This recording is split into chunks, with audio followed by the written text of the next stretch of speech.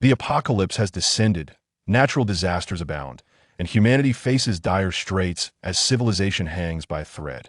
With the aid of the system, Song Tian ascends to the role of shelter director, shouldering the monumental task of revitalizing hope for humanity. He gathers talents from all walks of life, develops shelter technology, activates the human sequence, and establishes the Goddess Guard to combat the onslaught of calamities until the ultimate victory in this war is achieved. Beautiful lady, we need you. You ask who I am? In my official capacity, please refer to me as Director Song. I am the one who will lead you away from suffering and toward a brighter future. Chapter 1. The Apocalypse Surge. Song Tian, the director of the first sequence shelter. Have they not yet departed? Within the hospital's ventilation ducts, a young man's complaints suddenly echoed. His name is Song Tian, a time traveler who has been in hiding for 20 years.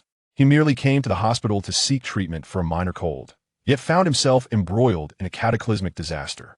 12 hours have elapsed since the onset of the apocalypse. Fortunately, Song Tian is still alive. He never anticipated that, years after traversing to this parallel blue star, he would encounter such horrifying events. Events that could instantaneously rewrite his mundane fate. The apocalypse struck without warning. A super black blood virus has erupted. Mutated zombies roam unchecked.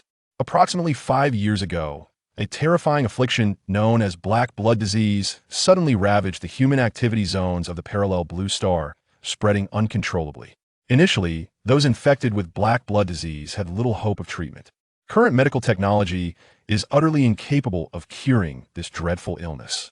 It is a super virus targeting human genetic defects. Fortunately, this horrifying disease had not been widespread for long when the Lianbong, a coalition from across the ocean, announced at a United Nations conference that they had successfully developed a cure for black blood disease. This was achieved through the use of the Federation's cutting-edge AI technology chip. Moreover, the capabilities of this AI chip extend far beyond this. According to senior scientists from the Lianbong, aside from the therapeutic AI technology chip that can completely cure black blood disease, there are also ordinary models applicable to healthy individuals. This chip not only enhances the human immune system against various viruses, but also indirectly strengthens their physical capabilities, transforming chip holders into future humans with superhuman physiques. In an instant, the AI technology chips from across the ocean became in short supply, with prices skyrocketing due to speculation by middlemen and smugglers. However, an ordinary person like Song Tian from the Blue Star would never be able to afford even the most basic AI chip, no matter how many years he worked. Nevertheless, Song Tian has come to terms with this reality.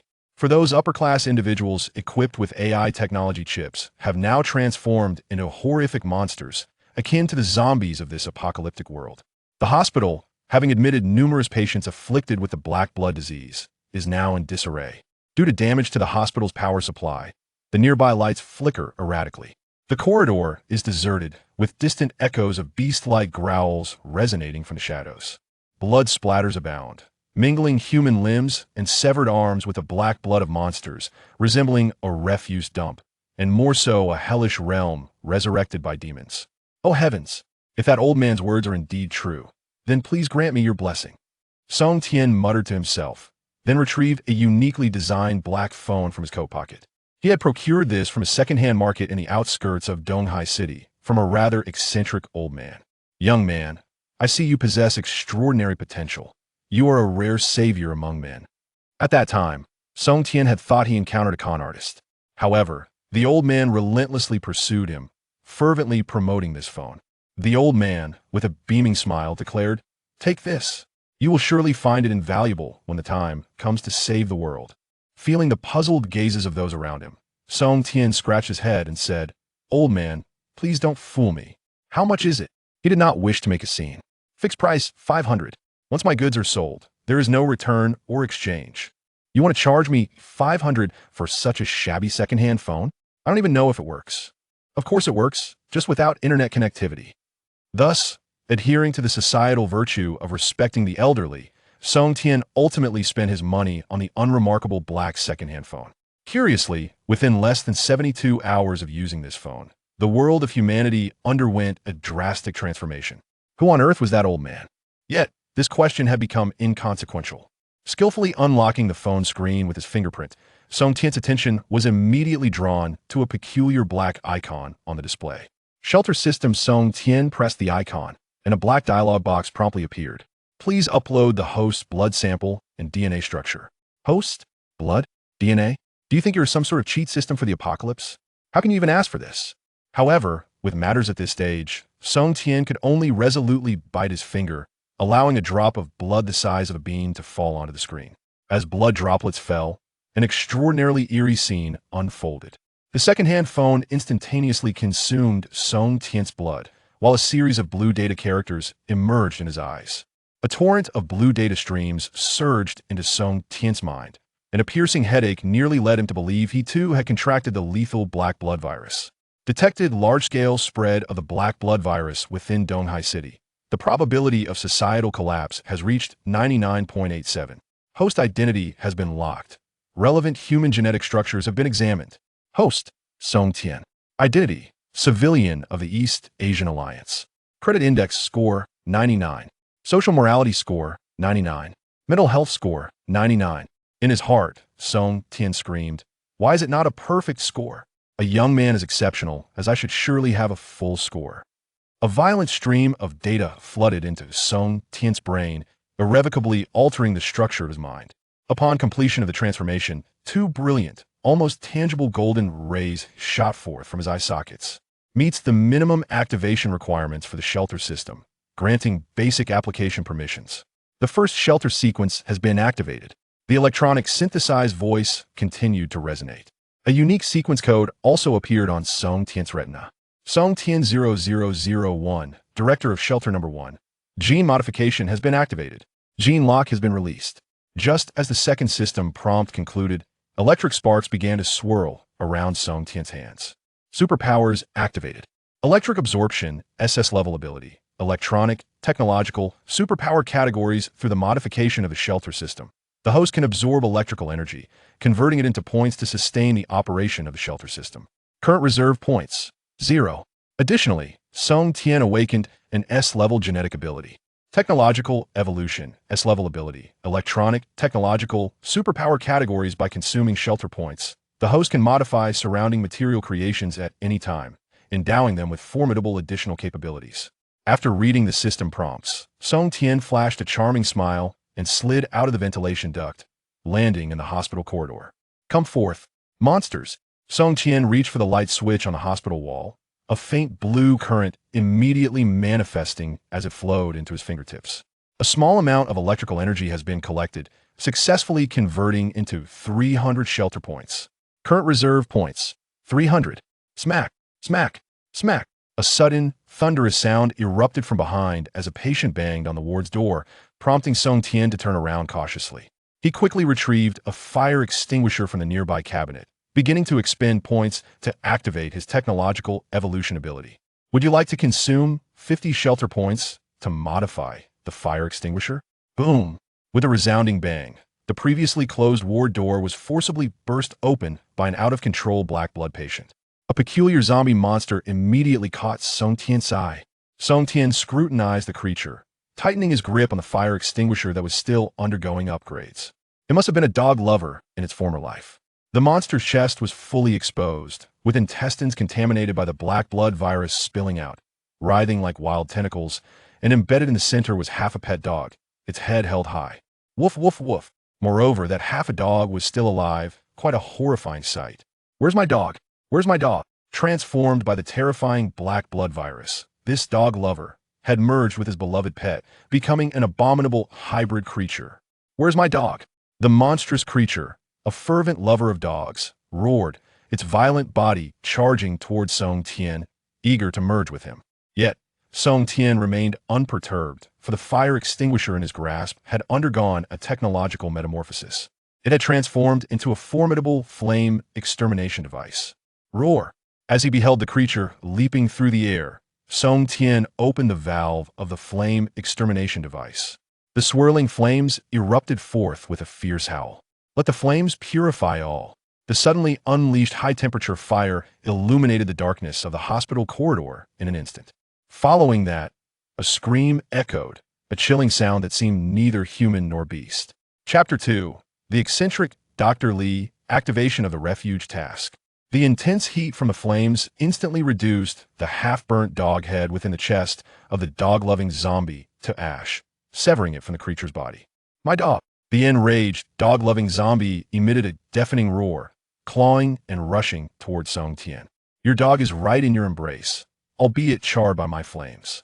Observing the creature's speed diminishing, Song Tian promptly intensified the firepower. The flames spewing from the extermination device seemed relentless. After a while, Song Tian finally sent this monster, along with its beloved canine, down to the already overcrowded hell. They were completely reduced to ashes. Flame extermination device, F-class equipment, technology, and flame series. Upon activating this device, it will continuously generate lethal flames exceeding 600 degrees, easily capable of exterminating low-level mutated monsters. Song Tian mused. Now, I should be able to carve a bloody path. But before that, let me think about where the hospital's power distribution room is. If he could successfully locate the power distribution room, it would mean he could earn more refuge points. For Song Tian, points equated to powerful equipment. With the backing of formidable gear, the path of survival in the future would surely be easier. According to the map in the corridor, Song Tian learned that the power distribution room was at the far end of this floor. He cautiously surveyed his surroundings, noting that apart from the earlier creature that had broken through the door, the other black-blooded patients on this floor remained locked in their wards. This floor should be safe. Yet, despite having the advantage of time and place, Song Tian's heart remained tense and alert. This was indeed a world fraught with peril. Just as he prepared to turn the corner of the corridor ahead, a distinct sound of high heels echoed from the opposite direction. Could there be survivors? Song Tian pressed against the wall, slowly peering around the corner, only to find a familiar female figure approaching. Dr. Li, how wonderful! She is still alive. Dr. Li was the emergency physician responsible for his treatment, a young woman with an open heart, and they had always gotten along remarkably well. However, when the Dr. Li approached, the cheerful expression on Song Tian's face suddenly darkened. Dr. Li had also succumbed to the infection. Roar! In stark contrast to the earlier canine zombies, which retained some semblance of language, Dr. Li's transformation was far more astonishing. Dense biochemical substances dripped from her blood-stained white coat, splattering on the ground and creating eerie sounds. As for her appearance, it was nothing short of appalling, grotesquely swollen. Damn! Monster, give me back Dr. Li. Startled by the horrific visage of the creature, Song Tian unleashed his full firepower without hesitation, thrusting the exterminator directly at the monster's face. Flames erupted, scorching Dr. Li's flesh, but regrettably, the effect was not as pronounced as before. The bizarre biochemical substance and the unknown growths on Dr. Li were capable of absorbing some of the heat from the flames. So troublesome. Sensing the precarious situation, Song Tian fought while retreating. Adhering to the principle of retreating when outmatched, Song Tian had no desire to engage further with this monster that could mitigate fire damage. As long as I can reach the power distribution room, convert the electricity into points, and upgrade my equipment, I wouldn't even fear the renowned hospital director. Seizing the moment when Dr. Li was extinguishing the flames on her body, Song Tian took off running, evading the monster and charging deeper into the corridor. Yet, the density of monsters deeper in the corridor chilled his heart. Surprises and frights lay in wait everywhere. 1, 2, 3. Is it time for the doctor's rounds? Why are there so many monsters in white coats? Fortunately, the door on the left can be opened. Faced with more than a dozen doctor monsters approaching from both sides of the corridor, Song Tian decisively focused on a peculiar room to his left. Surveillance room life and death hung in the balance. Every second counted. He quickly turned and squeezed into the surveillance room behind him, bracing his body against the door to prevent the monsters outside from tearing him to shreds. After securing the door, he twisted the lock several times. Once the metallic sound of the door, being fully locked, echoed successfully, Song Tian finally felt a sense of relief. There were no monsters in the surveillance room, and the security personnel were nowhere to be found. The precious exterminator made it in as well. Through the faintly resonating door, Song Tian could distinctly sense the agitated zombie monsters outside. If they rush in, I will surely meet my demise. Song Tian wiped the beads of sweat from his forehead. The surveillance here is surprisingly still operational. There must be an independent special power supply. Aside from a few cameras that have been reduced to snow-white screens by rampaging zombies, Song Tian could clearly observe the situation within the hospital. Everywhere, terrifying zombies were wandering about. The uncontrolled, infected individuals had initiated a bloody slaughter ritual within the hospital. Why is there a girl in this surveillance feed? Suddenly, Song Tian noticed a perfectly healthy living person on the monitor. However, her condition appeared rather peculiar. Through the high-definition surveillance camera, Song Tian could distinctly see the black and red veins writhing on the girl's pale neck, resembling frantically crawling earthworms. Moreover, the girl's hair was white, somewhat reminiscent of the pathological characteristics of a late-stage black blood disease patient. Suddenly, a red warning prompt flashed in Song Tian's vision. Warning: the genetic structure of this life form has achieved a high compatibility with the black blood virus and is about to undergo severe mutation. Please evacuate quickly, preserving the flicker of hope for humanity. Given the sudden occurrence of a special event in the area surrounding the director, the shelter's mission system has been activated. Then, another mission panel emerged, complete with a decision-making mechanism. Mission 1. Find a feasible way to escape from the surveillance room, and then evacuate the hospital. Completion of Mission 1 rewards 100 points. Mission 2. Proceed to the special laboratory located underground in the hospital to halt the mutation process of the unknown life form. Completion of Mission 2 rewards 2,000 points.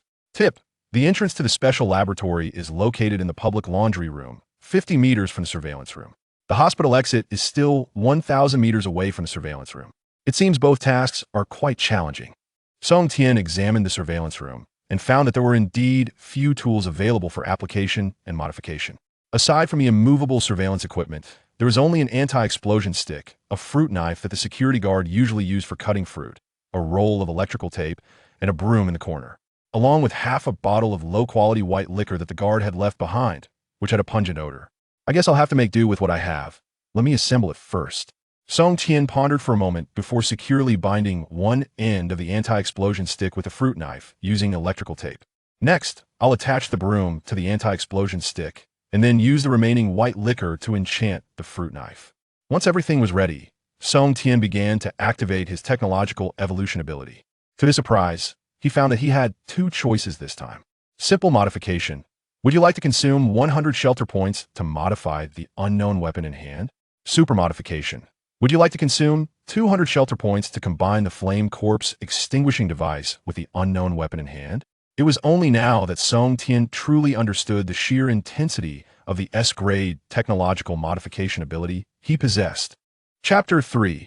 The D-Class Enchanted Flameblade. The Grim Reaper Special Forces. The arrival of biological warfare. The electronic stream of light flickered, bestowing a complete technological upgrade upon the weapon in Song Tian's hand. Enchanted Flame Longsword, D-Class Equipment. Technological, flame, magical, tempered by flames of extreme heat. This metallic longsword has transformed into the most terrifying infernal nightmare within the hearts of its foes. The wielder inflicts additional burning damage with each strike. With the D-Class polearm in hand, Song Tian immediately chose to break free. He unlocked the door to the surveillance room and, wielding the enchanted flame longsword, launched a relentless assault outward. The foul stench of burning flesh accompanied the puncturing sounds that invaded Song Tian's nostrils, overwhelming him with a sense of intoxicating exhilaration. Yet, his onslaught was far from over. The enchanted flame longsword pierced through Dr. Lee's contorted body, causing the metal blade's temperature to soar, flames erupting from within. Dr. Lee was swiftly rendered to ruin. Any zombie that dared to obstruct my escape shall perish. Song Tian bellowed, swinging the enchanted flame longsword fiercely, conjuring a crescent of fire in midair. The East Sea Flame Blade. With a swift stroke, he dismantled several zombies blocking the doorway, reducing them to grotesque, foul-smelling remnants of charred meat. After what felt like an eternity of slaughter, Song Tian finally cut through the encircling monsters and reached the public laundry room indicated by the mission prompt. The sensation of killing was extraordinarily peculiar. However, they could hardly be considered human any longer. As he entered the public laundry room, he discovered numerous vertical laundry chutes resembling ventilation ducts. Under the flickering lights, each chute appeared as a gaping maw of a bloodthirsty demon. Which hospital executive would locate the entrance to a special laboratory within a public laundry room? Yet, this hospital was hardly conventional, managing to facilitate even a special laboratory. After a couple of disparaging remarks about the hospital, Song Tian's mood lightened slightly. Not far away, One of the laundry chutes emanated a soft blue electronic glow, likely indicating the mission directive from the sanctuary system. Enough of this triviality. Now is not the time for hesitation or petty grievances. If that mysterious girl were to perfectly merge with the black blood virus, who knows what kind of super monster might emerge? For the sake of all humanity, for justice, for survival, I must prevent her. With the enchanted flame spear slung behind him, Song Tian leaped into the laundry chute. It descended directly to the second underground level, where the situation within the special laboratory had shifted. Struggling to rise, Song Tian noticed, not far away, the mysterious white-haired girl from the surveillance footage, accompanied by several fully armed, enigmatic human warriors. Each of them donned exaggerated, technologically advanced black alloy armor, towering nearly 2 meters tall, as if they hailed from the future. Could they be the military's Grim Reaper Marine Corps? The most elite special forces of the East Asian Alliance. Why are they apprehending this girl? Is it for containment? The situation has escalated beyond Song Tian's worst imaginings. The special forces that were supposed to appear on television are now right before him. What on earth has transpired outside? Perhaps sensing Song Tian's presence, the captain of the Death God Marine Corps began issuing commands and contacting superiors. Team 2 of the Death God Squad is calling headquarters. The target has been secured and preparations for a safe evacuation are underway. Headquarters, do you copy? Damn it, the communication system must be malfunctioning. The squad leader felt a twinge of unease as an ominous premonition inexplicably arose within her. Don't worry, boss. It seems this mission will be a breeze. The target is offering no resistance. We should be able to complete it faster than Team 1. The squad leader cast a meaningful glance at the frail girl with white hair and black blood, who had already been shackled with alloy handcuffs and leg irons. Forcing a smile, yet something still felt amiss. Stay alert. Immediately contact headquarters. I have a nagging feeling something is wrong. Suddenly, a swift figure flashed across her infrared camera. There are still survivors nearby. We can open fire at any moment. A large hand suddenly clasped over Song Tian's mouth from behind, inadvertently saving his life. What was that? Song Tian quickly turned around to see a familiar, burly figure. Old Zhang, what are you doing in the hospital? If you're here, of course I am too. Old Zhang, who lived in the same building as Song Tian, had become a close friend after they met at the neighborhood committee. The sight of his familiar neighbor eased Song Tian's anxious heart. Old Zhang, you're a veteran. You must have some insider knowledge. Can you tell me what is happening in this world? Can chips really turn people into monsters? Old Zhang, who had served in military intelligence during his youth, glanced outside before turning back to Song Tian. I don't have precise information, but word has spread among my comrades that the masterminds behind this calamity are anti-human elements from the Mega Mexico Federation. Furthermore, just minutes before the city lost internet connectivity, news reported that our East Asia Alliance has gone to war in unison with the Europa Alliance and the Mega Mexico Federation. A world war is imminent. 2 continents have already been devastated, and the number of individuals dead or infected by the black blood virus has approached 1 billion. The black blood zombie monsters are evolving further. Song Tian gasped in disbelief. What? If that is true, humanity on this planet is truly doomed. But now is not the time to give up. Old Zhang, let us fight our way out. Old Zhang glanced at the enchanted flame blade in Song Tian's hand and weakly waved his hand. Forget it. I can't go anymore. I've been bitten by a zombie. He pointed to a wound on his abdomen, where a strange, living black substance was eroding his flesh. He too had been infected by the monsters. No, it cannot end this way. Song Tian felt a surge of anger. There must be a way. I have just acquired a special ability that can surely save you. At that moment, the panicked voices of the Grim Reaper squad echoed behind them. The mutated creature has gone berserk.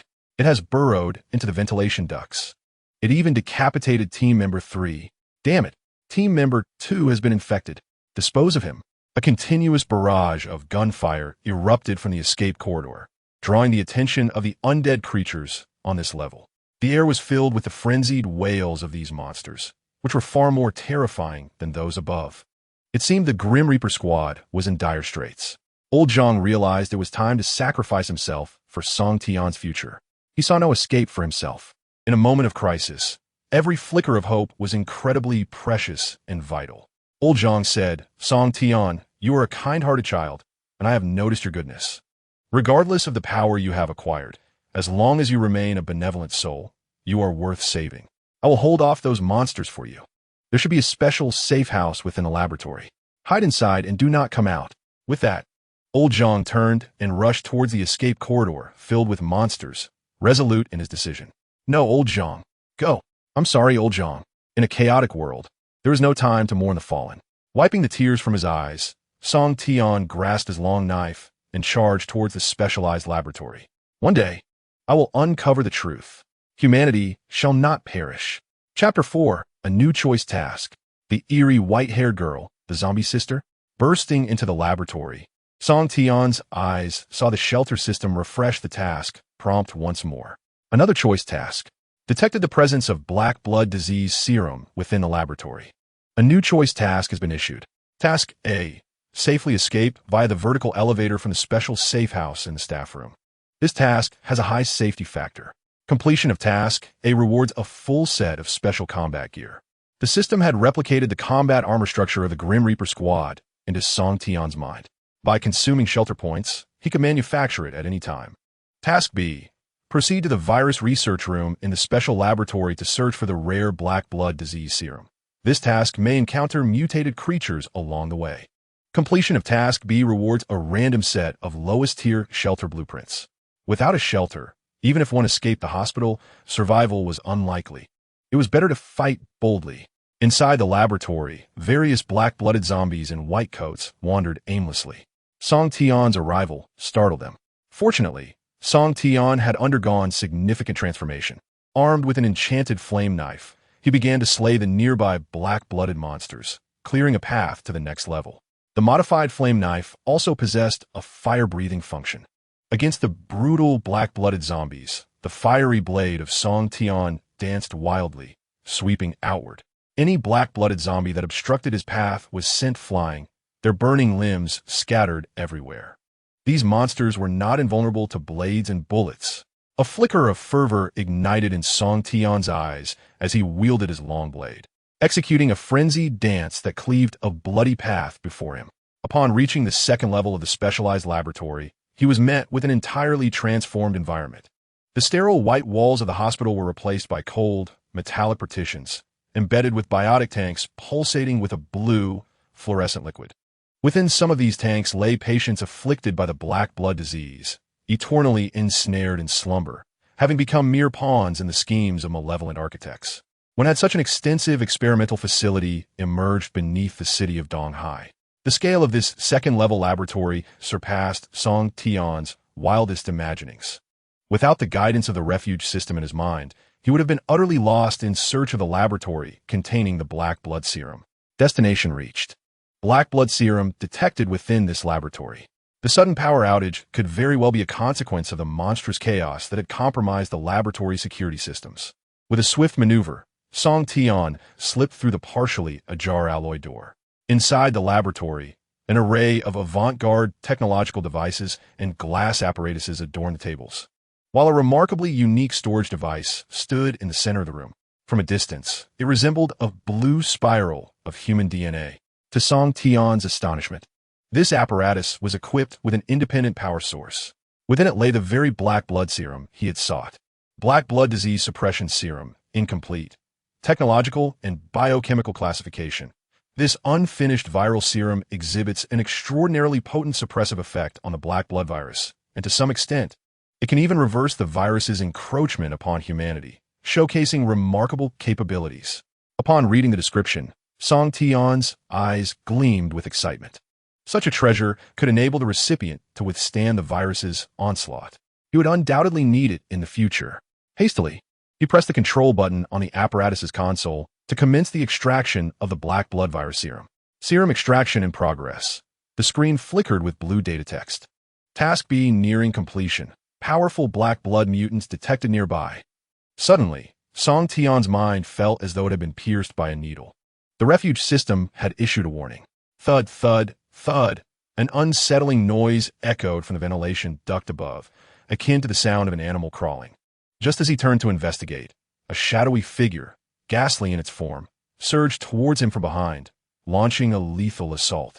The already mutated white-haired girl had followed him. In a moment of desperation, Song Tian raised his enchanted flaming blade to shield himself from her frenzied attacks. Now, the girl's vital signs were alarmingly unstable. Strange. Black veins marred her delicate visage, and her hands had morphed into claws encased in a menacing shell. More terrifying still, unlike other black blood monstrosities that had completely lost their humanity, she retained a chilling glimmer of combat intelligence. In the blink of an eye, her black claws severed his flaming blade into two pieces. The unique metallic composition of the long sword was rendered utterly ineffectual against her formidable appendages. The mutated girl with white hair is astonishingly formidable. As the serum extraction concluded, Song Tian discovered a blue glass test tube had emerged from the serum operation table. The black blood serum emanated an alluring blue glow. There was no other choice. Seizing the opportunity while the white-haired girl was momentarily out of control, Song Tian hastily hurled his discarded flame long knife at her and dashed towards the operation table. He had succeeded. After obtaining the suppressive serum, without a moment's hesitation, he pressed the injection device at the top of the test tube, causing the syringe to spring forth. Behind him, the white-haired girl had completely dismantled the flame-long knife and charged at Song Tian once more. Wounded, he felt a sharp pain in his chest, followed by a violent spurt of blood. It was time for me to retaliate. With a fierce shout, Song Tian activated the syringe and plunged the needle into the chest of the white-haired girl. "Wake up!"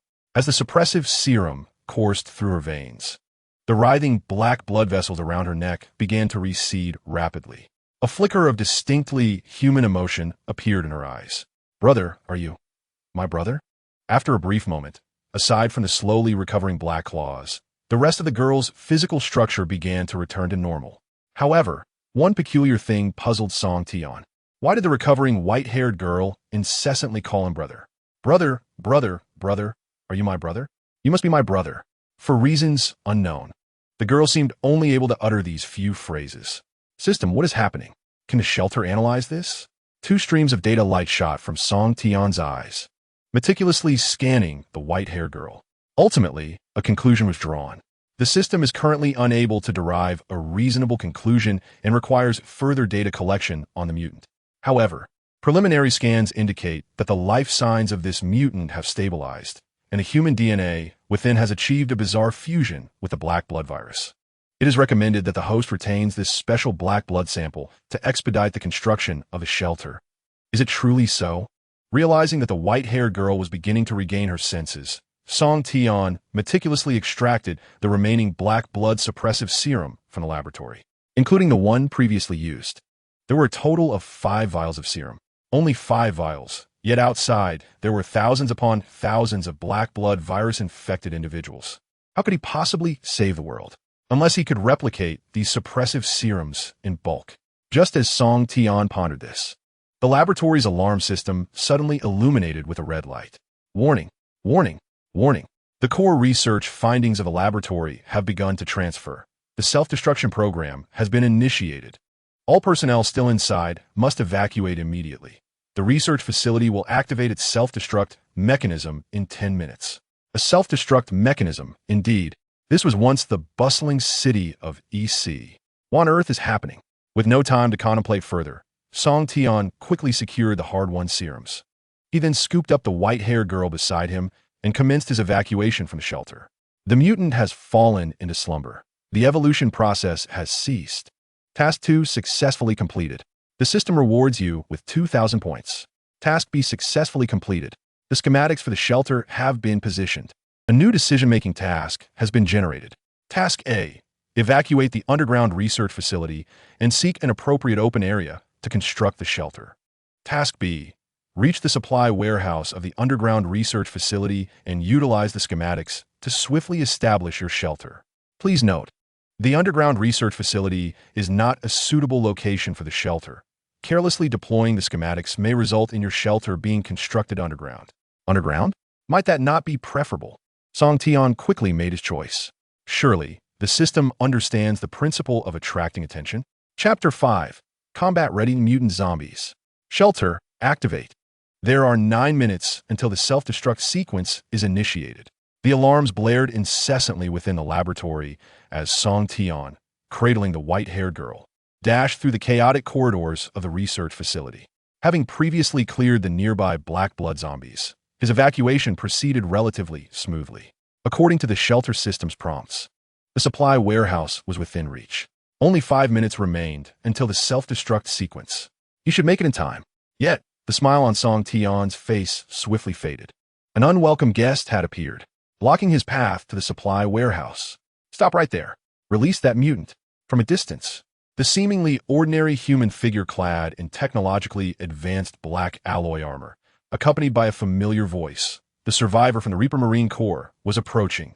It must be that female captain. She was the one who had just abducted the girl.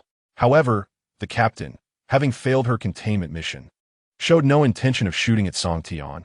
Instead, she drew closer. Gaining courage, Song Tian approached the fainted white-haired girl, attempting to strike up a conversation with the captain. Hello. The laboratory is on the verge of explosion. We must consider how to exit safely. I have a way. The captain's voice was odd, tinged with a strange, unsettling agitation. Release that girl. Warning. A strong signal of zombie evolution detected. A super zombie undergoing severe mutation may be nearby. Please remain concealed. It is advised that the host evacuates immediately. Song Tian exclaimed in shock. What? Just dealt with one mutant, and another one is coming? Roar. That girl. Let me consume her. Suddenly, the captain before Song Tian began to tear at her black alloy armor. The terrifying strength she exhibited was capable of directly severing the metal framework of the armor. Wait, madam, please maintain your composure. But before Song Tian could fully comprehend the situation, he was nearly paralyzed with fear. Why are you suddenly licking me? To his astonishment, the captain's exposed chest burst open, splitting down to her waist, from which countless long purple tongues extended outward, all aimed at Song Tian, who was nearest to her. Absolutely not. I do not wish to be kissed by your tongue, Song Tian shouted as he retreated. Yet, those purple tongues, sprouting from the captain's body, were as swift as venomous serpents, locking onto him with relentless precision. Moreover, the length of these tongues continued to increase, swiftly enveloping him entirely. The voice of the mutated female captain had become grotesquely distorted. Come to me, she commanded. Do not harm my brother. Suddenly, the white-haired girl, who had been peacefully slumbering in Song Tian's embrace, awoke with a start. In an instant, her hands transformed into razor-sharp black claws. With a swift motion, she severed nearly 100 zombie tongues that approached them. There were only 3 minutes left until the self-destruction protocol activated. The awakened white-haired girl, her emotions in turmoil, shouted, Wretched woman, do not come near my brother. After the tongues were severed, the mutated female captain did not retreat. Instead, she became even more frenzied. Countless thrashing purple tongues burst forth from her, relentlessly pursuing the two. Time was of the essence. Song Tian, cradling the awakened girl, pressed onward toward the supply warehouse. His intentions were clear. As long as he could successfully establish the shelter, they could withstand the impending explosion. I refuse to believe that this deranged woman could survive at the epicenter of an explosion reaching tens of thousands of degrees Celsius. 59 seconds. 32 seconds. The entrance to the supply warehouse was in sight. 8 seconds. 7 seconds. 6 seconds. The alloy door began to open slowly, and without delay, Song Tian swiftly maneuvered with the girl in his arms. Finally, they had arrived. The mutated female captain was hot on their heels, frantically pounding on the closing alloy door. She then used her purple tongue, coated in corrosive slime, to etch horrifying marks upon the door. 3 seconds. 2 seconds. 1 second. Just as the countdown reached its conclusion, Song Tian brandished his phone, equipped with the shelter system, and forcefully slammed it to the ground. This is it. Shelter blueprint activate. Consuming 1,000 points, commencing shelter construction. Shelter. Initiate. Congratulations. Just before the world's end, the host has successfully seized the final lightning bolt. The shelter system is now operational. Before Song Tian could celebrate, an earth-shattering explosion resonated from outside the warehouse, akin to an atomic bomb detonation. Simultaneously, the mutated female captain was engulfed by the explosion's searing temperatures, vaporizing her completely. Surrounding Song Tian, a torrent of blue electronic energy enveloped the entire material warehouse, initiating the shelter upgrade. Outside, the hospital had been consumed by raging flames. and even the black-blooded zombies struggled against the overwhelming shockwaves. Soon, this area transformed into a desolate no-man's land. No one knew what calamity had unfolded beneath the hospital. The truth seemed shrouded in obscurity. Yet, Song Tian remained. This warehouse is remarkably sturdy. Could it be that the shelter system has taken effect? Indeed, even a most basic shelter possesses the capability to withstand extreme temperatures and nearby explosions. As the blue light within the warehouse gradually dissipated, Song Tian's pupils widened in astonishment. Is this my apocalypse shelter? Why does it appear somewhat dilapidated? Before him stood a shelter with an unmistakable sense of age. A warehouse spanning 5,000 square meters, yet within, it was starkly bare. Even the various supplies previously stored by the researchers in the warehouse have inexplicably vanished. Song Tian speculated that they had been entirely consumed during the upgrade of the shelter. Now, apart from Song Tian and the silver-haired girl, the only remaining items within the shelter were a heap of obsolete electronic products that the system deemed worthless. Current shelter system level, LV1. Please continue to upgrade the shelter to expand it further, develop technology, and enhance the living standards of its residents. Song Tian retrieved his phone and discovered that his shelter system app had once again received a data update. This time, he was presented with a more comprehensive shelter panel. Song Tian's Shelter No. 1 can be renamed Shelter Level, LV1, Current Resident Sequence, 999899999. Number of residents, 2. Once the number of residents reaches 10,000, the shelter will unlock super survival privileges. Additionally, Song Tian received a comprehensive strength assessment from the shelter system. Song Tian 0001, Director of Shelter No. 1, Reputation, Apocalypse Refugee, needs 100 more points for upgrade. Ability level, LV2, Available Attribute Points, 1, Available Talent Points, 1, requires 2,000 experience points for upgrade. Shelter points, 1050, skills, power absorption, SS, technological evolution, S, basic attributes, strength C, endurance B, agility B, intelligence C, charisma C, overall evaluation. As the director of the shelter and a future leader of humanity, your potential for development is immensely great. Song Tian continued to inquire of the system on how he could specifically elevate the shelter's level. Increase your reputation. Use shelter points to exchange for various equipment blueprints. Develop shelter technology and accommodate more residents. Currently, you only need to redeem and construct all LV1 technology available in the point shop to elevate the shelter level to LV2. Once the system had explained, a blue data hologram materialized before Song Tian, displaying various items available for exchange using shelter points. LV1 Shelter Water Recycling Blueprint. Price, 400 points. LV1 Shelter Lounge Blueprint. Price, 500 points. LV1 Shelter Canteen Blueprint. Price, 600 points. After browsing through the various items in the shop, Song Tian realized how challenging it was to be a qualified shelter director. Points were in short supply. Chapter 6. Mutants and Aberrations. The Silver-Haired Girl's Sequence. Dark Maiden. After ensuring the silver-haired girl, who had once again fallen unconscious, was settled, Song Tian commenced cleaning the shelter and disposing of waste. The first step was to restore communication with the outside world. Would you like to spend 50 points to refurbish the obsolete computer? Yes. Overclocked computer, LV1 Shelter Technology. Technology category. The modified computer device possesses a powerful signal reception capability, enabling connectivity and communication at any time and place. Computer enhancement completed. Signal restored. Though the city has fallen, the ethereal realm of the internet continues to function. It seems the world has not entirely succumbed to the clutches of the dark blood monsters. Song Tian casually opened an online forum, where an array of messages from officials and survivors were posted. Among them, a warning issued by the authorities a few hours prior stood out prominently, pinned to the top of the site by the forum administrators. This is the last report from the Donghai City television station. This is a declaration of the apocalypse virus war initiated by the Megamo Federation, as humanity now faces the terrifying threat of genocide. The number of uncontrolled infected individuals has soared to 4 billion. Residents are urged to refrain from venturing outside, secure their doors and windows, and await government assistance. In addition to this national news, the forum administrators highlighted another significant announcement. A large-scale zombie transformation has erupted across various districts of the city, causing a near-total paralysis of transportation, rendering public facilities virtually inoperable.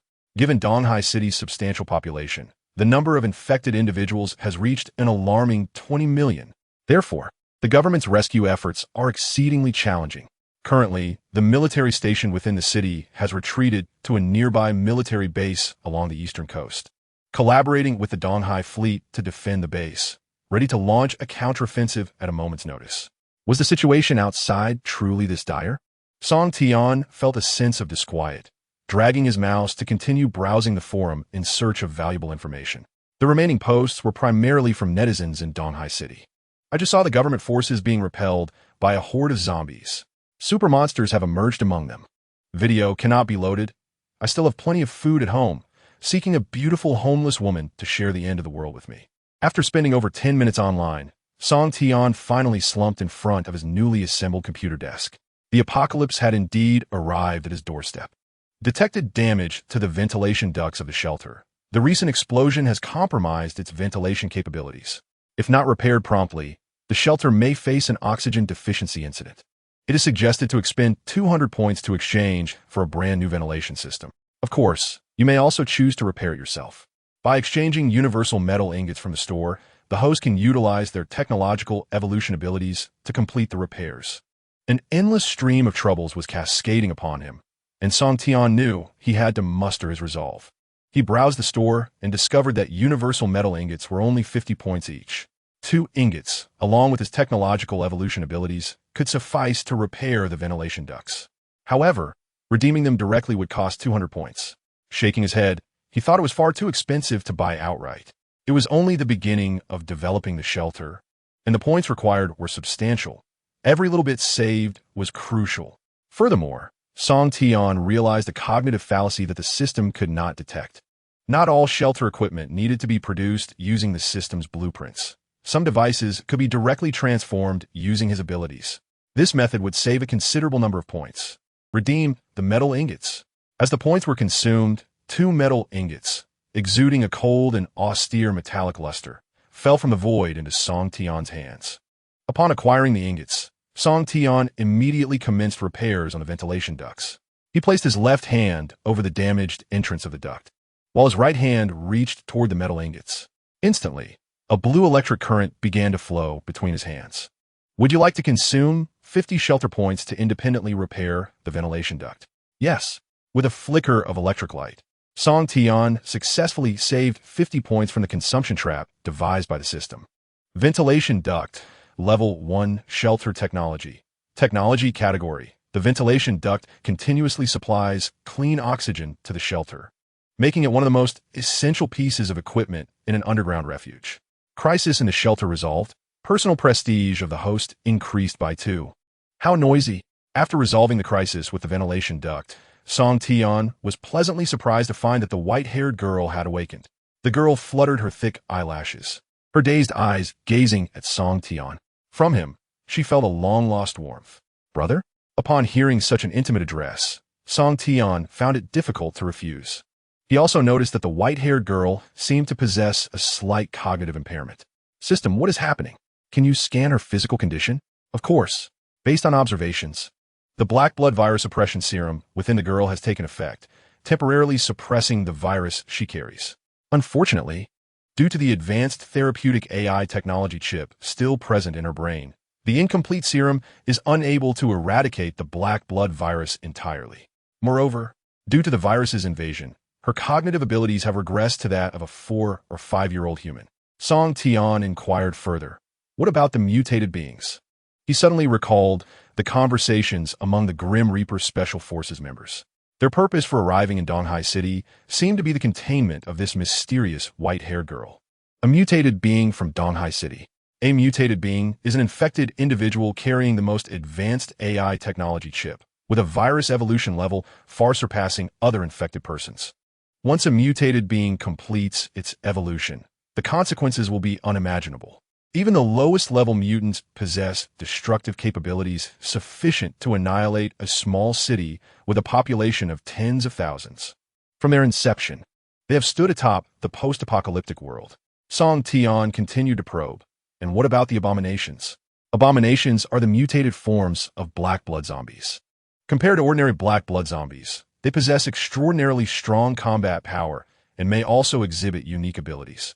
Both mutated beings and abominations are products of the frenzied evolution of the black blood virus. Song Tian hurriedly memorized this knowledge. Now it all made sense. Brother, hug me. Faced with the cognitively impaired, white-haired girl, Song Tian found it hard to refuse and quickly embraced her. The scent that filled his nostrils was one only a young girl could possess, and the white-haired girl cupped Song Tian's face, suddenly breaking into a smile. Song Tian inquired softly, "What is your name?" The voice of the silver-haired girl was somewhat sweet. "Xenia? From now on, you shall be my sister, Song Xian. We are now a family." Detected host has issued permission, gathering various abilities and traits of the new member. Allocating Song Xian's shelter sequence. Song Xian 0002 has joined the shelter. As the system issued another notification, blue light flickered before Song Tian's eyes. A panel suddenly appeared, displaying the unique data of the silver-haired girl. Song Xian 002, sister of the shelter leader. Special sequence, daughter of darkness, mutant. Ability level, LV5, skills, Dark Claw A. Super strength, A. Rapid regeneration, A. Basic attributes, strength B, endurance B, agility A, intelligence F, charm D. Overall evaluation, an enigmatic black blood mutant.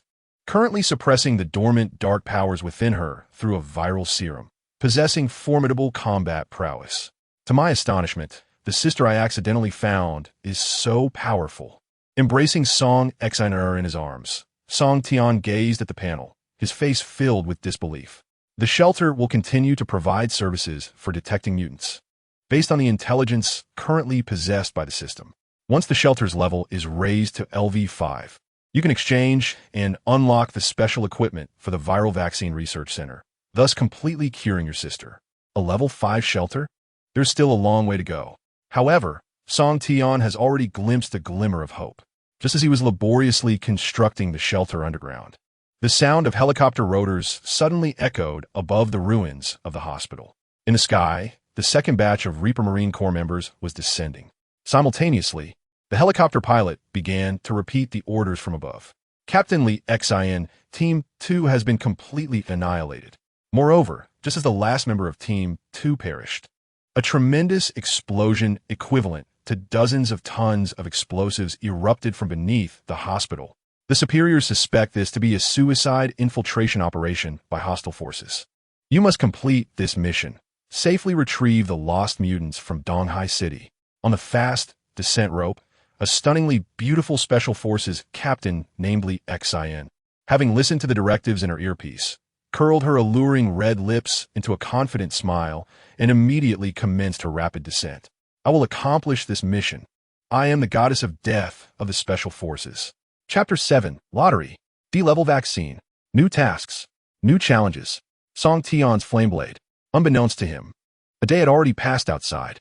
This signified that Song Tian had successfully survived the first day in this apocalyptic world. Congratulations, host, on successfully enduring the first day of apocalyptic life. In preparation for the forthcoming challenges, the system rewards you with a novice lottery opportunity. Song Tian was somewhat taken aback. There's a survival reward. Is it akin to a hidden achievement in a game? And the reward is actually a lottery? He quickly took out his phone connected to the shelter system, discovering that an enticing lottery will had appeared in the app.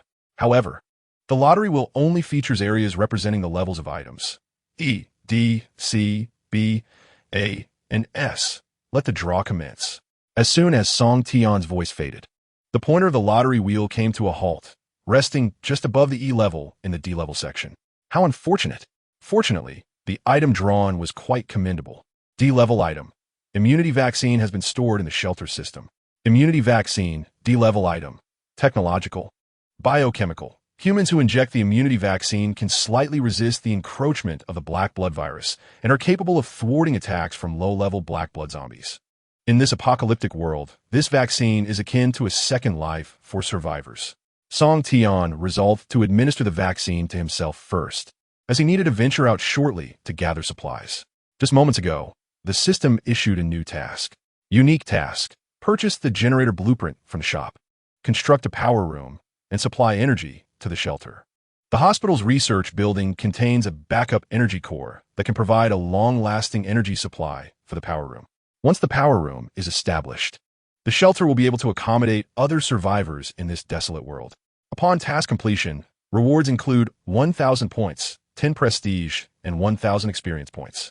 If I can recruit new survivors, wouldn't I become the supreme leader of the shelter? Song Tian began to envision the life of a leader. What kind of system should the shelter implement? An imperial system? A democratic one? Or perhaps a 996-work schedule? Alternatively, I could exclusively recruit female survivors, transforming this place into a paradise that wholly belongs to me. With that thought, Song Tian promptly gave himself a slap. One must have aspirations. No, I should focus my thoughts on the noble cause of saving humanity, to become the last hope for mankind, to be a responsible leader of the shelter. After regaining his composure, Song Tian considered another pressing matter: food. He had scoured the shelter system shop, finding no advanced technology blueprints capable of conjuring food out of thin air. It is essential to remember that even in the harsh conditions of an apocalypse, human survivors still require sustenance and water. This is the most fundamental physiological need. If the shelter is to welcome new inhabitants, it must stockpile a substantial amount of food. It seems I must venture outside once more. I hope this time will be more successful. To his surprise, there was also an emergency passage within the supply warehouse. Song Tian felt a twinge of nostalgia. Upon inheriting this passage, the upgraded shelter now boasted both a front and a back exit. However, the area connected by this emergency passage was rather peculiar. It led to the sewers beneath the hospital. Yet, the footprints left behind in the sewer indicated that this specialized research facility hidden beneath East Sea City Hospital had existed for quite some time. An inscrutable conspiracy indeed. Song Tian lifted the manhole cover of the sewer and peered outside. On the ground, black blood zombies were aimlessly wandering, searching for nearby living beings. Moreover, some zombies were clad in tattered garments, charred to near oblivion by the ferocious flames of the explosion, yet they still moved with a disquieting freedom. The detonation from the underground research facility was so violent, yet the hospital's research building remained remarkably unscathed.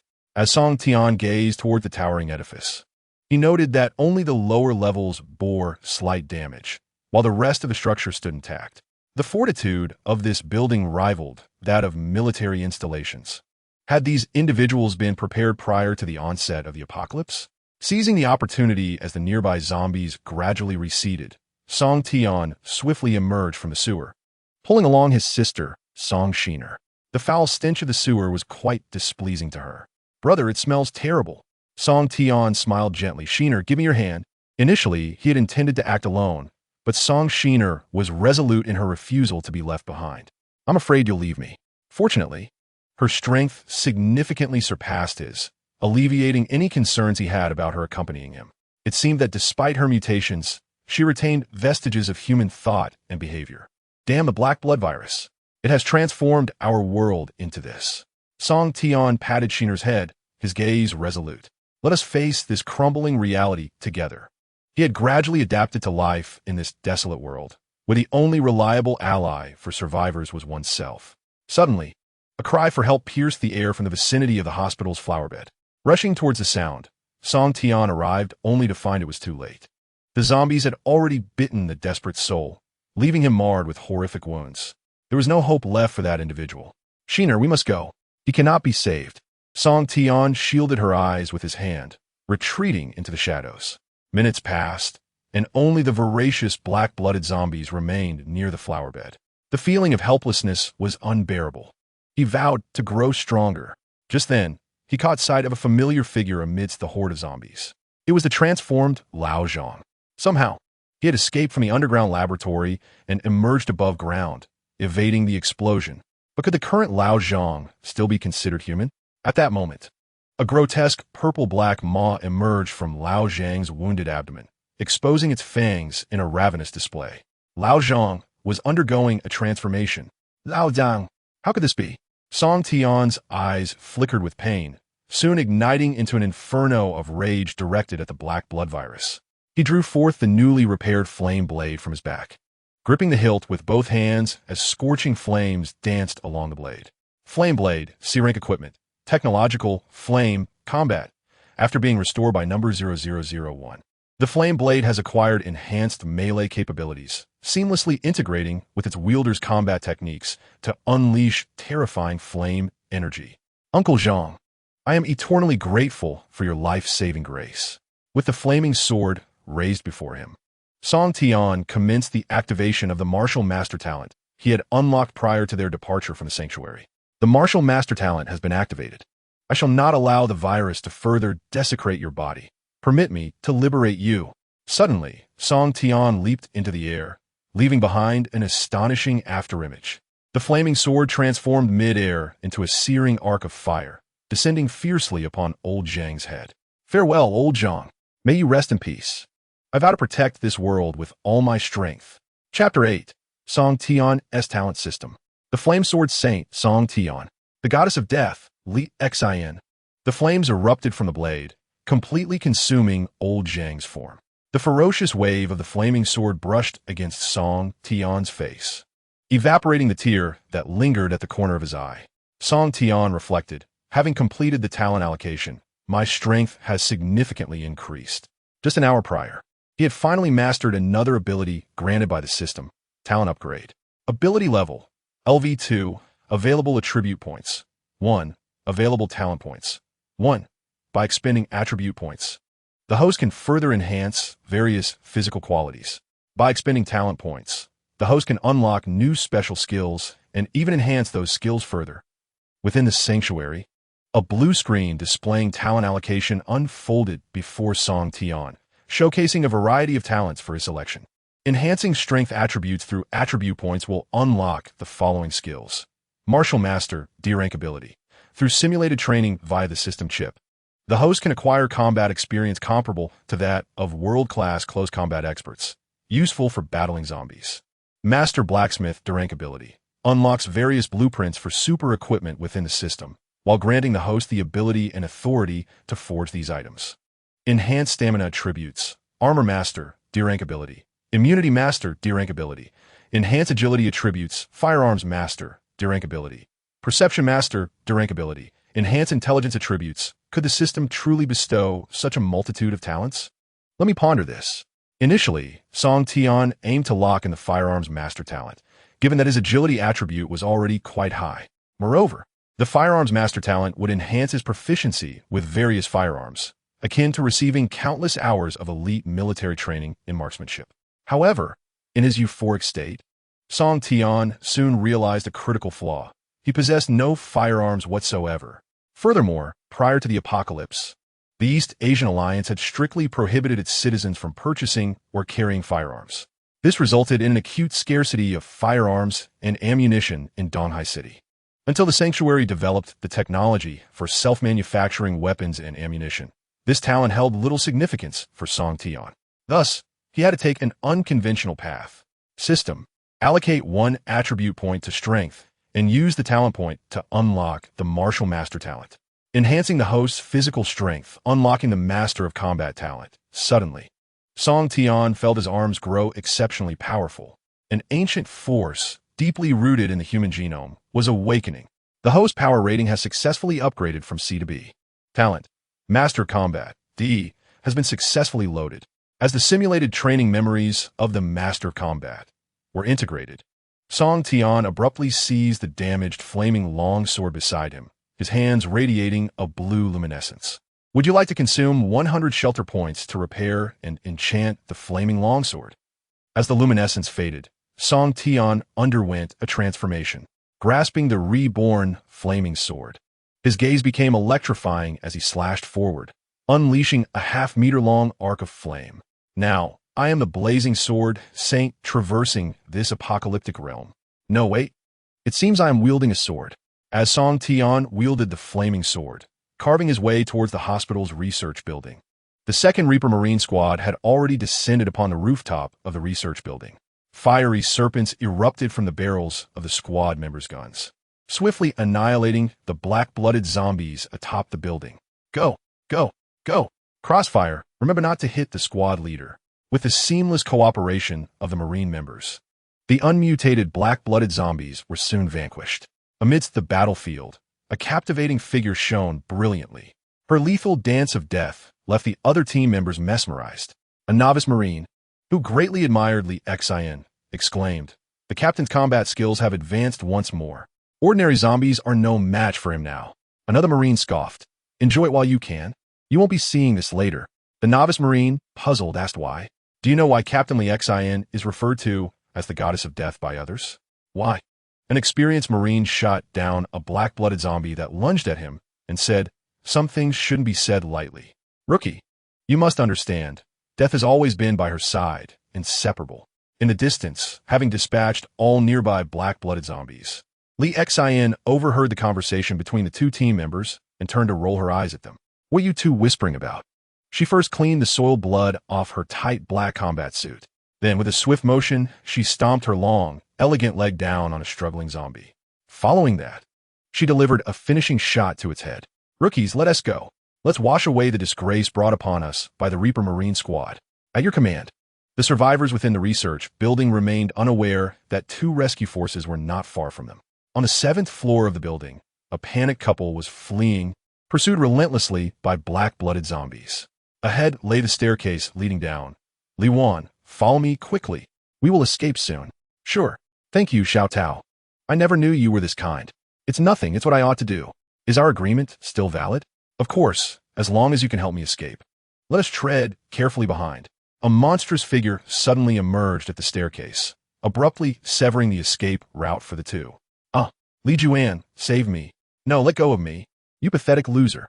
If it weren't for the apocalypse, would I ever have looked your way? Just go away. Then let us die together." "Roar. Don't come any closer. Stay back." On the other side of the corridor on the 7th floor, a portly, bald man gazed maliciously at Li Juan and Xiao Dao, who had been mercilessly torn apart by zombies. He muttered under his breath, "Two fools, utterly useless. It seems the left corridor has been overrun by zombies. There's no way through. Yet, those two fools have at least drawn some zombies away before their demise, which contributes a tad to our survivor group."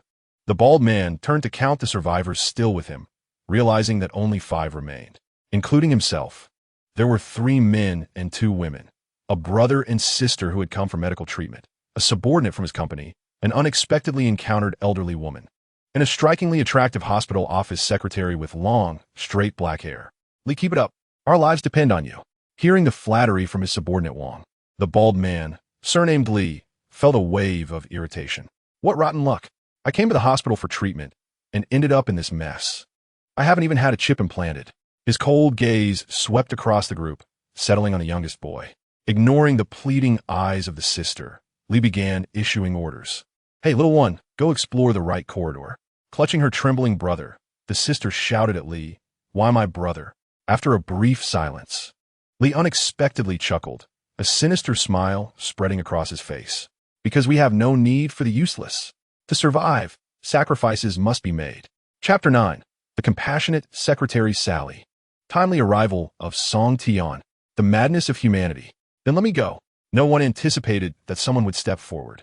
Li's face twisted with rage, about to unleash his fury, but upon recognizing the volunteer, his expression shifted intriguingly.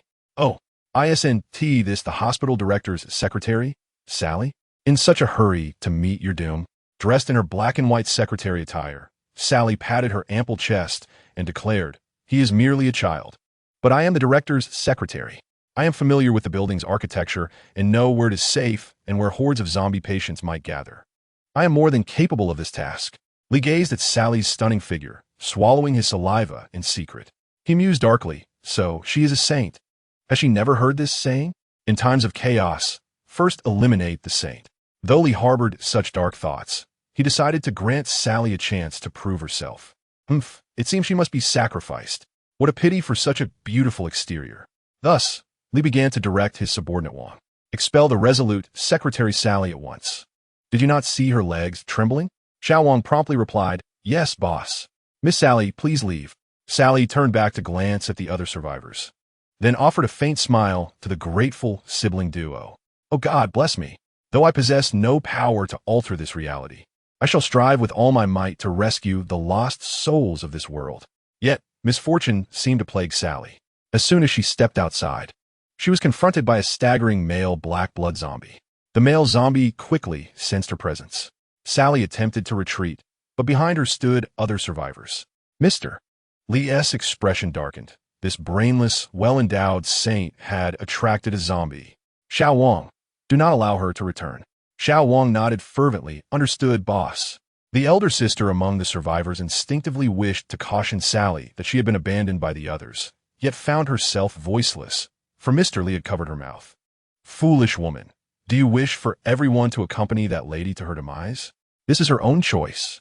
Speak another word, and I shall cast your brother out.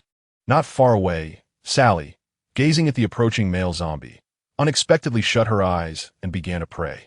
Helpless and fragile, she stood no chance against the creature. Oh God, if you can hear my words, please let hope emerge. The male zombie emitted a terrifying roar, then leaped high into the air, lunging at Sally. Paralyzed by fear, she thought, perhaps this is my fate. Yet, the hope she sought truly appeared. This lady, are you unharmed? It was Song Tian who had arrived. He raised his flaming blade and effortlessly cleaved the male zombie in half before it could reach Sally. Such terrifying prowess left Sally in awe, causing her to kneel on the ground. Saved, she first gazed at Song Tian's confident visage, then silently closed her eyes, grateful for the miracle that had occurred. Oh God, did you truly hear my voice? Is this sudden hero before me your messenger sent to rescue the world? As her prayers concluded, her gaze towards Song Tian brimmed with reverence, even hinting at fervent admiration. However, Song Tian had no time to converse with his little admirer. The black blood zombies, alerted by the commotion, were now charging toward them. 1, 2, 3. Could there truly be 5 zombies on this level? This was his first encounter with 5 ordinary black blood zombies. In the corridor behind him, the survivors were thrown into chaos. An elderly woman exclaimed in terror, "The zombies are coming. We must flee." That young man is formidable, but can he truly contend against 5 zombies? Following the elder's cry, other survivors began to retreat under Mr. Lee's intimidation. Without looking back, Mr. Lee commanded, "Then run swiftly and let me take the lead." He gestured to his subordinate Xiao Wang, instructing him to escort Sally as well. This woman still has some utility. She must not perish alongside that arrogant fool in the distance. Yet, even as her wrist was tightly grasped by Xiao Wang, Sally remained vigilant about Song Tian's safety. She struggled and exclaimed, "Don't touch me." Consequently, Xiao Wang could only curse, "Foolish woman, then you shall remain here." Once everyone had departed, Sally began to keenly observe Song Tian's subsequent actions. Why doesn't he, the hero, flee? Is he intending to ignoring the cacophony behind him?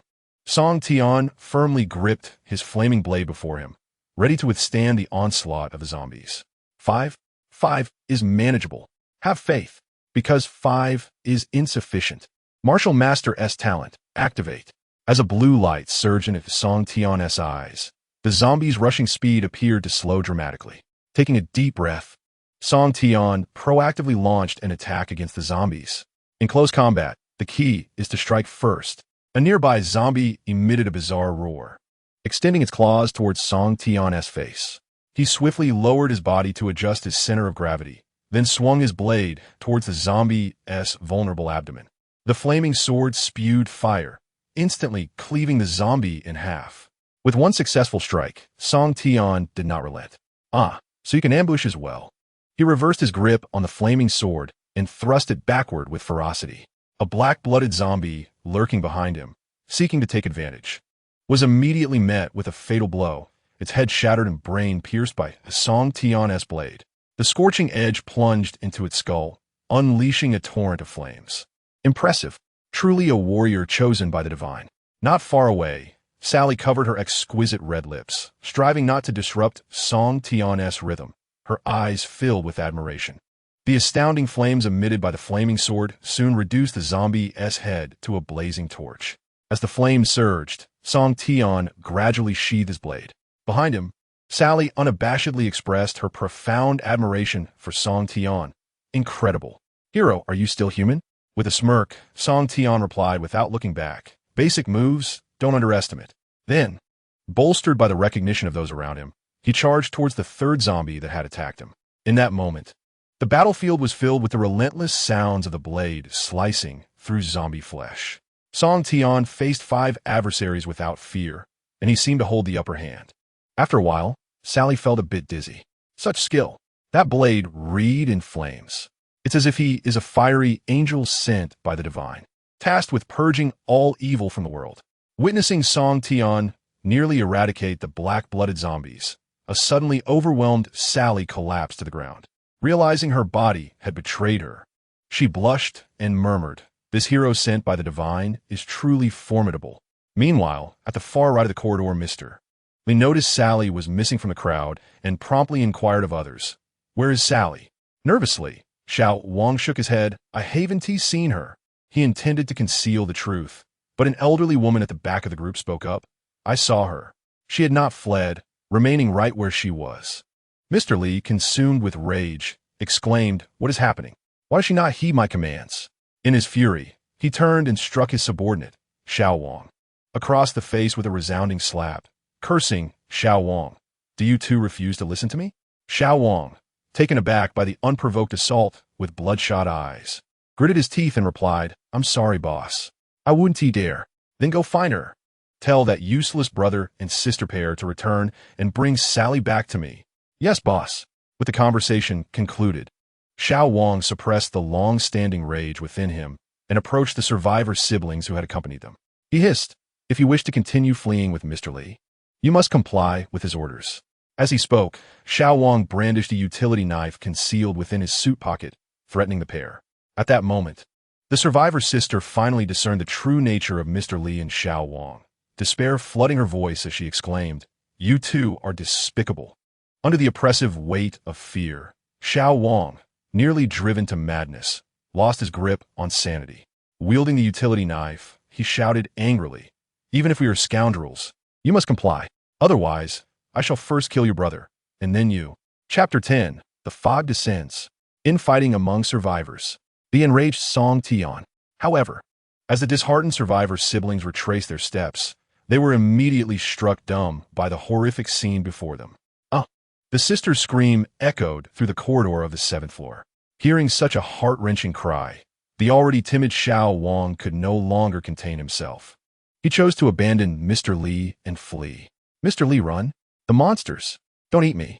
If you must feast, then devour that fat man." Realizing Xiao Wang's sudden betrayal, Mr. Lee, accustomed to his usual dominance, erupted in fury. "You wretched cur! I have provided for you. How dare you abandon me? Heartless dog!" Yet even so, Xiao Wang did not cast a glance back at Mr. Lee. I am finally safe." Unbeknownst to him, the skies outside had darkened. The corridor surrounding Xiao Wang was eerily silent, seemingly devoid of monsters, who must have been drawn towards Song Tian. Having fled for some time, Xiao Wang, unaccustomed to physical exertion, felt fatigue setting in. "I can't run any longer," he panted heavily, yet his heart brimmed with joy.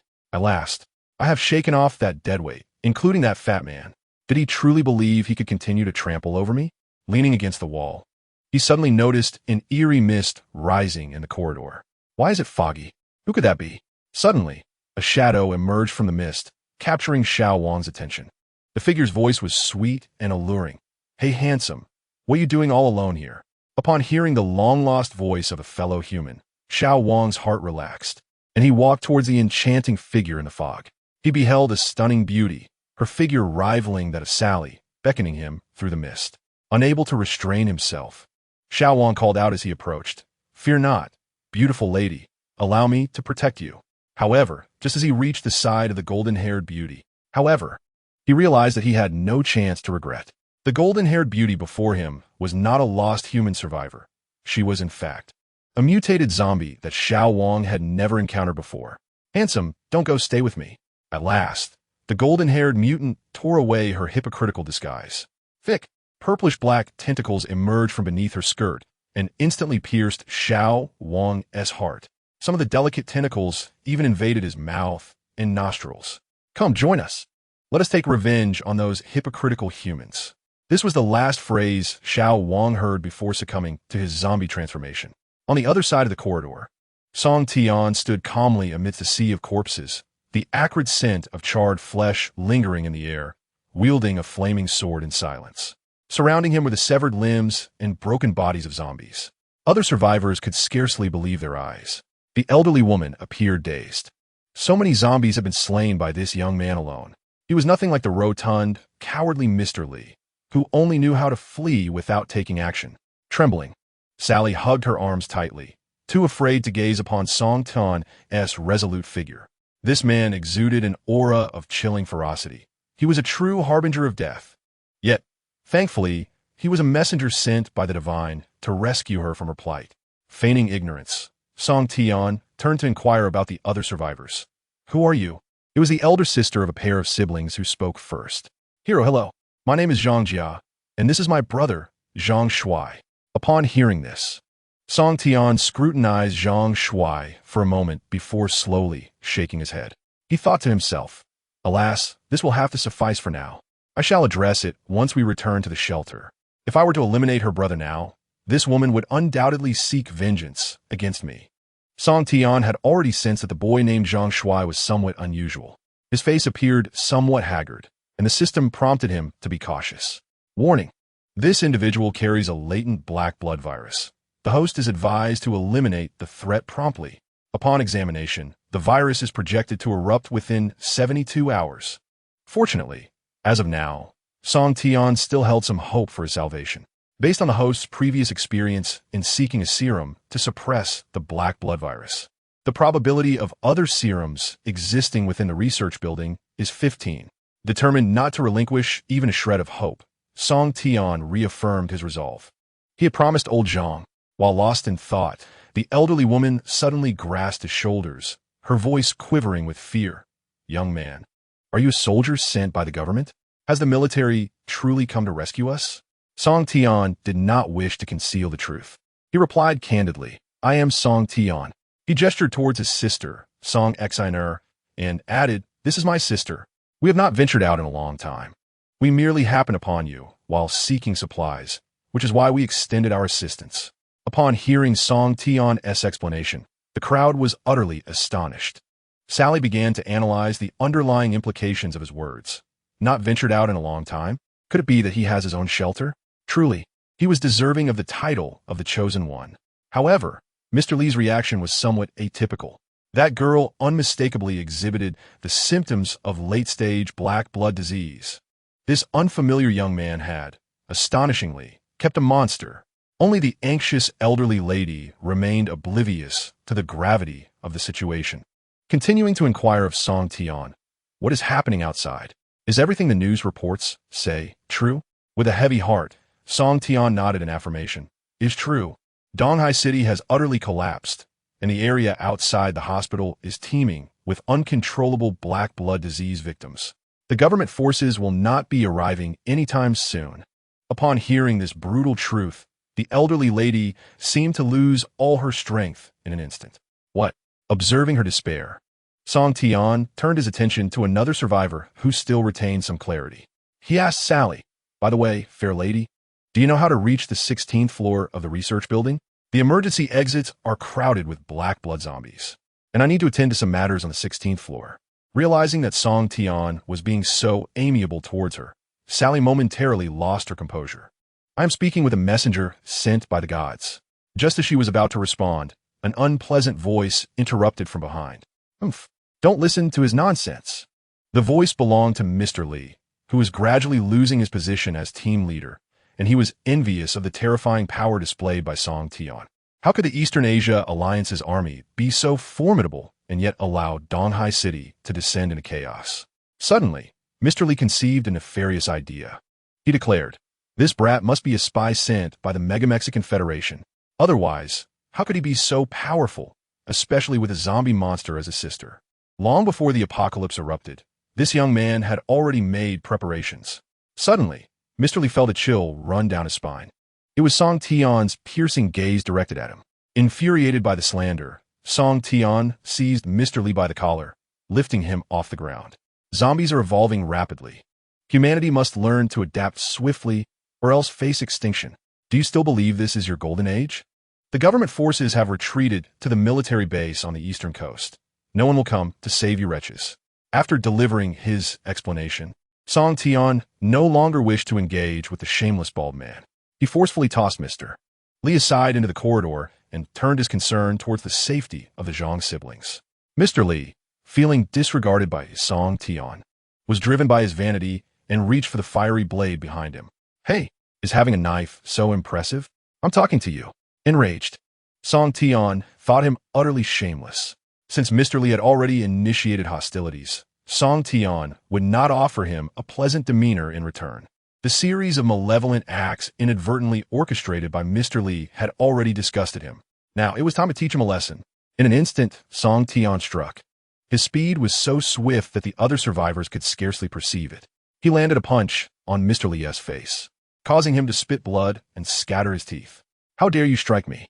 Mr. Li clutched his swollen cheek, his eyes wide with shock. For nearly a decade, he had navigated the waters of Donghai City, ingratiating himself with numerous high-ranking officials and dignitaries, which ultimately secured his remarkable status within the city. Yet now, Song Tian had the audacity to lay hands upon him. "Do you have any idea who I am?" Before General Li could announce his identity, Song Tian delivered a powerful punch to his abdomen, employing nearly 30% of his strength, enhanced by his martial arts master talent. This was merely to make General Li confront the harsh reality. He deliberately moderated his force, fearing he might inadvertently end the man's life. As Song Tian gazed down at General Li, who lay groaning on the ground, he issued his final ultimatum. "The sole reason you still stand before me is that you are encased in a mere human facade. Were you a zombie, I would have severed you in two long ago. If you dare to continue your insolence, I shall let the undead feast upon you." Upon hearing Song Tian's ominous threat, General Li felt a surge of fear, collapsing to the ground and retreating. "You madman! You lunatic!"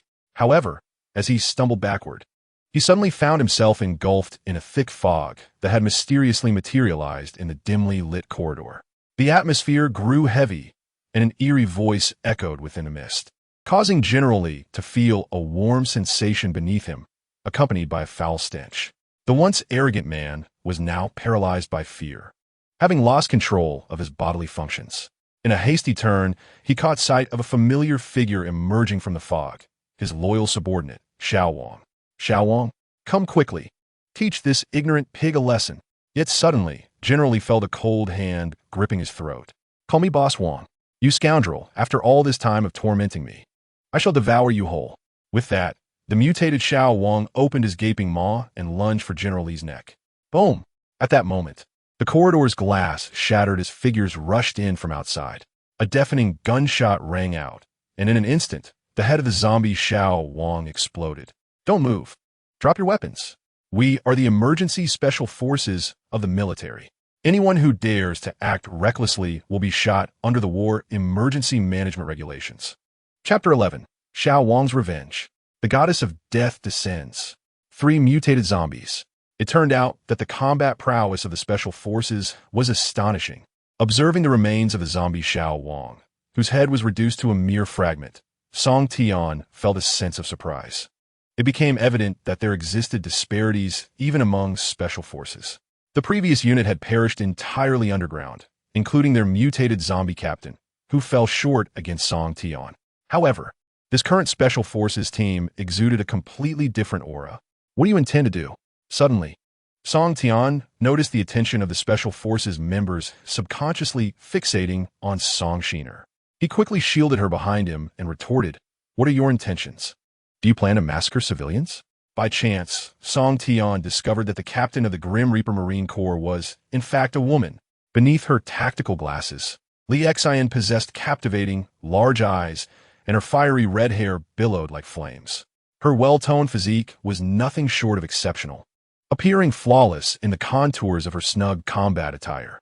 Coupled with her austere demeanor, she resembled the Valkyries heralded by military propaganda. Li Xian fixed her gaze upon Song Tian, who was scrutinizing her intently, a subtle smirk gracing her lips. "At last, I have you in my sights," she declared. "We have been searching for you for quite some time. I suspect the missing team, too, is somehow linked to you." Seeing the hostility in her eyes, Song Tian hastily shook his head in denial. "What team, too? I have never seen them." Faced with Song Tian's continued reluctance to acknowledge the truth, Li Xian decided to reveal her identity to gain his trust. "I am Lieutenant Colonel Li Xian, the captain of an elite special forces unit from the East Asian Alliance." I apologize, but the girl behind you is our primary target for this operation. If I am not mistaken, she is a mutated entity. Upon hearing Li Xin expose Song Xin's identity, Song Tian's heart sank into chaos. How did the military come to know of the existence of mutated beings? It seemed that the depths of this situation were far more profound than he had anticipated. Just as Li Xin intended to continue her interrogation of Song Tian and Song Xin, an unexpectedly fortunate interruption came from the oblivious Li Zong. Hey soldiers, why are you so slow? Do you know I'm a guest of the mayor of Donghai City? Hurry up and perform facial recognition. I want to use my privileges to leave this wretched place. Li Zong exclaimed. Following his words, a member of the Grim Reaper Special Forces approached, retrieving a facial recognition device from his backpack to scan Li Zong. After the scan, the soldier reported, Captain, he is indeed a VIP member. According to protocol, we must classify him as a government protection target. Realizing that Li Zong's identity was indeed extraordinary, Li Xin felt a wave of irritation wash over her. She regretted saving him moments earlier. Such a sycophantic fool was immensely bothersome. She rubbed her forehead and offered a stiff bow with a forced smile, saying, We will ensure your safety, esteemed VIP. The other survivors, having never witnessed such an exhibition, cast ambiguous glances at Li Zong. However, no one expected that the newly protected Li Zong would turn his ire towards Song Tian. He pointed an accusatory finger at Song Tian, declaring, Hey soldier, I'm a VIP, and this person just offended me. You need to take him out. Yet, before Li Zong could revel in his arrogance for long, a cold pistol barrel pressed against his temple. Li Xin was now furious. You foolish pig, if you utter another word, I will end you right here. We have received authorization from higher-ups. Before the highest level mission, your status as a VIP holds no weight. If I'm in a bad mood, I can easily dispose of you. Watching the scene unfold, Song Tian couldn't help but feel a sense of schadenfreude. This Li Zong was truly an obstinate fool. It made one wonder how he had ascended to such a high position. Was it all merely through flattery? He resolved to find an opportunity to eliminate him to prevent future troubles. Such individuals could never gain entry into his sanctuary. As the crowd remained ensnared in their own thoughts and disputes, a nearby zombie, its head obliterated by a bullet, began to stir once more. A violet-black tentacle, emerging from the depths of the fog, connected to the zombie's body, deftly maneuvering it back to its feet. This subtle motion, however, quickly caught the attention of a vigilant Special Forces soldier. Captain, the headshot zombie has risen again. Shall we open fire? Li Xin was taken aback. How could it still be alive after such a fatal blow? She had never encountered a mutated zombie before. Regrettably, before she could issue a command, the mutated zombie launched an attack. A Special Forces soldier shouted, The corridor is shrouded in fog, hindering our shots, and the infrared is malfunctioning. Unfortunately, humanity had no time to react. In an instant, several robust violet-black tongues shot forth from a mist, their speed rivaling that of bullets fired from a gun. No. In a mere moment, two Special Forces soldiers, unable to fire their weapons, were instantly slain, their heads obliterated by the long tongues. Be careful. Not again. Li Xion's eyes turned red. Despite her reputation as the military's goddess of death, consistently achieving a staggering 100 mission success rate, her team's casualty rate was equally harrowing, an alarming 0. It was as if the Grim Reaper was playing a cruel joke on her. Seizing the opportunity, while Li Xin was momentarily distracted, Song Tian took decisive action. He first kicked aside the obstructive Li Zong and then called out to the other survivors. The military cannot contend with the monsters in the fog. Those who trust me, follow me. Upon finishing his shout, he grasped Song Shiner's hand with one and wielded a flaming knife with the other, charging into the mist to carve a path for the others. The remaining survivors, eager to flee, immediately followed in his wake, especially the timid Sally, who nearly pressed herself against Song Tian. Hero, wait for me. After a while, only the firm believer in the military's might, the ant, and Li Zong remained behind. Danger lurked within the fog. Not long after Song Tian ventured in, an unfamiliar woman approached, her features obscured. Handsome, spare me the pleasantries. Take this. Without a moment's hesitation, Song Tian unleashed a swift strike, repelling the female zombie before him. Another mutated zombie. The long blade pierced the female zombie's body but failed to deliver a fatal blow. Despite her abdomen being cleaved open, the female zombie continued to move, and the wound was healing rapidly. With a roar, the female zombie's pupils erupted with numerous slender violet tentacles, her mouth widening to an exceedingly grotesque size. As her mutated tongue shot forth like a cannonball, with no retreat left, Song Tian had a sudden inspiration and shouted, "Sheener!" The other survivors merely caught a glimpse of a shadow darting forth. Then, Song Sheener surged from behind Song Tian, dark energy swirling in her palm, revealing her A-level ability. Claw of Darkness. With the protection of her shadowy claws, the enraged Song Sheener seized the mutated female zombie's tongue, using sheer force to fling it aside. "Do not bully my brother." Meanwhile, Sally pointed towards a nearby corridor and exclaimed, "This way. We can head directly to the 16th floor." Song Tian swiftly propelled himself to the forefront of the group, initiating the task allocation. "I will lead the way. Everyone else, follow closely behind me. Xinia, take care of yourself." Ever since the mutation, the typically reticent Song Xian finally nodded and flashed a sweet smile at Song Tian. Chapter 12. The Threat in the Mist. Second-tier mutant zombies. Strangely, there are almost no ambushing zombies in the emergency passage leading to the 16th floor. However, upon reaching that level, the group was immediately struck by its eerie atmosphere. Surrounding them was an impenetrable darkness, illuminated only by the fiery blade wielded by Song Tian.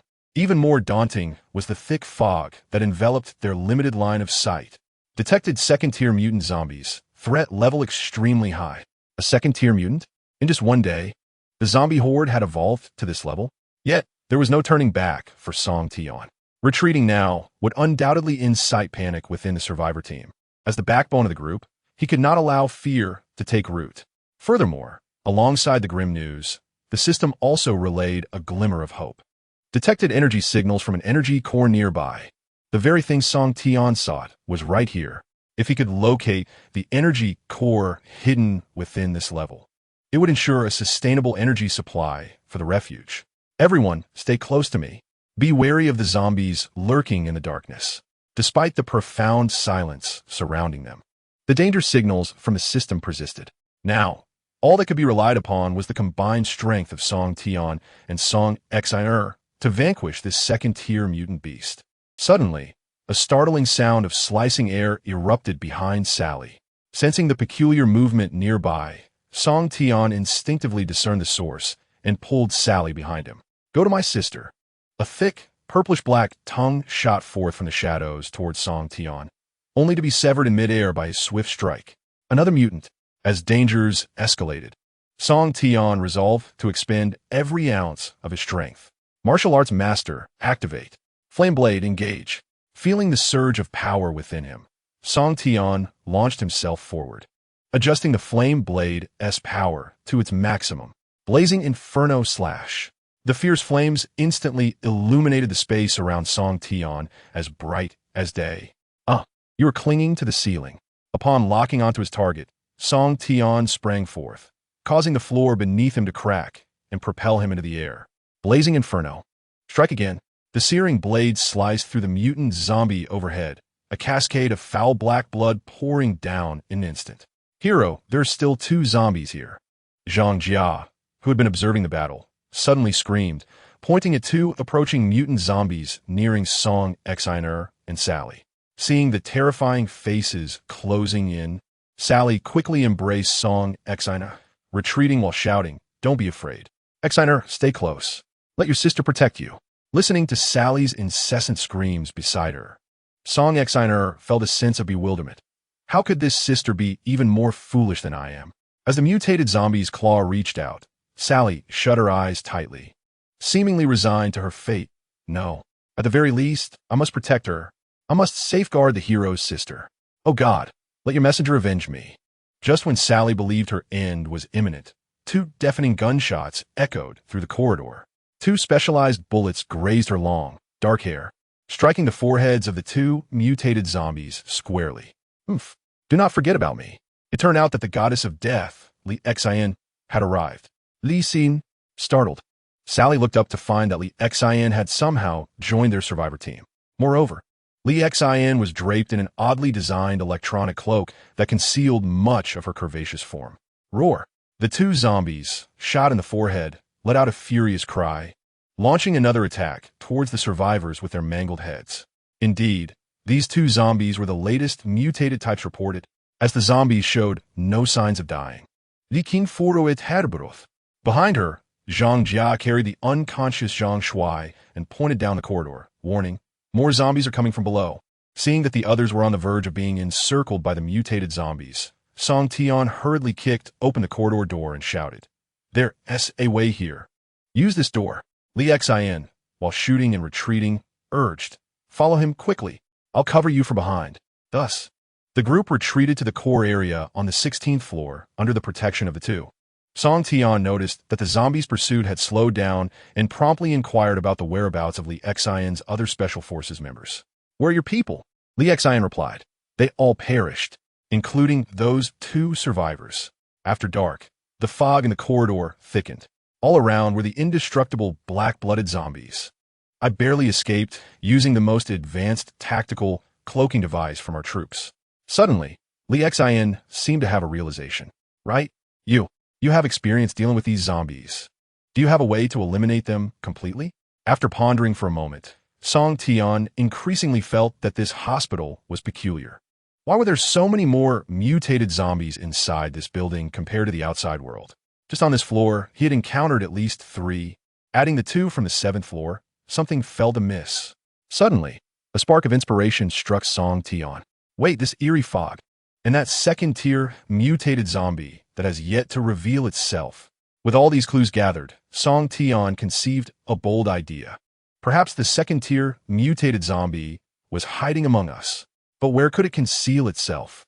Song Tian raised his flaming sword, beginning to search for traces of the second-tier mutated zombie, drawing from his previous experience of hiding in the ventilation ducts to survive. Song Tian's first check was the ventilation ducts above everyone's heads. Sure enough, before he could even approach the ducts, he had already heard strange noises emanating from within. Thud, thud, thud. It felt as though a figure lay still within the pipe, perhaps even a ghoul. Act swiftly. That mutated zombie that has pursued us relentlessly must be concealed within. Just as they sensed their identity had been revealed, the haunting howls of other mutated zombies echoed ominously from the mist behind them. Song Tian urged Li Xin, who bore a firearm, to take action. Shoot! It is the mastermind behind this horror. Having fought side by side, Li Xin chose to trust Song Tian's deduction, raising his weapon and commencing fire upon the ventilation duct. As bullets pierced the pipe one after another, the true visage of the hidden mastermind was finally unveiled.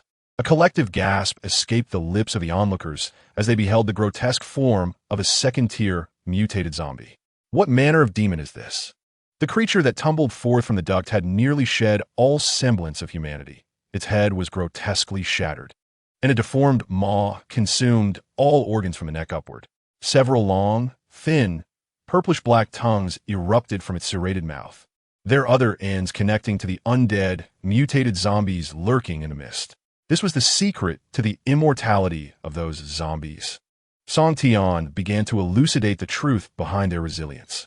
As long as this abomination sustained no mortal wound and its connection to those creatures remained intact, the zombies tethered to it would never perish.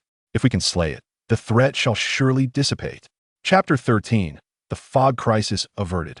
Engaging in close combat with the goddess of death, the conspiracy unveiled.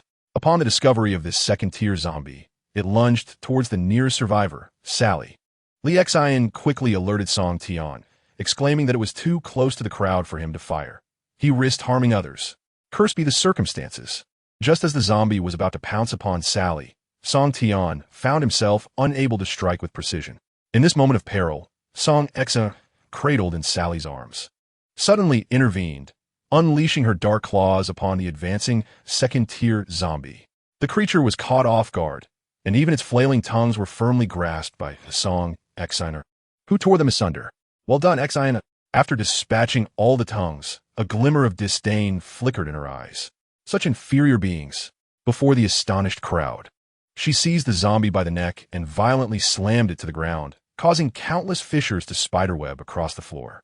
With several more strikes, the half-shattered head of the second-tier zombie was successfully embedded into the ground, yet its body continued to thrash in desperation. Witnessing this brutality, the other survivors gasped in horror. No longer daring to underestimate the silent, silver-haired girl, Lee Xin was particularly taken aback, covering his mouth in awe. Such astonishing strength. A perfect opportunity. Not wishing to squander the prime moment for a decisive blow, Song Tian promptly adjusted the power of his flaming blade to its maximum, enveloping the edge in purifying, searing flames. Allow me to deliver the final strike. He approached the creature, blade poised at its vulnerable neck, firmly grounding himself before unleashing a fatal blow with every ounce of his strength. This strike would surely sever its head. Black droplets of foul-smelling blood cascaded like beads from the tip of Song Tian's blade. The dense fog that had shrouded the corridor dissipated in an instant. The announcement from the shelter's system echoed in his ears. First kill of a second-tier mutated zombie. Reward of 100 points. With a sigh of relief, Song Tian finally lowered the fiery blade behind him. He had succeeded in his kill, and a reward awaited him. With the control of the second-tier zombie's long tongue and the cover of the fog now gone, the remaining black-blooded zombies were utterly incapable of withstanding the relentless barrage of bullets and fury unleashed from Lee Xion's firearm. Once the last of the living zombies on this floor had been eradicated, the survivors could finally breathe a sigh of relief. Song Tian turned to express his gratitude to Lee Xian, who had fought alongside him. Thank you for your assistance. Yet, Lee Xian merely pointed her cold, metallic gun at him. Her tone was icy. What other secrets are you hiding? And who is this sister of yours? She must be a mutated being. Faced with Lee Xian's sudden aggression, Song Tian feigned surrender, raising his hands. Please, allow me to explain. However, Lee Xian was not swayed. Though we have cooperated, I am bound to fulfill the orders given to me. I must take your sister. If you intend to make a move, I shall not hesitate to shoot you. As the two stood in confrontation, Song Tian stealthily inched closer to Lee Xian. Martial arts master, activate. Noticing a flicker of hesitation in Lee Xian's eyes, he seized a moment to strike first, engaging her in a fierce struggle. He swiftly knocked the handgun from her grasp and pinned her down, rendering her immobile. I am not one to be trifled with. Lee Xian retaliated immediately, delivering a merciless kick aimed at Song Tian's head with her long leg. What a skilled kick. Song Tian quickly raised his arm to block, then, taking advantage of her momentary lapse, maneuvered himself behind her.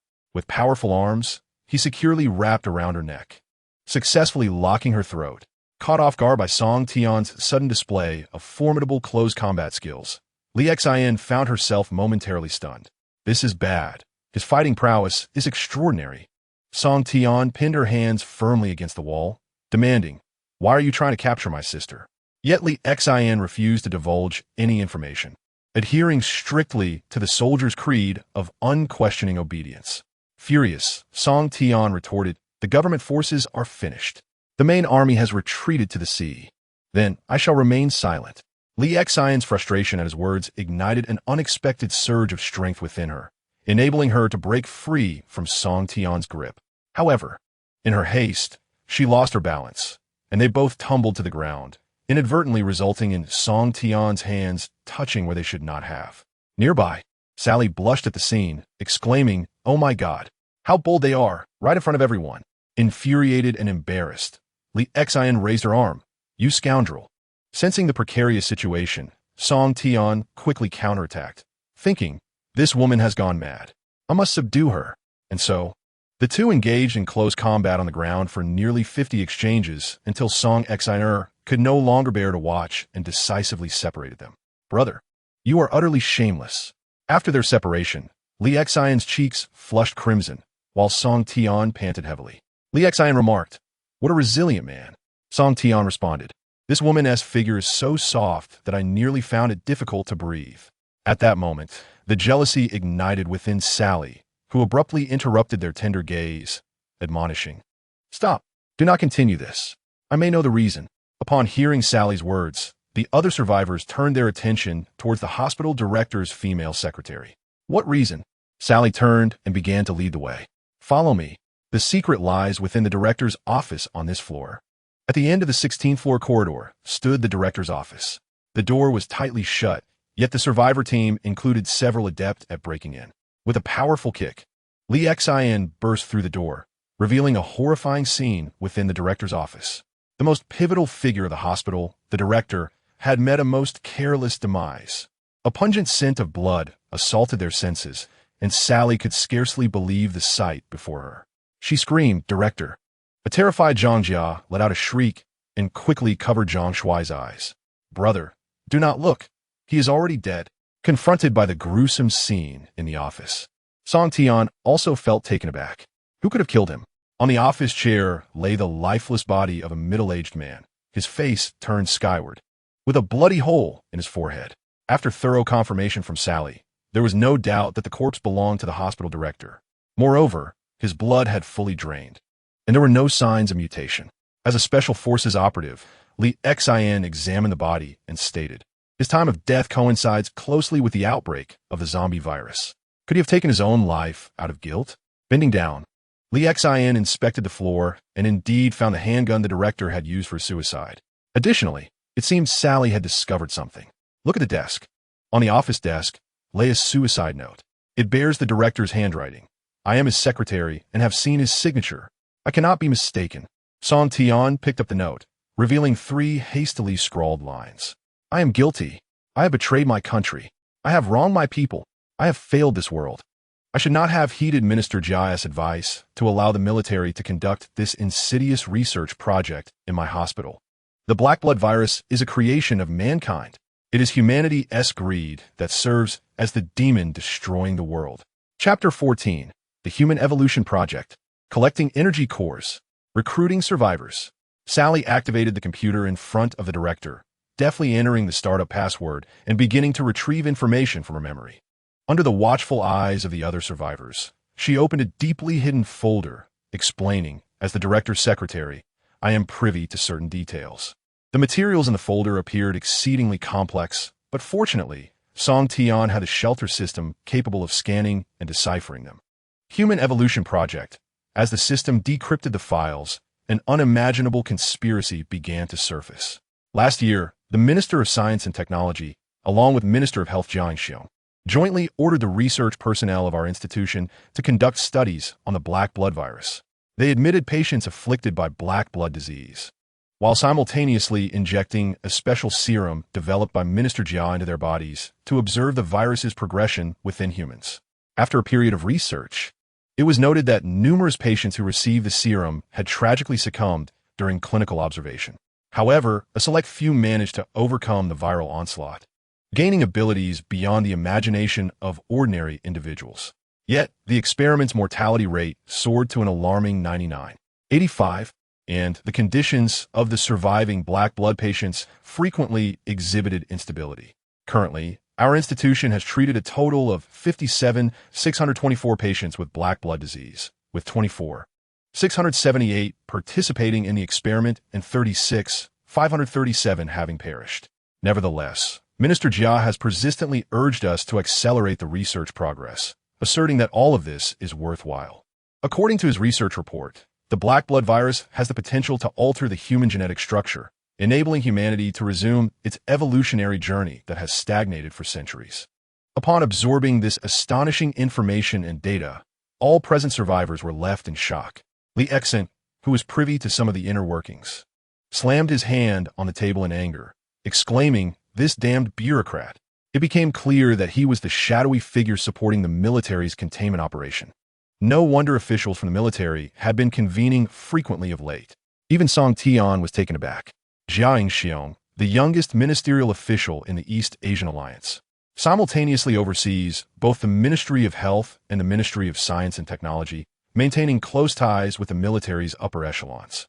In the eyes of the public, he is regarded as one of the most exceptional pioneers and leaders of the younger generation in the East Asian Alliance, an individual of immense power. Yet now, the malevolent plans displayed on the computer screen shattered Jiang Xiong's previously pristine image in an instant. Gazing at the ruthlessly cruel experimental photographs on the screen, Song Tian could not help but curse. What a beast with a human face and a heart of a monster. Sally cast a concerned glance at Song Tian's sister, Song Shiner, who was holding his arm, and remarked, "Your sister must also be a mutant. She has perfectly integrated with the virus and begun her evolution. If Minister Jia finds out about this, he will certainly not spare you." Song Tian remained silent, but his mind suddenly recalled a strange scene from earlier. Just 10 minutes prior, after the death of second-tier mutated zombie, Song Tian had seized a moment of distraction to extract a bizarre object from a zombie's head. The mist had yet to fully dissipate, and only Song Tian, having received a system prompt, had witnessed that moment. Detected black blood core from the second-tier mutated zombie. Please collect it promptly. After extracting a core roughly the size of a coin, Song Tian immediately swallowed it. Following the consumption, she licked her lips with a look of satisfaction before cheerfully running over to Song Tian, exclaiming, "Brother, that was delicious. Give me a hug." Song Tian felt an unsettling sense of unfamiliarity with the white-haired girl in his arms. Could such behavior still be considered human? Could it be that the despicable individual surnamed Jia, in his pursuit of human evolution, seeks to transform everyone into such monstrous beings? To derive power from consuming the brains of the undead? A myriad of horrifying thoughts flooded Song Tian's mind, compelling him to temporarily set the matter aside until he could regain his composure for further contemplation. For the moment, he had other tasks to attend to. Detecting the energy core's energy signal, located within the safe in the northwest corner of the dean's office. Upon reaching the safe, Song Tian discovered it bore an 8-digit password mechanism. To avoid damaging the energy core inside, he had no choice but to seek Sally's assistance. He inquired, "Sally, do you know the password to unlock the dean's safe?" Sally replied, "I don't know, but I can probably guess. The dean usually uses the same combination for all his passwords. Let me give it a try." With that, she approached Song Tian in her high heels, leaving Li Xin to gather the evidence of Jia Ingxiong's misdeeds from the computer. Sally crouched beside Song Tian and quickly disabled the safe security system, opening it. Inside, an object emitting a powerful energy signal radiated a soft blue light towards Song Tian and the others. Successfully located the energy core, rewarding the host with 1,000 points, 10 reputation, and 1,000 experience. The host's supernatural ability level has increased. Sally, intrigued, asked, "What is this?" Energy core, D-grade item. The most advanced energy technology of the East Asia Alliance, capable of compressing vast amounts of energy into a minuscule size, serving as a portable power source. Invented by Jia Ingxiong. Song Tian stuffed the energy core into his backpack and explained, "This is the energy core, the pinnacle of the East Asia Alliance's energy supply technology. That wretched Jia is the inventor of this device. Otherwise, he wouldn't have ascended to such lofty heights." The reality was both absurd and ironic. The Alliance revered him as a technological genius, yet he was, behind the scenes, a maniac responsible for countless deaths. After acquiring the energy core and completing his task, Song Tian glanced back at the survivors who had accompanied him on this journey, preparing to reveal the existence of the shelter. With a serious demeanor, he stated, "Now that we have temporarily evaded our pursuers, the apocalypse continues.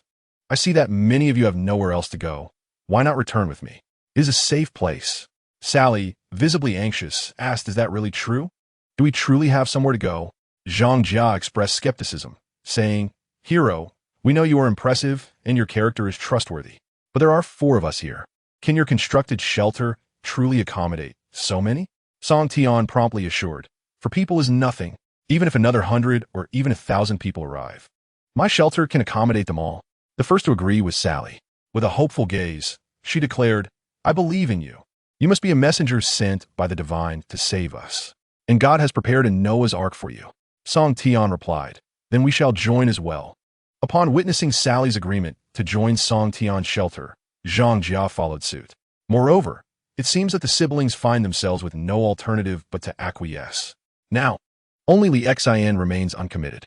Song Tian gazes toward Li Xin, who is still engrossed in operating the computer to gather data, and extends a friendly olive branch. "What about you, Captain Li Xin? Now that you are aware of Jia Ingxiong's nefarious plot, you will surely be silenced in the future. Why not join my refuge? Together, we can unite our efforts and survive." However, Li Xin voiced her dissent. "I refuse." Her refusal instantly froze the smile on Song Tian's face. Chapter 15. Recruitment of the Goddess of Death and the Refuge Secretary. Powerful character attributes. Song Tian furrowed his brow, realizing that persuading Li Xin would not be a simple task.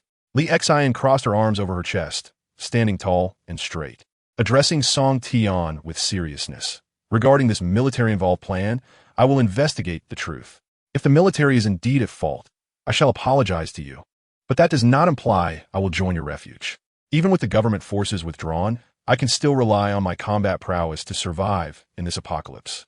At this juncture, Li Xin cast a few scrutinizing glances at Song Tian, retorting, "Besides, your offered conditions have yet to pique my interest." Upon realizing there was still room for negotiation, Song Tian felt a surge of joy within. Yet he maintained a composed demeanor as he continued to converse with Li Xin. "However, I possess ample reasons to persuade you to join." Li Xin, somewhat taken aback, replied, "Oh, how intriguing! Do enlighten me. If you dare to deceive me, I shall shoot you down. At 10 meters, my gun is swifter than yours." Faced with Li Xion's sudden threat, Song Tian quickly placed his hand behind him, initiating contact with the refuge system. He inwardly proclaimed, "System, my ability allows me to modify any technological creation, right? I wish to expend 50 points to exchange for a universal metal ingot, which I will then transform into a government ID card. 50 points expended for metal ingot. Modification complete. Successfully consumed 50 points. Obtained F-grade equipment Supreme VIP ID card. Supreme VIP ID card, F-grade equipment.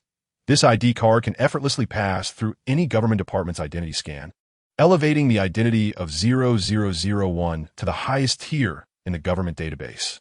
Li Xian watched as Song Tian suddenly produced a golden ID card she had never seen before, handing it to her. Song Tian feigned a cough, his demeanor shifting to one of utmost authority, radiating an air of superiority. He proclaimed, "It appears I need not conceal my true identity any longer. In truth, I am a secret investigator for the central government, as well as the head of the Apocalypse Spark Plan. My refuge houses the most advanced technology of the East Asian Alliance, dedicated to bringing hope to the despairing survivors in this apocalypse." Are you jesting with me? Upon hearing such a farcical lie from Song Tian, Li Xion's expression darkened. However, her scanner could not be deceived. Song Tian's ID card was indeed authentic. Furthermore, it was classified at a level even higher than the typical government VIP, an ultra-secret status. It represented the utmost level of identity certification within the East Asian Alliance. Song Tian, top secret. Your access level is too low to view this citizen's identity verification information. How could this be? Li Xian felt a surge of anger. That boy's identity is clearly false. It is fabricated. But why does the government S system contain his information? What on earth is happening?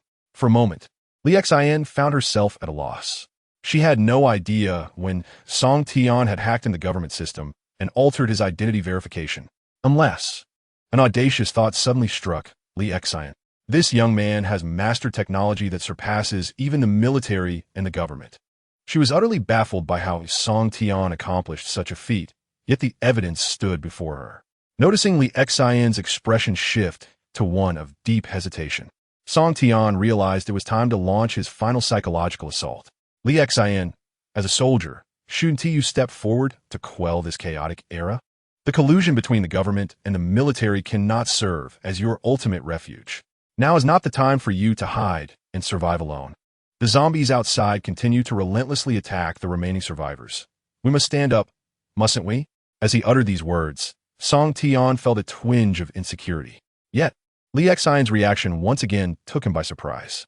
You express this so beautifully, although it feels somewhat insincere. Li Xian clapped her hands in self-congratulation and smiled slightly at Song Tian, saying, "You are indeed right. As a soldier, I should take action.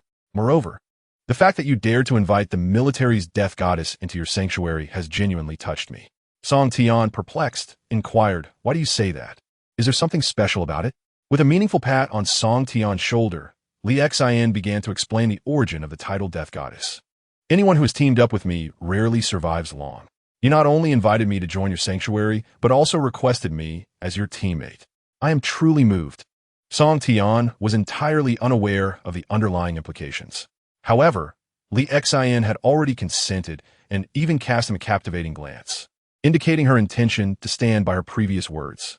With that, Song Tian had no choice but to accept Li Xian along with Sally and the Zhang siblings. Li Xian 0003 Special Sequence. Death Goddess successfully joined the sanctuary. Sally 0004 Special Sequence. Sanctuary Secretary successfully joined the sanctuary. Zhang Jia 0005, Zhang Shui 0006. Successfully joined the sanctuary.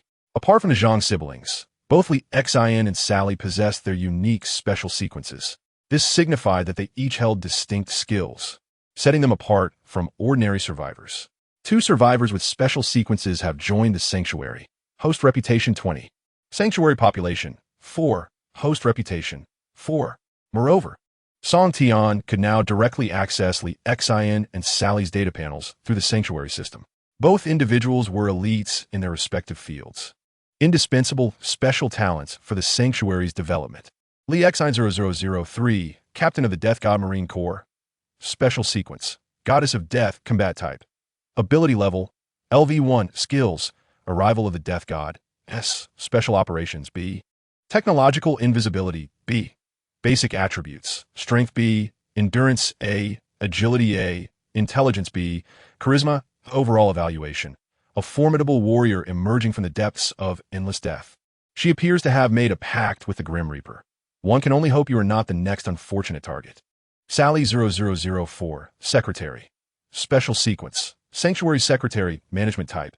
Ability level, LV1 skills, resource management, A. Enhanced leadership charisma, B. Basic attributes, strength D, endurance D, agility D. Intelligence B, charisma A, overall evaluation. A personal secretary of exquisite beauty and grace, she is an indispensable aid to every high-ranking boss. This operation has successfully acquired two talents, both powerful and charismatic, and Song Tian's spirit sword. Moreover, Sally brought him an unexpected surprise. Pointing at the hospital map on the wall of the director's office, Sally said, I also know precisely where the cafeteria is located on which floor. The resource supply of the research building differs from other departments of the hospital, boasting the finest quality and quantity. Thus, there must be surplus food supplies in the cafeteria. Since I have joined the sanctuary, I must contribute to its welfare. Upon hearing this, Song Tian felt even more pleased with Sally. Truly, she is an excellent secretary. Let's depart at once. Chapter 16. Gathering supplies. Exchanging blueprints. Expanding the sanctuary. Half an hour later, in the logistics warehouse of the research building's cafeteria, everyone was swiftly collecting supplies. Song Tian stuffed several bottles of purified water into his backpack, expressing his satisfaction. Sally, thanks to you, we won't go hungry. Sally, feeling a bit shy, replied, Director Song, you are too modest. Without your assistance, we would have perished at the hands of the zombies long ago. The change in how Sally addressed him brought Song Tian great pleasure. Director Song, such a delightful title. He could not help but think, from now on, I shall establish a rule in the sanctuary that during missions, we shall address each other by our titles. This will lend our sanctuary an air of professionalism and strength. Contrary to the expectations of the majority, the food reserves in the logistics warehouse were abundant. Not only was there a much-needed water source for the survivors in this post-apocalyptic world, but also a considerable amount of refrigerated fruits and vegetables. Unlike other survivors who might disregard these inedible frozen vegetables, Song Tian was different, for his sanctuary offered the option to construct a cafeteria. Moreover, based on his study of the cafeteria blueprints, food production within the sanctuary did not require survivor chefs, achieving a level of automation. Thus, these neglected vegetables became essential supplies for the sanctuary. Tomatoes, carrots, greens, and potatoes. Let us gather some fruits as well. After filling a backpack with fruits and vegetables, Song Tian began to pay attention to the movements of other survivors. In another aisle, Li Xin was diligently stocking her backpack with an array of canned goods. Clearly, her military background endowed her with an understanding of what constituted essential strategic resources. However, the others were far less discerning, indiscriminately stuffing their bags. Especially Song Shiner, rather than collecting supplies, had taken to sampling them. After finishing the milk in her hand, she could not help but lick her lips, seemingly savoring the flavor. My dear sister, milk evokes memories, and suddenly Song Tian was reminded of another person from his past. She too had a fondness for milk. I wonder how Aunt Lu is faring. In the past, when they lived in close proximity, her care had been invaluable, and now, alas, Lu Yinran, Song Tian's neighbor prior to the apocalypse, a kind-hearted single aunt. Not only was she strikingly beautiful, but her culinary skills were unparalleled. On days when Song Tian was disinclined to cook, he would often visit Lu Yinran's home for a meal. Over time, their bond had grown closer. Occasionally, when Lu Yanran had to work late, she would ask Song Tian to pick up her precious daughter, Lu Xiaofei. However, since the onset of the apocalypse, those cherished moments had become fleeting memories. Aunt Lu, I hope to see you again someday. Yet now is not the time for Song Tian to indulge in melancholy. Seizing a moment when others were distracted, he retreated to a corner of the warehouse and summoned the system panel. System, I wish to exchange points for the technological blueprints in the marketplace. Concurrently, he requested the blueprints for the water recycling system, lounge, and cafeteria, and commanded immediate construction. System has accepted the host command, successfully consuming 1,500 points to exchange for blueprints. Construction of the relevant facilities is currently underway. Song Tian inquired, by the way, can the cafeteria in the shelter automatically produce food?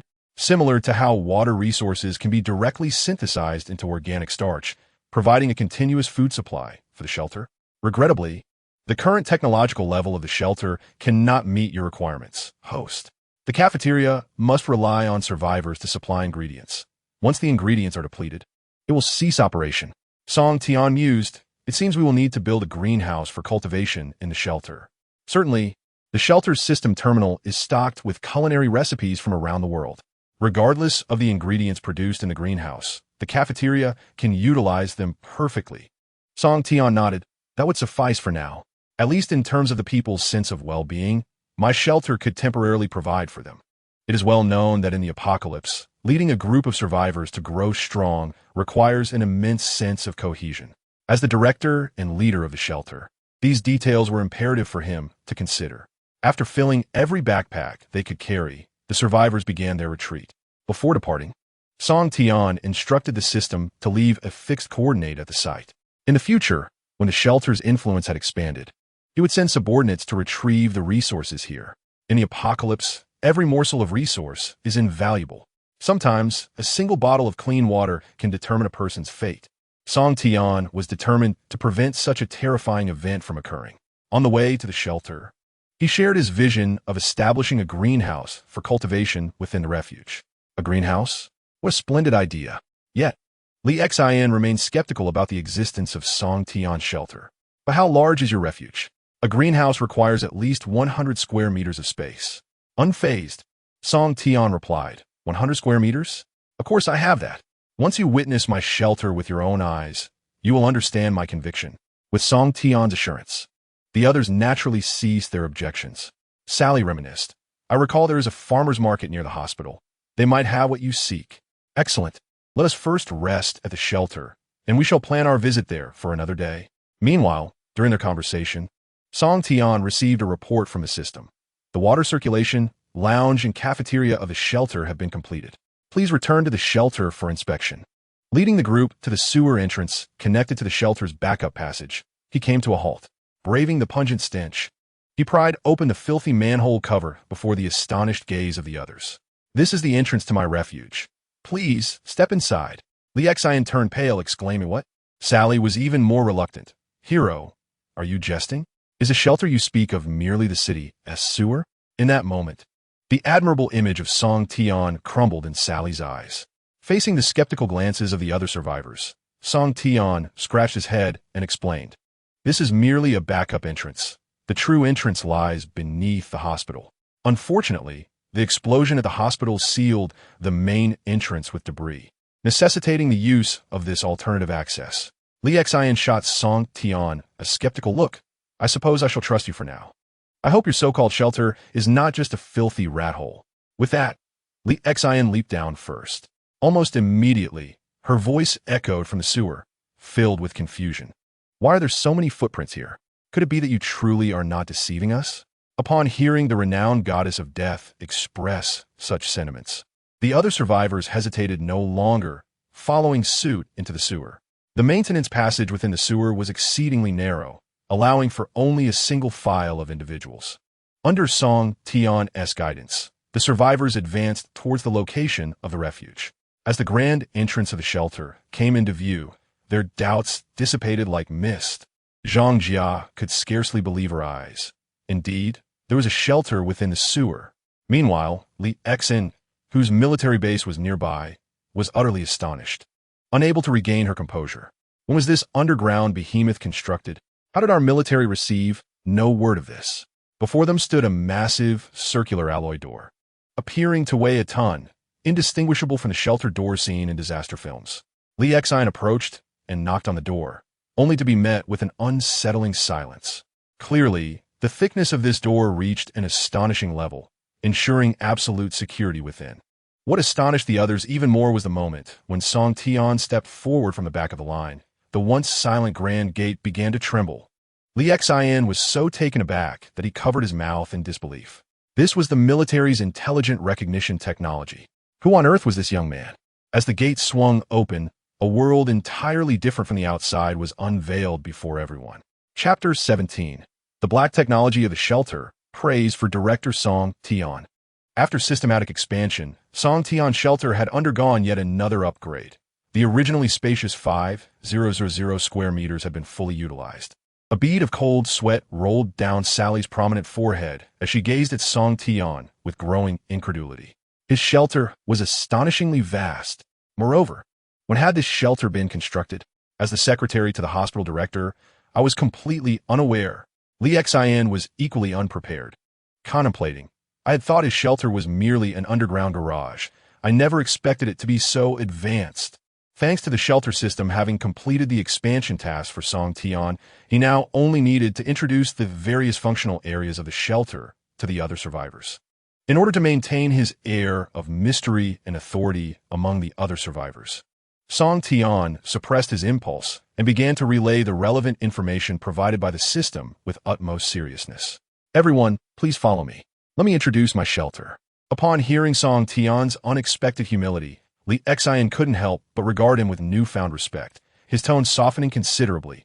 Thank you, Director Song. Song Tian quickly waved his hand. It is my duty to serve the people. He first pointed to the isolation door at the far west of the shelter, stating, my shelter is managed and constructed by artificial intelligence, and the far west is the lounge. Artificial intelligence. The mere mention of these resounding words startled everyone. This was a research project vigorously supported by the higher-ups of the East Asian Alliance prior to the outbreak of the disaster. It was astonishing that Song Tian's shelter had already been put into operation. Lounge of the shelter, Level 1. The structure of the Level 1 lounge is rather simple, consisting of 4 individual rooms, each occupying 100 square meters. Each room is equipped with 10 bunk beds, both upper and lower. Additionally, there are communal restrooms and showers. Although it cannot compare to the accommodations above ground, it suffices for the time being. After touring the lounge, the adjacent area housed the shelter's water circulation system. Upon opening the door with his privileges, 4 towering water pumps, each 5 meters high, stood silently within the room. This is the pumping chamber, one of the lifelines of the entire shelter. Upon hearing this, Lee Xian, who possessed some mechanical knowledge, promptly stepped forward. I have learned about the maintenance and repair of large mechanical equipment in the military. May I inspect the performance of these water pumps to ensure they are functioning properly? Given that the performance of the pumps directly affected the safety of all survivors in the shelter, Lee Xian did not dare to be negligent. Although Song Tian's revealed capabilities had exceeded her expectations, some matters were best handled personally.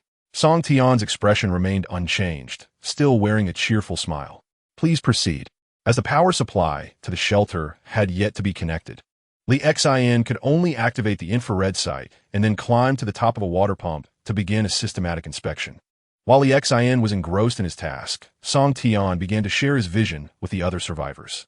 Once the power supply to the shelter was restored, the water pump would be operational, providing the shelter with hot water around the clock. Hot water! Sally could hardly believe her ears, exclaiming in astonishment. She quickly inquired about Song Tian's stance, saying, although I understand that hot water is a precious strategic resource for the shelter, may I ask if a portion could be set aside for us to bathe? After so long on the ground, I can hardly bear it. Even Zhang Jia, who is usually reticent about making requests, cast a pleading glance at Song Tian upon hearing Sally's suggestion. Hot water held an irresistible allure for the beauty-conscious women among the survivors. However, in most apocalyptic films, water resources are depicted as extremely limited. They could only hope that Song Tian would agree swiftly. Song Tian replied, of course, my shelter has already mastered a certain level of water recycling technology, so this minor loss is inconsequential. Moreover, taking a hot shower in a post-apocalyptic world is beneficial for the health of the survivors. His stance was clear. As the director of the shelter, he could not allow everyone to suffer alongside him. Sally's eyes sparkled with excitement as she praised Song Tian. Long live the director. You are the embodiment of divinity among us. After a moment, a swift figure leaped down from the 5-meter-high water pump. Li Xian stated, "The equipment performance of the water pump is flawless. The only issue is the lack of power supply." She turned to Song Tian, asking, "Director Song, when will the power supply be restored? I can hardly wait for a hot shower." Song Tian gestured towards the other side of the entrance, the main door of the shelter. He explained, "I know there's a power generation device at the hospital research facility outside the main door, but I need your assistance." "What kind of assistance?" Li Xin Inquit Pu Dao. "Follow me." Under the gaze of the onlookers, Song Tian approached the main entrance of the shelter first and placed his hand on the electronic identification device beside the door. Identity information of 0001 detected. Activating the main door of the shelter. With a thunderous rumble, the door opened, releasing a pungent smell of gunpowder mingled with swirling dust that rushed towards the crowd. As they beheld the chaos outside, they immediately understood why Song Tian had instructed them to use the back door. As he had mentioned, the main entrance of the shelter was completely blocked by debris from the explosion. Song Tian remarked, "This is all thanks to the 2nd Squad of the Death God Marine Corps, your military personnel." Li Xian muttered, "So it was that brainless woman. This makes sense now?" She then asked Song Tian, "Why did she blow this place up? Was it to prevent you from returning to the shelter?" Song Tian responded, "Indeed, that is correct. To escape, I could only block her outside the shelter." Upon hearing this, Li Xian suddenly became alert, and the gaze she directed towards Song Tian sent shivers down the spines of others. "In other words, you killed her. How dare you assault my people?" Realizing the atmosphere was turning hostile, Sally hastily defended Song Tian, stating, "The director is certainly not that kind of person. There must be some hidden truth." In the face of Li Xian's hostile glare, Song Tian remained unfazed, his tone steady as he explained, "She mutated into a variant zombie, which compelled me to kill her. Her corpse lies beneath this rubble. You may search for it. I will trust you for now." Li Xian skillfully climbed to the top of the pile of stones, only to find that there was not even a crack wide enough for a human to pass through. With an air of confidence, she stood on a large boulder and turned to the others, saying, "The path is completely blocked. To reopen it, we can only use explosives to blast away the stones obstructing the door." Song Tian had contemplated this plan as well. However, the shelter's marketplace did not stock any explosives available for exchange with points. He shook his head regretfully, saying, "Unfortunately, my shelter lacks any stock of explosives." Song Tian's words instantly dampened the spirits of the excited survivors. How could this be? Without explosives to clear the way, they would be unable to reach the hospital's research institute's power room, thus failing to restore electricity to the shelter. No electricity meant no hot water. Just as despair began to settle among the crowd, the goddess of death stepped forward. "It seems you're not omnipotent after all," Li Xian said as she approached Song Tian, her eyes gleaming with pride. "Watch this." She pressed a hidden button on the right arm of her battle suit, which immediately emitted a sharp, crisp sound. Following the sound, a small black disc slid from her battle suit's wrist and was firmly grasped in her hand. It turned out that within the right arm of Li Xian's battle suit was concealed a miniature special ammunition cache. Curious, Song Tian asked, "What is this?" "A special high-explosive bomb. Do not underestimate the scientific prowess of our military. With just this little device, I can blast a new path." Chapter 18, Restoring Power Supply. Upgrading to LV2 Shelter. The Fortunate Female Survivors. Beep, beep, beep. The urgent sounds of an explosion erupted from the newly sealed shelter door, followed by an earth-shattering roar. The shockwave produced by the bomb slammed against the alloy door, causing concern among the survivors inside. Turning to Li Xian, Song Tian inquired, "Li Xian, is that bomb reliable? I feel like the collapse outside is worsening." Unfazed by the skepticism, Li Xian replied, "Do not doubt my professional skills. This is a specially designed explosive. Even if a mountain stands in the way, I can blow it open. Your confidence is quite impressive." Song Tian remarked playfully before inputting the command to open the door once more. As the door swung open again, a cloud of dust mixed with acrid smoke poured in. Once the smoke cleared, a massive gap indeed appeared in the previously chaotic pile of stones, leading to the pitch-black hospital research room on the other side. Upon witnessing the situation, Li Xian activated the infrared ray device on her tactical goggles and gazed towards the top of the rubble. With her expertise, she surmised only this particular area had experienced a collapse, causing the structures below to fall. There should still be a portion of space available for movement on the other side, and its structure appears relatively stable. Song Tian, staring into the pitch-black entrance, withdrew his flame blade from behind and activated it. He instructed, "It is too perilous inside. Let Li Xian and me venture forth to explore. The others should remain in the refuge and rest well." Although Sally felt a pang of worry, she understood there was little she could contribute, so she acquiesced, urging them to prioritize their safety. The two entered the cave, illuminated by the glow of the flame blade. To Song Tian's astonishment, he realized that the self-destruct sequence of the research facility had not entirely obliterated the enigmatic structure hidden underground. Li Xian kicked aside a desiccated black-blooded zombie obstructing their path, and its fragmented corpse scattered in midair.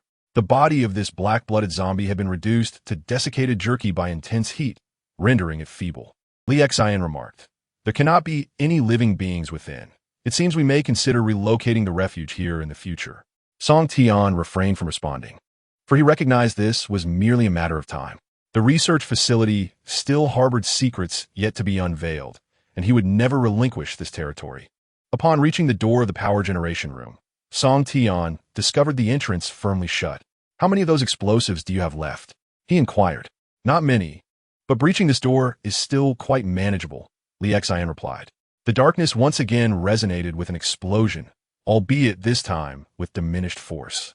They proceeded to replicate their previous action to force open the door of the power generation room, revealing a colossal device that had ceased operation, awaiting their arrival. Colossal Energy Generator, Unpowered.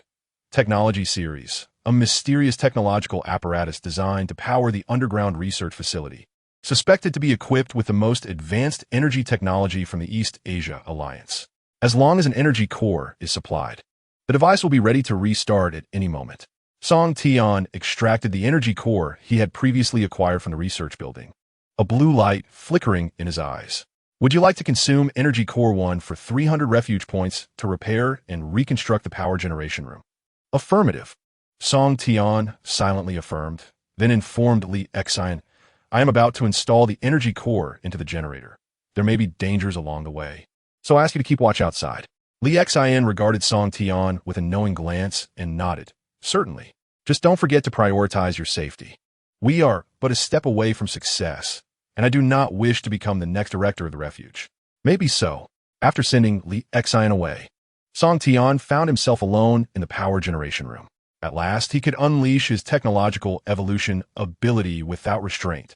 With a mighty shout, he declared, "Transformation and repair." He brought his hands, which held the energy core, down upon the long-dormant generator. Activated by his ability, the generator emitted a deafening roar. An entire power generation room was suddenly ablaze with electric light. Power generation room undergoing transformation. Outside, Li Xian stroked her smooth chin, observing the commotion within the power generation room from a distance. That young man, how could he create such an impressive spectacle again? Surely he hasn't been stunned into submission. Fortunately, Li Xian's concerns were unfounded. Before long, Song Tian emerged from the power generation room, invigorated and satisfied, declaring, "The task is complete. The power generation room has been activated. All level 1 shelter structures have been assembled. The shelter can now proceed with the upgrade process." Splendid. By the time the two returned to the shelter, it was already ablaze with light.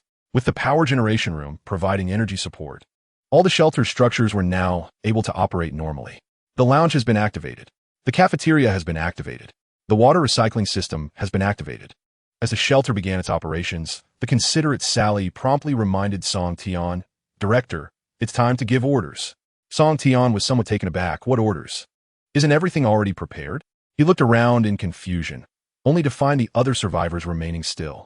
Noticing this, Li Xian felt a bit embarrassed and suggested, "Come on, this is your territory. The survivors are all under your command. You should assign us some tasks, like taking a shower or something." Realization struck Song Tian. The feeling of holding power is indeed wonderful. He quickly waved his hand and proclaimed, "Now everyone disperse. Freely engage in activities. Do as you please. Long live the director." 15 minutes later, in the steamy public bathhouse. "Wow." A voice of astonishment emerged from a mist. Sally remarked, "Captain Li Xian, what did you eat to grow so big?" Not far from her, the statuesque Li Xian luxuriated in the warm water, feeling quite pleased. She lazily replied, "Sally, yours isn't small either." Sally crossed her arms. "But it's not as big as yours. Hurry up and wash, or the director will be coming in soon." Li Xian responded, "He wouldn't do that?" Of course. Song Tian would not, for he was preoccupied next door, busy with matters concerning the shelter's upgrade. Seated at his computer desk, he began to strategize the future development blueprint for the shelter. Although the points had reset to 0, the shelter was essentially constructed. After confirming that the upgrade would not temporarily disable any existing structures, Song Tian promptly initiated the upgrade procedure. "Now, I shall upgrade to a level 2 shelter." Countless beams of blue light instantly radiated from the center of the computer screen, forming a countdown panel before Song Tian's eyes. The shelter upgrade has commenced. Based on actual conditions, it will require 6 days, 7 hours, and 37 minutes. Warning: the shelter upgrade will consume a significant amount of energy. The power generation room's energy supply can sustain operations for only 4 months and 12 days. Please find a new energy supply before the current resources are depleted. Only 4 months of sustainability? However, the text on the panel continued to refresh. Detected that the shelter upgrade process has been initiated. The points shop will soon refresh. 4 new shelter building blueprints have been unlocked. Temporal Transport Room, Level 2. Emergency Medical Room, Level 2. Combat Suit Research Institute, Level 2. Firearm Research Institute, Level 2. Temporal Transport Room? Could it be that structure? In Song Tian's mind, the image of a superweapon from a past war game immediately surfaced. This was indeed too astonishing. He hastily summoned the panel of the transdimensional combat room, and, upon comprehending the relevant system explanations, he was left utterly astounded. After a moment of reflection, he slapped his thigh in realization. With this device, not only could he handle the role of a mere shelter director, but even the position of a warlord in the apocalyptic EC city would be within his grasp. Chapter 19. The first meeting, discussing the future of the shelter. Time Small Task System. Transdimensional Transport Room. Level 2 Shelter Technology. Technology System.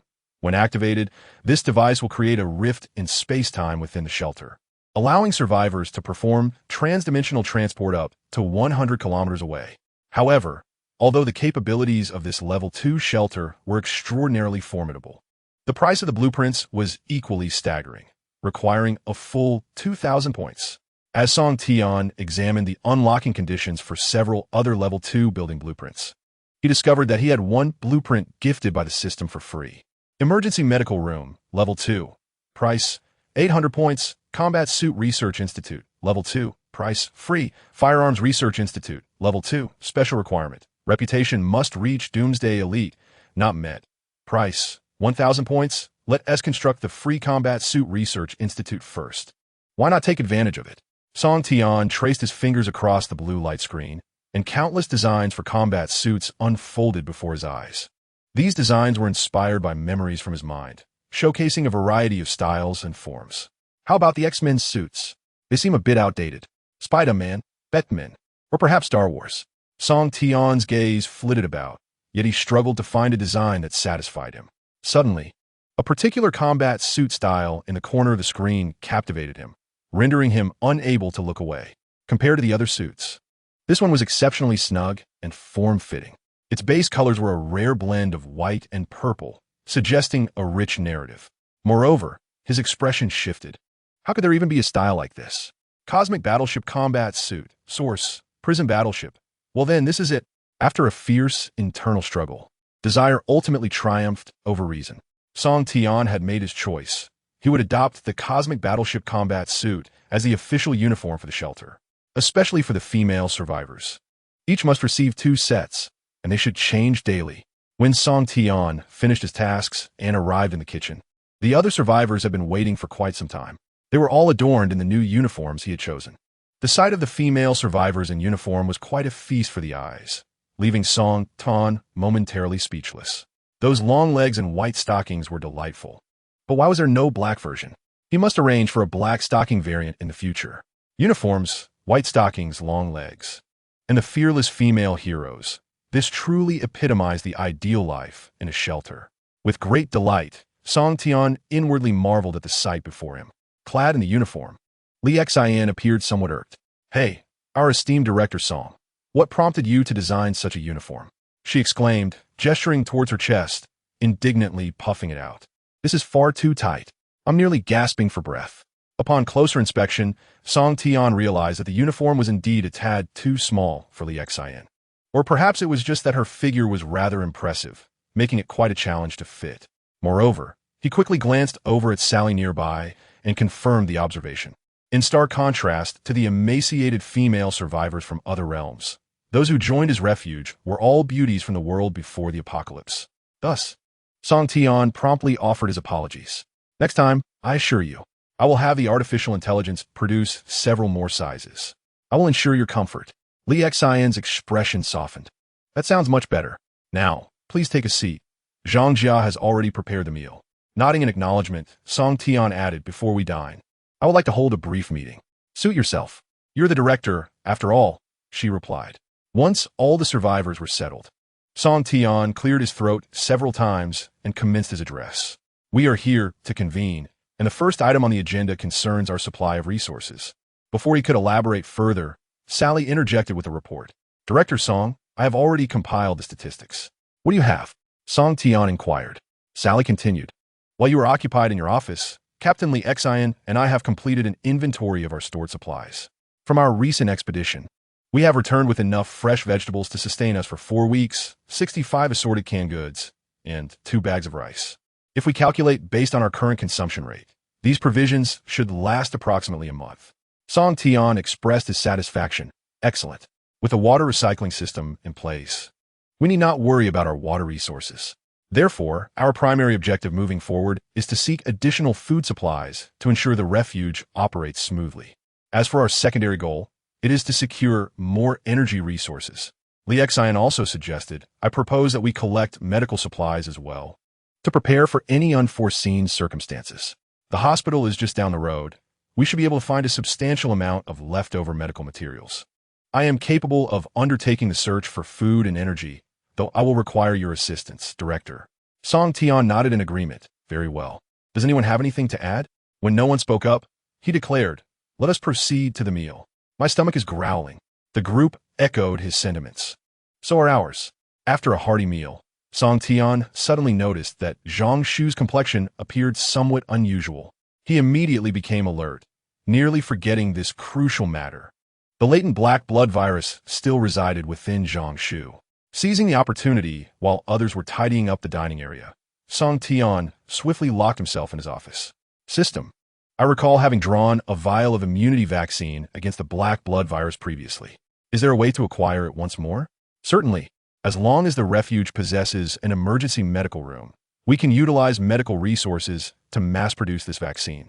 Regarding the rare medical resources, the system deemed that the expansive hospital structure on the ground should possess a considerable amount. After absorbing the system's advice, Song Tian finally felt at ease. Opening his computer to resume work. With the addition of Li Xian and others, his task panel had once again been refreshed. This time, however, the array of tasks was abundant, and even the format of their issuance differed slightly from before. Nonetheless, the completion criteria for these tasks were closely intertwined with the progression of his shelter's development. Time-limited minor task system. Task 1. Deploy personnel to explore the nearby farmer's market and gather plant seeds and related resources. Task difficulty. 2 stars. Completion deadline. 28 days. Upon completion of Task 1. Reward. 300 points. Various vegetable seeds. Blueprints for planting greenhouse. LV2. Current assigned personnel. None. Right beneath this task information, Song Tian could observe a new character panel, allowing him to allocate personnel at any time. Song Tian 0001, ready. Song X002, declined. Li X003, ready. Sally 0004, incompetent. Zhang Jia 005, incompetent. Zhang Shui 0006, incompetent. It appeared that the available manpower within the shelter was still limited. Thus, I must take matters into my own hands. Song Tian clicked on the screen with the mouse, and instantly, his and Li Xian's avatars illuminated. Song Tian, Li Xian are prepared. Moreover, other survivors outside the director's office received this message through the shelter's main communication system. Director's office announcement. Director's office announcement. Now appointing 0001 Song Tian and 0003 Li Xian to the farmer's market to search for supplies. Relevant task details have been dispatched. In the cafeteria, Li Xian listened intently to the task directives emanating from his earpiece, increasingly perplexed by the enigmatic background of Song Tian. What did he infiltrate the military's communication network? How could I receive task orders issued by him using military equipment? Chapter 20. Sally in a dreamlike state. Special event. Enhanced ability. Iron Fist combat. Nighttime in the shelter. In the lounge. Although the hour was late, Song Tian found himself tossing and turning, unable to find rest. He murmured to himself, "This is my first night sleeping in the shelter, yet I am incredibly anxious." Listening to the breaths of the other female survivors in the room, his mind was in disarray. Why are Li Xian and Sally sharing a room with me? And I had foolishly agreed at the time. He lay in bed, desperately attempting to recall the scene from that moment, but his mind was blank. Song Tian thought, "It seems that my little head is controlling my big head." Although he had experienced several failed romances in the past, he had yet to share a room with a girl. Fortunately, Li Xian and Sally were sleeping on another double-decker steel frame bed, maintaining a safe distance of at least 3 meters from Song Tian's bed. However, that did little to help him fall asleep. In a moment of helplessness, unable to sleep, Song Tian turned onto his side, facing away from his 2 beautiful female subordinates, and continued to ponder the future of the shelter. The system indicated that activating the arms research facility required his reputation to reach at least Apocalypse Elite. Just how far was he from that goal? Suddenly, he felt a warmth on his back as a cool, soft object pressed against him. Who dared to ambush him? At that critical moment, a special prompt from the system appeared in his mind. Why did the system choose this moment to appear? Attention! The better the host's relationship with other survivors, the higher the probability of triggering special events. Detected that Sally's relationship with the host is one of admiration. A special event has been triggered. Admiration? Did Sally actually hold such deep feelings for him? Upon reflection, it seemed indeed so. For reasons unknown, her gaze often lingered on him with profound affection. Yet, they had only known each other for less than a day. "Sally, how bold of you, is it truly wise?" Despite Song Tian's quiet murmurs, Sally appeared oblivious, tightening her embrace around him. "God, save me. Purify me. Let the holy light shine even more fiercely." Behind him, Sally's voice was barely discernible. And then it dawned on Song Tian. Sally suffered from somnambulism. She could not control her body. As her grip tightened, he became increasingly hesitant to move. Li Xian was sleeping nearby, and any sudden disturbance could awaken her. If that happened, he would be irreparably tarnished. "I refuse to be a lecher. I aspire to be like Lu Xiaohui, maintaining my integrity. I absolutely must not wake Li Xian, nor Sally. Soon." Song Tian steeled himself, his resolve unwavering. "I must endure. I must endure. I must endure.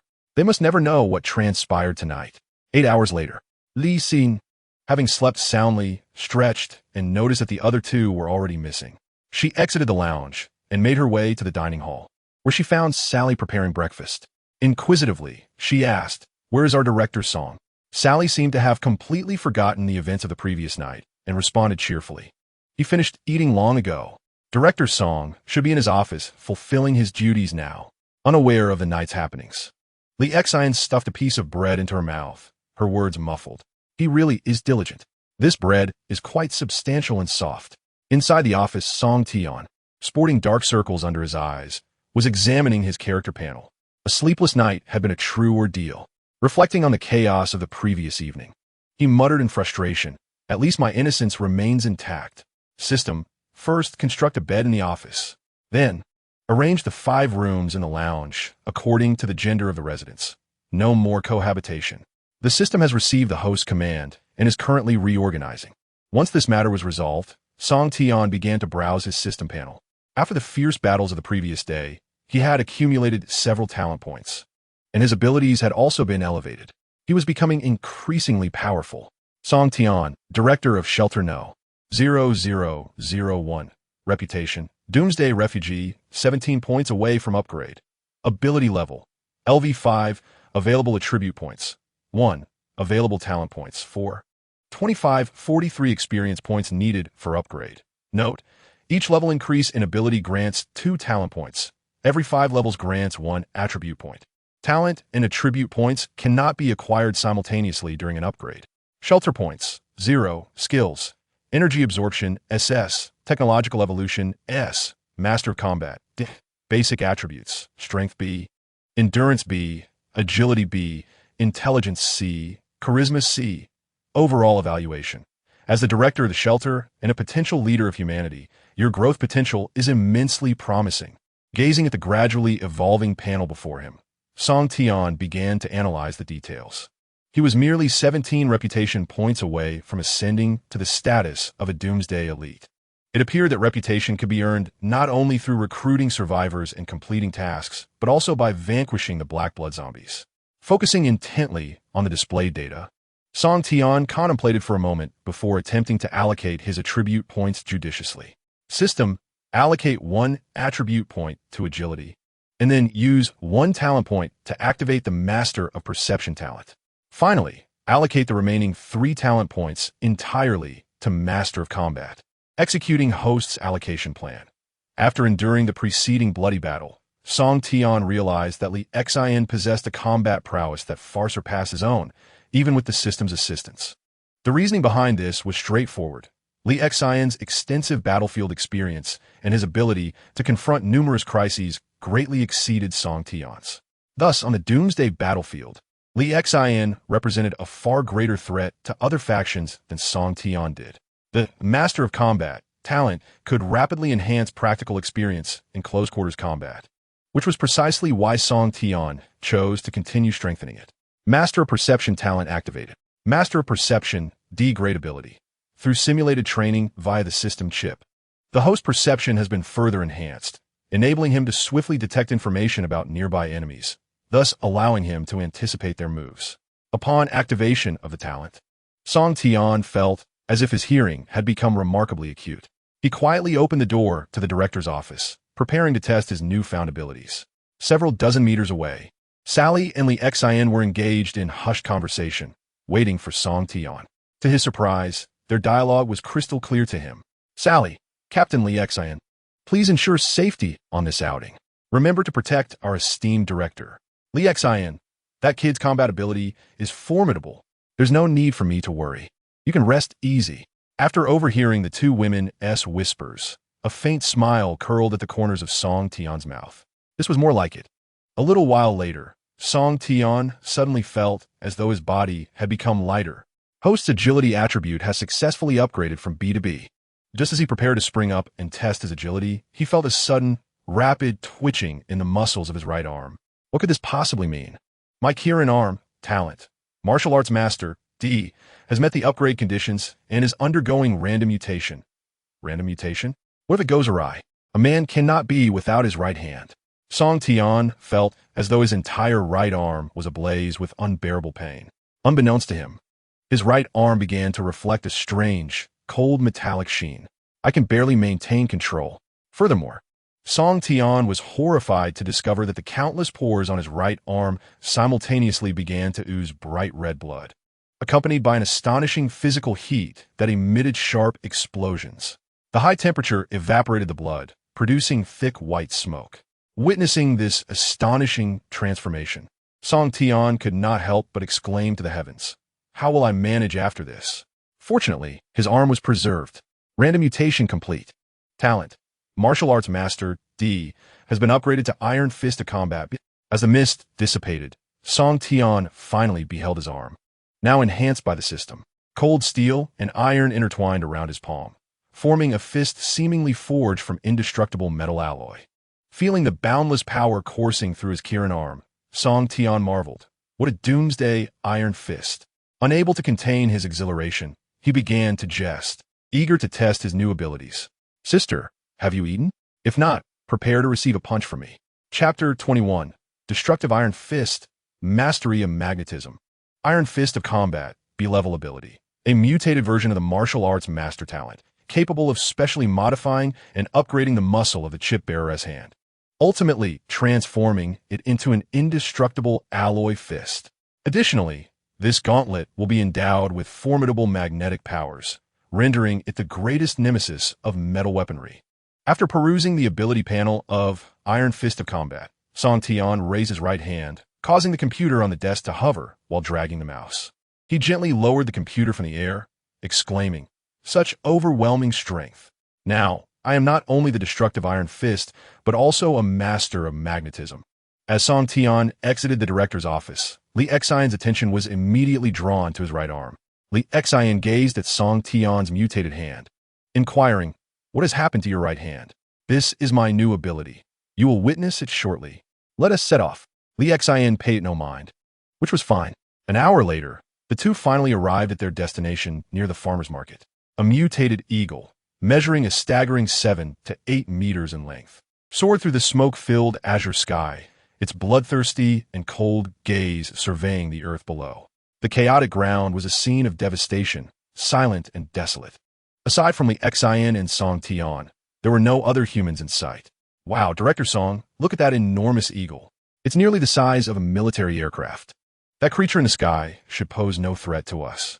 Song Tian flexed his now normal wrist, vigilantly observing his surroundings. Thanks to his efforts and the system's adjustments, Iron Fist of Combat would typically retract into the palm of his hand. Only in moments of crisis would this extraordinary ability be triggered. However, at that moment, Song Tian was somewhat troubled. Before their departure, Sally had abruptly reported an urgent situation occurring in the shelter. Both Zhang Shuai and Xian were in precarious health. The black blood virus within Zhang Shuai is eroding his flesh. Please promptly exchange for the emergency treatment room blueprint in the shop to initiate treatment. Xian's condition was even more dire. After consuming the black blood core of a second-tier mutant, the dark power within her had swelled once again. External interference detected. Xian's evolution process is about to resume. Please expedite the upgrade of the shelter to LV5 to completely eradicate the terrifying threat within Xian. How long had they been in such a state? Approximately one night. When I awoke that morning, they were already in this dreadful condition. So I had no choice but to isolate them. Song Tian nodded in approval. "Well done, Sally. If such a situation arises in the shelter again, we shall follow this protocol." Sally promptly responded, "Understood, Director." The entrance to the agricultural market had been completely blocked by an innumerable horde of black blood zombies. Zombie dogs, zombie ducks, zombie chickens, and a vast multitude of human zombies aimlessly roamed, searching for any potential prey nearby. Li Xian and Song Tian cautiously lurked in the greenery on the west side of the market, gradually making their way toward the usually locked side door. Near the side door, several vegetable shops had their shutters raised, revealing a horrific scene of bloodshed inside, prompting Song Tian to furrow his brow. These abominable creatures. Suddenly, Li Xian clenched his right fist and raised it in front of Song Tian. This was a tactical gesture used by special forces to signal a halt. "Stop. Even this side door has been breached by the zombies. It seems we cannot enter for the time being. Let us take a moment to rest while the zombies remain unaware of our presence." Song Tian nodded. "I'm following your lead." As they rested, Song Tian suddenly noticed that Li Xian's attire seemed somewhat different. "Why aren't you wearing that high-tech stealth combat suit?" Li Xian raised his water bottle to his lips, took a few sips, and then responded, "I left it for the artificial intelligence research in the shelter. It has government tracking chips embedded in it. But you need not worry. Your shelter is equipped with a more advanced signal jammer, making it undetectable by the government.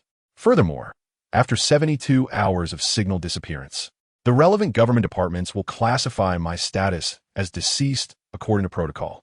Li Xian's explanation alleviated Song Tian's doubts. Moreover, through the system's emotional relationship detection capability, he knew she was not lying. Li Xian, friendly. After their rest, Song Tian and Li Xian continued to survey their surroundings. Before long, they made a delightful discovery. Not far off in the greenery stood a seemingly intact green Jeep. This inspired a clever idea in Song Tian. He pointed at the Jeep, and suddenly I had a way to enter the farmer's market. Perhaps we could use this vehicle to divert the zombies. Li Xian pondered for a moment and replied, "Let us go take a look, but there might be someone inside. We cannot ascertain if they are alive or dead." Through the reflective glass, Li Xian discerned that the driver's seat appeared to be occupied. The two crouched beside the Jeep, and, upon looking up, discovered that indeed there were occupants, or rather, two mutated black blood zombies, firmly strapped in with robust seatbelts. Lee Xin attempted to tug on the car door, only to find that it had been securely locked from within by the zombies. What should we do? She lamented. If we use explosives to shatter the window, it would undoubtedly create a considerable commotion, potentially attracting nearby zombies. To Lee Xion's concerns, Song Tian responded nonchalantly. Perhaps I have a solution. He raised his right hand, empowered with the ability of combat iron fist, and slowly aimed it at the metal switch for the door, adjusting his gestures. Captain Lee Xian, at the moment I unlock the door, you must strike swiftly to eliminate these two zombies. Do you truly have a plan? Lee Xian placed her right hand on her forehead, gazing quizzically at Song Tian's movements. Then she pressed her lithe body against the door, eagerly peering inside. Soon, she was once again astounded by Song Tian's mysterious prowess. How on earth did you manage that? Inside the driver's cabin, the metal switch responsible for the door was indeed attempting to open on its own under Song Tian's telekinetic influence. These are merely minor techniques, Captain Lee Xian. Be ready to time your strike. As Song Tian safely opened the door, Lee Xian, who had been waiting, instantly seized the opportunity. She drew the tactical dagger she had concealed against her thigh, and with two swift sounds, the heads of the two black blood zombies rolled out from the vehicle. Well done, Li Xin, she smiled, saying, I never expected you could manipulate objects from distance. How did you do it? Will you teach me? Song Tian scratched his head, humbly replying, once we safely return to the refuge, I shall explain how it works. It's a promise then. Chapter 22. The continuously evolving black blood zombies. Scavenging the farmer's market. Constructing a planting greenhouse. After dealing with the remaining troubles, Song Tian unfastened the safety belts from the two mutated zombies and tossed them out. Witnessing this, Lee Xian eagerly exclaimed, Let me drive. I haven't driven in ages. My hands are itching. Song Tian nodded in agreement. All right then. I will cover you from the passenger seat. The engine roared to life, and the Jeep was ignited once more. Lee Xian, with her exceptional driving skills, swiftly maneuvered the vehicle out from the greenery and onto the street near the farmer's market. However, the sound of the engine attracted the nearby black blood zombies, who charged at the vehicle with furious roars.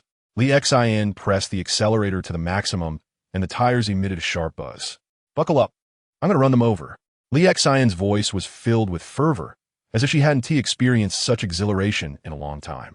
Seated in the passenger seat, Song Tian hastily fastened his seatbelt, sitting upright with a sense of urgency, fearful that the tremendous impact from a collision might dislodge him from the vehicle.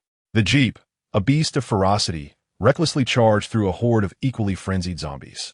Through the bulletproof glass of the front windshield, Song Tian could only observe the relentless undead crashing against the Jeep's bumper, only to be gruesomely torn apart by its terrifying momentum. This is exhilarating, Lee Xian exclaimed with unbridled enthusiasm, his face alight with joy. Did you see that, Song Tian? I just sent several of them flying. Reduced them to mere pulp. Clenching the door tightly, Song Tian fought against the queasiness roiling in his stomach and cautioned. Captain Lee Xian, please prioritize safety. Reckless driving brings tears to loved ones. Lee Xian feigned acknowledgement of Song Tian's friendly reminder, I got it. Yet his foot remained firmly pressed on the accelerator. As the two sped through the streets, a large group of black-blooded zombies trailed closely behind the Jeep. Song Tian turned back to observe, only to witness a chilling sight. Among the pursuing horde, several zombies exhibited grotesque and formidable physiques. One zombie, in particular, had evolved a repulsive, mantis-like mandible, its lower limbs fused with another zombie, reduced to a mere fragment of its former self, resulting in 4 grotesquely malformed legs. Remarkably, this black-blooded zombie, with its 4 human-like hind legs, sprinted with astonishing speed, trailing the Jeep for approximately 4 to 5 kilometers before Lee Xian finally shook it off. It seems the zombies have begun to evolve again, Song Tian remarked. The likelihood of mutations has significantly increased. If this continues, the number of human survivors in the wilderness will dwindle. Lee Xian nodded in agreement. It appears your shelter will need to start accepting newcomers sooner rather than later. With the zombies trailing far behind, they could now redirect the vehicle towards the nearby agricultural market. An hour later, upon their return to the vicinity of the aforementioned market, they found that the black-blooded zombies had nearly vanished, leaving only a few feeble ones wandering aimlessly. After a brief survey of the surroundings, Song Tian turned to Li Xian and said, "It seems there are a few zombies left inside. Let's split up and scour the market for useful supplies to bring back to the shelter." Understood, Li Xian responded promptly, springing into action. After parting ways with Li Xian, Song Tian entered a nearby fruit and vegetable supermarket. After gathering some exceedingly rare vegetables in this post-apocalyptic world, he deftly utilized his abilities to drain all the electrical power from the supermarket's electronic devices, converting it into points to energize the shelter system. Successfully collected a substantial amount of electrical energy, converted into 700 points for the shelter. Current reserve points, 700. It seems I must frequently venture out to gather supplies. This way, the shelter can maintain a continuous influx of points. After rummaging through the fruit and vegetable supermarket, Song Tian turned his attention to another market store with an unlocked entrance. However, he was disappointed to find that this location had already been pillaged by other survivors, leaving it nearly empty. Suddenly, his mobile phone from the shelter began to vibrate fervently in his pocket. Hastily, he retrieved the device, and the voice of Li Xian, filled with pride, resonated from the other end. "Director Song, I've discovered a breeding shop over here, brimming with countless plant seeds. It seems your dream of constructing a greenhouse within the shelter is on the verge of realization." Filled with excitement, Song Tian exclaimed, "Where are you now? Send me your coordinates." By the time they returned to the shelter, it was nearly 7 or 8 in the evening. To avoid disclosing the shelter's location, Li Xian had parked the Jeep in a secluded outdoor lot near the hospital. The underground parking area beneath the hospital had transformed into a terrifying playground for the black-blooded zombies. After much persuasion from Song Tian, Li Xian ultimately decided against parking there. "You thought this through quite well. I shall acquiesce to your request. Task 1. Explore the farmer's market and collect supplies has been completed. Reward, 300 points. Blueprint for greenhouse, LV2. Having successfully received the blueprint for the greenhouse, Song Tian immediately began to select a site within the shelter for its construction. Following Sally's suggestion, he resolved to build the greenhouse in the relatively spacious water circulation room. Sally reported, "Director Song, after my assessment, there is ample open space in the water circulation room to construct additional shelter buildings." Song Tian readily adopted her proposal, stating, "Let us proceed with your plan." However, before that, he needed to expend shelter points to exchange for supplementary materials required for the greenhouse construction from the system marketplace. Building a greenhouse requires additional materials, grow lights, nutrient solution, hydroponic substrate, costing 200 points. "Do you confirm?" "Confirmed."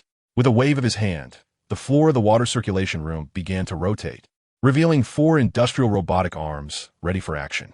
Simultaneously, he received a system construction notification. "Greenhouse, LV2, is under construction, estimated completion time, 48 hours.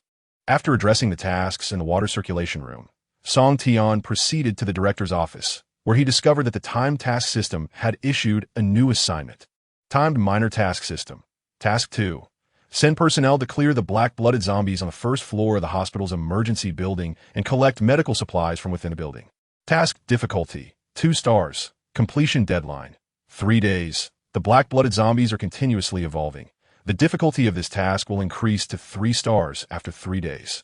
Upon completion of Task 2, reward, 300 points, various medical supplies, blueprint for immunity vaccine, D-grade item. Current assigned personnel, none." After reading the task panel, Song Tian was elated. A blueprint for the immunity vaccine? It seems Zhang Shuai has hope. System, construct an emergency medical room in the open area of the shelter. Executing construction directive. However, after this series of command operations, Song Tian's shelter points were once again successfully reset to 0. It seems he must continue to strive tomorrow. He lamented, "The splendid future of the shelter must be forged by me, Song Tian." Chapter 23. An unexpected discovery in the surveillance footage. The rise of the subway faction. 3 days later. Director Song Tian, thank you for administering the vaccine to my brother. It was my duty. After all, both you and Zhang Shuai are part of our shelter. Song Tian humbly responded with a smile as he gazed at Zhang Jia, who had come to express gratitude. After 3 days of diligent effort, he felt his labor had not been in vain. The shelter's limited-time mini-task system refreshes new mini-tasks daily, each with different objectives. However, with only himself and Li Xian as combat personnel, Song Tian had to personally engage in every battle. As a result, his combat experience grew increasingly refined, earning him newfound respect even from the seasoned Li Xian. While they conversed, a sudden knock echoed from outside the director's office. Come in. As soon as Song Tian looked up, Li Xian and Sally entered side by side, their brows furrowed, suggesting they had urgent matters to report. Zhang Jia sensed something was amiss and hurriedly excused herself, saying, "You continue your discussion. I will prepare a meal for you." "What is happening? What occurred outside?" This was the first time Song Tian had witnessed the usually carefree Li Xian appear so anxious, beads of sweat forming on her forehead. From the dampness on Li Xian's brow, it was evident she was uncertain about something. Li Xian first produced a black hard drive and placed it on Song Tian's desk. Then, with utmost seriousness, she said, "Director Song, please take a look at this. Besides the shelter, it seems we have uncovered a new human faction." Song Tian was taken aback. Yet, as the leader of the shelter, he knew he must maintain an air of composure until he understood the nature of this new faction. He connected the hard drive to the office computer, and the content that unfolded before him was a video, a recording extracted by Li Xian from surveillance camera on a nearby street. To his astonishment, the video revealed a figure he had not anticipated, the very Li general who had previously sought survival alongside Sally. How could it be this person? After separating from them, he had not been devoured by zombies. Moreover, he had successfully escaped. In truth, he had already been bitten by a zombie. Li Xian did not address Song Tian's unvoiced questions, but urged him to continue watching. Upon closer inspection of the video, Song Tian noticed that Li General's condition was indeed peculiar. Sally then interjected, "This footage has been enhanced using military technology by Li Xian, and we have also captured his audio." Indeed, the video depicted a panting Li General, who voiced his grievances with palpable irritation. "Damn it, I'm lucky to be alive. That woman wanted me to take her with me. No way. If I hadn't had the quick wit to break her leg, I would have truly become a snack for those zombies. That wretched creature." Song Tian erupted in furious expletives. It turns out that the notorious Li, who has evaded capture, owes his escape to the life of the innocent woman who had previously met her demise beneath him. "Li Xian, can you locate this beast? I yearn to personally enact retribution upon him." Song Tian, filled with indignation, lamented that he should have severed ties with Li decisively from the outset to prevent further harm. Li Xian regarded Song Tian's face, contorted by rage, and remarked, "Yet, it is too late now." Song Tian exhaled deeply and inquired, "Did you kill him?" "Not I, but another," Li Xian replied. "Continue watching." Song Tian refocused on the video of Li, whose eyes were now filled with dark, purplish veins. "Ha ha! As long as I still draw breath, I shall never become that kind of monster." Minutes later, Li, whose brain had succumbed to the black blood virus, struggled to stand. Dejected, he crawled on the ground like an ugly toad towards the alley's exit. Suddenly, a pair of high-heeled boots, encased in deep black leather, appeared before him. Li lifted his head to behold a mysterious, one-eyed woman gazing down at him with utter disdain. Accompanying her were two armed wasteland bandits wielding spiked clubs. From an omniscient perspective, Song Tian observed, the woman seemed to don a specially designed black leather bodysuit, her wild black hair cascading down her back, complemented by a gray cloak that emanated an aura of brutality, reminiscent of a queen of the underworld. Most striking was the eye patch covering her right eye, evoking the mystique of a pirate. "Who is she?" Song Tian struggled to contain his curiosity, urging himself to continue watching. In the video, the mysterious woman's voice, slightly husky yet imbued with an eerie magnetism, cut through the air. "Hey, homeless mutt, may I ask you something?" Upon hearing her derisive inquiry, still sprawled on the ground, was instantly enraged. "You little wretch, who are you calling a mutt?" Silence. Before Li could finish his retort, the enigmatic woman kicked him back down. The astonishingly high heel of her black boot crushed into Li's already swollen face, leaving him bruised and battered. "Mutt, have you not realized that your time is nearly up?" The woman regarded the pitiful figure of Li beneath her, her eyes flashing with disdain and boredom. "What a pathetic creature. I expected a challenge, but found none. How dull." She then produced a thin photograph from her pocket and placed it before Li, demanding, "Have you seen this woman? Answer correctly, and I may spare your miserable life." Terrified from the kicks he had received, Lee struggled to lift his head and recognize the figure in the photograph, but could only shake his head in despair, pleading, "I have never seen this woman. How could it be her?" Outside the video, Song Tian stared at the photograph in the mysterious woman's hand, disbelief etched across his face.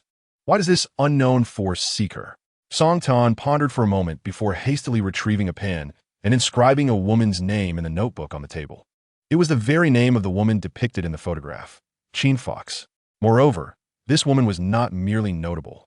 She was the superior of his own superior, an acclaimed beauty and formidable business mogul who had garnered international fame even before the apocalypse.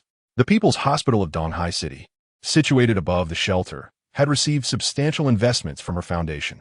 The company where Song Tian worked prior to the outbreak was also one of the many enterprises under her vast empire. A sense of perplexity washed over Song Tian. Could it be that this group intended to seize President Qin as leverage to extract a ransom from the Fox family in exchange for her release? Or perhaps they sought to utilize her as a bargaining chip to coerce the government into more audacious actions. Given her unique status and influence, such a possibility seemed plausible. Daring not to dwell on these thoughts, Song Tian continued watching the video. After enduring the torment of both the mysterious woman and the black blood virus, President Lee was on the brink of collapse. His only desire was to survive. "Help me, save me. I don't want to become a zombie. I have money. I am very wealthy. I can offer you anything if you just save me." Yet, these desperate words inadvertently provoked the mysterious woman's ire. "What? You're wealthy?" A flash of malice crossed her eyes as she turned and snatched a wasteland-spiked club from the hands of a subordinate. "Bring it here." With that, she swung the club violently at President Lee's face, leaving him battered and bleeding. "You consider yourself a wealthy man? Is being rich so impressive? I have loathed the wealthy all my life." As she mercilessly struck President Lee, she reflected bitterly, "Do you know how us impoverished souls manage to survive?" Her fury only intensified as she drew a gleaming dagger from her waist. Before the apocalypse, we, the exploited, were forced to hide in the abandoned subway tunnels of Donghai City, languishing in darkness while awaiting our demise, like a pitiful pack of rats. Your insatiable greed has robbed us of our futures. Her voice grew increasingly fervent, culminating in sheer madness. Did you ever expect this? The apocalypse has truly arrived. The black blood virus has erupted. You, the wealthy with your implanted chips, have transformed into black blood zombies, while the impoverished who could not afford chips have miraculously escaped. We have emerged from the underground to reclaim this world. From now on, the new world shall be ruled by us, the subway party, and you, the affluent, deserve to perish. With a flash of blood, President Lee met his demise. The mysterious woman casually discarded the bloody dagger, reveling in her triumph. Another scoundrel eliminated. What a splendid day. The times have changed. We now find ourselves in a world unbound by secular conventions, a veritable apocalypse. We, the subway party, shall ultimately stand atop the ruins of this world and endeavor to rebuild it. Following the sudden demise of Chairman Lee, the enigmatic woman engaged in increasingly frequent dialogues with her loyal followers. Is it true that Minister Jia Ingxiong has offered a bounty of 100 million in supplies for this woman in the photograph? One of her subordinates inquired. Indeed. However, Jia Ingxiong is no saint. Without that bounty, our subway party would never entertain an alliance with him. Once we secure those supplies, we shall launch an assault on the research institute under his control. We will liberate the survivors trapped within. Upon hearing the grand scheme laid out by the mysterious woman, one follower praised her. "You are truly wise, leader. Long live our second in command. The subway party shall achieve immortality." Amidst these fervent declarations, the mysterious woman's demeanor shifted to one of irritation. She despised the feeling of being beholden to others. "Once I have amassed sufficient strength and allies to overthrow that tyrant, I, Dulan, shall become the new leader of the subway party. I will reign as the queen of this new world. Long live Lady Dulan. Long live our queen." As the fervor of the subway party echoed around her, the video came to a close. The three individuals before the computer screen fell silent. The footage inadvertently revealed a wealth of information, and Song Tian sensed an imminent threat lurking beyond the shelter's walls. Muttering to himself, he remarked, "The subway party, Dulan, Jia Ingxiong, it seems that many, aside from me, aspire to be the rulers of this apocalypse. This situation demands decisive action. Gather everyone in the shelter. I must convene a meeting. Yes, Director. I will inform them at once. In the conference room, aside from Zhang Shuai, who was still recovering from a recent vaccination, and the missing Song Shiner, the other 3 adult members of the shelter were present. Comrades, it appears we're facing some difficulties, Song Tian began, taking a deep breath. There are mysterious factions of human survivors forming in the vicinity. He then instructed Sally to activate the projector and replay the earlier footage. As the video displayed the subway party leader, Dulan, executing Chairman Li, Song Tian spoke again, his tone imbued with an undeniable authority. I, as the leader of this shelter, hereby decree that no member shall venture outside unless absolutely necessary. Furthermore, I will enhance the security measures of the shelter to protect everyone from these unknown forces. Li Xian, I appoint you as the head of security for the shelter.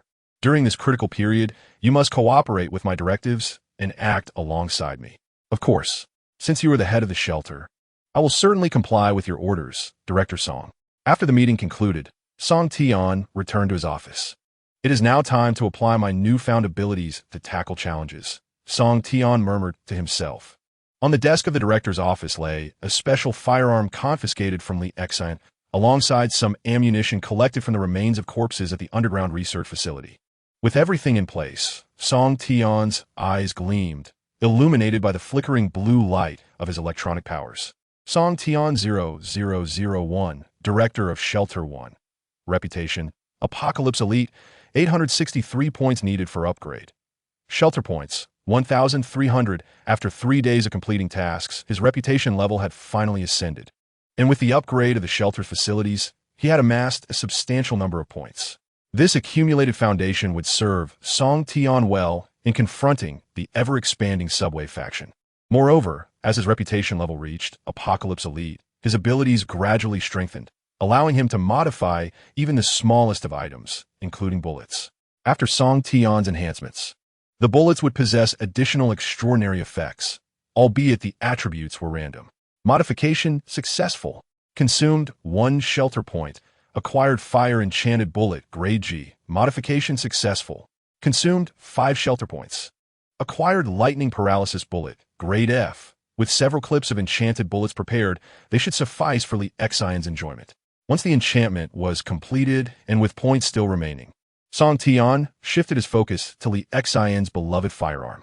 It was a small gesture of goodwill, for she had been a steadfast ally, and her efforts would be crucial for the shelter's expansion ahead. As Song Tian caressed the cold barrel, the blue glow of his powers shimmered in his hand. Would you like to consume 800 points to modify the Reaper Marine Corps assault rifle? Without hesitation, Song Tian replied, yes. Due to the advanced technology of this equipment, the system is gradually analyzing it. While waiting, Song Tian attempted to merge his 2 mobile phones using his powers. Remarkably, it worked. This meant he could remotely operate the shelter systems while in the wilderness. However, shortly after the fusion of the 2 devices, an abrupt ringtone pierced the silence of the director's office. You have a new employee task. Please check promptly. Startled by the familiar work notification, Song Tian was taken aback. What was happening? Even in the apocalypse, the company had not collapsed. How was it that tasks were still being assigned to him? Employee ID 9527 has successfully logged in. Though somewhat reluctant, Song Tian could not suppress his curiosity and activated the login mode. On the other end of the line was a somewhat flustered female voice, one he had only heard in corporate promotional videos.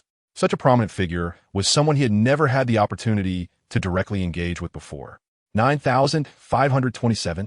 How astonishing. Amidst all this chaos outside, I am still able to receive your signal. Hello, may I know who you are? Initially intending to confirm further, Song Tian found that the female executive on the line seemed to be in a hurry. I am Chin Fokkers. You're the only one I could reach. Can you come over? I require your assistance. Suddenly, a cacophony of wild, zombie-like roars erupted from the other end of the phone.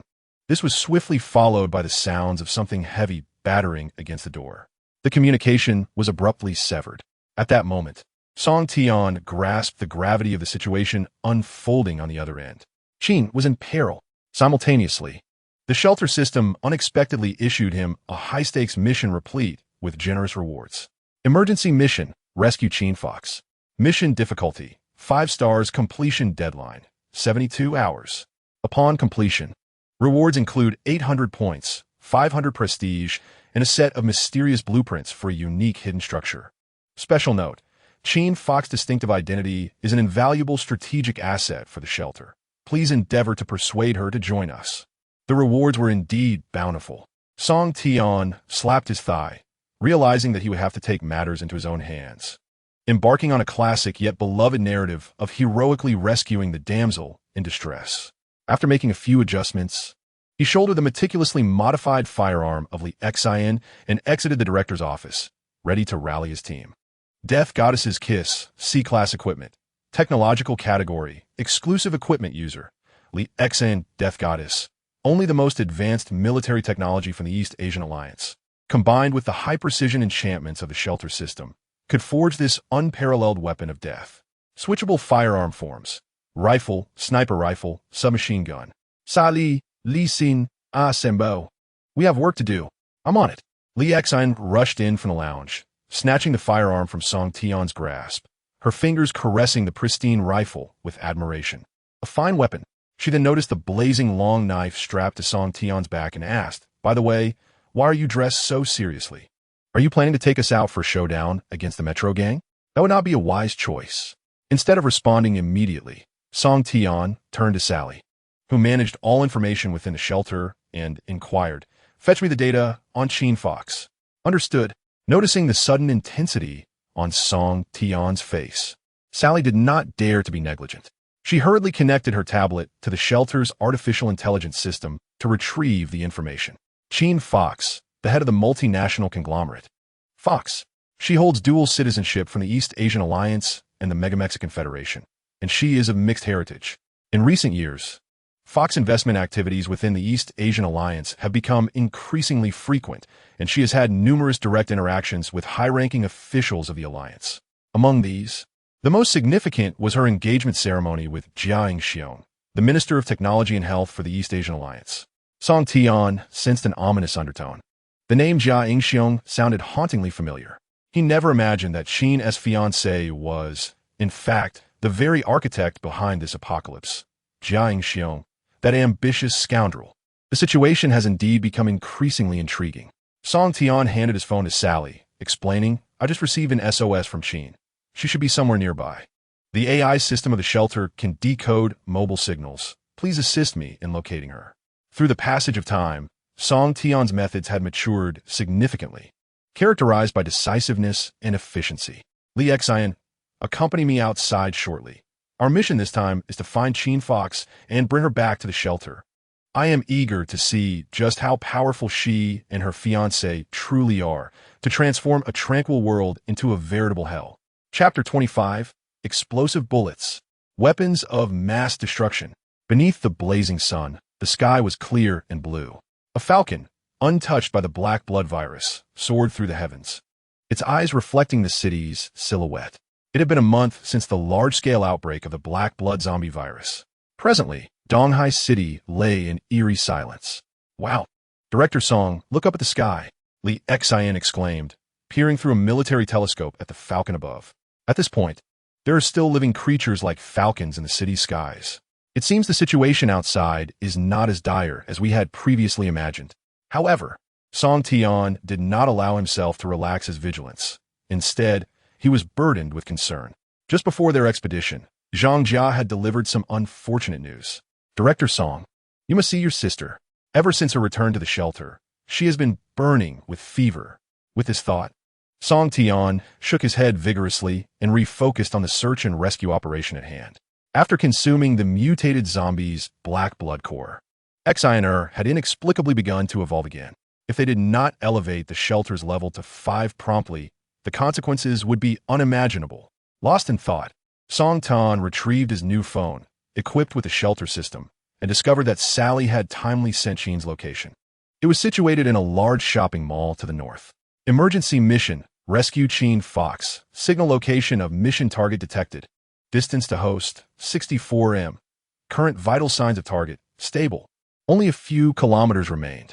However, these 6 kilometers would not be easy for the two of them. Ahead lay a residential area densely populated with black blood zombies, fraught with peril. After a brisk march, Li Xian, who was leading the way, quickly discerned the troubling road conditions. Observing the narrow street completely blocked by the horde of zombies, she grew anxious and declared, "Stop. This way is impassable." Song Tian promptly halted, questioning, "What is it?" "The path ahead is congested with zombies. Although they pose no threat given our combined combat capabilities, attempting to carve a direct path through them may take too much time." Leaning against the brick wall of a nearby residence, Li Xin surveyed the surroundings while imparting her rescue experience to Song Tian. When our government forces undertake rescue missions, there are two crucial points we must adhere to. First, ensuring the safety of the hostage, and second, acting swiftly. However, taking a detour is not a feasible option now. Li Xin gazed at the intricate web of nearby residences, a sense of unease settling upon her. After a moment of contemplation, Song Tian suddenly had an idea. "We shall carve our own path. I have a plan." With that, Song Tian retrieved several unremarkable rifle magazines from his backpack and thrust them into Li Xion's hands. "What is this? Why is it so hot?" As she grasped the magazines, Li Xion nearly gasped in shock. The intense heat emanating from the magazines, filled with gunpowder, was perilous. She could hardly fathom Song Tian's reasoning for daring to carry such potentially explosive contraptions, akin to bearing a bundle of dynamite. "This is the latest technology I've developed for our refuge, a special ammunition with explosive effects." To allay the concerns of the goddess of death, Song Tian quickly elucidated. "These bullets are perfectly suited for dealing with swarms of ordinary zombies. You should give them a try." Noticing Song Tian's unwavering demeanor, Li Xian felt a mix of skepticism and intrigue. She inserted the enchanted explosive magazine into the kiss of the goddess of death. As the bullet chambered, the barrel of her pitch-black specialty rifle suddenly radiated intense heat. "How can it be this hot? I must fire." Overheating could impair the rifle's performance, and as a special forces operative, Li Xian was reluctant to see her beloved weapon suffer damage. After a brief tactical aim, she finally pulled the trigger. An unassuming explosive bullet sliced through the air, accurately targeting the horde. Explosive bullet, C-class ammunition. Each explosive bullet generates an explosive yield equivalent to that of a high-explosive grenade, making it an undeniable weapon of mass destruction in urban combat. A tattered black-blooded zombie, 100 meters away, had not yet registered the threat when the explosive bullet penetrated its skull, embedding itself firmly. Then came the terrifying explosion. Boom! The narrow street erupted with a horrifying blast. Li Xian and Song Tian took refuge in the corner, their eyes wide with disbelief. "Is it really that powerful?" "Director Song, you truly have everything." Song Tian brushed off the dust that had settled on his shoulders nonchalantly, advocating for humility and discretion. In her excitement, Li Xian peered around the corner toward the site of the explosion. The unfortunate black-blooded zombie had completely vanished. The shockwave from the bullet's detonation had sent nearby black-blooded zombies tumbling, most of them unable to rise again. Realizing the advantage this granted humanity, Li Xian no longer hesitated. She turned to Song Tian and declared, "Since your ammunition is so formidable, I will forcefully break through from the front." Song Tian nodded, urging for swift resolution. "I can keep pace with you. Charge ahead without restraint." With that, Song Tian drew his flaming long knife, effortlessly slashing at an approaching black-blooded zombie. "Stay close to me." The earlier explosions would undoubtedly attract the nearby black-blooded zombies. If one does not act decisively, both individuals risk being encircled by the black-blooded zombies at any moment. Thus, now presents the most opportune moment for their escape. Once Song Tian has successfully dealt with the nearby zombies that surged towards them, clearing the shooting obstacles, Li Xian raised his weapon and began firing while advancing forward. "Hurry!" 3 minutes later, the pair finally broke free from the encirclement. Each explosive bullet created a terrifying detonation, with flames raging everywhere and the overwhelmed houses collapsing with a thunderous roar. As they emerged from the billowing smoke, the anguished roars of the black-blooded zombies echoed behind them. Song Tian, slightly disheveled, thought to himself that they were still too slow. The number of zombies in this residential area was simply overwhelming and seemed insurmountable. Time slipped away second by second, yet they felt they had not progressed far. "Look over there." Fortunately, after breaking free from the narrow streets of the residential area, they found themselves beside a wide road. Li Xion's keen eyes spotted an abandoned vehicle. By the roadside, A forsaken SUV awaited a new owner. Truly, a stroke of fortune. Song Tian quickly extended his right arm, activating his abilities: Combat Iron Fist, Magnetic Control. Under the violent force of his magnetic powers, the SUV emitted a series of agonizing metallic screeches. Moments later, the burdened car door flew off, crashing into the greenery nearby. Remarkably, he had ripped the door clean off the vehicle. Well done. I didn't expect you had such prowess. Lee Exon hurriedly climbed into the vehicle, elated to have escaped. Let us go. We still need to rescue your beautiful superior, whose fate remains uncertain. Quickly get in. Chapter 26. Despairing Sheen. Curved bullets. Lee CS Dancer Blades. Woohoo. Riding in this convertible is a thrill. The cool breeze blowing in feels invigorating. On a road littered with corpses, a stripped SUV raced forward. Despite its battered exterior, the vehicle soared at an astonishing speed of over 120 miles per hour amidst the chaos. Song Tian clutched the seatbelt tightly, fearful of being thrown from the vehicle by the road-raging Lee Exon. He shouted, "Slow down. Reckless driving brings tears to loved ones." However, it seemed Lee Exon did not heed his warning, as the SUV continued to recklessly careen along the road. Woohoo, watch me crush them all. Initially, some sluggish, black-blooded zombies wandered the street, but now, as the SUV sped past, only remnants of limbs remained strewn about.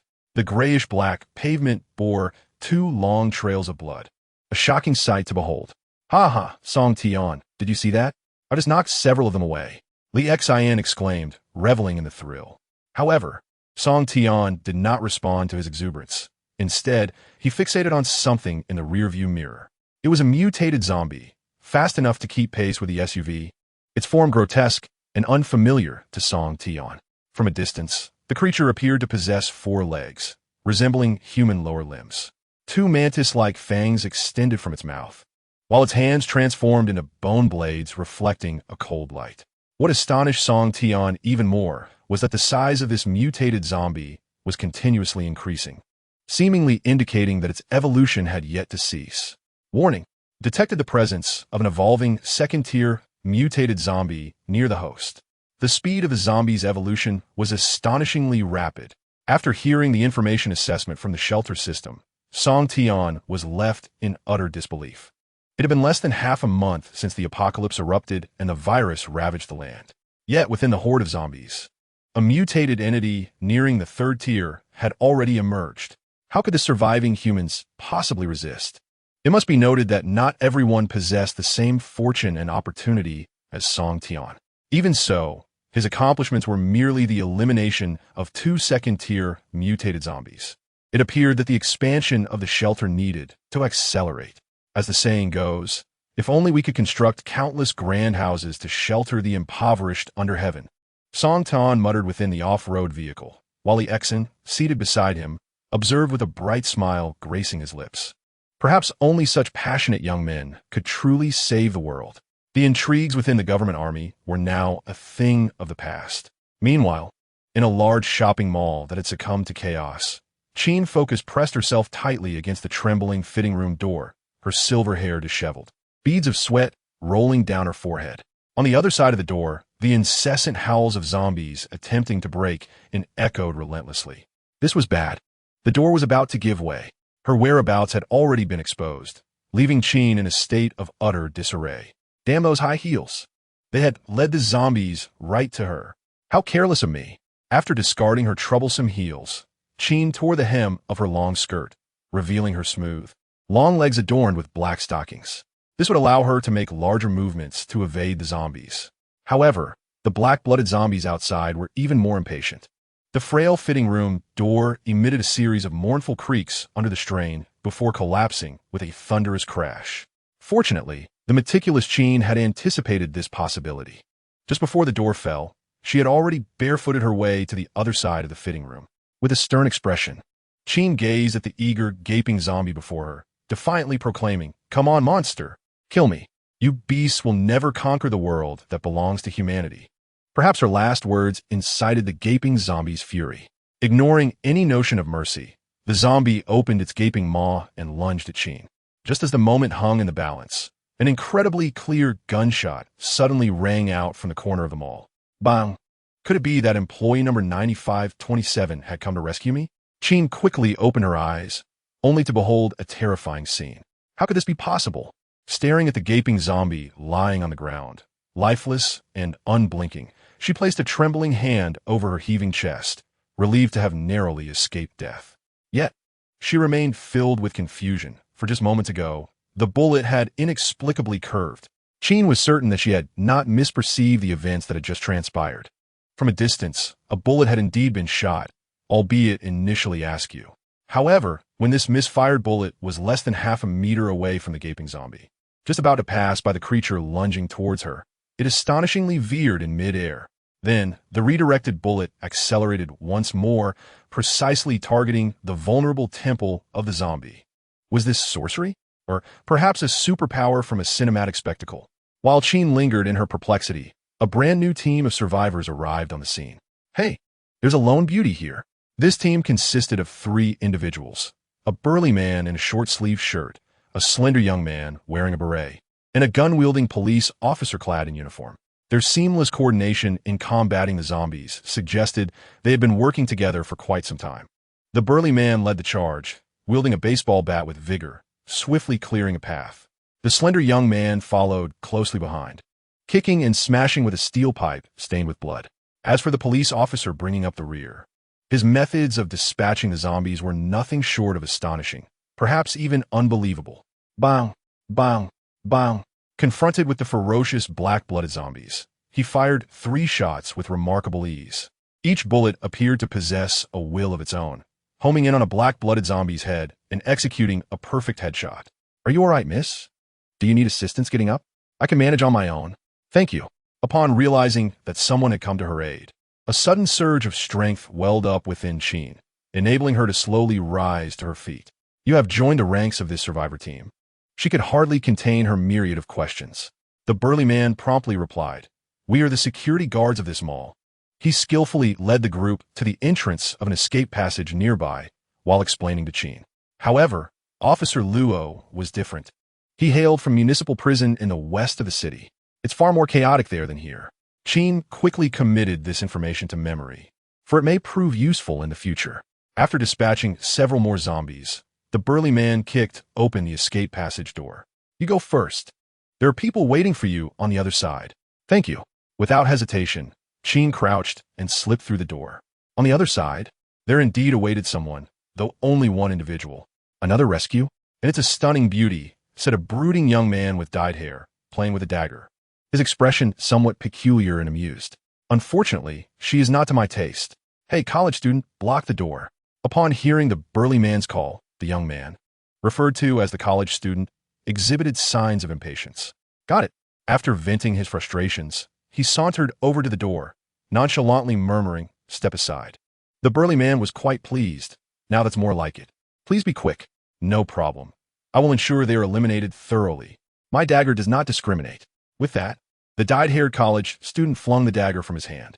The petite dagger transformed into a swift silver specter mid-air, rapidly piercing through the narrowing crevice of the door. What was he intending to do? Before Qin could ponder further, a chilling sound reminiscent of steel slicing through flesh echoed from beyond the door, accompanied by the anguished wails and roars of the undead. It was as if countless sharp daggers were cleaving through the bones of the zombies, rendering them into fragments of flesh and blood. The university student pressed his hands against the door, a fervent glint in his eyes, declaring, "I shall cut you all down, clean and precise." Noticing the student's escalating fervor, Qin swiftly retreated to the side, her heart racing. Had he always been this way? The burly man, seemingly unfazed, chuckled lightly, reassuring her not to worry.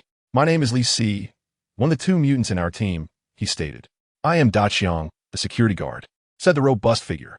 The slender young man then introduced himself. "I am Xiao Sun, also a security guard."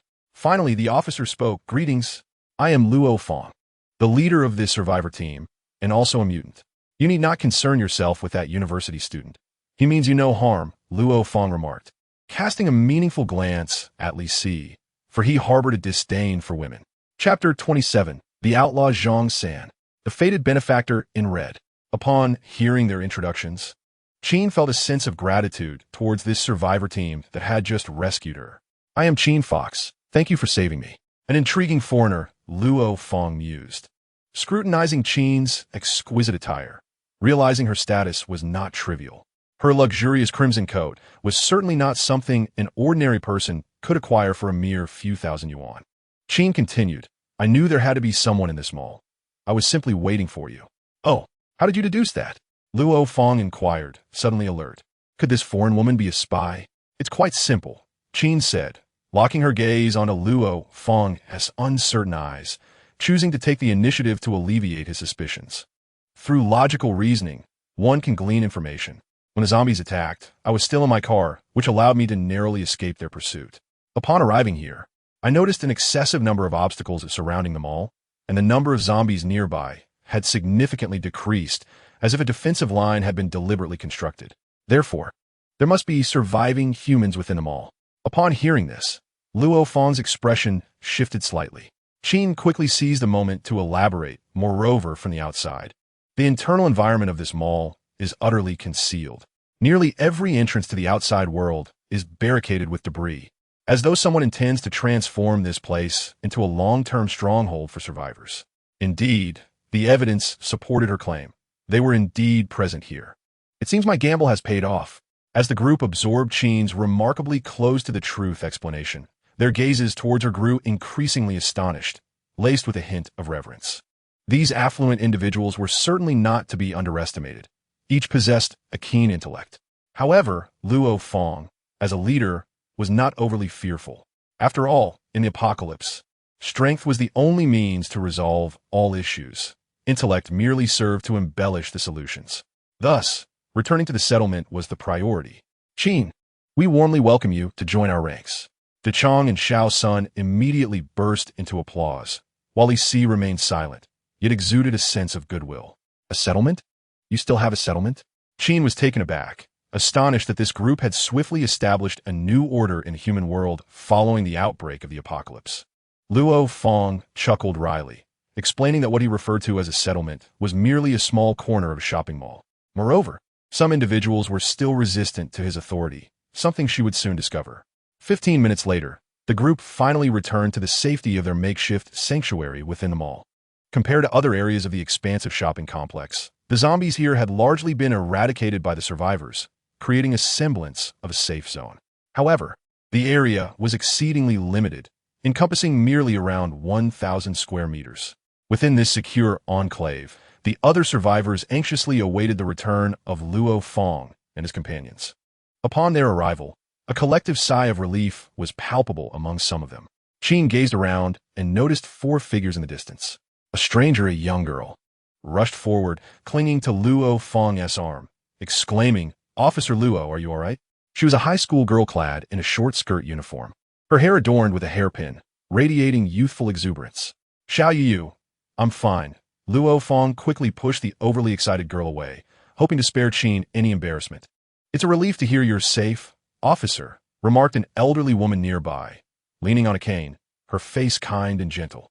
A pregnant woman, her belly prominent, approached slowly with her husband as assistants. Officer Luo, did you manage to find food? Her husband looked sheepish, adding, as long as you're safe, that's what matters. If it weren't for my wife being in this condition, I would have gone with you. De Chong beamed. Of course we found food.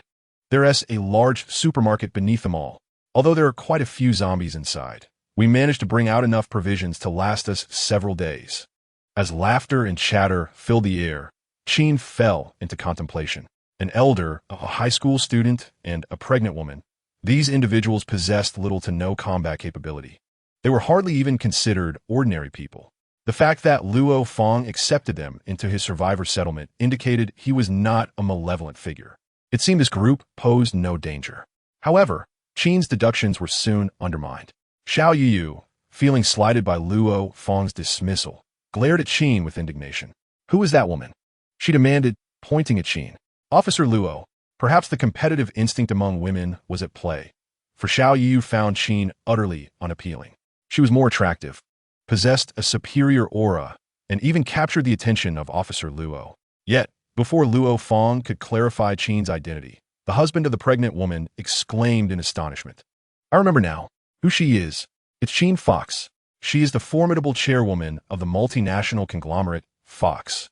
A figure whose wealth rivals that of nations and who ranks among the top 10 on the global wealth list. The pregnant woman beside her gazes in astonishment, exclaiming, "Wow, what a celebrity. I must ensure that my baby is graced by her fortune once born." Luo Fong suddenly realizes, so it is her. Feeling a sense of familiarity, she recalls having seen her on television. In response to the crowd's praises, Qin graciously replies, "Thank you all for your kind words. However, these are merely bygone accolades. We are now family." Yet, Xiao Yu harbors a hidden discontent, muttering to herself, "A cunning vixen, only a mother fox with wealth." No wonder Officer Luo was ensnared by her charm. Faced with the stark reality, Xiao Yu can only silently swallow her resentment. Ah, Officer Luo has returned. What a lively scene. Suddenly, from a distance, a jarring sound reminiscent of a knife scraping against a wall pierces the air. Have we found new prey? As per our usual arrangement, if you provide us with 1/3, I shall ensure the care of these useless individuals. A burly man with a buzz cut, brandishing a knife, strides over from the safety zone, flanked by 2 intimidating subordinates with similarly cropped hair. Oh, we have newcomers. Upon catching sight of Qin's graceful figure, the burly man immediately perks up. Wow, what a stunning beauty. He retrieves a can of beef from his subordinate's bag and respectfully presents it to Qin. "My lady, let's make a trade. Spend the night with me." However, Qin does not even spare him a glance. She has encountered too many scoundrels of his ilk. "Do not touch me, just leave." The burly man, infuriated, retorts, "You ungrateful wench. Do not refuse my kindness." Just as he is about to retaliate, a cold gun barrel presses against his temple. "Zhang San, do not forget your station. You are a fugitive." Luo Fong's expression is steely. "Even in this apocalypse, I remain a protector of the people. Were it not for the lack of personnel, I would not stoop to collaborating with an escaped criminal. Mind your words and actions, or I shall be forced to end you myself." Zhang San, sensing the dire predicament, hastily retreats a few steps. Faced with the now empowered Luo Fong, he knows he stands no chance. "Oh dear, Officer Luo, I was merely jesting with her." He quickly returns to his subordinates, signaling their retreat. "Let us adhere to our agreement and keep our paths separate. Have De Chong bring the food, and I shall ensure their safety." With that, the unscrupulous survivors scurry away. Once at a distance, Zhang San abruptly sheds his earlier sycophantic demeanor. "Officer Luo, we shall see about this. If I can endure this humiliation, I am not the notorious Zhang San." Luo Fong watches the departing criminals, weary as he shakes his head. Turning to Qin, he apologizes, "I am sorry for the commotion." Qin feigns nonchalance and responds, "It is quite all right. I understand your predicament. Should your team lack sufficient personnel, I can assist in management. I have previously overseen dozens of Fortune 500 companies and possess considerable experience in resource management and allocation." "I am most grateful for your offer," he replies. Regarding Qin's management abilities, Luo Fong has no doubts. The majority of his team consists of individuals from humble beginnings, precisely lacking elite talents like Qin. With Qin's addition, he can finally momentarily relieve himself of the heavy burdens he has been carrying. Outside the marketplace, on a street teeming with zombies, Zhou is taken aback by how swiftly these creatures have become. "Run, Zhou. The zombies are closing in. Take Xiao Song and flee." Save me first." The continuous cries of his companions, suffering injuries or even meeting their demise, filled Zhou with panic.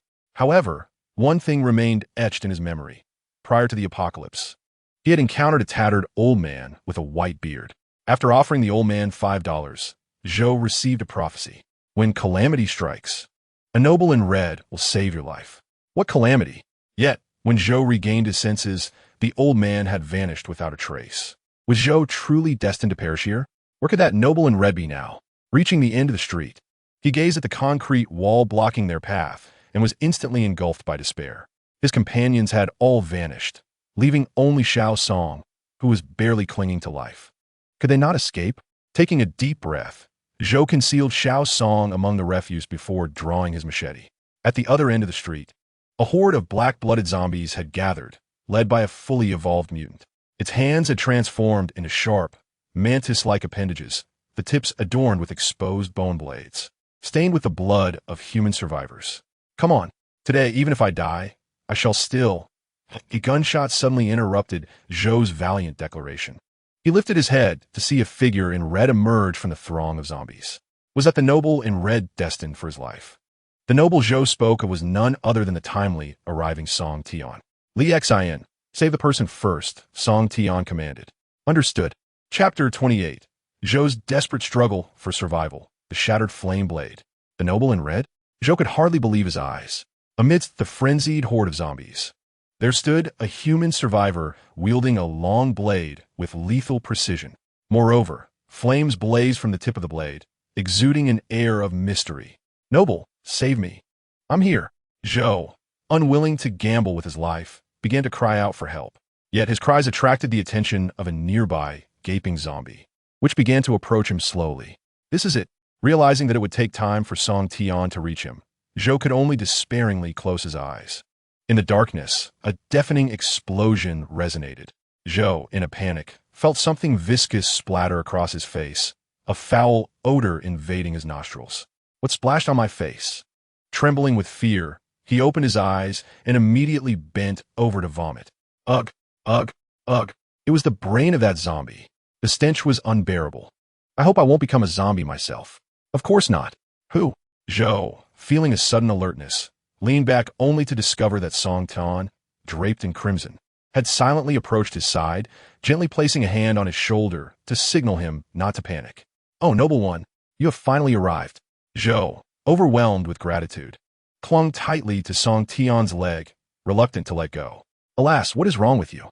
Just as Song Tian was about to chide Zhou for his cowardice, he was abruptly alerted by a chilling breeze emanating from behind him. An ambush. A razor-sharp, scythe-like arm of a zombie sliced through the air, threatening to cleave the two of them in twain. Now, even zombies are resorting to ambush tactics. Song Tian raised his right hand, instantly activating his fighting iron fist ability. Magnetic control, and with a fierce grip, the metal necklace around the zombie's neck tightened immediately, severing its head from its body. Quite effective.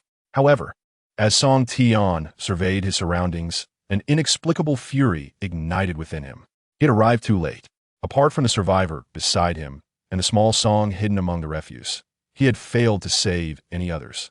The zombies had begun to accelerate their evolution once more. Not far away, several scythe-wielding zombies were poised for attack, their twisted faces concealing a multitude of serpentine. Grotesque growths writhing beneath their damaged skin, pulsating with a semblance of life. Even more astonishing to Song Tian was the realization that these scythe zombies were not classified as mutated by the shelter system. They were ordinary black-blooded zombies that had completed their evolution. This meant that the challenges faced by human survivors would escalate dramatically. The zombies would continue their frenzied pace of evolution, thereby increasing the threat level to humanity until they annihilated all remaining factions of human survivors on this planet. Such a vexing predicament. In order to test his recently enhanced combat capabilities and to gather core combat data on these new types of zombies, Song Tian resolved to engage personally in close combat with these scythe zombies.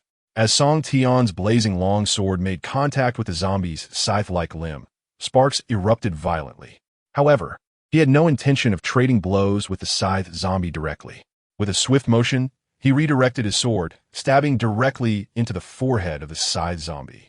To his astonishment, the blade failed to deliver a fatal blow. The grotesque growths erupted from the zombie's wound, resembling sharp needles aimed at Song Tian's head.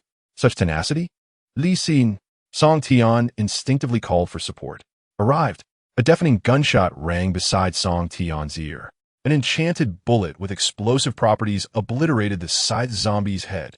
With the entire cranial structure annihilated, the scythe zombie finally ceased its movements, and Song Tian promptly kicked its remaining half aside. The evolution of these zombies is astonishing. We can no longer afford to linger. Li Xin noticed that Song Tian was slightly out of breath and promptly suggested a retreat. Without hesitation, Song Tian agreed. Considering there were two unfamiliar survivors nearby who were on the verge of losing their combat effectiveness. Let's withdraw. I will cover the rear. Li Xin, you lead the way. No problem. Li Xin glanced around the battlefield and quickly spotted a temporary safe haven where they could hide or escape. We can head to the repair shop ahead. The roll-up door appears to be functional. Then, let us charge forward. Song Tian swung his blade once more, engaging in a fierce battle with a scythe-wielding zombie. Amidst the intense skirmish, a scythe zombie seized the opportunity during Song Tian's strike, delivering a sudden blow. Flame Blade, C-grade equipment, has reached its durability limit and is about to break. Oh no! At that moment, as the flames gradually extinguished, Song Tian's flame blade shattered into several pieces, leaving him with only a bare handle.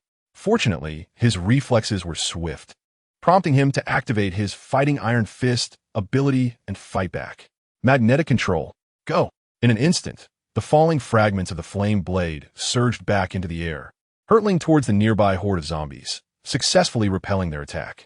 Finally, Song Tian and the others managed to retreat to the vicinity of the repair shop. With hope in sight, Zhou disregarded his fatigue and pain, hastily prying open a gap in the roll-up door. Peering inside, he was overjoyed. Quick, come in. There are no zombies inside. Li Xin raised her rifle and crouched low. Let me go in first to search. After a brief wait, her voice finally came from the other side of the roll-up door. It's safe. With that assurance, Song Tian decided not to linger any longer and, together with Zhou, slipped through the opening in the roll-up door. Boom! Boom! Boom! Once the roll-up door was securely closed, darkness enveloped the repair shop. However, a sense of comfort washed over them as there were no eerie sounds in the darkness, only the hurried breaths of the group. Song Tian raised the half of the flame blade handle in his hand, igniting a flicker of warm light. Upon seeing familiar human faces, Zhou felt an overwhelming sense of relief. Thank you for saving me. But Li Xin interrupted his gratitude. Not so fast with the thanks. We must check the second floor of the repair shop for zombies. It will be prudent to wait until all threats are fully neutralized. That's reasonable. Leading the charge, Song Tian ascended the staircase, holding the burning handle of the flame blade. At the top of the stairs, the metal door leading to the second floor compartment stood firmly closed. Leaning against the cold door, Song Tian slowly turned the lock. The metal door creaked open slightly, and a faint sound of breathing emerged from the other side. There is something there. Chapter 29, Trapped. Recruiting electrician Duomu. Could it be human survivors hiding? Given the damage to the flame blade, Song Tian remained cautious. The sound of relentless banging echoed from the other side of the door. Is anyone in there? Song Tian called out tentatively. A series of furious knocks reverberated in response to his calls. It appeared that no living souls remained behind the door. A glint of resolute coldness flickered in Song Tian's eyes as he forcefully yanked the door latch, unexpectedly pulling forth a lurking black-blooded zombie from behind the door. The moment this creature emerged, it found itself immediately under the barrel of the death goddess Esgon. Bang! The shot rang out in the enveloping darkness. Li Xion's marksmanship remained unwaveringly reliable. As Song Tian observed the fallen black-blooded zombie, an unexpected realization dawned upon him. The rate of evolution for this zombie seemed significantly slower than that of its counterparts outside. Was this perhaps due to the sluggish spread of the virus in a sealed environment? Lacking professional medical experts or biologists within the shelter, Song Tian could only speculate internally without daring to make any definitive assertions. Fortunately, the last threat within the repair shop had been neutralized. As night descended, the survivors, who had tirelessly traversed the apocalyptic city throughout the day, finally found a moment to rest, securing a good night's sleep in their safe haven. Song Tian casually rummaged through the clutter in the repair shop and retrieved a desk lamp, just as he was about to harness his abilities to activate its charge. He was preemptively halted by Zhou, who exclaimed, "I'm an electrician. Illuminating this contraption is a mere trifle." Zhou, having procured several blue and red wires from an unknown source, seated himself on the ground and set to work. Song Tian silently observed the proceedings, the blue light in his concealed palm dissipating. Another rare technical talent had appeared. He needed to devise a way to incorporate him into their shelter. In this post-apocalyptic era, any technical expertise was an exceedingly scarce strategic resource. For Song Tian's refuge to prosper and expand, they must leverage such talents. Li Xin, having inspected every corner of the repair shop, returned to his previous position. I've checked again. This is the last black-blooded zombie. We shall spend the night here. Song Tian nodded in agreement, then glanced down at the hilt of his flame-imbued knife, thinking it was also a good opportunity to upgrade his equipment. In the midst of their conversation, a sudden brilliance illuminated from behind them. Zhou had successfully lit the lamp. As Song Tian and Li Xin were about to settle in, they noticed a complex expression in Zhou's gaze. Was that blue light it just emitted a sign of the legendary mutant? Zhou inquired, swallowing hard, yet still mustering the courage to question Song Tian. A power user? I suppose that could be one way to describe it. Song Tian replied, equally perplexed. Could it be that there were other human survivors who had activated abilities in this desolate world? Seeing Song Tian candidly acknowledge it, Zhou finally relaxed his guard and opened up to the two. After all, in the presence of a true combat-oriented power user, ordinary human survivors were merely lambs awaiting slaughter. Or rather, the frail kin they were destined to protect. Greetings, Zhou. Before the apocalypse erupted, I was an electrician. Thank you for saving me and Xiao Song. Zhou's gaze shifted to the unconscious Xiao Song lying beside them, filled with concern. We hail from a nearby, small survivor group. However, the recent assault has utterly decimated our team. Zhou's expression bore a hint of dismay. Their group had merely ventured out in search of sustenance, only to unexpectedly confront the fully evolved tide of black-blooded corpses. Had it not been for Song Tian's timely arrival, they would have likely faced complete annihilation. Only 2 individuals remain. Song Tian observed the unconscious Xiao Song and gently touched his forehead, discerning that it was merely a basic wound infection.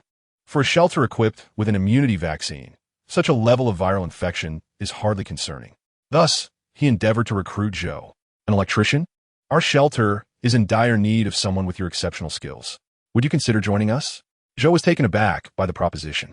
The youthful Song Tian before him seemed neither affluent nor capable of establishing the legendary doomsday refuge that only the world's wealthiest could hope to create. However, the hesitation evident on Zhou's face did nothing to deter Song Tian's resolve. Song Tian continued to present enticing recruitment terms. Our shelter does not impose a 996 work schedule, and we provide meals and accommodation. Individuals with your unique talents will never be dispatched to confront zombies in combat. Zhou felt a sense of confusion. Happiness had arrived so unexpectedly. Could this person be a fraud? No, I must contemplate this further. Yet, as Zhou turned away, he was confronted by an unsettling sight. Hey, what are you planning to do to Xiao Song? Zhou exclaimed in horror, realizing that the formidable female warrior from earlier was attempting to inject an enigmatic substance into Xiao Song's body. Xiao Song, no, sans signe danger. Zhou shouted fiercely and lunged at Li Xin. You dare use Xiao Song for human experimentation. I will fight you. Upon hearing Zhou's desperate outcry, Li Xin exhibited a hint of impatience. Oh, how foolish. She swiftly executed a sweeping kick, causing Zhou to collapse to the ground in agony. The efficacy of the immunity vaccine requires time. However, it works out perfectly. You can quietly observe his condition, allowing you to gain a preliminary understanding of our shelter's capabilities. Li Xin dusted off her combat attire and sat beside Song Tian with a sly smile. She deliberately raised her voice, saying, Director Song Tian, I'm hungry. I want canned meat. Song Tian quickly grasped Li Xion's intention to lure Zhou and responded enthusiastically, of course. I have braised pork potato beef stew and luncheon meat. Whatever canned delicacy you desire, I have it all. Faced with the playful banter of Song Tian and Li Xian, Zhou's anger flared. I, Zhou, will never surrender. I would rather starve or be devoured by zombies than acquiesce to you. Working is out of the question. I could never work in my lifetime. After a while, with his hands tightly bound by electric wires, Zhou lay on the cold floor, contorted like a shrimp, trembling incessantly. Behind him, the sounds of Song Tian and Li Xian relishing their canned meat echoed incessantly. Delicious. Eat more if you enjoy it. Gradually, Zhou's psychological defenses began to crumble. Where did they come from? Could the enigmatic sanctuary they spoke of truly exist? Amidst the tumult of complex emotions, Zhou felt a sense of despair. Xiao Song. To his astonishment, he discovered that the previously feeble Xiao Song was now peacefully snoring beside him. It appeared he had escaped the clutches of death. This meant that the sanctuary indeed existed. Let me go. I, Zhou, want to join you. I also want to eat canned meat. It might smell so good. Zhou 0007, Special Sequence, Electrician, successfully joined the sanctuary. Thus, Song Tian's sanctuary welcomed yet another formidable member. Chapter 30, The Mask of the Evil Dragon, The Great Sword of the Dragon Slayer, The Frantic Subway Party. Zhou 0007. Occupation: electrician. Special sequence: electrician. Management type: ability level LV1. Skills: electrical maintenance D. Quick work D. Basic attributes: strength D, endurance C, agility C, intelligence C, charisma C. Overall evaluation: working is an impossibility unless meals and lodging are provided. An ordinary little electrician. Although Zhou's attributes were not particularly formidable, they were sufficient for the sanctuary. More importantly, the members recruited by Song Tian were all living, breathing individuals. In the future, they could continue to learn and upgrade. In this apocalyptic world, human resources were the most precious of all. Oh my, it smells so good. Our team has never had such good food before. Amidst his frenzied consumption, Zhou felt a twinge of melancholy. Alas, this wretched apocalypse. Who knows when it will end? I don't even know when I might perish at the hands of those zombies. I'm still a virgin. Upon hearing Zhou's lamentations, Song Tian confidently patted him on the shoulder, saying, "Rest assured, we will survive, and like you, I am also a single dog." Li Xin, observing Song Tian's righteous demeanor, suddenly devised a playful scheme to tease him. She leaped into Song Tian's embrace and said, "Hey, don't speak so grandly." Startled, Song Tian realized that such actions could tarnish his ironclad masculine image. "Hey, Li Xin, don't come over. Don't be shy, Director Song." Li Xin gin mitskivo, whispering close to Song Tian's neck, just having a bit of fun. Song Tian, now somewhat flustered, could only awkwardly smile at Zhou, saying, "You see, our sanctuary members are united. As long as you join our family, we can surely overcome challenges and survive." However, the fury of the single dog within Zhou could no longer be contained. Even in this situation, he still referred to himself as a single dog. Amidst the nightmarish cacophony of incessant zombie growls, this small farce was soon forgotten by the crowd. The night deepened into silence, yet Song Tian remained unyielding, for he had a matter of utmost importance to attend to: the restoration of his damaged flame blade. On the second floor of the repair shop, he found a metal lathe and various metal components he required. With a flick of his wrist, Song Tian activated his portable flashlight, its blinding beams slicing through the darkness. The walls were adorned with an array of metal chains, a crowbar intended for prying off car hoods, a fire axe, and a bewildering assortment of automotive parts. What caught his eye, however, was an incongruous wall ornament amidst the metallic clutter. Could it be the head of a dragon from Western mythology? It seemed the proprietor of this establishment harbored aspirations of becoming a dragon-slaying hero, inspired by Western fantasy films. As Song Tian attempted to detach the dragon's head from the wall, a cloud of dust enveloped the air. To his surprise, it was surprisingly light. After weighing the dragon's head in his hands, he discovered it was, in fact, a mask, a fearsome dragon mask.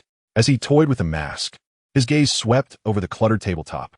Indeed, there lay a dragon-slaying greatsword. If one were to engage in cosplay, one must do so in full regalia. In the dusty corner of the table, he spotted a glimmer of subdued cold light, its sheen revealing itself. Clearing away the debris, a Western longsword, approximately 12 meters in length, suddenly captured his attention. It was incredibly heavy. As he grasped it, a tremendous force of gravity surged through his palm. Fortunately, he possessed extraordinary abilities. Such astonishing weight must be due to its alloy composition. Since it was a metal alloy, Song Tian knew he could manipulate it. With magnetic control, he extended his right hand and made a grasping motion in the air. The dust upon the dragon-slaying sword immediately began to disintegrate, scattering in all directions. Simultaneously, he murmured incantations, declaring that in this apocalyptic world, it was time for the sword to be reborn to confront the endless horde of zombies. The following day, after a night of rest, Zhou arrived at the rooftop of the repair shop, seeking a means to escape the tide of the undead. Gazing down at the throngs of zombies, a few beads of cold sweat trickled down his forehead. This is disastrous. Outside the roll-up door of the repair shop, the ground was teeming with wandering black-blooded zombies. Li Xian, armed with a rifle, completed a round of the rooftop, but found no aerial escape routes available. In their haste to evacuate, they had failed to realize that this two-story building was a standalone structure, isolated and vulnerable. Unless they could transform into Spider-Man or summon a helicopter for rescue, their chances of escaping from the rooftop were virtually non-existent. The situation was becoming increasingly precarious. especially since they had an injured companion. Behind them, the unconscious young Song was securely bound by Li Xin with electric wires to a makeshift stretcher crafted from door panels. His breath faint. If they attempted to carry the injured Song, their ability to flee swiftly from this place would be severely compromised. Just as Li Xin pondered their next move, a thunderous roar echoed from the distance down the street. Li Xin, hailing from a military background, found the harsh sound oddly familiar.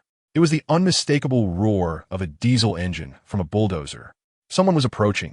Such a wild and distinctive engine growl could not be mistaken. Woohoo! The duo stood atop the building, gazing into the distance where a murky black smoke had begun to rise at the end of the street. Beneath that black smoke was a speeding orange-yellow heavy bulldozer. You fools, Grandpa is here. Wherever this bulldozer trampled, it wreaked havoc far worse than the chaos of a world on the brink of collapse. Neither the wrecked cars strewn across the street nor the clawing black-blooded zombies could halt the rampaging advance of this iron beast. They were reduced to bloody fragments scattered across the air by its lethal collisions. Come chase me, you grandsons! Several outlandishly dressed human survivors perched atop the bulldozer-esque cabin, exuberantly venting their emotions towards the surging tide of blackened corpses below, continuously hurling profanities. Grandsons, come chase grandpa. Oh yeah, this is exhilarating. I feel as though I could fly.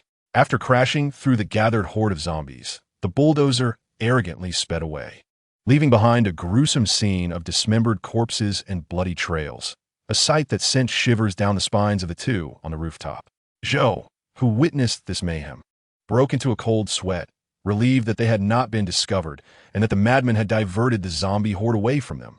Yet, Li Xin felt a sense of familiarity with these lunatics. Soon, she recalled, it was the subway gang, the very same gang that had appeared on the surveillance cameras. This was bad. She needed to alert Song Tian and prepare for evacuation.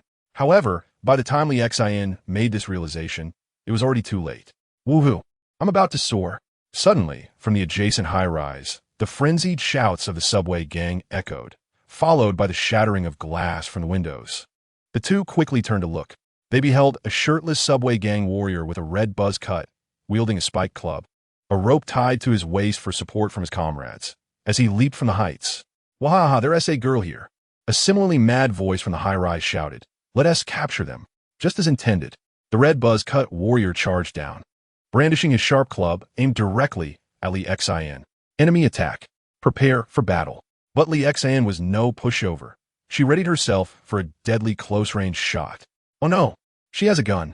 The red buzz-cut warrior gasped, instantly raising his voice in a desperate cry. Long live the subway gang. Perhaps his martyrdom declaration had an effect. Just as Li Xin was ready to fire, she abruptly canceled her aim and swiftly turned away. Years of military training had instilled in her a subconscious awareness. A greater threat loomed behind her. Who? Oof. Everything transpired too swiftly. In mere seconds, Zhou found himself at the mercy of his captors. The triumphant Du Lan stood arrogantly on Zhou's shoulder, pressing a dagger against his neck. Your skills are quite impressive. As an ordinary person without awakened abilities, you surprisingly stand your ground against me. An ability user. Moreover, you possess a firearm. Acquiring a gun is no small feat in the East Asian Alliance. However, just as I was about to elaborate, Du Lan suddenly revealed a sickly, sinister smile. Her complexion flushed as she declared, if you dare to pull the trigger, I will eliminate all your friends. Not a single one shall remain. Furthermore, your gun may not be quicker than my blade. Chapter 31, The Battle Against Du Lan. The Dragon Slayer, Song Tian. The evil dragon roars. This woman is utterly arrogant. Upon hearing her words, Li Xin was filled with rage. Yet, as she glanced at Zhou and Xiao Song, who had become hostages behind Du Lan, her desperate thoughts of resistance swiftly dissipated. As a soldier, how could she neglect the protection of innocent hostages? Where on earth has Song Tian gone? Why didn't I see him this morning? In her helplessness, Li Xin could only engage in a temporary standoff with these subway fanatics, buying time for Song Tian's arrival. That is more like it. Du Lan was highly satisfied with Li Xin's performance. After all, she was unaware of the true extent of Li Xin's capabilities. Moreover, she had an important matter to discuss with Li Xin. The number of human survivors in Donghai City is dwindling. All right, let us introduce ourselves. What is your name? I want to tell you. Likin proudly lifted her chin, refusing to divulge anything. Then allow me to introduce myself first. Dulon was not perturbed by Li Xin's lack of cooperation. After all, a cooked duck will not fly away from the pot. My name is Dulon, the captain of the second squad of the subway faction. By the way, young lady, you must be a soldier, as ordinary people do not possess such remarkable skills. As the second in command of the subway faction, Dulon's insight into people was indeed exceptional. I want to tell you, Likin maintained hersilenge. Sigh, you military personnel working for the government are so stubborn. Fortunately, I am benevolent and can explain things slowly. At this point, Dulon suddenly pulled out a photograph from the inner side of her fitted outfit and displayed it to Li Xin. Have you seen this woman in the photograph? Li Xin gazed at the woman in the red dress, her pupils momentarily constricting. She had previously seen a photo of Qin Fuke on the surveillance camera. Isn't this the woman Song Tian is searching for? Despite having undergone tactical training in the military to resist enemy interrogation, the subtle contraction of her pupils did not escape Dulan's keen eyes. I have not seen this woman. Is that so? Noticing that Liu Xin still refused to speak the truth, a faint smirk appeared on Dulan's lips. Then I shall employ some special methods to coax you into speaking. At that moment, a hint of perplexing pink light flickered in the depths of Dulan's inky eyes. It became evident that she was a dual ability user, possessing more than one unique power. Just as Dulan prepared to unleash her unparalleled special ability to make Li Xin yield, one of her subordinates responsible for communications suddenly spoke up. Your Majesty, I have just intercepted a transmission from other survivors via radio. Dulan expressed her displeasure, sighing, what a downer. Please do continue. With beads of sweat on his forehead, the young man hurriedly relayed the information. The signal is emanating from a large shopping mall, likely from a team of human survivors. The woman you are seeking, the one named Qin Fokusi, is indeed among their ranks. Well done. Truly worthy of the team I personally selected. The reactions to this crucial intelligence were starkly different for Duolon and Li Xin. Li Xin was taken aback, realizing with dread that this madwoman had truly found them. She must escape swiftly. However, Duolon's keen peripheral vision caught even the slightest movement of Li Xin raising her weapon. Well, it seems you have outlived your usefulness. Duolon remarked with a hint of disinterest. Nevertheless, I shall grant you an opportunity for survival. She patted the head of her subordinate behind her and then suddenly pivoted to charge at Li Xin. Her speed was such that even the battle-hardened Li Xin could scarcely perceive it. Defeat me in a one-on-one confrontation, and I shall allow you to depart. But firearms are off-limits. As she surged forward, Duolon deftly drew two pitch-black daggers from the sheaths strapped to her outer thighs, showcasing her formidable combat skills. Now entertain me. So swift was her approach, akin to a striking rattlesnake, that Li Xin found herself momentarily at a loss for how to counter. Hurry, it's far too fast. At that critical juncture, a familiar voice rang out behind Li Xin, offering her a sense of reassurance. Step aside. Allow me to face her. Where have you been? You fool, she exclaimed. Call me director. What is this abomination? A new breed of zombie? Duolon's confusion grew as she beheld Song Tian, who stood before Li Xin, donning a fearsome dragon mask. Yet, her daggers had already been thrust forward, leaving no room for retreat. With a resounding clash, thud, Duolon felt as if she had struck true dragon scales. The blade could not penetrate even a fraction more. However, the next scene unfolded in a manner that surpassed Duolon's expectations. This dragon-headed zombie could wield a weapon. Moreover, it was an extraordinarily exaggerated Western greatsword. Dragon Slayer's blade, C-grade equipment. Combat type, fire type. A classic combination of hero and dragon, eternally timeless. This heavy weapon belongs only to true warriors. Even Duolon dared not meet the oncoming sweep of the dragon-slaying greatsword head-on.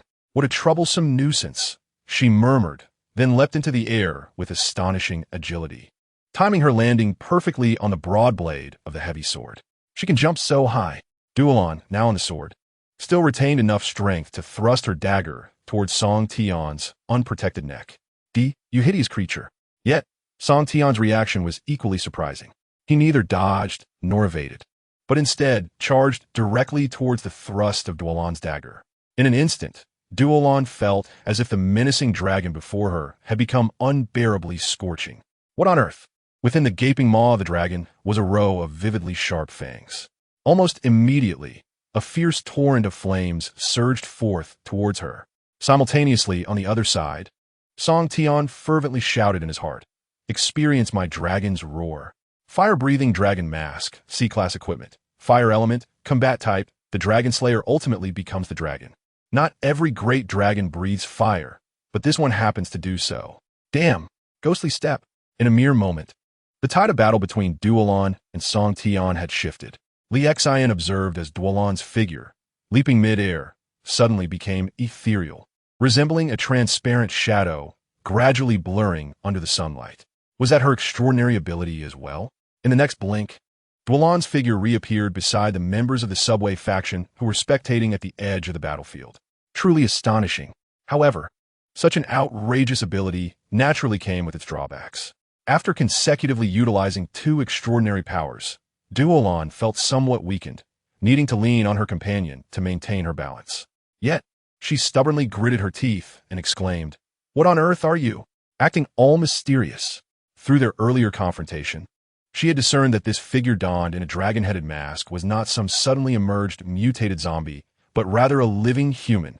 Song Tian wasted no time, directly proclaiming, "I am Song Tian, the dragon-slaying warrior who saves lives in this apocalyptic world. You fervent zealots ought to think twice before making any rash moves." Huh? A dragon-slaying warrior? Duolon pondered for a long while, but could not recall anyone by that name in her memory. Never heard of it. You little punk.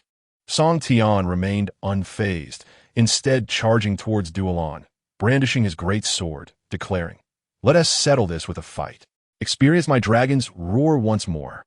The dragon mask opened again, unleashing another deadly breath of searing heat. Quick dodge. Duolon cast a furious glare at Song Tian, her inner rage intensifying. "Just wait until I defeat you. I will make you my dog, destined to be trampled underfoot for all eternity." Chapter 32, A Fair Duel. Subduing Duolon. The high-temperature flames spewing from the dragon mask were immensely powerful, causing waves of heat to ripple through the air, distorting even Duolon's vision momentarily. "Big sister, what should we do?" "Retreat. I refuse to believe that the flames in that brat-ass belly can never run out." As it turned out, Duolon's intuition was correct. After spewing forth several bursts of intense flames, the dragon mask quickly reached its overload state, unable to exhale further. "Warning, warning, mass temperature too high." "It seems I became a bit overly confident," Song Tian thought to himself. However, he could not entirely blame himself. After all, he had only recently acquired this special equipment and had not yet fully familiarized himself with its capabilities. "Fortunately, I still possess the dragon-slaying greatsword. Without the mask, my sword remains formidable." Sensing his resolve, an extraordinary electronic blue glow erupted from Song Tian's wrist, activating Fighting Iron Fist. As Song Tian's understanding of his extraordinary abilities deepened, the magnetic force he could summon grew increasingly formidable. The weight of the Dragon Slayer's blade approached 40 kilograms, yet for Song Tian, it felt as effortless as wielding a mere stick. Thus, in the face of Dulan's frenzied onslaught, akin to a tempest, he navigated the battle with remarkable ease. The two engaged in a fierce clash atop the charred rooftop for over a dozen exchanges, neither able to gain the upper hand.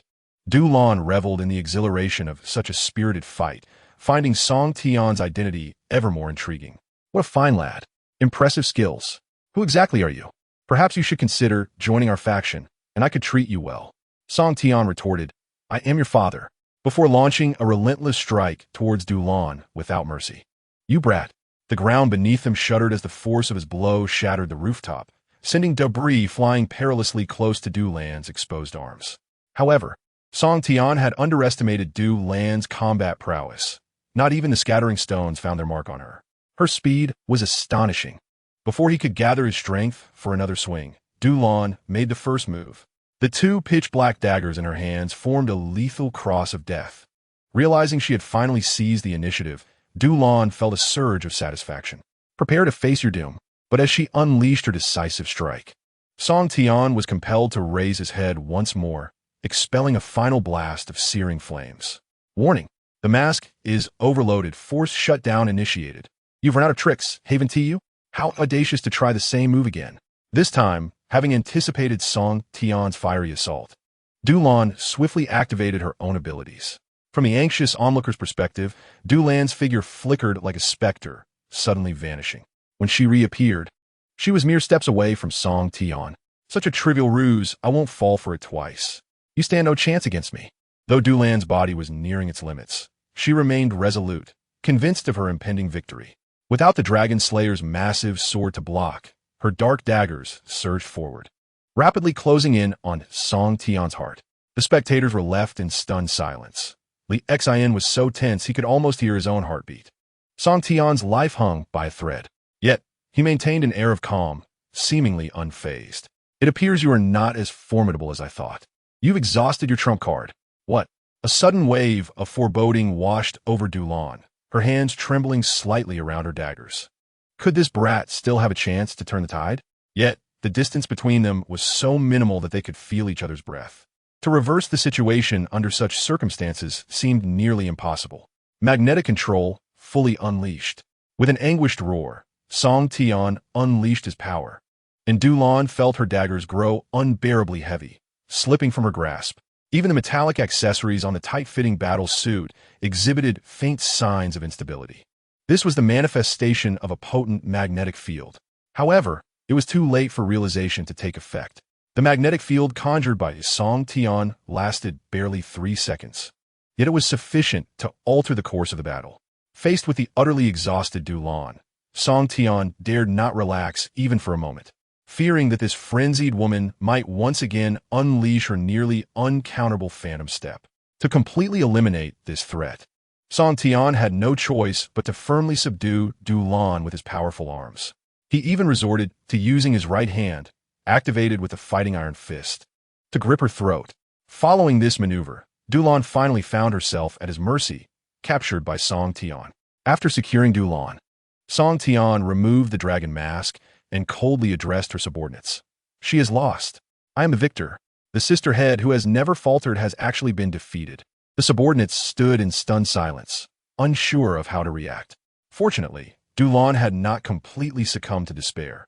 She quickly shouted, "Keep an eye on the hostages. We have not yet lost." Hostages? Yes, hostages.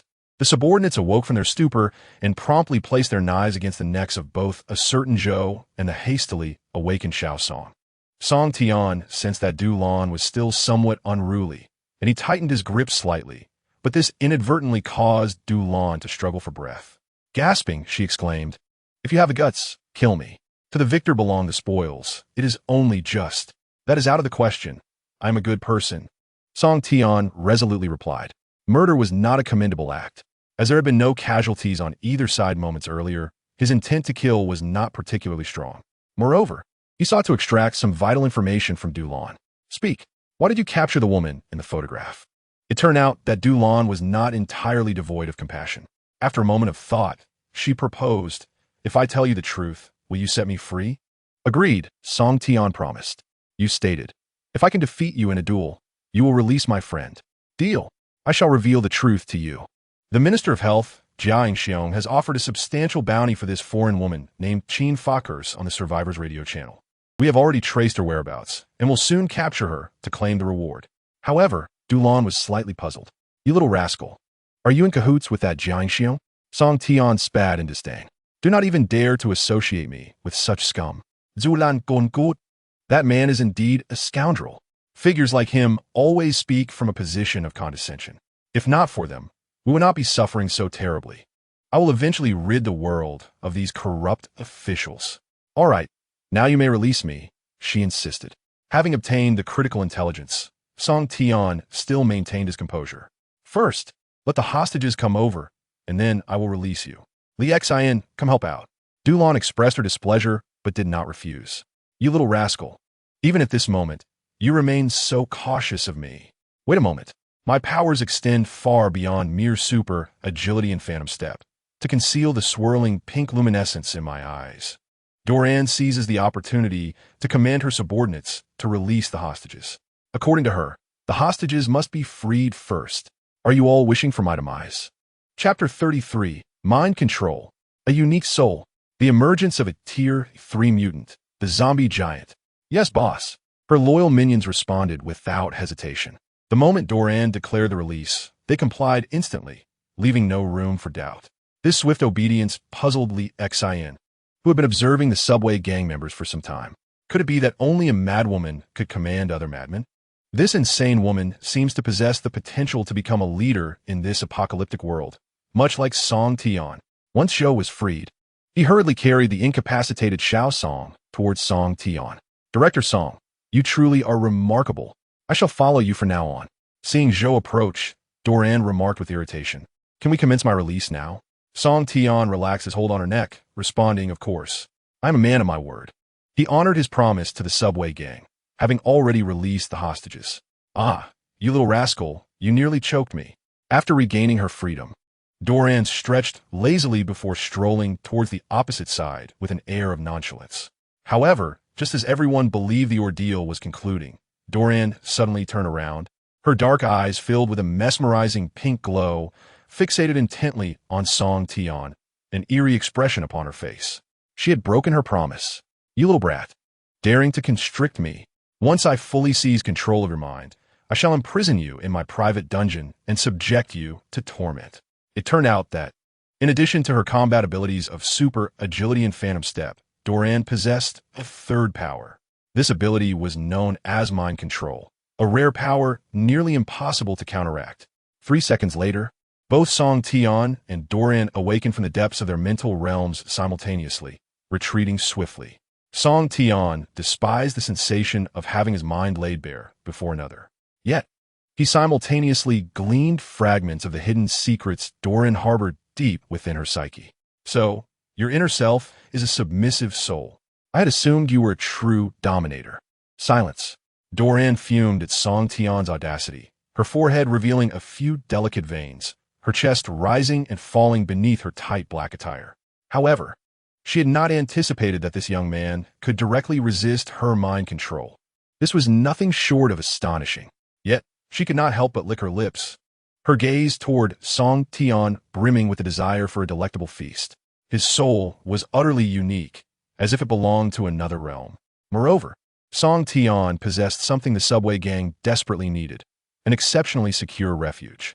So, you indeed have a super shelter controlled by artificial intelligence. Surrender your command, and I assure you that none of your ilk shall perish at the hands of the undead. The inadvertent revelation from Dulan sent her followers into a frenzy. This group before them possessed a genuine sanctuary. If we could just, sisterhead, seize him, I can no longer bear the thought of returning to the dark, desolate subway tunnels. By claiming his refuge, we shall crown you as our eternal queen. We pledge our unwavering loyalty to you. Faced with this suddenly fervent horde of apocalypse marauders, Li Xin swiftly raised his firearm, imploring them to refrain from rash actions. Such aspirations were utterly delusional. Just as both factions prepared to irreparably sever ties and engage in a bloodbath, a terrifying roar, reverberating through the heavens, erupted from the end of the street. A sound reminiscent of neither man nor beast, filled with loathing for this world. What could produce such a horrifying cacophony? Instantly, all attention was drawn to the street's conclusion, where a colossal zombie, towering nearly 5 meters, charged towards them with alarming speed, resembling a moving mountain of flesh and blood. Concurrently, the long-dormant sanctuary system of Song Tian emitted a deafening alert. Warning, detected a third-level mutated zombie. Preliminary assessment indicates it to be the most destructive type, a power-based zombie. Immediate evacuation is advised.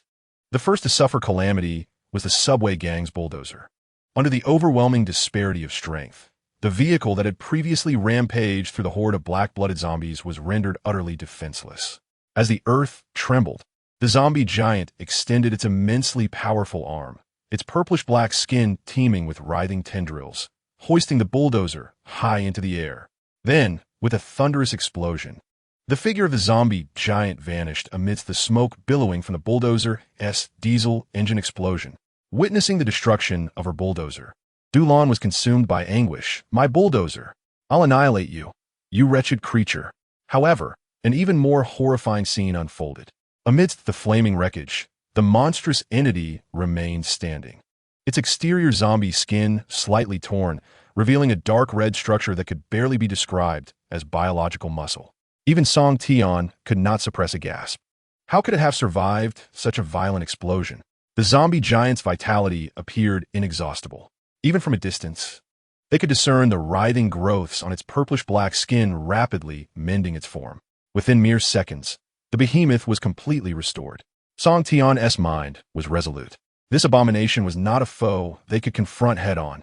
Moreover, the zombie giant had already locked onto them. With a thunderous crash, it discovered its prey, lifting a wrecked car from the street as if it were a mere toy, before hurling it towards a rooftop. The warnings from Song Tian and Du Lan echoed almost in unison. We must retreat. Take cover. The car struck the repair shop's rooftop, creating a massive gaping hole. The sole comfort for the surviving humans is that the vehicle did not explode on impact. Otherwise, all would have perished. Seizing the moment amidst the chaos, Song Tian swiftly lifted the incapacitated Zhou from the ground and shouted to Li Xen, "Now is the time. Let us flee to the mall." Absolutely. However, the situation was far less fortunate for Du Lan. Her abdomen had been inadvertently pierced by a sharp fragment of stone, rendering her unable to move as swiftly as Song Tian. "Boss, it's bad. I've already called for help." The red-haired razor blade gritted her teeth. But those scoundrels fled in another bulldozer at the first sign of trouble. We are bound to suffer significant losses. What should we do? Yet, Du Lan did not respond immediately. Instead, she cast her gaze upon her wounded abdomen. "What are you afraid of, you bunch of cowards?" In the face of others' awe and terror, Du Lan drew a dagger and plunged it fiercely into her own injury. With a sickening squelch, blood poured forth, and she discarded the stone fragment carelessly aside. "Boss, I'm fine." After successfully extracting the shard from her body, Du Lan wiped the cold sweat from her brow, enduring the excruciating pain as she continued to issue orders. "The mission is paramount. We must head to the mall and capture that woman. That scoundrel will undoubtedly be there too. Zombie giant, corrupt officials, and that little brat, just you wait. One day, I shall make the entire world bow at my feet." Finally, with a commanding gesture, Du Lan declared, "Let us depart." "As you command, boss." Long live the subway faction. Long live the queen. Chapter 34. The Beauty Trap. Capture Zhang San. Meanwhile, within the survivors' safe zone in the mall, night had fallen, shrouding the interior in darkness. Yet, Qin had yet to rest. 18 bottles of mineral water, 32 bags of bread, and 4 chocolate bars. She was currently using her flashlight to tally the survival supplies on the shelves. This was the task assigned to her by Luo Fong. After several days of acclimatization, Qin had gradually embraced her role within this group of survivors, serving as a resource manager while also strategizing for those venturing out to procure supplies. However, she had also identified several underlying dangers within the survivor group. Beyond the strained supply situation, there loomed numerous potential threats, particularly from a certain individual named Zhang San.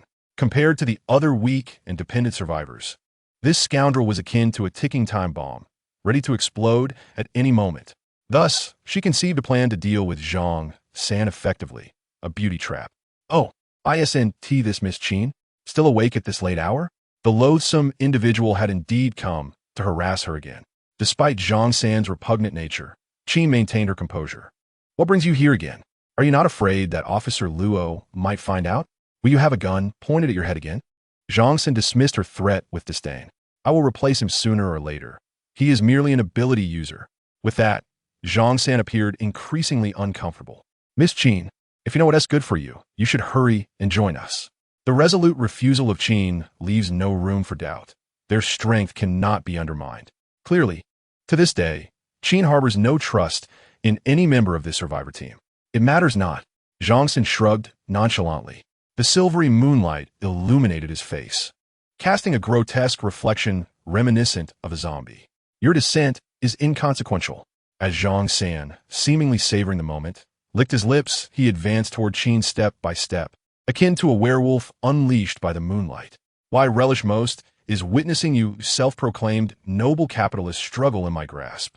The last female capitalist who fell at my hands met a gruesome fate, her belly ripped open.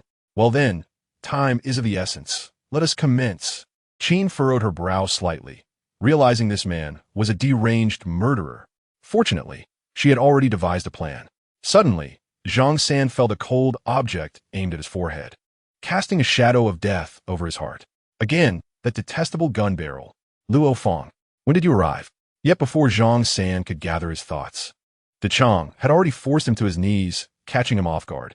As for the two subordinates he brought, they too were swiftly subdued by the well-prepared Xiao Sun and Li Si. Luo Fong, brandishing his handgun, erupted with fury. Zhang San, you have indeed concealed your true identity. You are a murderer. Once his identity was exposed, Zhang San's countenance morphed into a sinister mask. He glared menacingly at Luo Fong, defiantly retorting, "You dare conspire with this little wench against me? Little wench?" Qin, taken aback by Zhang San's audacity, felt a surge of displeasure. She stepped beside Luo Fong, assertively suggesting, such scum should be executed without hesitation, or perhaps fed to the zombies. Just as Zhang San was about to unleash a torrent of curses, he realized Qin's shoe was pressed against his face. Silence. After a moment's hesitation, Luo Fong shook his head. "No, we cannot feed them to the zombies. My conscience cannot allow such an atrocity. Let's confine them for now. Once I gather sufficient evidence, we will publicly execute them. It shall have to be so for the time being." Qin, observing Luo Fong's weary expression, refrained from uttering another word. If this continued, the survivor team would inevitably fall apart. Fortunately, the ticking time bomb that was Zhang San had been temporarily subdued. After watching Luo Fong and the others escort Zhang San away, Qin found a vacant corner to lean against. She could finally rest in peace. However, her mind lingered on one matter, the distress call she had received. Almost 48 hours had elapsed since that conversation, with the employee with ID 9527, named Song Tian. Still come a finder? Alas, he was likely devoured by zombies along the way. The following day, Qin announced Luo Fong's plan for Zhang San's trial in front of the other survivors. Last night, a group led by Zhang San attempted to assault Officer Luo and me, aiming to seize actual control of our team. However, thanks to Officer Luo's efforts, we have successfully thwarted his nefarious plot and apprehended him, isolating him from the others. Meanwhile, those involved in the incident, including Luo, Dechang, and Xiao Sun, expressed their agreement with Qin's assertions. Indeed, Zhang San exhibited treacherous behavior last night. Other survivors voiced their disdain and contempt for Zhang San's wickedness, exclaiming, "These rascals! We shared our food with them and allowed them to reside with us. Yet they plot rebellion." Officer, well done. After resolving the Zhang San incident, Qin had another matter to address. Starting today, we must regulate our food supply. Even if we have the rations for Zhang San and his group, the remaining provisions will only suffice for our team for 5 days. The crowd gasped in shock. What? In this apocalyptic world, the issue of food is always paramount. Furthermore, it seems that the area near the shopping mall is rather unstable, potentially harboring new threats. Therefore, we need our personnel to patrol the entrances surrounding the mall. Luo nodded and instructed Li Si, "You will take charge of this, our university student. With your abilities, dealing with those zombies should pose no problem." "Understood," replied Li Si, playfully twirling a silver dagger in hand and gesturing an O sign to the others. Luo added, "As for food, I will go with Dechang and the others to search for supplies at the underground supermarket tomorrow. I will ensure that no one goes hungry." Qin shook her head in resignation at Luo's decision, thinking to herself, "This will only wear you down. I should take on this villainous role instead." Just as Luo was about to dismiss everyone, Qin suddenly proposed a new idea. "I have a method that could alleviate the food shortage." "What method?" Luo and Dechang's eyes brightened with curiosity, eager to hear Qin's thoughts. Chapter 35. The Dilemma of Food Distribution, Potential Crises, and Hidden Dangers.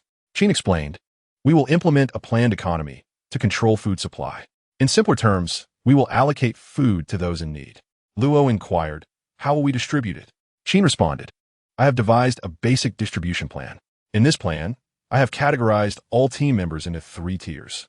The first tier consists of those most in need of food: Officer Luo, Dechang, Xiao Sun, Li Si, and the pregnant Li Hua. Dechang appeared puzzled and asked, "What is the basis for this classification?" Qin had already prepared her rationale. Apart from the special circumstances surrounding the pregnant Li Hua, the other 4 are our combat personnel, who are constantly at risk of confronting zombies. Therefore, they naturally deserve the best provisions. After hearing Qin's arrangement, the group immediately engaged in fervent discussions among themselves. However, Qin had anticipated this reaction. After all, throughout history, any issue involving the distribution of benefits has proven to be exceedingly challenging to resolve. Yet, Qin felt compelled to proceed in this manner. It is fundamentally impossible for the survival of all individuals in this cataclysmic world to rely solely on the efforts of a select few within the team. Everyone must contribute. This is her perspective.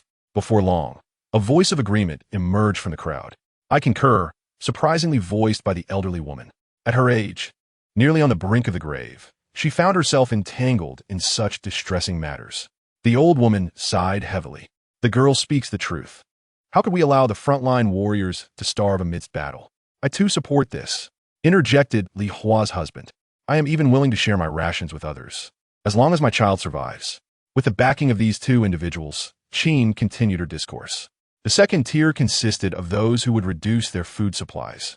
Including the elderly woman's earlier proposal, this group comprised but one individual, herself. Yet, when Qin announced that she alone belonged to this second tier, discontent arose. The dissenting voice belonged to Xiao Yuyu. Why should it be only you in the second tier?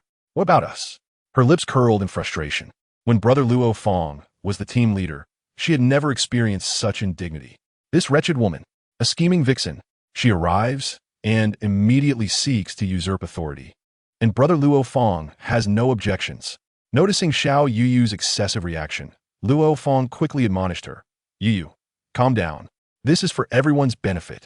Qin, unyielding towards Xiao Yuyu, who had not participated in any team matters, provocatively retorted, I can strategize for the men who need to confront the zombies, and even join them in battle. And you? Would you dare to venture out to slay zombies? Xiao Yuyu's face flushed, her fists clenched, yet she could only stammer, I. She indeed lacked the courage to face the undead. Thus you, along with the elderly woman and the husband of the pregnant woman, shall all be in the third tier, with limited food supplies. However, this is unavoidable. If we do not conserve our resources, we shall all be forced to confront the zombies in the end. This is my distribution plan. Upon concluding her proposal, Qin relinquished the final decision-making authority to the true team leader, Luo Fong. He expressed his satisfaction with her arrangement. Thank you for your assistance. The burden upon me has lightened considerably. Nevertheless, Luo Fong was mindful of the sentiments of the others. Let us commence a democratic vote to determine whether we should adopt Qin's proposal. Da Qiang promptly raised his hand, declaring, all right, I am the first to agree. As a combatant, his interests remained entirely intact, with even a reduction in workload, making him readily supportive of the plan. I also agree. So do I.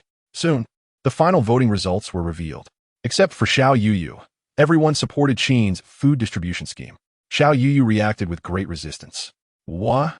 You are all isolating me. I despise you, she cried, covering her face and fleeing in confusion. Sigh. She's already a high school student, yet still so willful. As Luo Fong gazed wistfully in the direction where Xiao Yuyu had departed, she let out a deep sigh. Let her go. There was nothing more to say to such a person. Xiao Yuyu needed to reflect upon her actions. She then inquired, by the way, Granny, do you know how many months pregnant Li Hua is? Despite the elderly woman and Li Hua's husband attending to her, Luo Fong had not neglected to discreetly observe the health of all involved. She sensed something unusual about Li Hua's condition. The old woman pondered for a moment before responding. Strangely enough, Li Hua's belly was not that large at first, but now it seems as if she is about to give birth. A sense of foreboding washed over Luo Fong and Qin. What? Granny, are you certain? The elderly woman replied. I escaped to the mall with the couple. I remember it vividly. She tapped her head, convinced of her recollection. Luo Fong felt uncertain. What should we do? If the child she carries is a threat, I cannot bear to harm her. It was yet another troublesome predicament. Qin leaned on her forehead in contemplation. We cannot kill her, yet we cannot ignore this matter. Let's hope that what she bears is not a zombie. Luo Fong sighed. For now, we can only allow her husband to care for her. The listening old woman sighed as well. I understand your concerns. What she carries may not be a child, but a monster. What a misfortune. However, she expressed her willingness to assist, adding that she could convey messages to them. Qin slightly bowed. We are grateful for your help, Granny. Luo Fong finally resolved. Once that creature is born, I shall eliminate it. Qin nodded. It must be this way. On the other side of the safe zone, Xiao Yuyu lamented. This is the first time Brother Luo Fong has scolded me in front of others. That despicable vixen. How shameless. Unbeknownst to her, she had run to a corner of the mall she had never visited before, surrounded by locked doors. Fortunately, the zombies had already been cleared by Luo Fong and his companions, allowing her to navigate without peril. Yet, a sense of fear lingered. I should return. I truly do not wish to encounter that vixen. Don't go, Xiao Yuyu. Suddenly, a voice she did not expect resonated from behind her. Zhang San, what are you doing here? She swiftly turned to locate the source of the voice. Behind one of the closed doors, Zhang San's voice emerged, filled with frustration. It was undoubtedly that woman. He spat, pressing against the door. You have a way to steal the key from Luo Fong, don't you? Sensing Zhang San's cryptic insinuation, Xiao Yuyu replied warily. What do you intend to do? I can help you reclaim your man from that vixen. I believe we can collaborate. Xiao Yuyu responded. Then it's settled. Of course, I am the outlaw Zhang San. Chapter 36. Mutated Zombie Spider. The darkness of humanity, the collapse of a team. Ah, husband. I feel as though I am about to give birth. Li Hua exclaimed, her belly feeling as if it might split apart. My stomach hurts terribly. She lay on a large bed in the furniture store, her lower body numb. Hold on, my dear, her husband reassured her, though his pale face betrayed his terror. Is this truly our child? Dark crimson blood stained the sheets beneath Li Hua as she sensed her consciousness slipping away. It hurts so much. Is my child all right? Do not worry. In the face of the bloody infant that Li Hua had birthed, her husband found himself at a loss for words, slowly retreating towards the door. Yet, it was too late. Roar. His scream was abruptly drowned out by the shrill cries of the newborn. Silence enveloped the room thereafter. After a time, others finally arrived on the other side of the furniture store's door. Xiao Hua dear, I have brought you some food. The elderly woman knocked a few times, but received no response. How strange. Why is there no one to answer the door? Has her husband gone out? Just as she was about to turn away, a violent crash resonated behind her. Suddenly, several sharp, purplish-black tendrils burst through the door, their tips stained with the blood of its parents. Oh no, Li Hua has given birth to a monster. In the mall's atrium, Luo Fong, having found Xiao Yuyu, was about to scold her when he heard a strange commotion from afar. What is happening? Qin and the others quickly turned to look. They beheld a ghastly, zombie-like creature scuttling towards them with alarming speed, akin to a bloodied spider. The creature was adorned with spiny tendrils, one of which bore a heart-wrenching figure, already torn apart. Grandma! Little son's scream pierced the spacious hall. Ah, Grandma is dead. It dawned on Qin and Luo Fong that the situation had spiraled beyond redemption. If this monster had truly come into being, then Li Hua and her husband must have perished, killed by their own child. Faced with the approaching spider zombie, Luo Fong hastily raised his gun and fired. Bang! Bang! Bang! Yet, the 3 bullets struck the creature without fully vanquishing it. The survivors were gripped by a deepening dread. The evolution of this spider zombie appeared far from complete. Countless spiny tendrils erupted from the elderly woman's corpse, gradually consuming her. Amidst the chaotic writhing, Qin discerned the unblinking faces of Li Hua and her husband. While shooting, Luo Fong warned the others, damn it, we can't kill it. It's a mutated zombie. Beside him, Qin continued to retreat, urging Dechong, little son, head to the shelves and gather supplies for our escape. Understood, Li Si responded, readying to forge a path ahead. Despite the ferocity of the spider zombie, the survivors were not mere lambs awaiting slaughter. Under the orchestration of Qin, the group swiftly returned to their designated posts. Fortunately, a glimmer of hope emerged amidst despair. Before long, Li Si, living up to expectations, discovered an escape route. He joyfully called out to the others behind him, this way, there is an emergency passage. I will open the door. Well done. After expending the last bullet from his pistol on the spider zombie, Luo Fong reloaded while urging the somewhat dazed Xiao Yuyu. Hurry up, what are you waiting for? Yet Xiao Yuyu appeared oblivious, murmuring, Zhang San and the others should be arriving soon. We will finally escape alive. Li Si pushed open the heavy emergency door, and as he raised his head, he was met with the most unwelcome sight of his life. On the other side of the door stood the despicable Zhang San, grinning wildly surprised. Did you miss me, you pathetic wretch? Li Si's face drained of color. How did you get out? Ask that in hell. Seizing the moment while Li Si was still in shock, Zhang San thrust a sharp dagger deep into his neck, the bloody blade emerging from the other side. Witnessing this horrific scene, Luo Fong's eyes turned crimson. Li Si, Zhang San, you beast. I will end you. However, just as Luo Fong reached for his gun, Xiao Yuyu, who had been silently brooding, suddenly struck, drawing her pistol and aiming it at everyone. Don't move. Luo Fong could no longer discern who the true enemy was. Yuyu, what are you doing? Xiao Yuyu was teetering on the brink of a mental breakdown, consumed by the desire to eliminate Qin. It was all this vixen's fault. If she could just kill her, everything would be right again. Zhang San, accompanied by his lackeys, sauntered out from the other side of the emergency passage. Arguing isn't good. We are a team, after all. Upon seeing Zhang San approach, Xiao Yu hastily urged him. Zhang San, what are you waiting for? Kill that woman. At that moment, Luo Fong finally grasped who had betrayed him. Yu, you have colluded with a murderer. The situation had spiraled out of control, and even Qin felt overwhelmed. De Chang and Xiao Sun had already retreated. Li Si had fallen. Luo Fong was betrayed by Xiao Yuyu, and Zhang San was once again free. Not far away, the spider zombie was on the verge of evolution. This was her first encounter with utter despair. Was this what the apocalypse entailed? No matter how meticulously crafted the plan, it would ultimately succumb to the basest facets of human nature. The darkness of the apocalypse surpassed all imagination. Who could I rely on now? Now I am the victor. After joining forces with Xiao Yuyu, Zhang San's demeanor became increasingly audacious. You self-proclaimed champions of justice. How could you possibly survive in the apocalypse? Hand over the gun. Suddenly, disregarding Xiao Yuyu's consent, Zhang San snatched the pistol from her grasp. What are you doing? Bang! After the gunshot, Luo Fong crumpled to the ground, lifeless. Brother Luo Fong. Zhang San, what have you done? Seize her. After subduing the frenzied Xiao Yuyu, Zhang San approached Qin with the demeanor of a conqueror. Well, my methods are rather impressive, aren't they? Thanks to your merciful leniency, I have turned the tide. Scum, was all Qin could respond, her disdain evident in those two words. You are no different from a zombie. Zhang San, feeling a mix of embarrassment and anger, retorted, you clearly refuse to heed reason. We shall have ample time in the future.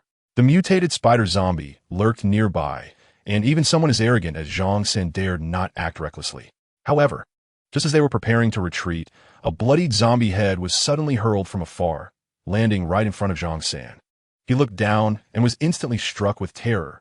The seemingly invulnerable mutated spider had met its demise so abruptly, beheaded by an unseen assailant. In a panic, he turned and shouted, "Who was that?" "I am your father." Chapter 37. Annihilation of Zhang San. The advancing zombie giant. Song Tian had not anticipated that mere moments after parting ways with Li Xian and the others, he would encounter an unprecedented mutant zombie, a grotesque face spider adorned with writhing tentacles. Such a repulsive abomination warranted a swift and decisive punishment. Without a moment's hesitation, Song Tian, donned in a dragon mask, unleashed a torrent of dragon fire, directing it onto the mighty, dragon-slaying sword he wielded. This fiery breath seemed to possess a life of its own, clinging to the sword and transforming it into a blazing crimson weapon. Dragon-slaying set effect activated. Dragon fire enchantment in effect. It was then that Song Tian realized the true fusion capability of the dragon-slaying warrior set. With his newfound abilities igniting his eagerness, he resolved to test them out, proclaiming, "Flame-splitting wave-cutting slash, go." As he shouted, a half-meter-long blade of flame surged forth, forming a blood-red crescent in midair. This marked the first time he successfully unleashed such a formidable strike. In an instant, the crescent of fiery energy sliced through the body of the face spider zombie, cleaving it in two. Successfully killed a second-tier mutant zombie, rewarded 100 points. The acrid stench of burnt flesh filled the air, causing Song Tian to grimace. He couldn't help but reflect, now, second-tier mutant zombies are no longer my match. However, the gap between second and third tiers is astonishingly vast. That giant zombie we encountered earlier, was it truly only third tier? The terrifying combat prowess displayed by that third-tier giant zombie remains etched in my memory. Just its rampage was enough to instill fear in the subway-dwelling survivor faction. In a darker future, among the rapidly evolving black blood zombie hordes, even more terrifying entities will inevitably arise. Song Tian dared to assert that higher-tier super zombies would surely emerge in due time. The realm of human survivors shall inevitably shrink under the terrifying oppression of these super zombies. This signifies that he must race against time. This is not merely his battle. It is a competition between two species. However, as Song Tian turned around, he was confronted with an exceedingly distressing scene. Even at such a critical juncture, there are still internal conflicts among the survivors. In this disordered apocalypse, it seems that the number of shameless villains has only increased. Moreover, Song Tian discerned the figure of Qin amidst the crowd. Upon removing her mask, he was somewhat surprised. Could it be her, Qin? Compared to the regal CEO depicted in the photographs, she appeared rather haggard at that moment. Her disheveled silver hair cascaded over her nearly flawless visage, and her Western-style red coat was dust-laden, reminiscent of a fallen noblewoman. Yet, even so, the frosty blue of her eyes remained unwavering. Thus, he resolved to act. To prevent Zhang San from causing further harm, Song Tian had no choice but to distract him with the head of a spider zombie. Additionally, he needed to ensure Qin's safety. After all, fulfilling the task assigned to him by the shelter system was of paramount importance. As for the scoundrel Zhang San, he certainly would not let him escape unscathed. On the other side, fear gripped Zhang San as he tightly clutched his handgun, demanding, "Who is it? Who's there?" "Of course, it's your father." Song Tian nonchalantly swaggered towards him, wielding the dragon-slaying greatsword. The others were left speechless, astonished by Song Tian's exaggerated appearance. Was he engaging in cosplay in this apocalypse? Thankfully, Qin recognized Song Tian just in time. She had previously examined his profile. "You are employee number 9527, Song Tian?" "Indeed, that is I," Song Tian replied. "You were the one who called for rescue?" In an instant, Qin seemed to grasp a lifeline, eagerly responding, "Yes. I never expected you would actually come." Song Tian smiled slightly. "I hope I am not too late." "Not at all. It's good that you are here." Fuming, Zhang San interjected, "How dare you ignore me?" He drew his handgun, directing it menacingly at Song Tian. "Hey, let me speak first." Zhang San scrutinized Song Tian for a moment, scoffing, "Look at you, you're just a mere laborer. Why should you save her? It's the end of the world. Why do you still serve these wealthy folks like a dog?" Such trivial banter was beneath Song Tian. He could hardly be bothered to engage in verbal conflict with such a scoundrel. Speaking to this rogue was already a waste of effort. Thus, he gripped the dragon-slaying greatsword and advanced silently toward Zhang San. With each step he took, his aura intensified, nearly suffocating Zhang San. In desperation, Zhang San raised his weapon, firing at Song Tian. "You're a hopeless bastard. Were you pretending to be a hero?" The bullets flew alongside Zhang San's impotent roars. "I will kill you."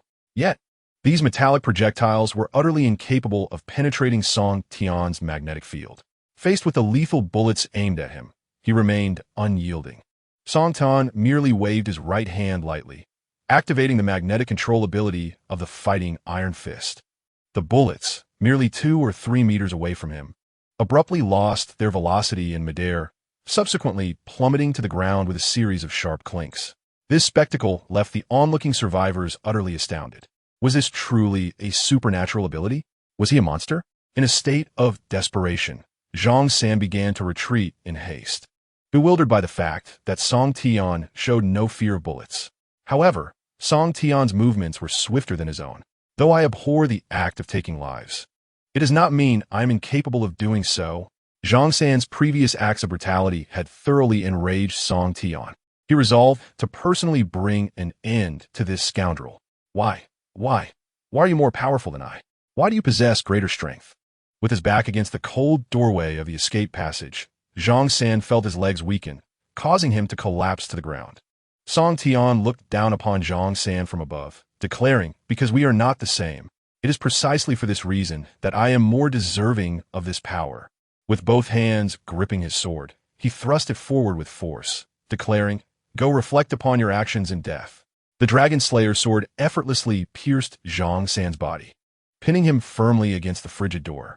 Moments later, as Song Tian prepared to withdraw his sword from the nearly lifeless Zhang San, he suddenly felt the ground beneath him begin to tremble violently, reminiscent of an earth-shattering earthquake. Alarmed by the impending danger, Song Tian swiftly withdrew his sword and sheathed it at his back, hastening towards Qin. The other survivors, witnessing Song Tian's cautious demeanor, could only inquire in panic as they fled, "What is happening? Is it an earthquake?" Without wasting words, Song Tian replied, "It is not an earthquake. It is a giant zombie." No sooner had he spoken than a deafening roar resounded from behind them, sending shockwaves through the air. The sound of this zombie's roar surpassed any they had encountered before, echoing like that of a colossal beast. "It's a monster!" Xiao Yuyu, unable to suppress her curiosity, glanced back and was instantly struck with terror. It was the giant zombie. Frightened by its presence, Xiao Yuyu lost her footing and fell to the ground. "Help me!" she cried, but all that awaited her was the gaping maw of the giant zombie. Chapter 38. Fierce Battle with the Giant Zombie. The terrifying Devour. Too close. There's no saving her. Song Tian gazed at the giant zombie, which was devouring Xiao Yuyu's flesh from afar, gripping the Dragon Slayer's sword even tighter. "Save me. Hero, please save me." To make matters worse, Zhang San's two lackeys were buried beneath the rubble at the feet of the giant zombie. The threat level of a Tier 3 mutated strength-type zombie is extremely high. It is advised for the host to flee immediately and not attempt to retaliate. The incessant alerts echoing in his mind caused Song Tian's heart to sink. This overwhelming sense of dread was truly unprecedented. After consuming Xiao Yuyu, the giant zombie, now savoring the taste of human flesh, appeared insatiable. It patted its grotesque, purplish-black stitched face, its numerous deformed eyes blinking, filled with disdain for both Song Tian and Qin. What further infuriated the two was the fact that the colossal zombie began to excavate the unfortunate souls beneath the rubble, disregarding them entirely, as though they were nothing more than fragile ants. What should be done? To save or not to save? Qin turned to inquire of Song Tian, for they were now left with each other. Song Tian shook his head, declaring it futile. Those two could only await their grim fate. Understanding his decision, Qin pondered their next course of action. "We must buy time," Song Tian asserted with unwavering resolve. It was not a viable strategy to keep running, for there were other hordes of the undead within them all. "It is coming for me, yet my people remain outside." "Your people?"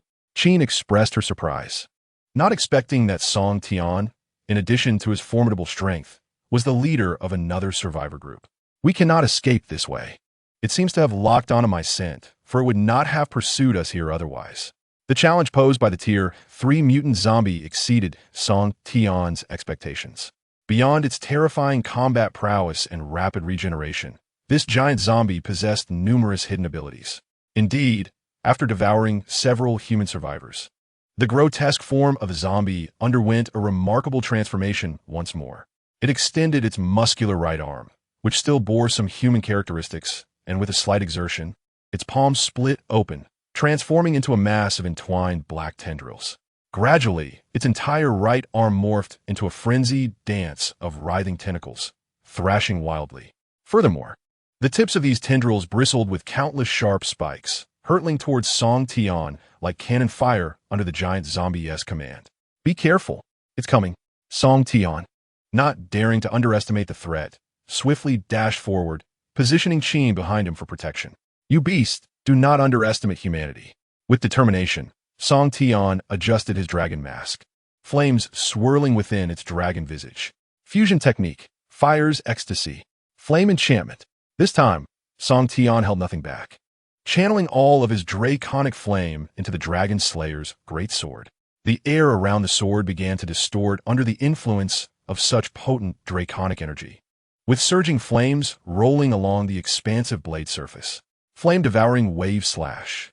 Gripping the sword's warm hilt, the floor beneath him cracked, erupting as he leaped into the air. The colossal zombie, sensing the overwhelming intent to kill radiating from Song Tian, immediately commanded the multitude of tentacles to ensnare him. "Is that all you've got?" Flamestorm slash. Anticipating the zombie's frantic counterattack with its tentacles, Song Tian instinctively changed his approach. He transformed his slash into a sweeping motion, wielding the Dragon Slayer's great sword into a searing whirlwind, severing the encroaching black blood tendrils with precision. A pained roar erupted from the giant zombie, as if one of its arms had been cleaved by Song Tian. However, the battle between them was far from over. Having dealt with those bothersome tendrils, a bolstered Song Tian soon discovered a vulnerability in the giant zombie-esque form. A vulnerability lies within the chest of this monstrous being, right upon the grotesque mass of contorted muscle that constitutes the torso of the zombie giant.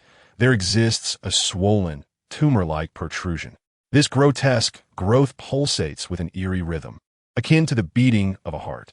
Could this aberration indeed be its heart? From this bizarre mass, Song Tian perceives a disturbingly malevolent vitality. Let's test this hypothesis. With its right arm's tentacle structure severed, the zombie giant's movements become painfully sluggish, as though it has lost control over its center of gravity. Song Tian seizes this exceptional opportunity without hesitation. His dragon-slaying sword strikes repeatedly, each thrust targeting the giant's vital points, creating gaping wounds of astonishing size.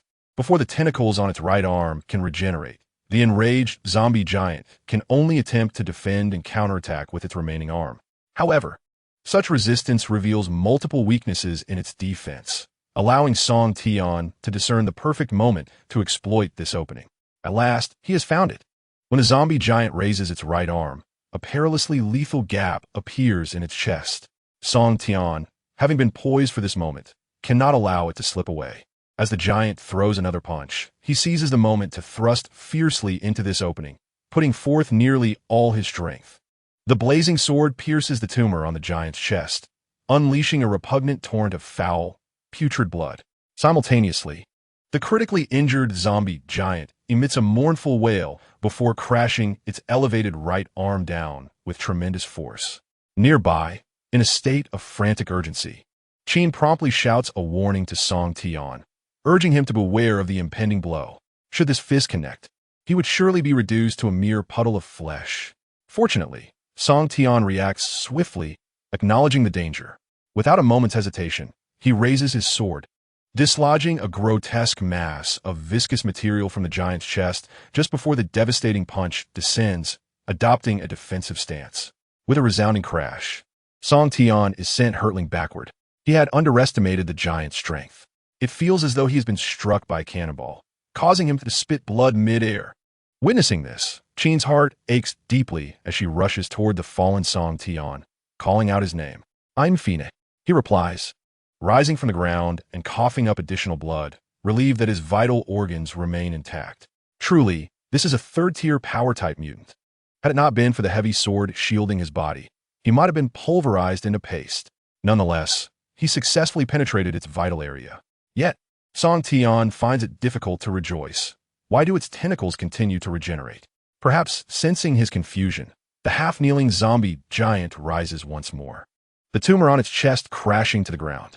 This leaves behind a horrifying cavity of flesh and blood. Subsequently, before Song Tian's incredulous gaze, a writhing human heart emerges from this gaping void. In an instant, it mutates into a new fleshy tumor. Song Tian suddenly realized, "I understand now. No wonder this zombie giant continuously devours those innocent human survivors. Its regenerative ability is derived from this. As long as there is a sufficient supply of human flesh or the flesh of its kind, its mutated organs can perpetually regenerate. This terrifying ability is known as devouring." Chapter 39. Encountering Poison Orchid again. The human meat battle car bomb. A clash of titans. Roar. In less than 10 seconds, the fearsome zombie giant had completely revived and launched another attack on Song Tian. Unless Song Tian could inflict substantial damage within a short time to utterly destroy it, this colossal beast would continue to regenerate. Realizing that the situation was turning unfavorably for humanity, it was time to flee. Qin, struggling, helped the exhausted Song Tian to his feet, ready to escape. Suddenly, a piercing car horn echoed from a distance. Hearing this sound, Qin felt a surge of excitement. "Is it your people coming? Could it be Li Xian?" Song Tian's heart raced, and he quickly glanced behind the towering form of the zombie giant. However, his expression darkened instantly. Once again, it was that crazy woman. In the distance, thick black smoke billowed as a convertible vehicle belonging to the subway gang sped towards them. The exaggerated metal spikes covering the front of the off-road vehicle were clearly the handiwork of those wasteland engineers from the gang. In the rear of the vehicle, Poison Orchid sat regally upon her makeshift throne, wielding a slender black whip to command the battle. "Woo! I found it! I found it!" laughed the red-haired Razorhead, driving the vehicle. "Big sister, we've located that scoundrel." Upon hearing this, Poison Orchid promptly lashed out at Razorhead's exposed back with her whip. "Run over that ugly brute. Activate the self-destruct mechanism on the battle car." Everyone prepared to jump. Yes. After hearing Poison Orchid's command, the driving Razorhead became increasingly exhilarated. "Witness my immortality," he declared, as other members of the subway gang echoed his fervor. Poison Orchid also raised her voice in praise. "I shall bear witness to this." She then led her frenzied subordinates in leaping from the vehicle. As Razorhead slammed down the self-destruct button in the driver's compartment, a frantic and ominous countdown of explosions resonated in the hearts of Song Tian and the others. Were these people insane? Qin had never witnessed such wild and frenzied chaos, leaving her momentarily at a loss. Perhaps it was inevitable. Fortunately, Song Tian's reaction was swift. Having regained a modicum of strength, he scrambled to his feet, gripping the Dragon Slayer sword in one hand while seizing Qin's smooth, icy wrist with the other. The chill of her skin perfectly matched her aloof persona. Yet, Song Tian did not linger to savor this exquisite sensation, for he had more pressing matters to attend to. They needed to leave this place immediately. Those lunatics were not to be trifled with. All right, let me see. Qin had initially intended to witness Razorhead's fate, but failed to notice that the explosion was imminent. These madmen, could they not hold back even a little? Song Tian could not help but curse aloud, immediately shielding the Qin with his body. It turned out that the subway faction, a group of lunatics, had failed to set a delayed detonation for the explosives on the battle vehicle. As soon as the fuse burned out, the vehicle would detonate instantaneously. Fortunately, the center of the explosion was not located here. Song Tian felt as though his back had collided with a solid wall, though the pain was fleeting. In stark contrast, a massive zombie, struck directly by the subway faction's vehicle, was far less fortunate. The violent explosion nearly obliterated half of its face, exposing the brain beneath the torn flesh. With a third-tier black blood core flickered with a sinister dark red glow, soon to be obscured by fresh zombie flesh. Additionally, this close-range blast severed the right side of its body, rendering it temporarily immobile, forced to kneel on the ground as it awaited bodily restoration. Despite this, Song Tian found no opportunity to counterattack the colossal zombie. Amidst the shattered purple-black flesh, the troublesome spiked tendrils continued to writhe ominously, compelling the weakened Song Tian to relinquish any chance of striking back. Moreover, Dulan had already positioned herself before them. Gazing at the disheveled Song Tian, Dulan maliciously mocked. "Ah, isn't this our dragon-slaying warrior, Song Tian? Who would have thought that the one to save your life would be me?" Observing Dulan's smug and triumphant demeanor ignited a fire within Song Tian's heart. "You, a merciless warlord who turns others into mindless killing machines, will never comprehend how to save a life." Noticing Song Tian's overly intense reaction, Dulan felt perplexed, realizing he was merely a naive idealist. The world is in chaos, yet you remain so fervent. Some worthless lives are not worth your salvation. Suddenly, Dulan bent down and made a mischievous face at the half-kneeling Song Tian, leaning on his sword. "Who says the red Razorhead is dead? He simply has yet to awaken from the aftermath of the explosion." "Not dead?" Qin was taken aback by Dulan's assertion. Dulan's astounded gaze resembled that of someone observing a country bumpkin. "Of course, he is not dead. He possesses the ability of super endurance and is my most formidable subordinate. How could I allow him to perish so easily?" With that, Dulan brandished her black thorn whip which, under her control, deftly coiled around Qin's neck. "Come now, accompany me. Your fiancé, Jia Xiong, is searching for you." Upon hearing Jia Xiong's name, Qin's mind went blank. How could it be him? Though they had once met and even entered into a seemingly worthless high society engagement, both families understood that it was merely a carefully orchestrated exchange of interests. Furthermore, since that day, Qin had not seen Jia Xiong again. Now, he re-emerges amidst the apocalypse. What could his intentions be? Dulan observed Qin, standing motionless, and could not help but urge her on. In this apocalypse, to find such a devoted man is truly rare. If I were you, I would swiftly return to his embrace. No, she cannot go with you. However, Song Tian had already made a decision for Qin. She had no choice but to follow him. "President Qin, please listen to me. That Jia Xiong is nothing but scum. The true architect of this impending apocalypse." In a moment of panic, Song Tian, desperate to prevent Qin from succumbing to the allure of Duluan, momentarily lost his composure. Yanking away Qin's tattered red garment with unrestrained force, he quickly apologized. "I'm sorry. yet failed to realize that his actions had only compounded the error, as his uncontrolled right hand ventured further inappropriately. Soft, gentle, and elastic, the unexpected touch incited a flicker of anger within Qin. Song Tian, could you please remove your hand? How much longer do you intend to linger? Song Tian replied, I apologize. Allow me to drape my jacket over you. President Qin, do not forget to consider my perspective. Nearby, Diluan, who had been observing the spectacle, felt her cheeks flush and could not help but comment. Oh dear, you two are simply too brazen. After witnessing this absurd farce, Diluan intended to offer further jibes. However, the ground trembled anew, prompting her to become alert. Enough. Let us put an end to this folly. She pointed sternly at Qin. You shameless woman who has betrayed your fiancé. Then, turning to Song Tian, she exclaimed, and you, audacious little brat. Your lives and fortunes now belong to me, Diluan. Yet, barely 2 minutes after Diluan's triumphant declaration, her words were abruptly interrupted by the sight of a crimson, razor-headed figure fleeing in terror from a distance. The Horde. The Horde. Outside the mall. There's zombies everywhere. Chapter 40. The Escape Plan, the Goddess of Flames. Breaking through the siege. In this apocalyptic world, aside from the treachery of the human heart, the most terrifying experience for survivors is to confront an overwhelming tide of zombies. Faced with an almost endless legion of the undead, small groups of human survivors find it nearly impossible to break free from the encirclement. This zombie outbreak came without warning, likely instigated by the giant zombie. The roar of the giant had already penetrated the steel and concrete shell of the mall, summoning the zombies outside to converge upon this location. Furthermore, through the breach created by the subway group, they could continuously provide support to the grievously injured giant zombie. The Crimson Razorhead was filled with dread. Sister, what should we do? Diluan pondered for a moment, but failed to notice that the two individuals beside her had vanished without a trace. Where are they? This little brat has tricked me again. Unbeknownst to her, while Diluan and the other subway gang members were distracted by the zombie horde, Song Tian had already taken Qin to the 3rd floor of the mall. Yet, the 3rd floor was equally perilous, teeming with wandering black-blooded zombies. Some of the more perceptive zombies had already been triggered into action by the roar of the giant. The 1st floor had been overrun by the horde, and although retreating to the 2nd floor was not an ideal solution, it was the only option left. I am exhausted. I can't run any longer.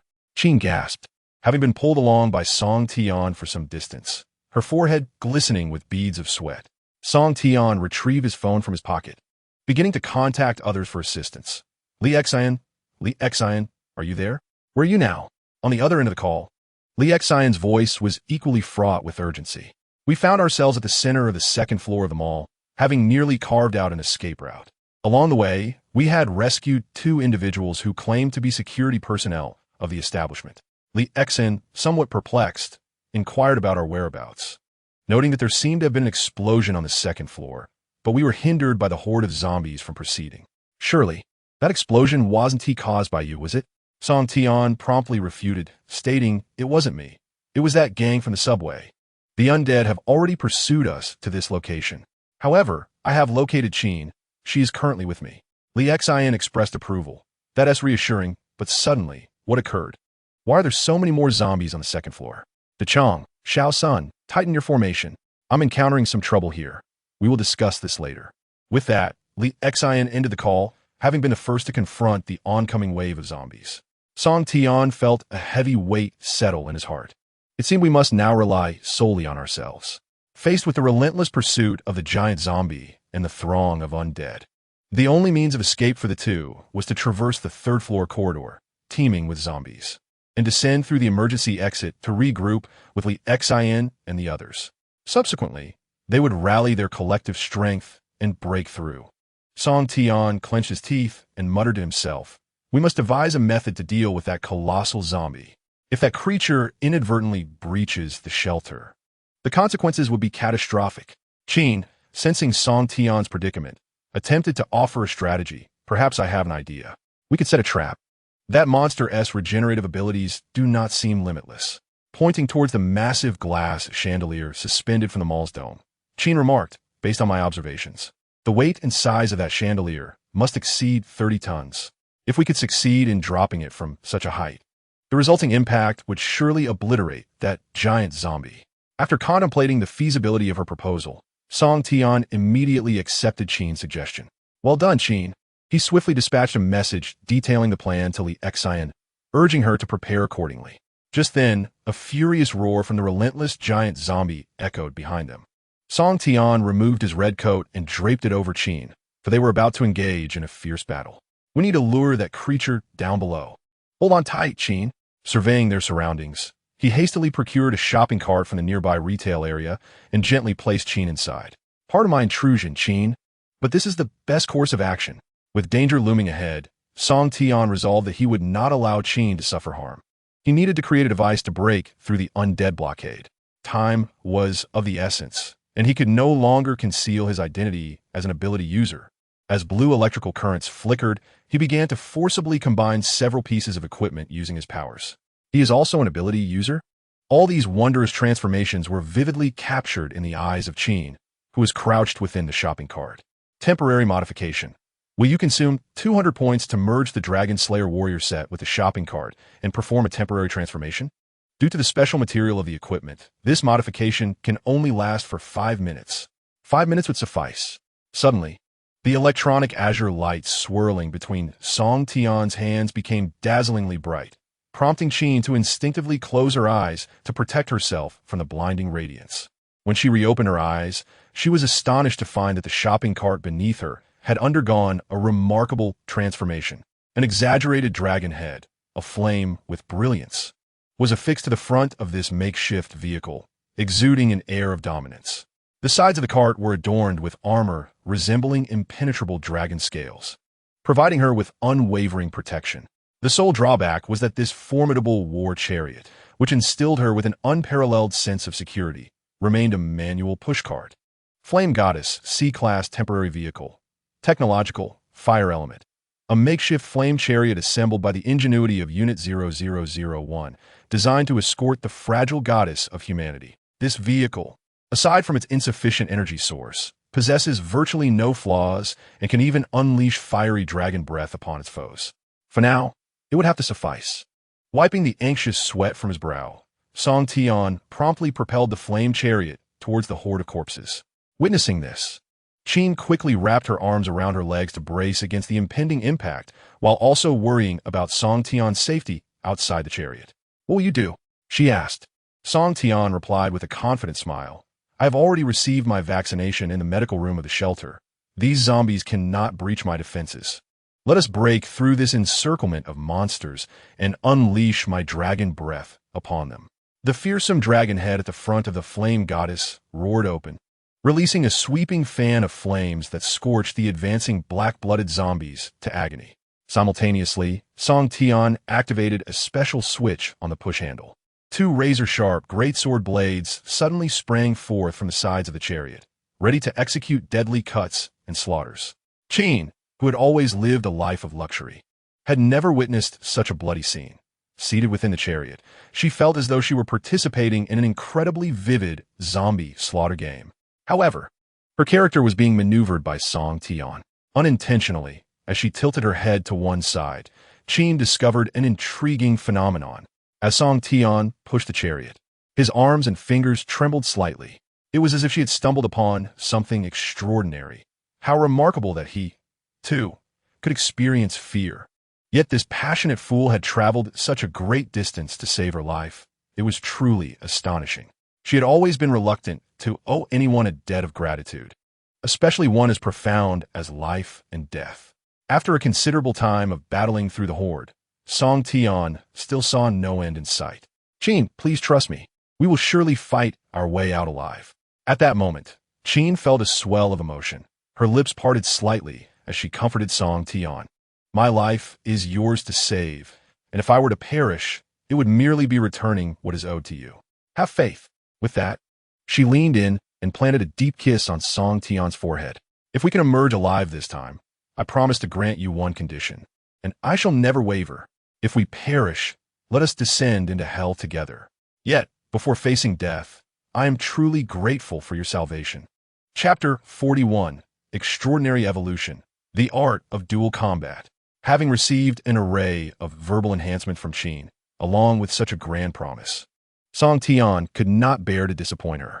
He first shielded her from view with his coat, allowing her to curl up and ensure her safety. After tending to Qin, Song Tian's sweat-drenched face suddenly transformed into a visage of unwavering resolve. Let us proceed.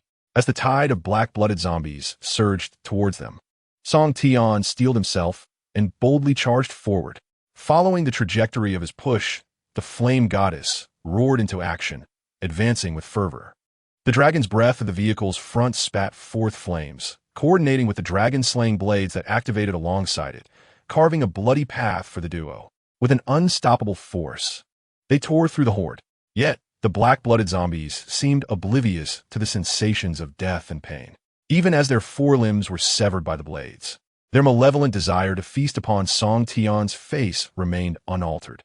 These zombies resembled a relentless pack of bloodthirsty wolves, insatiably bent on devouring humanity until none remained.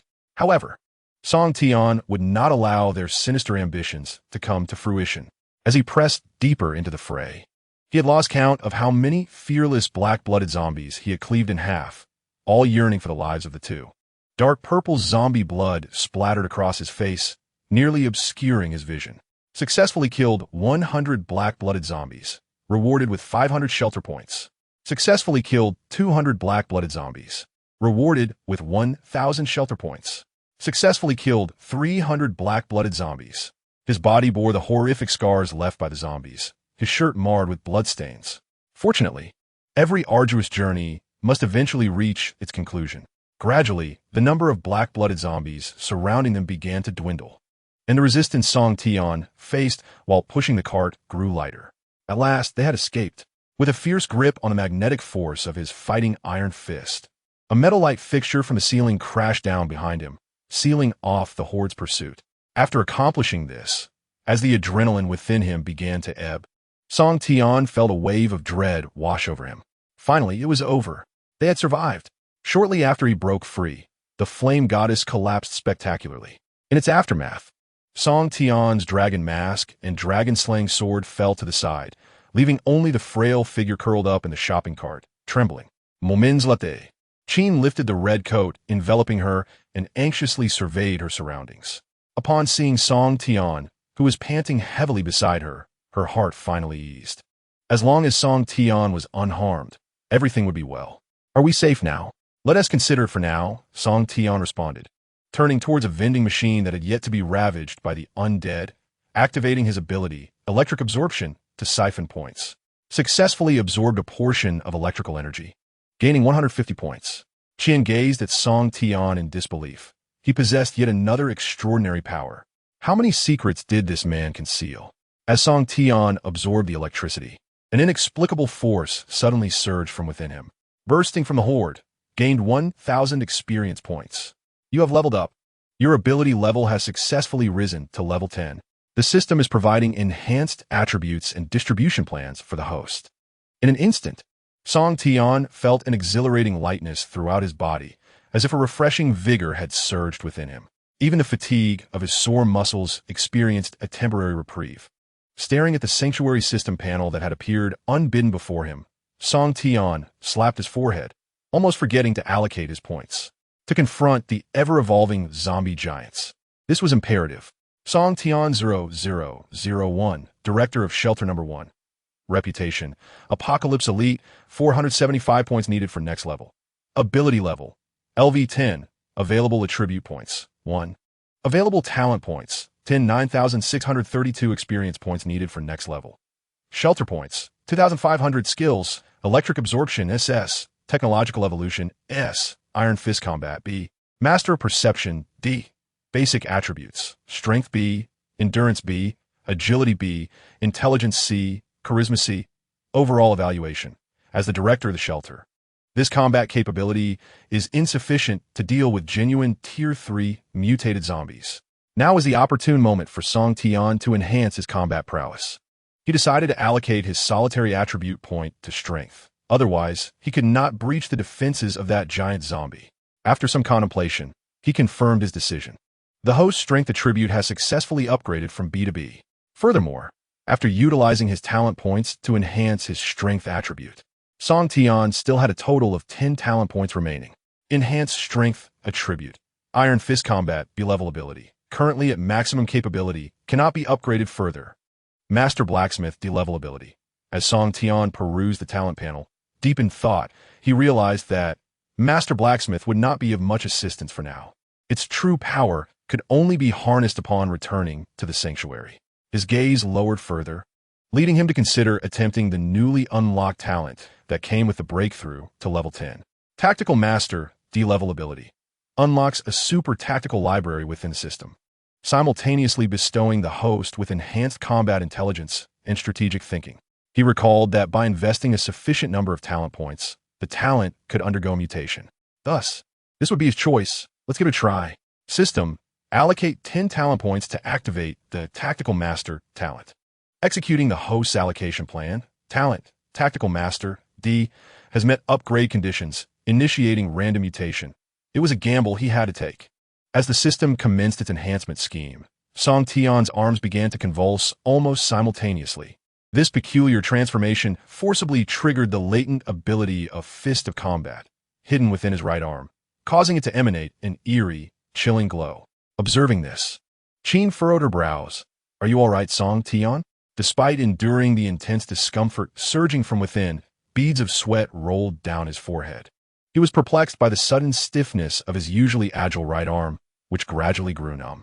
This strange sensation of numbness continued to extend, progressively seizing control of the right side of his body. Yet, an even more bizarre phenomenon unfolded. Suddenly, that numbing sensation seemed to circulate through Song Tian's bloodstream, instantaneously shifting to the opposite side of his body. This abrupt transfer of sensory perception caused him to lose his balance entirely. As the cold floor loomed closer, he instinctively reached out to brace himself. However, this time, it was his left hand, typically underutilized, that he employed. What was happening? Rising again from the ground, Song Tian found himself utterly baffled. He extended both hands once more, attempting to activate his abilities. To his astonishment, both hands resonated simultaneously with the power of his internal abilities, nearly activating Fist of Combat. In unison, talent, Tactical Master, D, has upgraded to Ambidextrous Combat, B. Ambidextrous Combat, B-level ability. Combat System, Superpower System. A mutated version of the Tactical Master talent, enabling the host's muscle strength in both hands to remain consistent, while also balancing the power of their abilities, thus achieving a greater capacity for tactical execution. Upon reading the panel of Ambidextrous Combat, Song Tian suddenly comprehended. It seemed he no longer had to deliberate over which hand to use at night.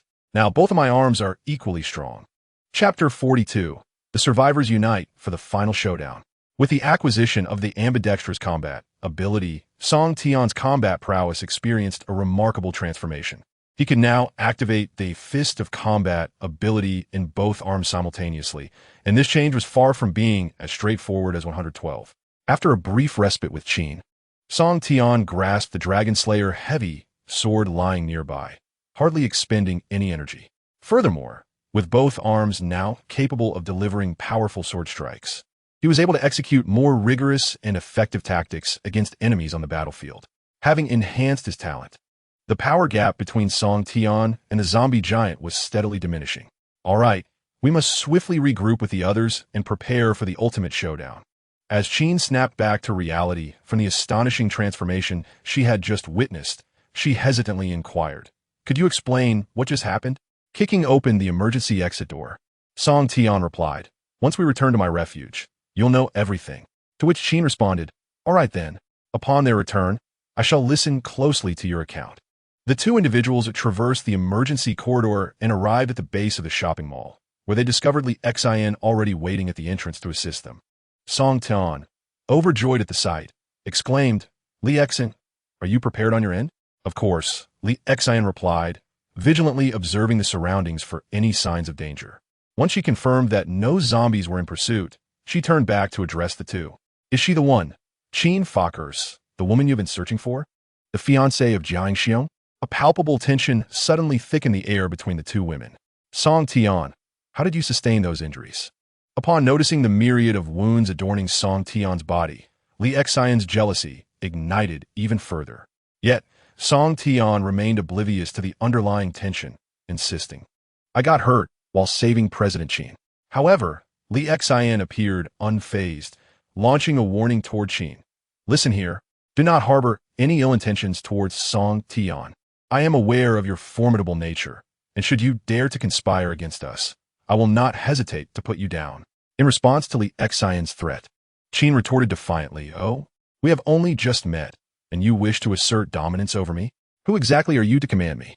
Li Xin, so me what frusto, deeply. I am his most trusted subordinate. After uttering this rather absurd claim, Li Xian's expression soured. This woman is truly formidable. She thought to herself, no wonder she is a seasoned CEO. It seems my esteemed position within the shelter is now under threat. Meanwhile, Qin's composure was also rattled. Li Xian's attire suggested she was affiliated with the government forces. How could she have allied herself with Song Tian? Song Tian is indeed an extraordinary individual. To assert her claim over Song Tian, Li Xian inquired about his injuries. How is your recovery progressing? Song Tian, has the vaccine taken effect? Song Tian casually lifted his shirt, revealing a bloodless chest, and confidently stated, I'm perfectly fine.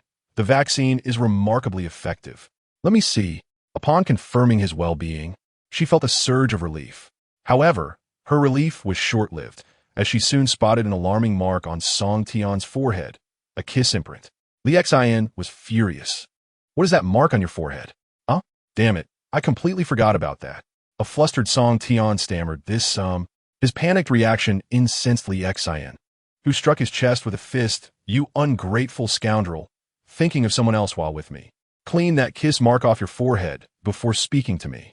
Just as the two were embroiled in their quarrel over the kiss mark, a voice from outside the door interrupted them. Zhou, filled with exasperation, declared, everyone, stop flirting and get ready. We're almost set here. Realizing the urgency, Li Xian quickly jumped away from Song Tian, readied her weapon, the kiss of the goddess of death, and dashed outside. I'm on my way, she called back, reminding the others to hasten their preparations. Quickly, keep up. The trap has been set. Upon hearing these words, Song Tian exchanged a glance with Qin and hurriedly followed Li Xian's lead to the central hall on the first floor of the mall. Once they arrived, Song Tian's vision expanded dramatically. Above the crowd, a magnificent chandelier made of heavy glass crystals, weighing several tons, glimmered brilliantly. Amidst it all, perched upon one of the chandelier's crystal columns, was a familiar human survivor. Was that not Xiao Song? Zhou, what were you thinking, allowing him to climb to such perilous heights? If Xiao Song were to slip, the outcome would be nothing short of catastrophic. Director, there's no need to worry. He used to do this for a living, specifically cleaning windows on skyscrapers. Zhou replied, wrapping insulating tape around the high-voltage wire in his hands. He was attempting to fashion a makeshift detonator. Ivechek Xiao Song is absolutely safe. Li Xian began to elucidate the rationale behind their actions. According to my meticulously crafted plan, Xiao Song is responsible for placing the explosives above. Zhou will trigger the detonation. And you, she turned to Song Tian with a charming smile, are to serve as the bait to lure that giant zombie into the trap. It turned out that even Song Tian was a component of her strategy against their adversaries. Help! Come rescue us! At the sound of a desperate plea, Song Tian looked in that direction and spotted Security Officer DeChong and Officer Xiao Sunday. They could hardly wish for more legs to escape the relentless pursuit of the towering zombie behind them. Li Xian patted Song Tian on the shoulder. All right, our team is now assembled, and the trap above is ready. It's your time to shine. Without hesitation, Song Tian proclaimed, let us do this. Double fighting iron fist. With a mighty shout, he leapt into the air, shattering the floor beneath him. The heavy dragon-slaying sword felt as light as a feather in his grasp, allowing him to wield it with ease. DeChong, Xiao San, you go ahead. I'll handle this ugly brute. Take care, the two responded, their hearts lifting at Song Tian's call. They quickly rolled away, escaping the giant zombie's line of sight, and dashed toward the safety of Li Xian and the others. Now, only Song Tian and the towering zombie remained, locked in a fierce confrontation of life and death, under the watchful eyes of the crowd. Song Tian raised the dragon-slaying sword high and aimed it at the grotesque head of the zombie giant. Come on, today it will be either your end or mine. Flame-severing wave slash. Chapter 43, A Clean Break. Slaying the third-stage mutant zombie giant. Song Tian descended with the dragon-slaying sword, striking down upon the zombie giant's intertwined appendages that shielded its core. The impact erupted in a shower of sparks. Astonishingly, the zombie had evolved. Its immense force sent Song Tian staggering backward, and he felt a dull ache in his grip. The zombie giant knelt partially, and the hardened tendrils guarding its vital areas were cleaved open by Song Tian's strike, creating a gap nearly a foot long.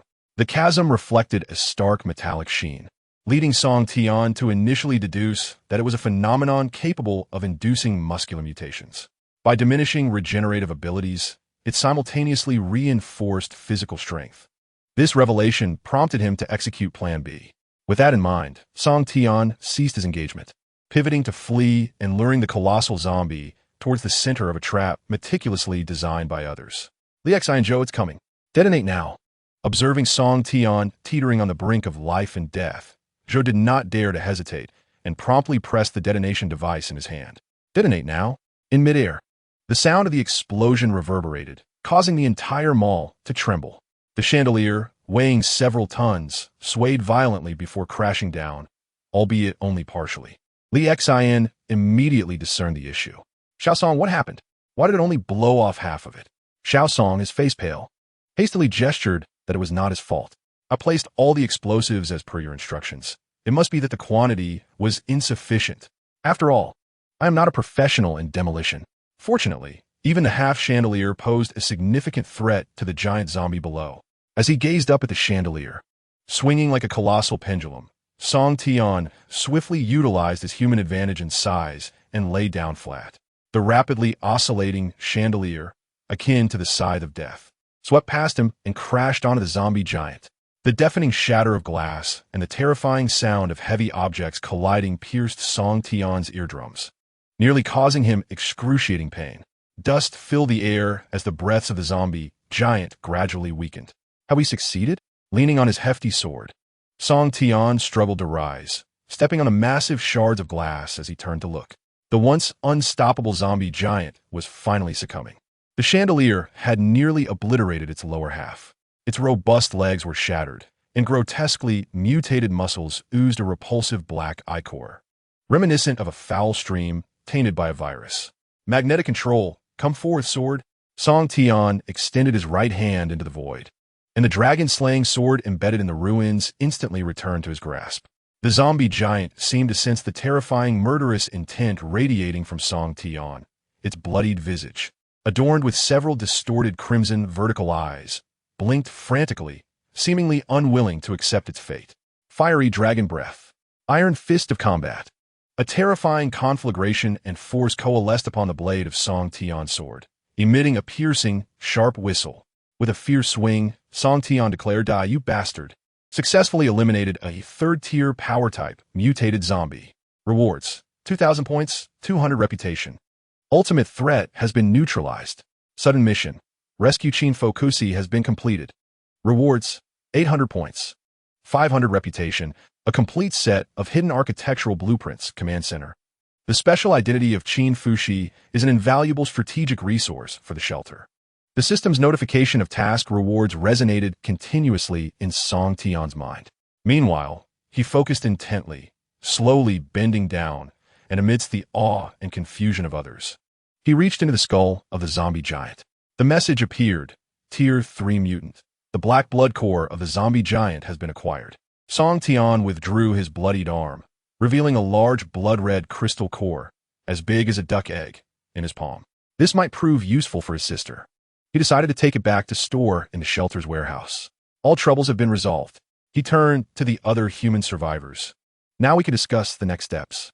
Suddenly, a voice echoed from the rooftop. Woohoo! Big sister, they are here. It was the familiar voice of the Red Razorhead. Not them again. Song Tian gritted his teeth. These relentless subway dwellers. Ah, you little rascal, you are quite remarkable. Dulan, arms crossed and leaning against the glass railing, looked down at the crowd. You even managed to take down this ugly creature. Song Tian pointed his sword at Dulan. What do you want? Zulan smai a luding. Oh, it's nothing. I merely found this giant zombie displeasing. I intended to deal with it myself, but I didn't expect you to beat me to it. With that, she whimsically turned away, her gray cloak creating an arc in the air. This zombie has ruined much for me and taken many lives. Now that you have avenged me, we are even. She understood that it was not yet time for the two factions to engage in open conflict.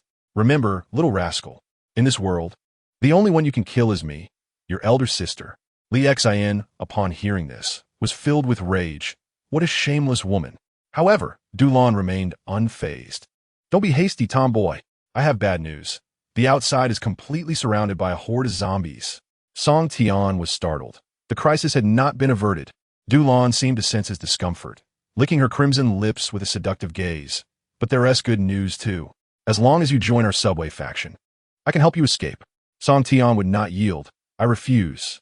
Dulan sighed in disappointment. How stubborn you are. Suddenly, a sound caught Li Xion's attention. She looked up at the sky, as if she heard the whirring of helicopter blades.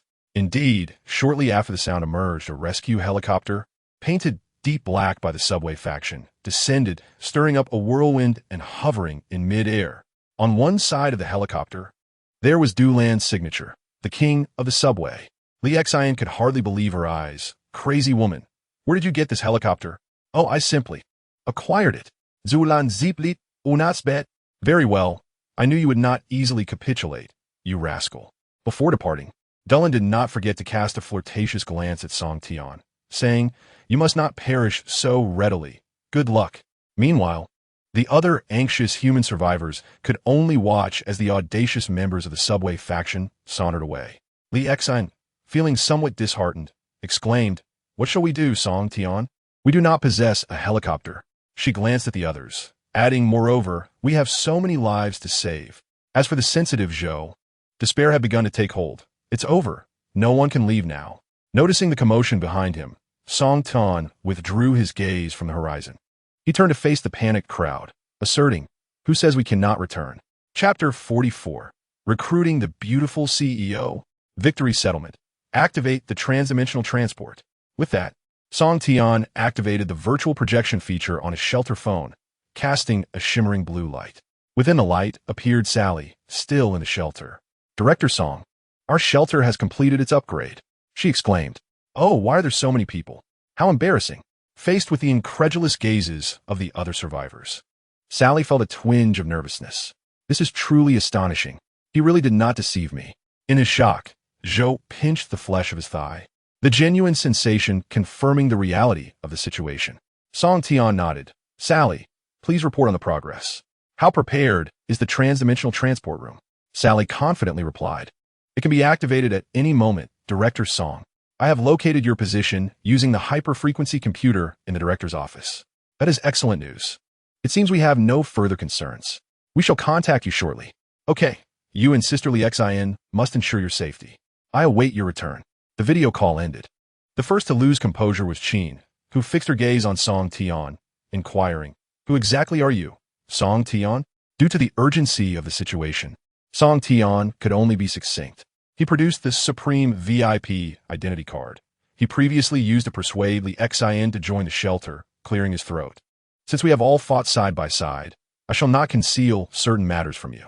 My true identity is that of an investigator for the central government, and I am also the head of the Last Ember project. My shelter possesses the most advanced technology of the East Asia Alliance, and only survivors who meet a singular criterion may join. Da Qiang was somewhat perplexed by this statement, asking, What does it mean to meet a singular criterion? Song Tian replied with conviction, It is courage. The bravery you just displayed has already fulfilled the sole requirement for entering the shelter. Therefore, I now extend an invitation to you, as the director of Shelter Number 1, to join my refuge. The other survivors gazed at Song Tian, whose expression was imbued with righteousness, and for a moment, they were unsure whether to believe his words. Da Qiang discreetly pulled his acquaintance, Xiao Sun, aside, whispering, Xiao Sun, your intellect surpasses mine. What should we do now? Should we truly join a shelter? However, Xiao Sun's thoughts were remarkably clear. We had just witnessed Song Tian's formidable combat prowess, truly unmatched. Aside from President Qin, our companions had all perished. Where else could we go but to the shelter? I fear he may impose a relentless 996 work schedule upon us. Xiao Sun sighed. There was no choice but to bow in submission when one is dependent on others. Amidst the surrounding clamor, Li Xin felt compelled to step forward, knowing that further delay was not an option. As a commander of the military's Death Marine Corps, I assure you that Director Song's shelter is genuine. It has indeed received recognition from the central government as a legitimate force in this apocalyptic era.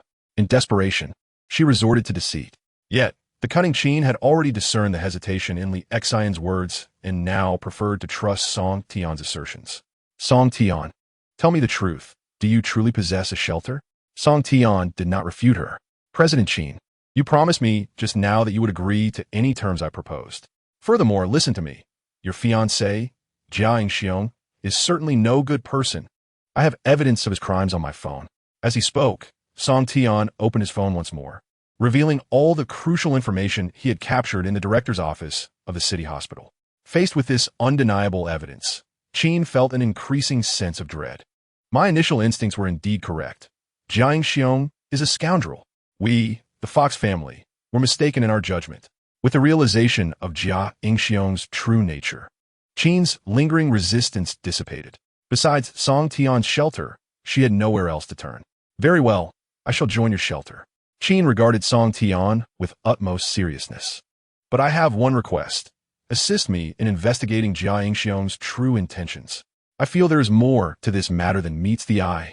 Song Tian opened his arms, declaring it's a deal. President Qin, welcome to my shelter.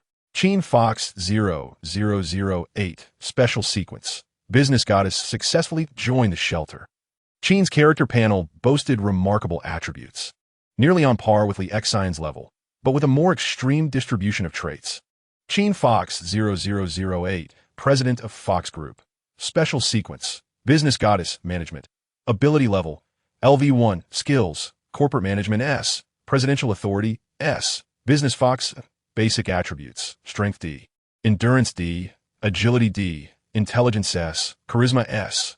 Overall Evaluation. The ultimate powerhouse behind the business legend Fox Group, a fusion of East and West, possessing wealth and power. The dream of countless men. Song Tian felt a surge of joy. President Qin was indeed a special talent in management.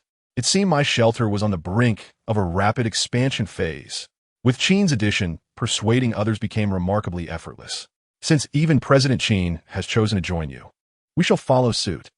Chong 0009 Special Sequence. Security successfully joined the shelter. Xiao Sun 0010 Special Sequence. Security successfully joined the shelter. Suddenly, everyone was astonished to discover a mysterious blue light circle, approximately 5 meters in radius, materializing beneath their feet. Zhou, perplexed, wondered about its nature. Is this some sort of Taoist formation? It is the teleportation array of the shelter, Song Tian elucidated. We have less than 5 minutes to transport supplies from the mall into this teleportation zone. When the time comes, these supplies will be teleported back to the shelter along with us. All right then, I will trust you this once. Consider yourself our savior. The brawny de Chong, typically not the brightest, chose to place his faith in Song Tian. 5 minutes later, the interdimensional teleportation commenced. Amidst a crowd of curious onlookers, Song Tian's voice rang out with unwavering determination. Initiate the interdimensional teleportation. Teleportation coordinates have been set. Constructing the interdimensional Rosen Bridge suddenly. Song Tian felt an inexplicable lightness enveloping him, his mind blanking out. When he regained consciousness, he found himself surrounded by the familiar arrangements of the shelter. The entire teleportation process had taken less than 1/10,000th of a second. Interdimensional teleportation complete. 1,000 shelter points consumed. Countdown to the next teleportation readiness. 14 days. 23 hours and 59 minutes. How terrifying.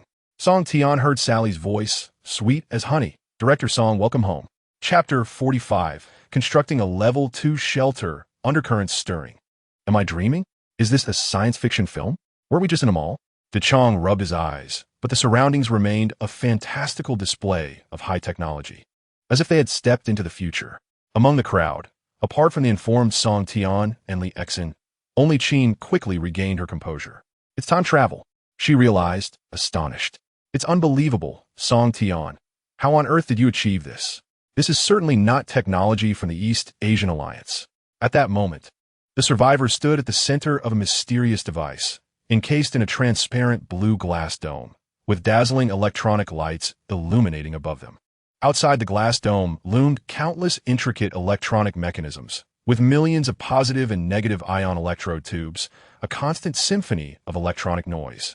In a prominent yellow background with a red triangular exclamation mark, rendering the scene extraordinarily surreal and enigmatic, leaving them both awed and bewildered. Xiao Song, pinch me. Zhou, feeling dizzy from the time travel, sought confirmation from his friend. Xiao Song, cautious about his friend's request, hesitated, uncertain of the reality of their situation. Stop pinching. That hurts. Pain shot through Zhou's waist, prompting him to urge Xiao Song to desist. It's definitely real. Ha ha ha. We are finally safe. Through the communication device. Sally inquired of Director Song. Director Song, did you personally rescue all these new survivors? Song Tian nodded affirmatively, of course.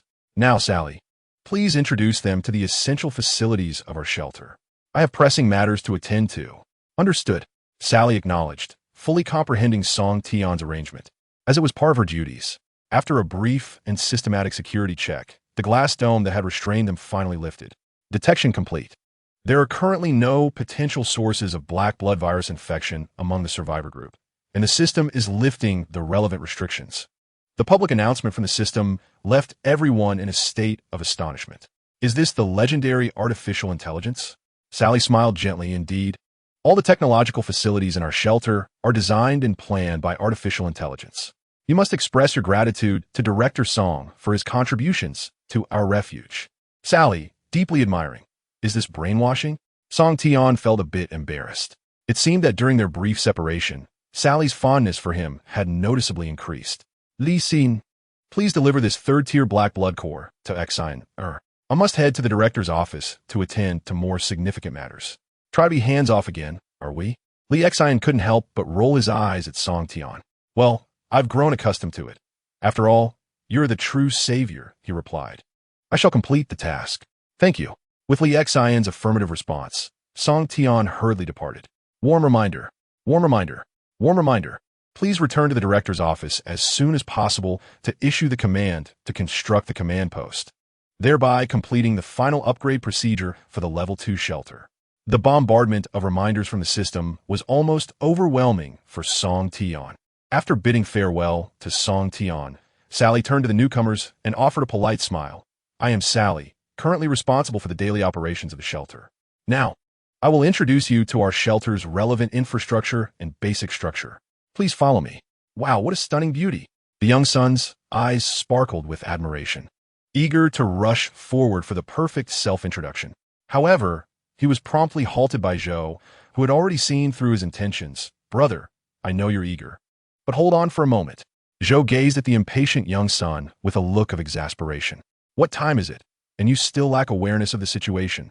Please take a moment to consider whose territory this is before making any plans. After Zhou's timely warning, the impulsive young son suddenly came to his senses. That was close. I almost lost my chance. How dare I think about the director's favor? After a tumultuous internal struggle, young son cast a wistful glance at Sally's departing figure. Sigh. I understand now. Thank you for the reminder. In this apocalyptic world, it is always the strongest who take everything, including the affection of female survivors. The strongest in the shelter is none other than Song Tian, who kindly took them in earlier. I truly hope that in the future, Director Song will show compassion and pair us single souls with partners. DeChong chuckled. That day will surely come. The shelter is vast. How many of us are here now? Otherwise, where shall we seek the flickering embers of hope that guide humanity toward a brighter future? He has come to terms with the reality that a civilization devoid of its people cannot truly be deemed a beautiful future. Indeed, let us only hope that day arrives swiftly. I find myself becoming increasingly restless, perhaps due to the exceedingly harsh conditions outside the shelter. Upon their arrival at the remarkably secure No. 1 shelter, the conversations among the people began to flourish. Yet, all of this remained well within Sally's control. Amidst the joviality, Sally guided them to the central hall of the shelter. Following extensive renovations, the shelter has transformed beyond recognition from its former state as a rudimentary hospital warehouse, now appearing entirely rejuvenated. Allow me to formally introduce the fundamental information regarding our No. 1 shelter. Sally activated her portable tablet and initiated the electronic projection. The No. 1 shelter is a bastion of power established by our esteemed director Song Tian. Currently, our influence predominantly encompasses the vicinity of the East Sea City Municipal Hospital, with plans to expand outward from the land beneath our feet. The underground structure we currently inhabit serves as the core territory of the number 1 shelter. Rest assured, following Captain Li Xian's meticulous search, the underground areas surrounding the shelter are now unequivocally secure. After listening to Sally's introduction of the number 1 shelter, Qin felt a twinge of confusion. The East Sea City Municipal Hospital, wasn't that previously under the investment of the Fox Group? Why, as the actual controller of the Fox Group, was I entirely unaware of the existence of this underground sanctuary? Could it be that there are traitorous elements within the company, betraying its collective assets? No. Prior to the apocalypse, Song Tian was merely an inconspicuous employee.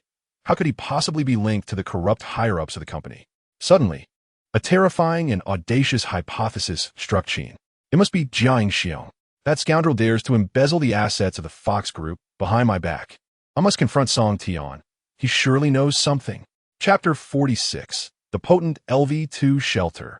The ambitions of the beautiful CEO. In the director's office, Song Tian gazed at the shelter's panel on the computer, lost in momentary contemplation. Lounge LV2, Transdimensional Transport Room, LV2, Medical Room, LV2, Planting Greenhouse, LV2, Power Generation Room, LV2, Cafeteria, LV2, Water Recycling Room, LV2. Almost all the structures within the shelter have successfully attained LV2 status. Through the surveillance cameras displayed on the computer system panel, Song Tian could even observe the individuals within the planting greenhouse. This is our shelter's planting greenhouse. Please follow me. The LV2 planting greenhouse has achieved a state of semi-automation. The agricultural techniques have reached such an advanced level that I am truly impressed. Through the glass of the greenhouse, I can clearly see the vibrant seedlings of fruits and vegetables flourishing in their culture dishes. Rest assured, with our current population in the shelter, we are nearly self-sufficient in vegetable supply. After reviewing all that transpired in the greenhouse, Song Tian casually opened the panel for the Combat Suit Research Institute, Level 2. Combat Suit Research Institute, Level 2. Consume materials or points to mass-produce standard armor, with the attributes of the produced equipment related to the host's ability level. Current available equipment for production. Shelter Combat Suit. Free. Shelter Security Set. E-grade equipment 100 points. Lightweight Shelter Bulletproof Vest. E-grade armor 50 points. Shelter Gas Mask. E-grade equipment 20 points. Shelter Safety Helmet. E-grade armor 20 points. Song Tian was quite satisfied. The Level 2 Combat Suit Research Institute could indeed mass-produce equipment with attribute panels. It seems I can organize a private armed force for Shelter Number 1 in the future. In this post-apocalyptic world, possessing a personal armed force is a dream cherished by many men. The system has received the command. Then let us produce 2 sets for a trial. With a gentle click of the mouse, the research facility under system control officially commenced operations. Successfully consumed 200 points, producing the first shelter security set. Estimated completion time, 1 hour. A security set in half an hour. Such rapid production speed is rarely seen even in pre-apocalyptic arms factories. I seem to have collected a hidden building blueprint, something called Command Center. System. Display the attributes panel for the Command Center. System received. Command Center, Level 2 core building of a shelter. Related functions are hidden. Construction cost, 2,000 points. Panel unlocking condition. Achieve a friendly relationship with Qin Fokkers through tasks. Activating this building requires the approval of Qin. How troublesome. Never mind. I shall proceed with the construction since she is right here. She will eventually yield to my plans. Successfully consumed 2,000 points constructing the command center. Due to the strategic significance of the command center, the spatial distribution of the shelter is being replanned. Related construction areas have been officially sealed off according to system security regulations. No shelter members are currently affected. Estimated completion time, 24 hours. Yield? Suddenly, an unexpected visitor burst into the director's office. How could I forget to close the door? Song Tian gazed at Qin, who was clad in the prison battleship combat suit. For a moment, reluctantly withdrawing his gaze. Qin appeared somewhat irritated by Song Tian's scrutinizing look. Have you had enough of staring at me? She snapped. By the way, who designed this uniform? The aesthetic is truly lacking. Yet it does accentuate a woman's natural figure beautifully. After being chastised by Qin, Song Tian couldn't help but shout inwardly. Yet, he feigned humility, claiming, "It is not my design. It is the autonomous creation of artificial intelligence." "By the way, Qin, did you seek me for a particular matter?" "Of course," she replied, pressing her lips together as she began to unveil her doubts to Song Tian. "How did this sanctuary come into existence?" "I cannot disclose the origins of this refuge," Song Tian replied firmly. Even if he were to reveal the truth, it is unlikely that Qin would believe him. After all, the white-bearded old man who had provided Song Tian with the sanctuary's app system and a second-hand phone had not appeared for quite some time. Not even in Song Tian's dreams did he manifest, as though he had vanished into thin air. "Very well, but I shall investigate thoroughly. However, at present, I wish to borrow something from you." As Song Tian gazed into Qin's fervent eyes, which seemed intent on devouring him, he felt a twinge of fear. "What do you wish to borrow?" "Power. Your power." Qin's voice was equally resolute. "If you can extend such trust to Li Xian, allowing her to become your right hand, then I can do the same." In that instant, Song Tian realized the audacity of Qin Fuke. She had barely arrived at the sanctuary and was already scheming for power. "Li Xian, come to my aid." In desperation, Song Tian sought external help, but Qin was quicker, shutting the office door before he could call out. "I will ensure your satisfaction. First, listen to my plans for the sanctuary." Meanwhile, in the lounge on the other side of the sanctuary, Li Xian, as if she had heard Song Tian's distress, suddenly sat up. Did I just hear Song Tian calling for help? Could he be in danger? I should check. Why is the door closed? Li Qin pondered it, had curiosity piqued. Driven by her inquisitiveness, she quietly pressed her ear against the door. The commotion within the office was indeed significant. "Qin, we can begin like this, and then proceed like that." Song Tian, impressive. "Qin, shall we take a break?" Song Tian, no, let us continue. "Qin, are you satisfied with what I am doing?" Song Tian, very satisfied. "Let us proceed as such." Outside the door, Li Xian remarked to herself, "These two are quite uninhibited." Half an hour later, the office door finally swung open. Song Tian, drenched in sweat, was filled with joy. Who knew that promoting someone else could also enhance one's favorability? Yet, Qin's demeanor was overwhelmingly assertive. The rapidity with which she articulated her plans was simply unbearable. She had even meticulously considered the sanctuary's development plans for the next century. Truly formidable. Li Xian, what are you doing here?"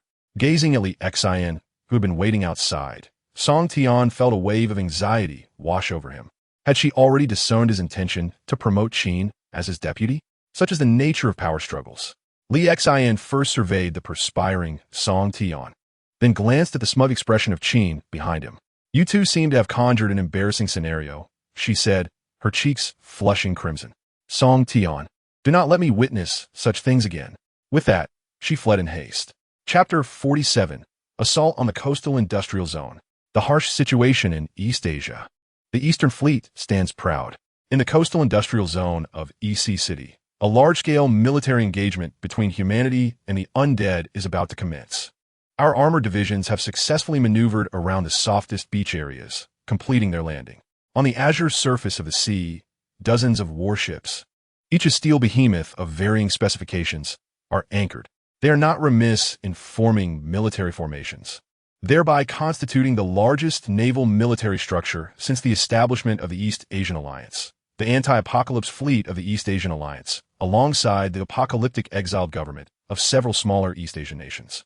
As the situation on land in EC City spiraled out of control and other inland cities fell, the Eastern Fleet, originally comprising only a handful of warships, has become a beacon of hope for the central government in reclaiming East Sea City and the entirety of the Alliance-S territory. Consequently, the strategic importance of the Eastern Fleet has garnered heightened attention from the central government. Various military aids have been arriving from all directions, almost incessantly. Furthermore, the Eastern Fleet has received humanitarian military assistance, including large battleships from other member nations of the East Asian Alliance. In exchange for these interstate benefits, the Eastern Fleet must accommodate the remnants of their ground forces, as some member nations are on the brink of annihilation. With the rampant spread of the black blood virus, their borders have succumbed entirely, devolving into apocalyptic realms ruled by the undead. The grim reality faced by humanity is far from optimistic, teetering on the brink of disaster. Yet, the war must persist. Zombies detected in the industrial zone ahead, requesting to open fire. Fire at will. An aged voice crackled through the communication device, officially igniting the flames of this offensive campaign. At the military base on the eastern coast of EC City, the venerable General Dongfang, now in his 70s, is intently focused on the electronic map displayed on the command screen, his withered fingers tapping on the command platform before him. As the commander-in-chief of the Eastern Fleet, he bears the responsibility for the military operation targeting the coastal industrial zone. After a tense 45 minutes, a report comes in.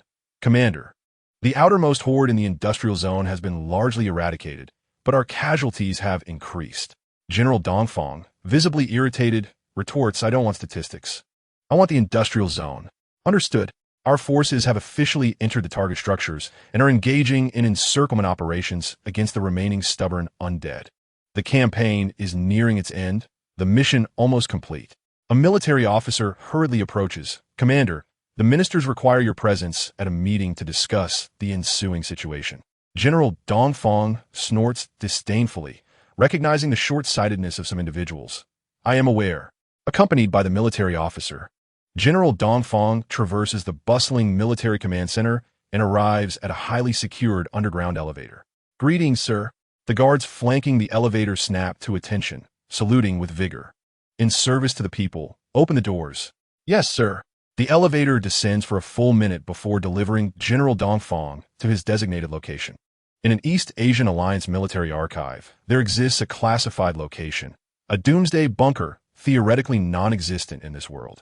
Not even the most potent strategic weapon known to humanity, the nuclear bomb, could reach this sanctuary. Within the somewhat cramped confines of the refuge, a multitude of individuals has gathered. The political elite from the East Asian Alliance, along with survivors from various nations, congregate here to collectively determine the fate of humanity's remnants. Due to the Eastern General's insufficient rank, he can only discern the faces of a few familiar figures at the negotiation table. The remaining high-ranking officials' appearances and voices have undergone special modifications, rendering them indistinguishable. Moreover, several among them employ holographic projection technology, meaning they're not physically present at all. In the darkness, a robust voice resounds. General, you have arrived? What is the situation on land? The Eastern General candidly replies, the tide of corpses roaming near the eastern coastal industrial zone has been largely eradicated. My troops are currently wrapping up operations. Aside from the unforeseen losses incurred during the conflict, we anticipate recovering nearly 70 of the industrial equipment and research facilities within the zone. However, the aggressive nature of this operation and the pursuit of a swift resolution have led to significant ammunition expenditure, making large-scale military actions unfeasible in the near future.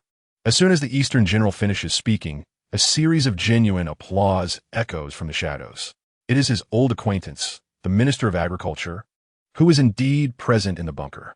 Before the other officials, the minister unabashedly extols his old friend's accomplishments. Well done, General. It is no wonder those military veterans insisted you assume command of the Eastern Sea Fleet. Securing the coastal industrial zone gives us access to oil refineries and ports. And perhaps our warehouses still hold some reserves. It seems my ministry will soon be operational again. The Eastern General internally scoffs at the old fox. The industrial zone has just been seized, and he is already eager to stake his claim. How shameless. The robust voice rings out once more, General. Let us heed the Minister of Agriculture's request.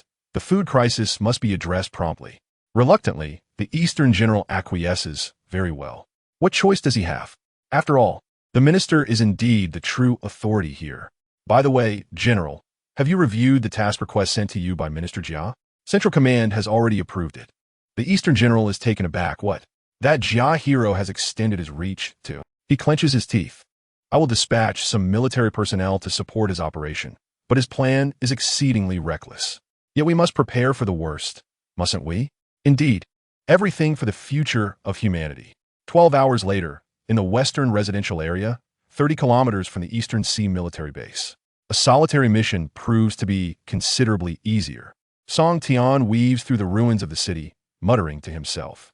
This outing can hardly be considered a personal affair, so I shall not trouble anyone else, especially since Li Xin is still in a fit of anger.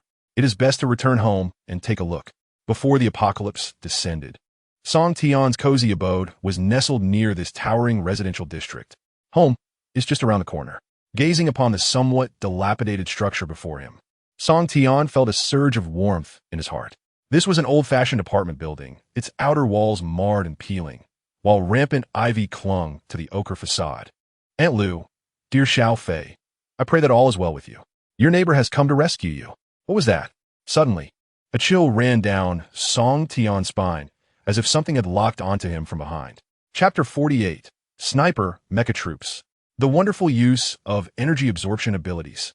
In an instant, the long-dormant power of master perception surged within Song Tian. A profound sense of impending danger washed over him.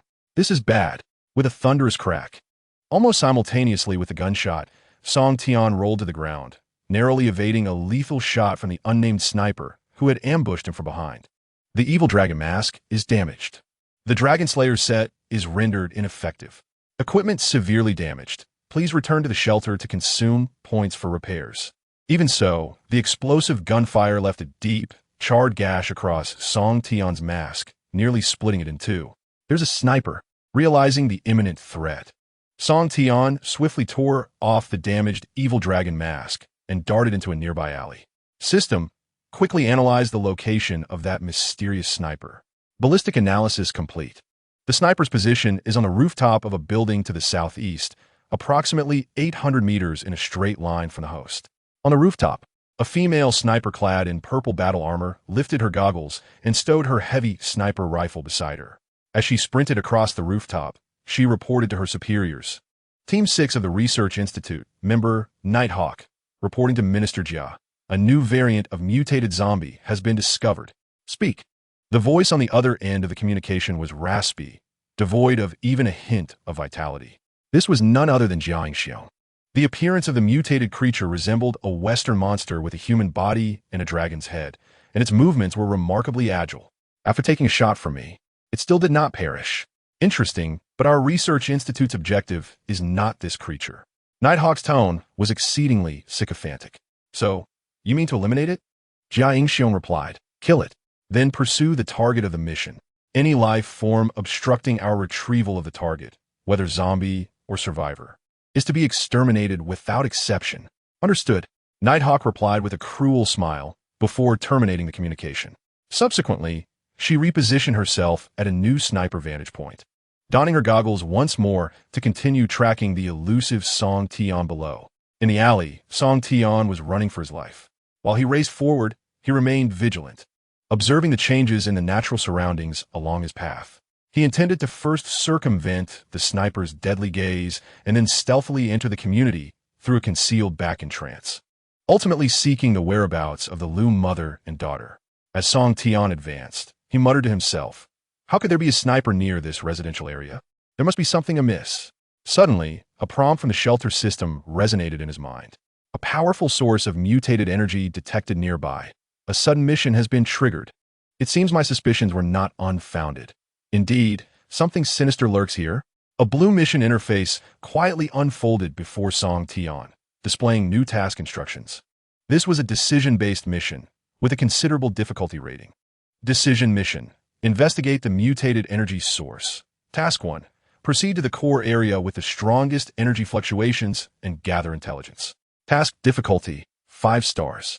Completion of Task 1 rewards 2,000 points. Task 2. Trace the mysterious sniper's whereabouts and extract vital information from him. Task difficulty, 3 stars. Completion of Task 2 rewards 1,000 points. Aunt Lu and Xiao Fei are still within the community. I accept this task and choose to execute Task 1. Mission panel updated. Shortly after Song Tian accepted the task, a terrifying rumble shook the street ahead. The ground trembled ominously. As he raised his eyes, a cloud of dust enveloped the area, accompanied by the thunderous crash of collapsing walls. Doubts crept into his mind. Could it be another zombie giant? Yet, as an unfamiliar figure burst through the last wall and approached him, his confusion deepened. Government forces? Mecha troops? Before him stood a towering humanoid mecha, approximately 3 meters in height, piloted by an individual clad in a military green uniform. From his vantage point, The mecha's brass-colored bulk glinted with a cold metallic sheen under the sunlight, clearly a costly construct. What astonished Song Tian further was that this mecha was purely designed for close combat. Apart from two enormous fists, encased in skeletal alloy armor, it bore no additional weaponry. Through the visor, the mecha pilot had zeroed in on Song Tian. Identifying a suspicious target, he executed a silencing command. "Hello, are you with the government forces?" The mecha pilot showed no appreciation for Song Tian's goodwill, opting instead to strike decisively. A deadly punch, sharp as a dagger, came hurtling towards him, prompting Song Tian to swiftly raise the Dragon Slayer sword in defense. Damn, another unreasonable ambush. How rude. Song Tian cursed as he retreated, sword in hand. Good grief. What a force. This is hardly any different from that previous zombie giant. The mecha's steel fist collided with the Dragon Slayer sword with the force of a heavy hammer. Had I not previously enhanced my strength, you might have sent me flying. After barely absorbing the impact, Song Tian launched a counterattack. You think you're strong? What good is strength if you can't think? Taste my move, electric absorption. The mech pilot was taken aback as he beheld a dazzling surge of electric blue light emanating from the hands of the human survivor before him. This was alarming. It was a manifestation of an extraordinary ability. Yet it was too late. Song Tian activated his powers, and his hands made contact with the surface of the mech. All mech energy collected, successfully converted to 500 shelter points. Current reserve points, 8,300. What have you done? My mech. Why has it suddenly lost power? The mech pilot was utterly astonished. He had encountered an individual capable of absorbing electrical energy. Song Tian extended his hands, blue electricity dancing at his fingertips, and indeed, it was effective. It appeared I have become the ultimate nemesis of all human technological creations. Alas, this ability could only be wielded against my own kind, as the zombies had yet to grasp the intricacies of science and technology. Without an energy supply, the entire mech transformed into an incredibly heavy metal shell. Even the once mighty pilot was now a mere prisoner within this metallic carcass, nearly immobilized by its daunting weight. Detected special metallic components nearby that can enhance abilities. It is recommended that the host collect them. Components? Upon hearing the system prompt, Song Tian quickly bent down to scrutinize the surroundings. Could it be referring to those two mechanical arms? It seemed that those two metallic fists were indeed usable. He extended his hands and gently pressed on the chest of the mech, causing the two ironclad fists on either side to fall with a resounding clang. I shall take your gauntlets. Realizing Song Tian's intent to acquire the mech's core components, the trapped pilot seethed with indignation. You scoundrel! You thief! The government forces will not let you go. Silence! Song Tian retorted. Now, tell me, who exactly is orchestrating your operations? What is your purpose here? To the pilot's unfounded threats, Song Tian first stretched his limbs before suddenly seizing his chin. I will reveal nothing. With a devilish smile, Song Tian replied. If you choose not to speak, that is certainly your prerogative. However, I trust you wouldn't mind if I transformed your beloved mech into the shape of a public restroom? The pilot's fury reignited. You vile brigand! You thief! Chapter 49. The Evolution of Powers, Mechanical Flying Fists. Aunt Lou, kidnapped by the imposter government forces. Nighthawk, report the situation. Has the unfamiliar survivor who breached the perimeter been dealt with? Vice Captain, rest assured. Iron Hawk has already taken the mech to apprehend him. It should pose no issue. No matter how fast that brat is, he is no match for Iron Hawk. Wait, what is this? Through Nighthawk's sniper scope, a colossal ironclad fist suddenly emerged. Moreover, this brass-colored metallic fist seemed to be drawing closer, a powerful gust of punching wind rushing towards her. I have been exposed. Boom. Song Tian glanced up to see thick black smoke swirling atop a distant skyscraper, interspersed with flashes of explosive light. Target destroyed. All done. It seemed that his punch had indeed struck true. With the advanced algorithms of the shelter system, even with nearly a kilometer separating him from the sniper, an alarmingly high accuracy was still maintained. Mastering magnetic forces, he retrieved the armored gauntlet. With a swift motion, Song Tian summoned forth from the billowing black smoke atop the building a brass-colored projectile, sleek as a bullet, leaving a subtle trace in the air. It was none other than the launched armored fist.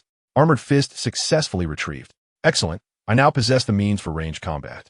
As Song Tian opened his palm, The brass-hued metal framework of the gauntlet dissipated in an instant, transforming the entire armored fist into ethereal streams of blue electrical energy. After absorbing the two armored fists provided by the Iron Eagle mech, Song Tian's fighting Iron Fist ability underwent yet another upgrade and enhancement.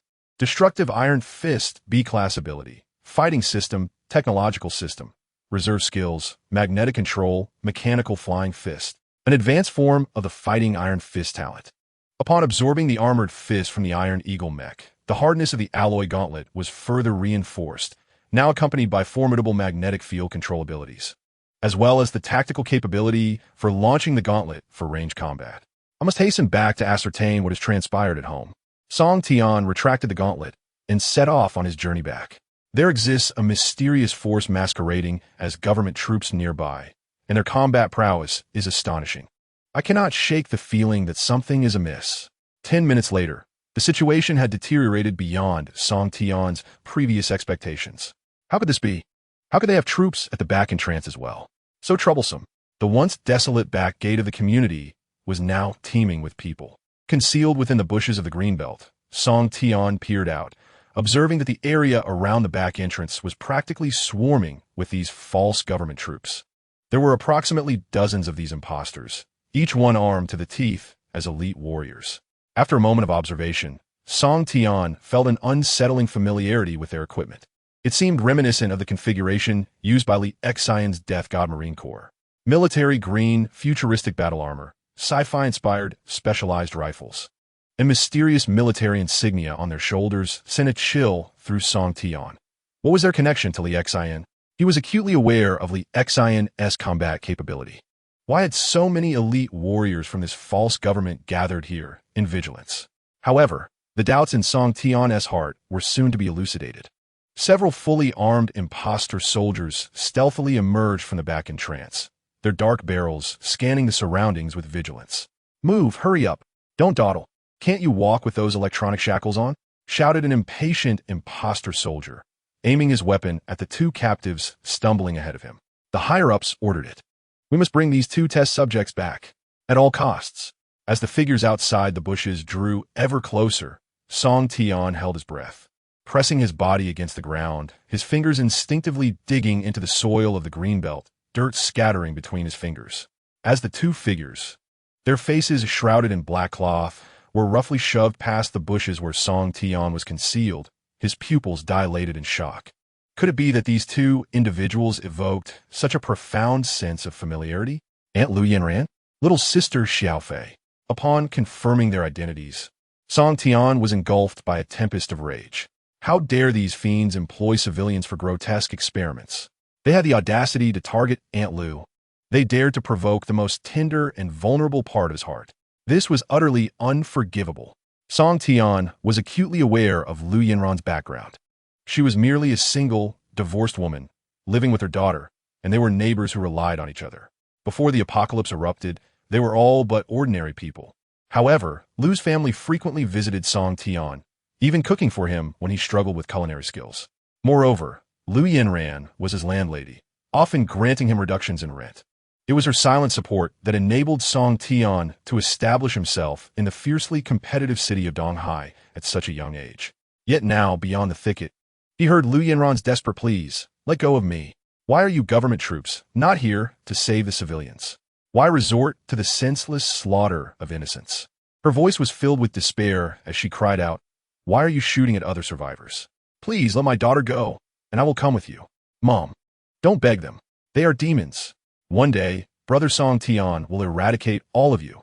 Little Lu Xiaofei's rebellious voice remained as spirited as ever, echoing the tone that lingered in Song Tian's memories. An imposter soldier abruptly commanded, "Silence." Who is this Brother Song Tian?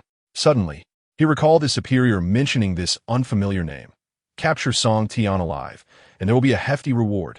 Eager to make a name for himself, he pressed Lu Xiaofei for answers. "Where is that Song Tian? Speak."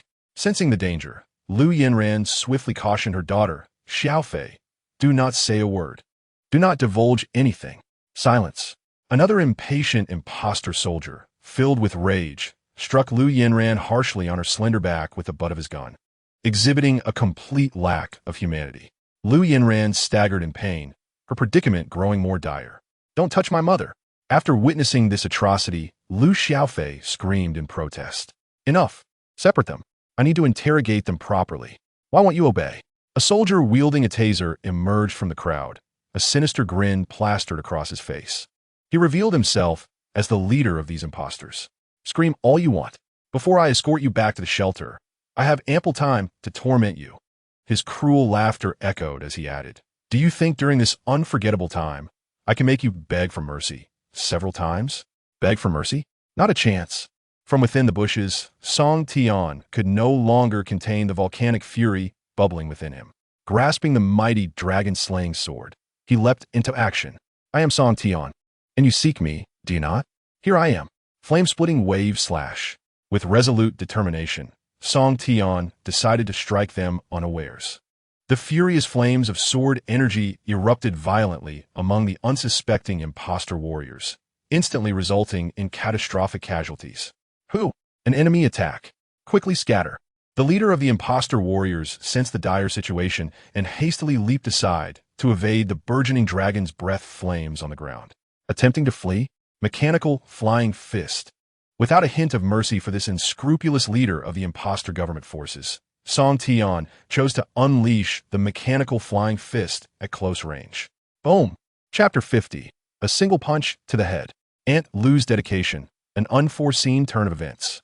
In an instant, the head, fully encased in a tactical helmet, atop the neck of the imposter leader, exploded with a thunderous crash, obliterated beneath the crushing might of the iron fist. It burst forth like a green melon crushed underfoot, juices splattering everywhere. In truth, it was a gruesome spectacle, sending blood mist swirling into the air. As the blood mist dispersed, Lu Yinran's gaze at the edge of the battlefield was filled with sheer terror. All that remained was the soft, headless corpse of the imposter leader. Song Tian. Do not be so cruel. They are human too. Witnessing such a brutal and bloody scene, Lu Yinran's eyes flickered with a momentary instinctive compassion, her beautiful visage turning pallid. Devoid of color, she wiped the blood from her face, ready to step forward to halt Song Tian's relentless slaughter. Yet in an instant, she suddenly clutched her head and stopped. For reasons unknown, a strange, fervent fire ignited within Lu Yinran's heart, and her mind suddenly awash in a sea of crimson. A cold, ruthless voice, akin to her own, echoed within her consciousness, urging her to kill, eradicate all the evil doers of this world. The cruel voice that resounded in her mind filled Lu Yinran with an unprecedented dread. She cradled her head in her hands, crying out, "What is happening to me?" That voice seemed to emerge from the very depths of her soul. Could it be the resurgence of the cursed black blood disease? Damn the black blood virus. You shan't control me. In truth, Lu Yinran had long concealed the terrifying reality of her affliction from Song Tian and Lu Feier. Taking advantage of Lu Yinran's faltering mental state, an unparalleled malevolent force quietly took root, gradually eroding the depths of her soul, as if intending to wholly devour her benevolent spirit. Lu Yinran attempted to resist, yet her efforts were in vain. "No, I cannot fall. I still have Feier to care for. I still have Song Tian. I cannot succumb." The already weakened Lu Yinran summoned the last vestiges of her strength to shield Lu Xiaofei behind her.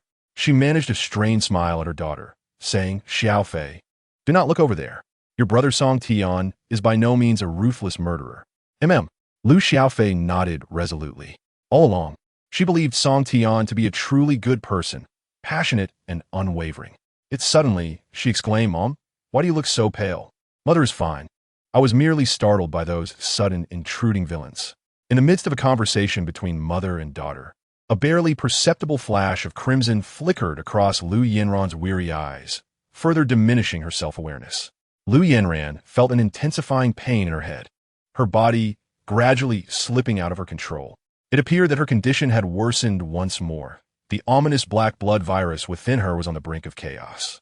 Urgently, she instructed her daughter beside her to summon Song Tian. "Feier, quickly call brother Song Tian over. I have something to tell him." "Mom, just wait a moment. I'll go right away." Lu Feier, her eyes brimming with tears, resolutely turned and sprinted towards Song Tian. "Brother Song Tian, hurry back. Mom seems to be having some problems." Upon hearing Lu Feier's anxious cry from behind, Song Tian was startled nearly overwhelmed by rage. This account will be settled later. He quickly regained his composure and turned to rush towards the Lu family. Lu Yinran's condition was dire. Song Tian, witnessing Lu Yinran's frail and pitiable appearance, felt a pang of sorrow. "Aunt Lu, what has happened to you?" "Little Song Tian, you finally arrived. I knew you would come back." The unique way Lu Yinran addressed him reflected the bond they had forged over the years, transcending mere acquaintance. Song Tian crouched down and lifted the weakened Lu Yinran into his arms. "Aunt Lu, why are you bleeding?" To his horror, he discovered that the blood trickling from her lips was a dark hue, a harbinger of death and decay. Black blood disease. This is a sign of advanced stages known only to those in the terminal phase. Without powerful intervention, Aunt Lu may not have much time left. Faya, what exactly is going on? System, retrieve information on curing late-stage black blood disease. Mom. Lu Feier wiped away the large tears rolling down her cheeks, her voice trembling as she whispered, "Brother Song Tian, it's all my fault. I didn't tell you." Just before the apocalypse struck, Mom was diagnosed with black blood disease, and it was already quite severe. Every time she went to the city hospital for treatment, she would send me to your house. Song Tian recalled that Lu Feier had indeed visited him alone several times in the past few months. Overcome with frustration, he slapped himself hard, berating, "I, Song Tian, am truly a fool. How could I not have noticed Aunt Lu's condition? It is not your fault." Lu Yinran's eyes held warmth and affection as she gazed at him. Extending her pale arm, encumbered by electronic shackles, she gently caressed Song Tian's swollen cheek. "It is my fault for concealing the truth." Just then, a series of hurried footsteps echoed behind them. Song Tian, initially wanting to speak further, turned to find a throng of nearly 100 members of the false government army arriving. Target acquired. Suspicious individuals identified. Friendly casualties detected. Open fire. Open fire immediately. The rapid gunfire erupted. Run. Faced with the overwhelming numbers of the false government army, Song Tian quickly shielded Lu Feier and fled. At this moment, he had already exposed himself to the enemy's line of fire, cradling the barely breathing Lu Yinran in his arms, rendering any counterattack impossible. Warning. Warning. Please be vigilant of your surroundings. Energy fluctuations indicative of mutated entities detected nearby. However, Song Tian could no longer heed the abrupt warnings echoing in his mind. Countless lethal bullet trajectories whizzed past the edges of his body, yet none struck him. Dreadful. These bullets are problematic.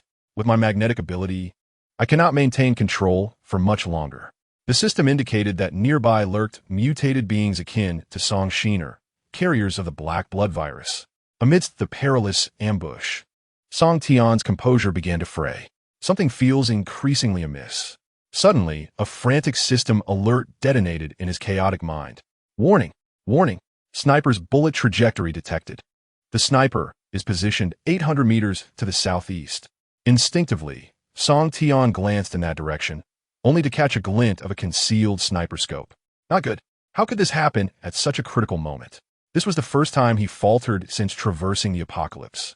And at such a deadly juncture, the mysterious sniper who had endured his mechanical fist was still alive. Bang! Damn! Due to the limited range of the magnetic field he had created, he could not evade the sniper's bullet. He could only brace himself for impact. Brother Song Tian, your leg. I'm Fine. Song Tian felt as though his right leg had ceased to exist. Then, an excruciating pain surged from his right leg, a terror that nearly stole his breath, shooting up to his very core. The bullet had penetrated his right leg, shattering the bone beyond recognition. This shot had rendered Song Tian utterly incapacitated. Above the building, the Night Hawk, having landed a hit, was elated, laughing maniacally. "Ha ha ha. You little brat. Did you think I was dead? I'll send you to the afterlife with another shot. Little Song Tian, be careful." Almost as the gun fired, bang, Lu Yinran, inexplicably infused with strength, suddenly pushed the half-kneeling, nearly immobile Song Tian aside. "Mother, no. Aunt Yinran." A spray of black blood splattered on his Song Tian's face, leaving his mind blank in an instant. Simultaneously, the sky darkened ominously, thunder rumbling. This marked the first rain since the apocalypse began, a rare deluge.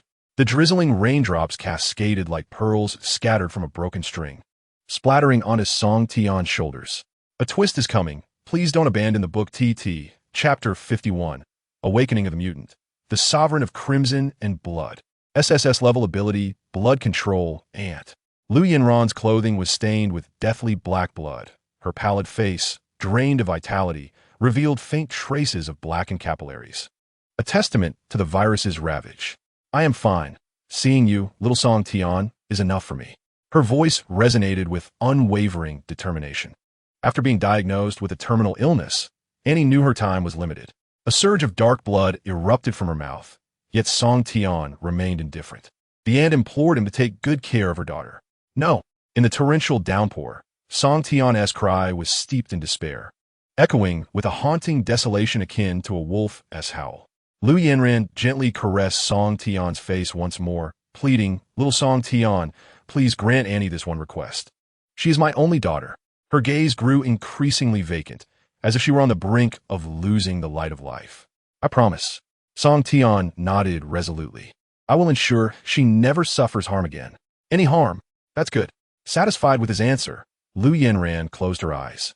Simultaneously, her entire visage became almost translucent, the dark veins beneath her skin threatening to burst forth.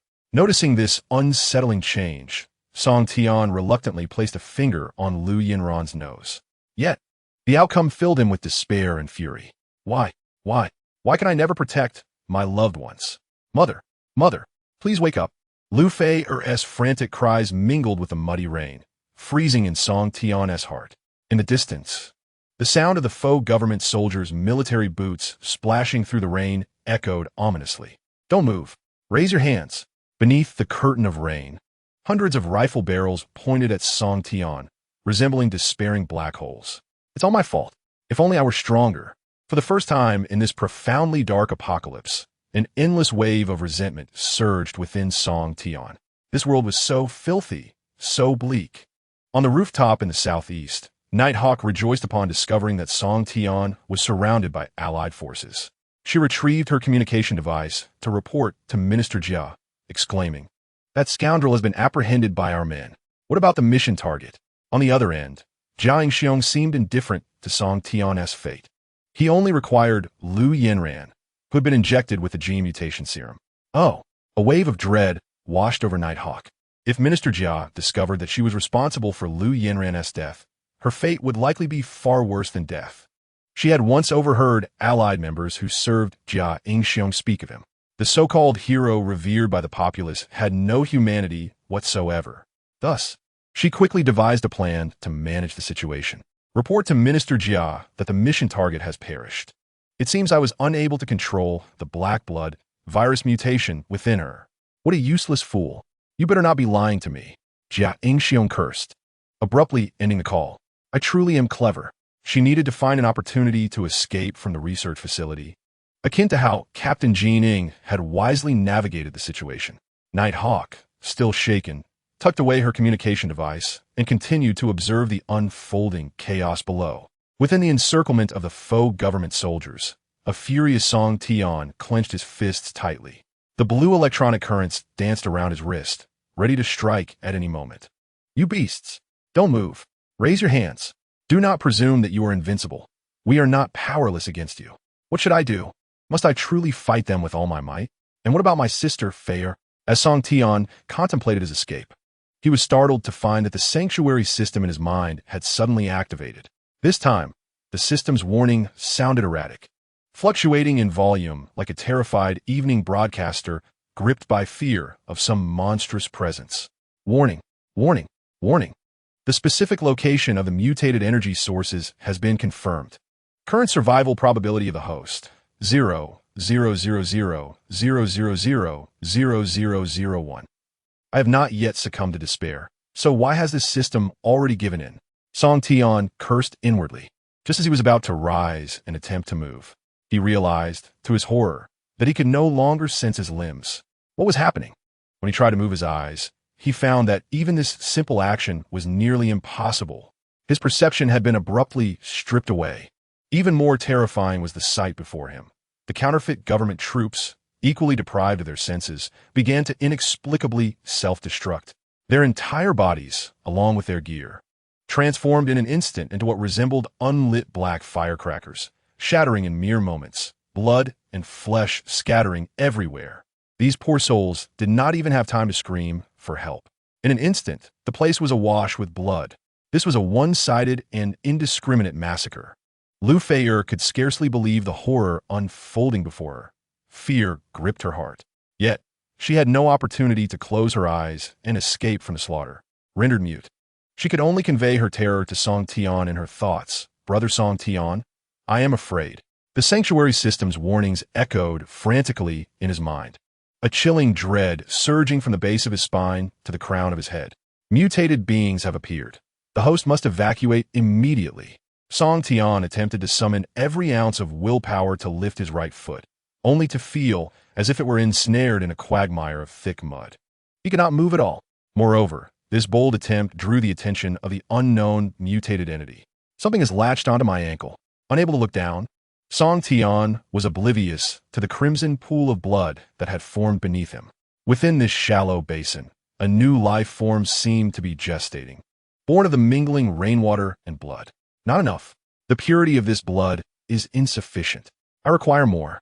At the instant this eerie voice echoed, Song Tian regained control of his body. Run. Fei'er, be careful. Suddenly, a sound like a projectile tearing through the air reached his ears. Song Tian dared not be careless or betray the promise he had made to Lu Yanran.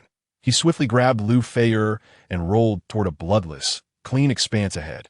This instinctive choice saved both their lives.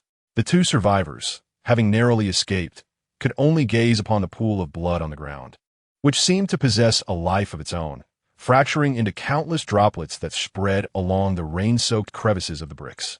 This was a manifestation of extraordinary abilities. Song Tian's pupils constricted slightly. Although the bizarre transformation before him appeared utterly uncanny, it did not obscure the detectable fluctuations of supernatural energy in the air. Detecting terrifying energy fluctuations surpassing the SS level. The system is constructing a new knowledge framework for supernatural abilities using the host's collected data and the cloud database. Construction completed. Generating information panel for this ability. A crimson information panel abruptly materialized before Song Tian. Yet the system's report was perplexing and difficult for him to comprehend. Blood control, SSS level ability. Superpower category? This time, Song Tian was unable to glean specific details about this SSS level ability directly from the refuge system. Indeed, an SSS level power was terrifying beyond measure. Chapter 52, Bloody Evolution. The Birth of the Crimson Queen. The two stared at the blood flowing through the brick seams, extending in all directions throughout the city, as an ominous premonition surged within them. Song Tian hurriedly turned to look back towards the direction from which the system had warned them to evacuate, only to find Aunt Lu Yanran's body had vanished without a trace. Suspended in midair was a blood cocoon, pulsating with a vibrant crimson hue. What could that be? Song Tian scrutinized it closely. It seemed to harbor a super life form on the brink of awakening. The silhouette appeared somewhat familiar. Aunt Lu, it's Aunt Lu. Mother. Song Tian and Lu Fei'er exclaimed in unison. The life form within the blood cocoon seemed to be none other than Lu Yanran. Song Tian urgently inquired of the refuge system. System, what should I do? Can Aunt Lu return? Analyzing the vital signs of the mysterious organism within the blood cocoon. This life form appears to possess the genetic traits of both Lu Yanran and a mutated species, with remarkably stable vital signs. What should I do now? Song Tian was desperate to see his beloved Aunt Lu Yanran resurrected. System is generating a response plan. Yet time was running out. Suddenly, Song Tian sensed an eerie turbulence surrounding them, emanating from all directions. The ground trembled, and the branches of the trees in the green belt quivered incessantly. He instinctively looked up to see a mass of shadows undulating at the edge of the distant horizon, resembling an army of countless warriors. As the running shadows drew closer, Song Tian's breath hitched in his throat. It was not an army of warriors, but rather an ocean of living corpses composed of millions of zombies. Detecting new zombie types. Detecting new third-tier mutated zombies. Detecting new special mutated zombies.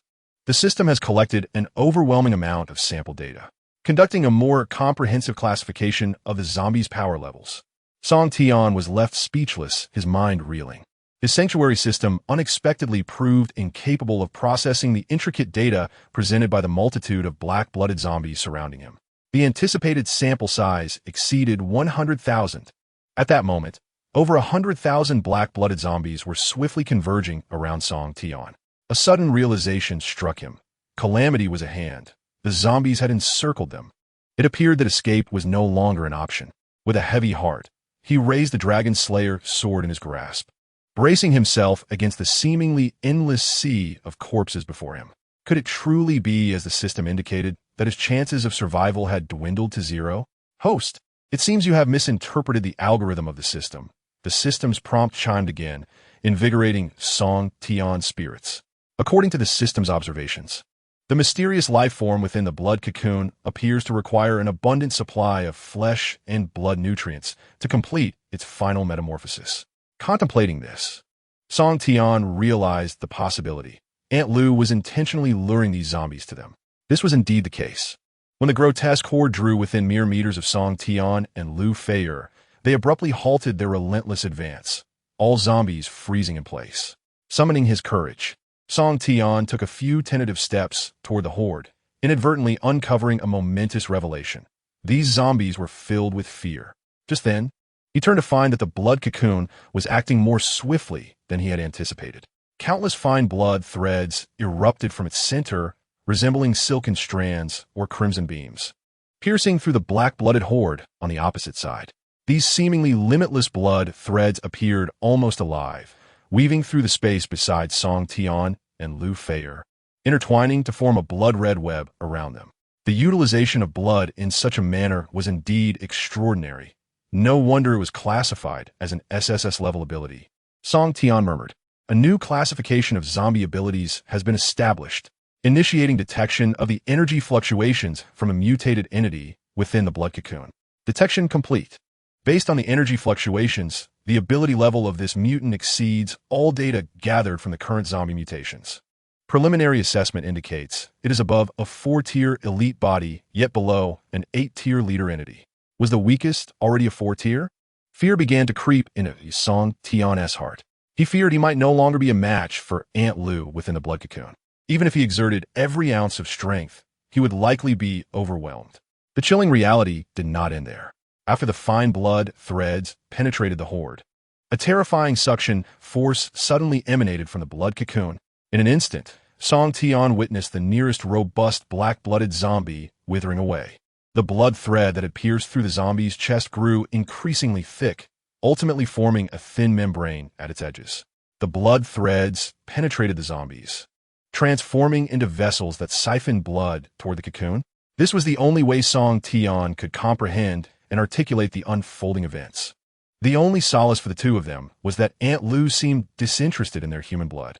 Before long, the bizarre blood transfusion ritual commenced. Lu Feier, in fear, bit her finger, her pale face observing the bewildering transformation before her. Surrounding them were blood vessels sprawling like a spider's web, pulsating rhythmically with the undulating wall of the central blood cocoon, successfully channeling a vast quantity of blood into the cocoon, nurturing Lu Yanran. At this moment, within the blood cocoon, Lu Yanran had become the very heart of these vessels, and indeed, the heart of the nearby corpses. Thud, thud, thud. Song Tian could scarcely believe his eyes. After absorbing an unfathomable amount of blood, the cocoon actually began to pulsate like a human heart. For a fleeting moment, his mind was blank, and he gazed at the blood cocoon in utter confusion. Was this primal heartbeat truly Aunt Lu's? Or had she transformed into someone entirely unrecognizable? Song Tian dared not entertain such thoughts. Detected energy fluctuations of the mutant within the blood cocoon have intensified, recalibrating the mutant's ability level. She had actually grown stronger once more. Suddenly, Song Tian found himself reluctant to strive any further. He too yearned for a path of mutation and enhancement. Yet the harsh reality was that all the abilities he currently wielded were rooted in technology. According to the sacred scriptures of superheroes from his past life, the wealthy rely on technology, while the impoverished rely on mutation. There remained a long journey ahead before Song Tian could truly rise. However, it seemed that the entity within the blood cocoon had no intention of granting him the luxury of regret. with a terrifying tremor resonating deep within their hearts. The blood cocoon shattered. Song Tian let out a long sigh. She had awakened. There was no escape now. Perhaps it would even provoke her. Once his thoughts were settled, he held his breath, shielding Lu Fei'er behind him, awaiting Lu Yinran's arrival.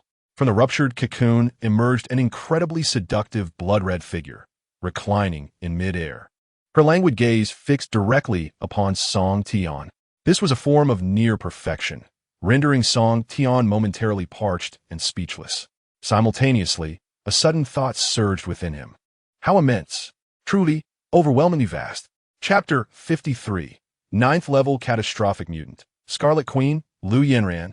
The terrifying disaster level. Above the building, Nighthawk was filled with dread. Why can my body not move just now? No, I must quickly inform Minister Jia. She retrieved her combat recorder and connected it to the communication device. Minister Jia, did you see that? That mutant has come back to life. Upon receiving this crucial information, the voice on the other end, Jia Yingxiong, was exhilarated. His tone brimmed with fervor. Point the recorder at her. Zoom in. Yes. Nighthawk was about to comply with Jia Yingxiong's instructions when she found her body inexplicably swelling. It turned out that Lu Yinran, who had just awakened from a distance, had inadvertently cast a glance in this direction. A mere glance was sufficient to ignite the very blood coursing through the Nighthawk's veins. This was the SSS-grade ability, blood control. To her horror, Nighthawk realized that the blood within her was seemingly ablaze. It was evaporating. It was exploding. Minister Jia, save me. Bang! In an instant, at the pinnacle of the skyscraper, a crimson mist erupted, leaving no trace of Nighthawk's remains. Meanwhile, Jia Yingxiong observed the screen, transfixed by the rapidly plummeting figure of the jumper. He instantly comprehended that the Nighthawk, armed with a recording device, had perished. Enraged, he struck the electronic screen with a furious fist, cursing without regard for his status. Useless. In his wrath, he turned towards the shadowy corner beside him, his voice cold and merciless as he issued his command. When the 6th squad returns to report, execute them all. Suddenly, plagued by a severe headache, Jia Yingxiong clutched his face and shouted, "Forget it. Just toss them into the research lab to feed my mutant pets." In the darkness lurked a presence, nearly devoid of life, responding, "As you wish, my master. It's time for your medication." "I understand." At that moment, Song Tian's system emitted a sudden alert. The mysterious sniper atop the skyscraper has perished. Song Tian stood stunned. Was it that swift? She had eliminated the sniper with just a single gaze? For a level 9 calamity-grade mutant, that sniper was but a trivial, lowly creature, insignificant. Level 9? Calamity-grade? Song Tian tightened his grip on Lu Fei'er's trembling shoulders, his entire being ensnared by the approach of Lu Yinran, rendering him immobile. Another SSS-grade ability. Calamity Telekinesis, SSS-grade ability. Superpower category, Calamity category. Lu Yinran gracefully approached Song Tian, her expression devoid of emotion, yet a flicker of something unusual flashed in her mesmerizing eyes. Suddenly, Song Tian felt a lightness envelop him, causing him to collapse onto the ground. The oppressive force of Lu Yinran, or rather, her Calamity Telekinesis, had been lifted.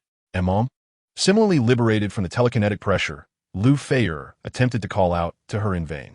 As Song Tian sat on the ground, both captivated and contemplative, he mused, "Even with the telekinesis lifted, my body seems uncooperative. Why do I feel an overwhelming urge to kneel?" This reaction from the host is, in fact, normal. The notification from the Haven system chimed once more. In the presence of calamity-grade life forms at the apex of the Blue Star's food chain.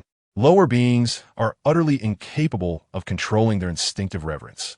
Song Tian queried, "So what should I do?" "Cling to her smooth thigh and call her your majesty, hoping to win her favor, that my Aunt Lu could return?" Resorting to such tactics was not out of the question. The tactical proposal provided by the host has been received. Analyzing the success probability of this tactic using big data. Is soft reliance the only option? Song Tian was astonished that the Haven system genuinely considered his suggestion. Analysis complete. The success rate of this tactic is 0. She has now transcended into an entirely new species, and the intense nature of her evolution has rendered her devoid of the emotions and memories associated with her former human form. Why, then, does she refrain from attacking us? Confronted by Liu Yinran's lofty and aggressively oppressive gaze, Song Tian could only engage in a silent and tense exchange with the shelter system deep within his mind. It was because of her bloodline. She detected within Liu Fei'er the presence of her own genetic heritage. Newly emergent species invariably obey the laws of their genetics. And even cataclysmic life forms are not exceptions to this rule. As Song Tian gradually comprehended these transformations, Liu Yinran made her move. A scarlet, form-fitting armor materialized upon her flawless physique, obstructing Song Tian's curious gaze from further exploration. Immediately thereafter, behind this crimson armor, two blood-red capes unfurled like wings, stretching nearly 100 meters, resembling twin curtains of blood. Almost simultaneously, the corpses of the black-blooded zombies, from which she had drained life, disintegrated into nothingness, reduced to mere dust, leaving no trace behind. Blood manipulation, cataclysmic telekinesis, the ability to consume all, a new cataclysmic life form had emerged. She is the sovereign of crimson and blood, the first 9-tier cataclysmic mutant of Donghai City, the Scarlet Queen, Liu Yinran. Almost instantaneously, a line of preliminary character data, analyzed by the shelter system, flickered across Song Tian's eyes. Liu Yinran, Scarlet Queen, ability level, LV90 skills, blood manipulation, SSS, cataclysmic telekinesis, SSS. Basic qualities? Having read this information, Song Tian gasped in astonishment. Could Aunt Liu, the Scarlet Queen, be saved? Much like the method employed to heal Song Shiner, the super serum produced by the level 5 shelter remains effective for all mutants. After a brief standoff, the Scarlet Queen seemed to lose interest in Song Tian and the others, elegantly turning away. As Song Tian watched the alluring figure of the Scarlet Queen recede into the distance, he patted his drenched chest, feeling a lingering apprehension. Had he truly emerged unscathed from the clutches of a cataclysmic mutant? Theoretically, yes. 4 newly evolved high-level life forms, solidifying their transcendent status is paramount. Thus, the Scarlet Queen is likely headed toward the central district of Donghai City, where the richest biological resources await. There, she can establish her own Crimson Empire, further accomplishing a higher order of bloody evolution, ultimately becoming a truly flawless higher-dimensional being. Donghai City Central District, it seems I shall have to take a detour in the future. As Song Tian gazed toward the direction Liu Yinran had departed, he noted that the sky had transformed into a shocking shade of blood red. Mission 1. Investigate the energy source of a mutant's. Mission complete. In the face of a cataclysmic mutant, the host has successfully survived. Calculating mission rewards. Due to the host's completion of an almost impossible challenge, the reward points are doubled, granting 4,000 points. Additional rewards. 1 attribute point. 100,000 experience points. 5,000 prestige points. Attribute points. Now that is a valuable boon. Aunt Liu, we shall meet again on another day. To avoid revealing the precise location of the refuge, Song Tian decided to walk a distance with Liu Fei'er. Once the psychic influence of the Crimson Empress dissipated entirely, they would devise a way to return to the sanctuary. After all, the refuge could hardly withstand the wrath of a true natural disaster. If exposed, it would mean instant annihilation. Chapter 54. The Return. Level 2 Core Refuge Structure. Command Center. President Qin's private satellite. A day later, Song Tian, driving a dilapidated truck laden with supplies, returned to the refuge with Liu Fei'er. Thanks to Aunt Liu, the Crimson Empress, I was fortunate enough to salvage such a bounty. Throughout the journey, he encountered very few formidable zombies, indicating that the black-blooded creatures had been thoroughly intimidated by the disaster-level Crimson Empress. To everyone's astonishment, Song Tian's return was not merely due to the substantial supplies he had gathered.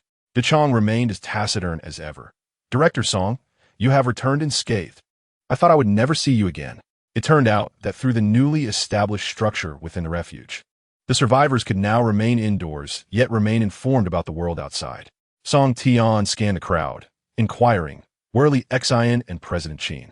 I have something of utmost importance to discuss with them." "Upstairs," Xiao Song promptly replied. "Upstairs? Did the refuge not consist of only one floor?" However, Song Tian noticed that the refuge seemed significantly larger than when he had departed. He curiously looked up, discovering a transparent bulletproof glass window embedded in the metallic walls above. revealing another layer of the refuge. Behind the glass, Li Xian was waving at him. In just one day, the refuge had transformed so dramatically. It seemed the time had come to execute President Qin's expansion plan. After spotting Song Tian's return through the high vantage point, Sally hurried over to greet him. Director Song, welcome home. Oh, who is this little sister? The onlookers suddenly noticed a strange little girl hiding behind Song Tian. Zhou, who often indulged in fanciful thoughts, whispered, could it be that Director Song is indeed the legendary sister complex type, and one who enjoys both lowly and mature women? Hearing his friend's mutterings, Xiao Song quickly covered Zhou's mouth. Don't say what shouldn't be said. Song Tian paid no mind to the idle chatter of the survivors. Let them speak as they wished. What was wrong with a man having some pursuits? As he followed Sally a few steps, he realized that his original office had vanished, replaced by an alloy elevator. Director Song, the newly constructed command center, is right above. Your personal belongings have also been moved there. Additionally, Sally's cheeks flushed slightly as she continued. For the personal requests of Captain Li Xian and President Qin, our lounge for the core members of the refuge has also been relocated to the same floor as your office. We hope you won't be upset with this arrangement. Of course not. Feel free to do as you wish. Song Tian exclaimed almost reflexively. Isn't this truly a beautiful affair? Some minor authorities must be relinquished when necessary, as long as the greater matters remain clear. With this thought, Sally gently caressed her rapidly rising and falling bosom, a reflection of her nervousness. She had anticipated that Song Tian would be quite upset. Truly, he is a remarkable leader. May the divine ever protect him until the world is restored to peace. Upon their arrival at the upper levels of the refuge, Song Tian gazed around, noting that the doors to 3 lounge rooms along the narrow metallic corridor were firmly shut. It seems Sally's words were indeed accurate. Perhaps sensing the hesitation in his eyes, Sally leaned in closely and whispered, Director Song, I have discreetly informed the system's artificial intelligence to set all access points here to fingerprint and iris recognition. However, your authority overrides all security measures, which means... Song Tian quickly waved his hand, interjecting, no need to elaborate. I'm not that kind of person. Observing the slight flush on Song Tian's face, Sally smiled softly and chose to remain silent. As they reached the end of the corridor, the architectural panel of the command center appeared vividly in Song Tian's mind. Command Center, Level 2 core structure of the refuge. This core structure, remodeled based on the director's office functions, serves as the central hub of authority for the entire refuge. Upon arriving before the access point of the command center, a tremendous clang resonated as the heavy alloy gate swung open. How swift! His director privileges indeed surpass all mechanical security systems. Song Tian, you've arrived. Beyond the gate lay an entirely different realm. The interior of the command center was a circular multi-functional hall, dominated by a vast tactical command table at its center, upon which a substantial virtual projection floated above. The spherical blue holographic projection was remarkably clear. Song Tian needed only a fleeting glance to discern its nature. It was a holographic projection of Blue Star. Hey, Song Tian, you're here. Li Xian greeted with a cheerful smile. With such chaos outside, let me see if you're hurt. The projection appeared to shift, revealing red shadows scattered across the blue expanse, territories of the black-blooded zombies. Beside the tactical command table, a comfortable swivel chair turned towards them, dressed in a form-fitting uniform. Qin held a tablet in her hands, seated gracefully, and with a gentle gaze, beckoned Song Tian to take a seat. Once he was settled, Qin began to speak slowly. It seems that the technological system of your refuge is quite distinct from that of the East Asia Alliance, and it also differs from the technological framework of the Mega Mexico Federation across the ocean. Qin expressed her confusion. During my research on technological investments in the European community, I did not encounter such globally leading scientific advancements. Song Tian, of course, refrained from revealing the truth. These technologies were unearthed from an underground research facility beneath the city hospital. Truly impressive, Qin remarked, nodding with a sense of resignation. Then he continued to expound. During your absence from the sanctuary, I have cleverly utilized the communications technology of the command center to capture a private satellite that originally belonged to my Fox group.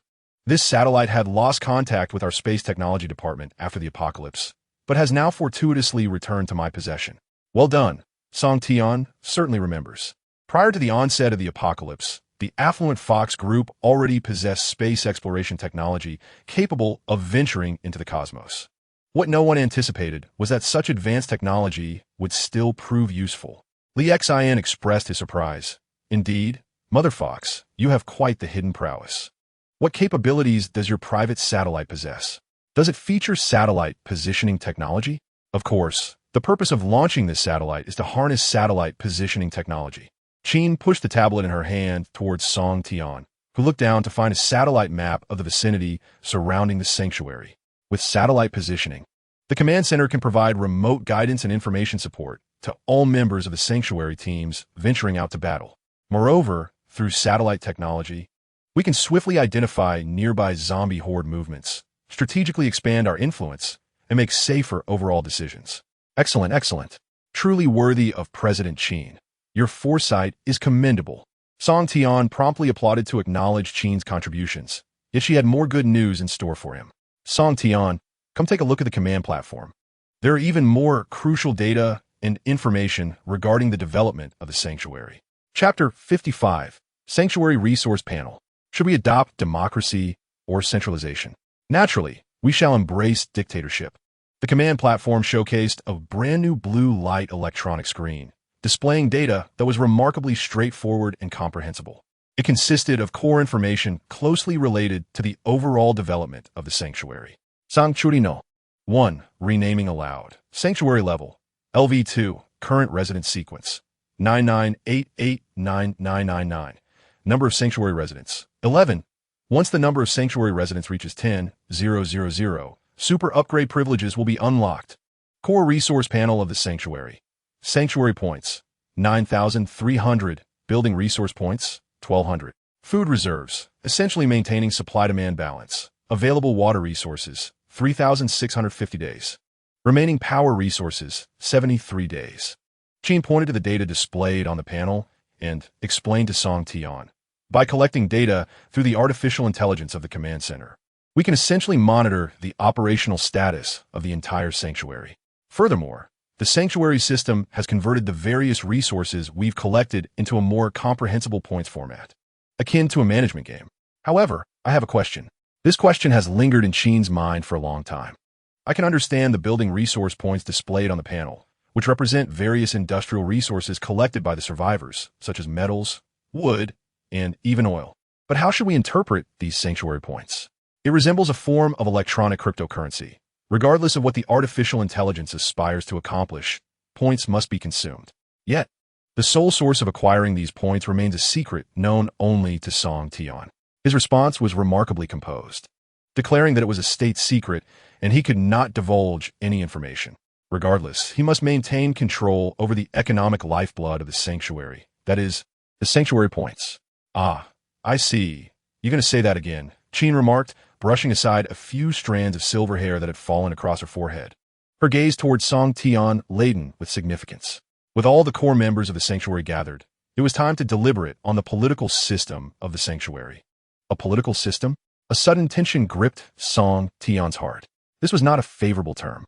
Li Xian concurred. Yes, Song Tian.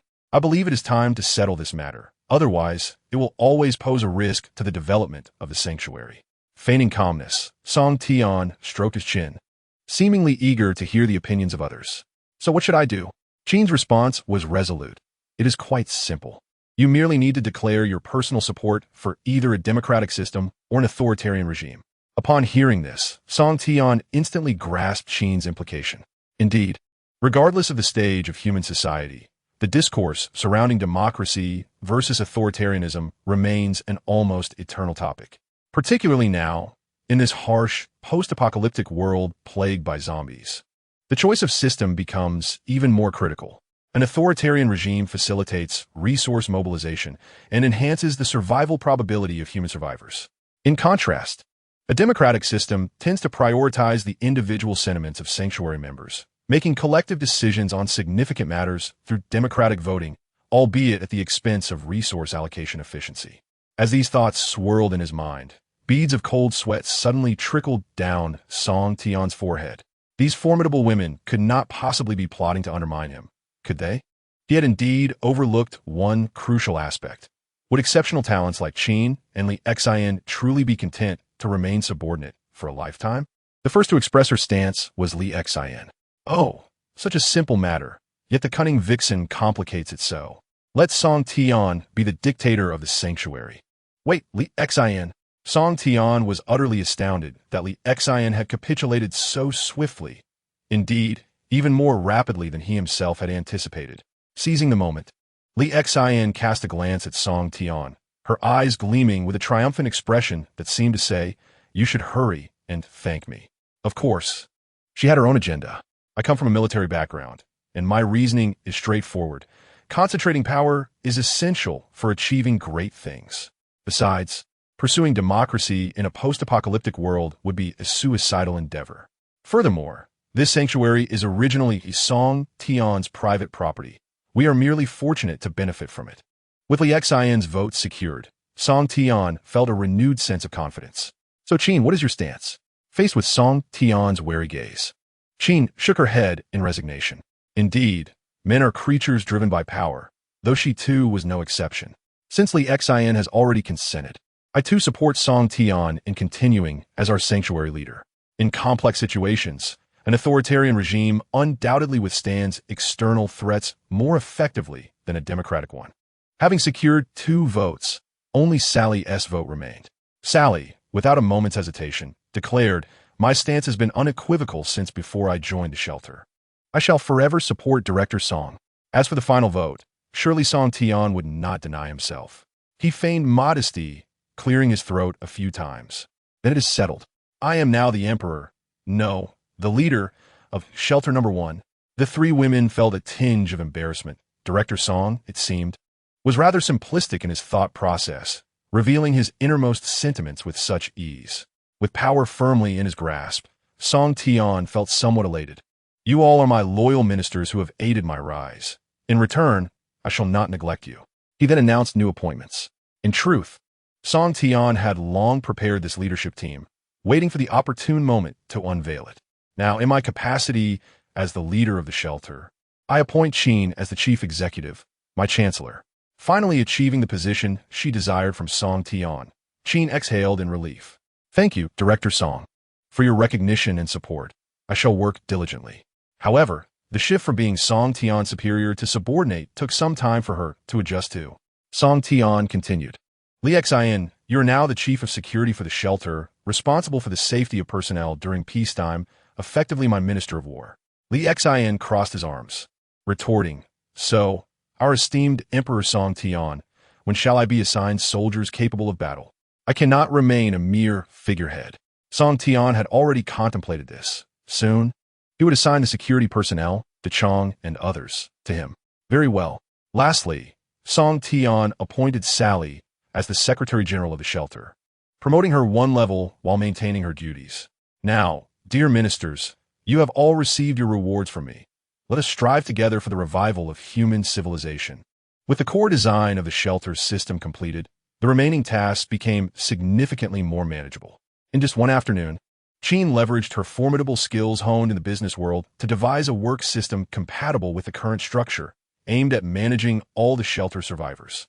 Song Tian, equally generous in wielding his authority, assigned suitable positions and tasks to several members of the shelter with special ranks. Thus, the era of Shelter Number 1's ascent officially commenced. End of Volume 1. Preview of Volume 2. The Surge of the Superpowered, Chapter 56. The shelter officially opens to the outside. Recruiting survivors. Spies from hostile forces. 3 days later. Shelter Corps members communication interface. I, Song Tian, esteemed ministers. How prepared are we for the shelter's external opening? May the gods endure. Sally reporting to Director Song. Everything is in readiness. This morning, I utilized the communication capabilities of Chancellor Qin's satellite to send out public recruitment information to the nearby human survivors. Those survivors, equipped with radios or mobile phones capable of receiving signal channels, will receive the recruitment information. Well done, said Song Tian. I recall there are beds available in the lounge, correct? Indeed, replied Sally. The LV2 lounge, expanded with artificial intelligence, boasts a total of 100 beds. I have already instructed Zhang Jia and the others to clean it. As Song Tian reclined on the bed, poised to rise, A sudden system notification flickered before his eyes. New human survivors have arrived at the entrance of the shelter. Without hesitation, Song Tian commanded, "System, access the nearby surveillance cameras." This was a newfound ability following the shelter's upgrade to LV2, and Song Tian now effectively controlled nearly all the surveillance cameras surrounding Donghai City Municipal Hospital. No movement on the ground could escape his gaze. A blue electronic virtual screen materialized quietly, and Song Tian glanced at it. There appear to be 3 survivors, 2 women and 1 man. Each held rudimentary homemade weapons, their vigilant eyes constantly scanning for potential threats in their vicinity. Indeed, there were survivors. Suddenly, a red-haired female survivor seemed to notice the camera's presence. She waved at Song Tian through the lens, attempting to signal that the trio had come in peace, seeking refuge without any malicious intent. Song Tian promptly notified other core members to prepare for their arrival. Li Xin, 3 new human survivors have descended. Have the Chong and the others keep an eye on them. We will join shortly. Understood. Ziplit Li Xin. 3 minutes later, atop the ruins of Donghai City Municipal Hospital, above Research Institute No. 1, the red-haired survivor's gaze fell upon an unfamiliar, burly figure. She quickly alerted her companions. "Look over there. Someone is coming. Someone is coming." The other 2 swiftly turned in the direction indicated by the red-haired survivor. It was DeChong and Xiao Sun, the shelter security personnel. For safety's sake, Li Xin had already outfitted them in the pre-prepared shelter security uniforms. These suits, crafted from a red and black carbon fiber material, incorporated bulletproof armor in critical areas, offering formidable protection. The red-haired survivor waved enthusiastically. "Hello there." The male survivor, accompanying her, immediately recognized the exceptional quality of their uniforms. "What advanced attire! It seems thick enough to withstand bullets. I wonder if zombies can bite through it." Survivors who had endured to this point were truly astute. The strength exhibited by the shelter had far surpassed that of these ordinary survivors. The red-haired survivor gazed enviously at DeChong's security uniform for a prolonged moment before sincerely expressing their intentions. "We received the public recruitment notice from your shelter, and after much deliberation, our team has come to seek refuge." However, DeChong remained cautious towards the suddenly appearing survivors, mindful of the precedent set by Luo Feng's demise. "You 3, hold your actions for now. Our leader will be here shortly." "Understood," they replied. The red-haired female survivor, having drawn too close, swiftly retreated a few steps, fearful of provoking the formidable leader. Her 2 companions, however, harbored divergent thoughts. "This person exudes an intimidating aura. Could he be the leader? Might there be an ambush? Is it yet another case of black eating black?" Suddenly, the red-haired survivor spotted 3 extraordinary figures approaching from a distance. It was Song Tian, Li Xin, and Qin. She could almost ascertain. The commanding presence is unmistakable. This must be the leader of the sanctuary. With a swift motion, the red-haired survivor dashed towards Qin and, in a bid to curry favor, grasped her wrist, showering her with compliments. "Your grace is truly remarkable. You must be the leader of this sanctuary. I am No Brain, the captain of this survivor team, and I've come to seek refuge, having heard that your sanctuary is accepting newcomers." Qin felt a tinge of embarrassment. The name suited her all too well. Noticing Song Tian's slightly altered expression, she deliberately cleared her throat and pointed at him, stating with gravity, "No Brain, my apologies. But this gentleman is actually the leader of the sanctuary. No Brain, my apologies. It is no wonder he is the true leader. He has attained a level of simplicity that is quite profound. It appears I am unable to recognize greatness." Song Tian, somewhat irritated, interrupted, "Enough, be silent. However, I shall first attend to business. Are you certain you wish to join my sanctuary? But before that, I must conduct an evaluation of you." "Certainly." No Brain waved his hand grandly, then gestured to Song Tian with an inviting motion. "Feel free to inspect us. My companions have fought their way through mountains of corpses and seas of blood alongside me." Song Tian nodded, appreciating the sentiment. "That is best.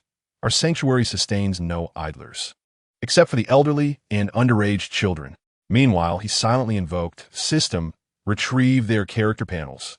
A flash of blue light revealed the identities and attributes of the 3 individuals before him. No Brain, Tier 1 Ordinary Survivor. Relationship with Sanctuary, Neutral. Ability level, LV1 basic attributes: strength C, endurance C, agility C, intelligence E, charisma D. Overall evaluation. This individual seems somewhat simple-minded. As Song Tian perused the information, he pondered. Indeed, no brains E-level intelligence was quite concerning. Yet the other attributes were commendable. Liernio, Tier 1 sequence survivor. Special sequence, farmer, management type. Relationship with sanctuary, neutral, ability level. LV1, skill, agricultural specialization. Basic attributes, strength C, endurance C, agility C, intelligence C, charisma D. Evaluation, I am adept at tilling the fields. Agriculture is my forte. Song Tian was pleasantly surprised. He had effortlessly recruited a talent endowed with innate skills. It appeared she possessed a natural aptitude for farming, which could be harnessed to enhance greenhouse productivity. As for the final survivors panel, it was even more intriguing. Zhang Fa, Tier 2 ordinary survivor. Relationship with sanctuary, hostile. Evaluation, a spy dispatched by a certain apocalyptic faction to infiltrate the sanctuary, seemingly harboring ulterior motives. As Song Tian gazed upon the remaining attributes of his panel, their significance waned. On the very first day of his shelter's public opening, spies from hostile factions had already infiltrated. Could they be from Poison Orchid, this Metro Party, or perhaps Hero Jia, this imposter government army and research institute? Alternatively, might they belong to other yet-to-be-revealed apocalyptic forces? How intriguing. I am eager to discover which fool dares to provoke me. This undercover agent, Zhang Fa, has entered the shelter, and he shall not escape unscathed. Chapter 57, A New Journey. The survivor base of the government army in the east of the city, Mindless 0012, successfully joined the shelter. Liernio 0013, special sequence, farmer, successfully joined the shelter. Zhang Fa, identity unknown undercover, successfully joined the shelter. A survivor with a special sequence has joined the shelter. Host reputation, 10. Number of shelter residents, 3. Host reputation, 3. Since this is merely a charade, let us proceed in full measure. Song Tian maintained an impassive demeanor as he consented to Zhang Fa's request for admission. This would facilitate the uncovering of the mysterious force lurking behind him. The following day, in light of the new shelter members and the emergence of an enemy spy, Song Tian commenced fortifying the security of the shelter. Moreover, to upgrade the shelter from level 2 to level 3, additional shelter structures must be constructed. System expend 1,000 points to exchange for the blueprints of the level 3 shelter security gate. Commence construction immediately. Blueprints successfully exchanged. The construction process is expected to consume 100 shelter resource points. Current reserve of resource points is insufficient. Song Tian found himself deep in thought. It was indeed surprising that constructing level 3 shelter buildings would require resource points. It seemed he must consult with Qin and the others regarding this matter. Upon arriving at the command center, Song Tian discovered Qin and Li Xian embroiled in heated discussion.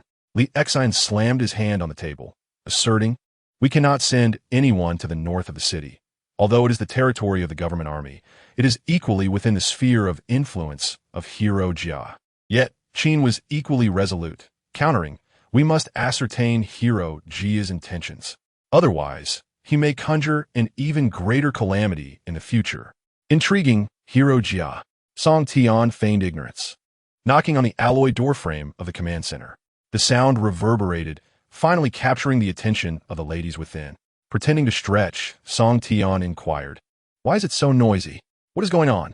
Sally promptly relayed the information she had gathered. "The 3 new survivors have provided us with a crucial piece of intelligence." "What intelligence?" Qin inquired, extending her delicate fingers to press the satellite map switch at the command station. "Look here." The blue satellite positioning map unfolded, and upon a glance, Song Tian beheld the city center of Donghai transformed into a shocking crimson expanse. The origin of this sanguine hue was all too clear. It appeared to be the territory claimed by the Scarlet Queen, Aunt Lu, Song Tian mused. To the south of the city center lies a seemingly insignificant green, accompanied by textual data that informs Song Tian. This is the territory currently held by their sanctuary number 1. Qin pointed to the blood-red area on the satellite map, stating that according to intelligence provided by the 3 new survivors, The city center has transformed into a veritable death zone. It is rumored that a malevolent force of unimaginable power lurks there. Song Tian nodded and added, I believe what those three have said. For I have encountered that wicked entity. Its strength is indeed unfathomable. As soon as these words left Song Tian's lips, they drew the peculiar gazes of the other three women. Li Xin remarked, Director Song, you aren't merely boasting, are you? Sally interjected, I trust in Director Song's integrity. He would never deceive us. Qin continued, Song Tian, if you claim to have seen that malevolent being, could you provide us with evidence? It would assist us in formulating our forthcoming expansion strategy. With a resigned sigh, Song Tian reached into his pocket. This photograph had been arduous to capture, even risking the ire of the bloodthirsty queen. As Song Tian produced the awakening of the Crimson Queen, full body photo, restricted, the other three women fell silent. The woman in the photograph, the red demon, was undeniably beautiful, even approaching perfection. After a moment, Li Xin, her face flushed, exclaimed, that creature is truly evil, utterly evil. Its size is astounding. Qin echoed her sentiments. Song Tian, how did you manage to escape her clutches? Feigning modesty, Song Tian scratched his head and replied, I played dead. The other three women exchanged glances. Eventually, it was Qin who broke the tension, saying, well, since we cannot confront her, we must find a way around. She pointed once more, marking a new green dot to the east of the blood-red area. Survivor base north of the city government army. Jia Ingxiong.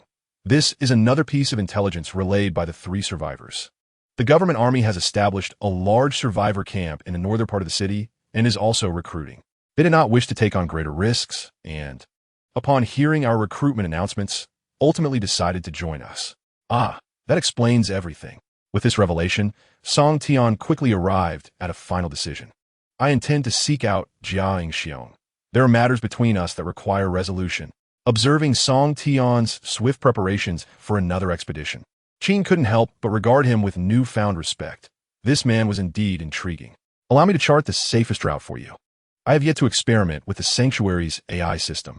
With the system's assistance, Qin swiftly outlined the optimal exploration route for Song Tian on the satellite map. However, this route seemed to traverse an entirely new, unexplored mysterious area on the map. East Sea City Municipal Prison, Qin explained. Although our ultimate goal is to reach the survivor base in the north to locate Jia Ingxiong, enhancing the overall strength of the sanctuary is equally vital. Song Tian suddenly became intrigued. Why? According to the intelligence I gathered during my survival, the city prison seems to have descended into chaos, with prisoners escaping and government security forces being lax. We can send someone to the prison to search for the military arsenal left by the government. Breaking through the security doors of the Armory is no difficult task for you with your extraordinary abilities. Well said. After pondering for a moment, Song Tian agreed that Qin's decision was indeed quite sensible. Moreover, the firearms research facility in the shelter could upgrade the collected weapons, significantly enhancing the military strength of the refuge. After all, firearms are the most potent instruments of violence in this century. Even amidst the pervasive dangers of the apocalypse, a good gun can eliminate a zombie with a single bullet, something no melee weapon can rival. Very well, I shall personally head to the prison to gather supplies, while Li Xin must remain to maintain security in the shelter. Li Xin was somewhat displeased with Song Tian's decision to go to the prison alone. Why? Song Tian candidly explained, because there's an undercover agent from a hostile force in the shelter, the newcomer Zhang Fa. The other three women immediately changed their expressions. What? Qin's demeanor turned exceptionally serious. Song Tian, are you certain? This is not a matter to be taken lightly. Of course, otherwise, how could I claim to be your leader?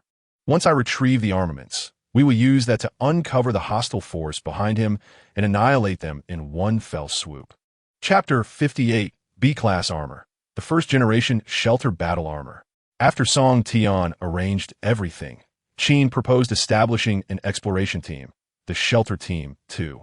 This Shelter Team 2 will be centered around security personnel De Chong and Xiao Sun, directly commanded by Li Xin. Their primary task would be to scour the remnants of nearby supermarkets, gas stations, and the city hospital, to search for usable supplies and convert them into resource point for the shelter to support its long-term development. Song Tian, You must complete the arms search mission as soon as possible. With firearms, we can seize the heavy industrial area in the west of the city and acquire scarce strategic resources like steel and oil. To this, Song Tian agreed. I will do my utmost. Let us disperse. According to the established plan, this time, Song Tian would act alone. Thus, he needed to enhance his strength promptly.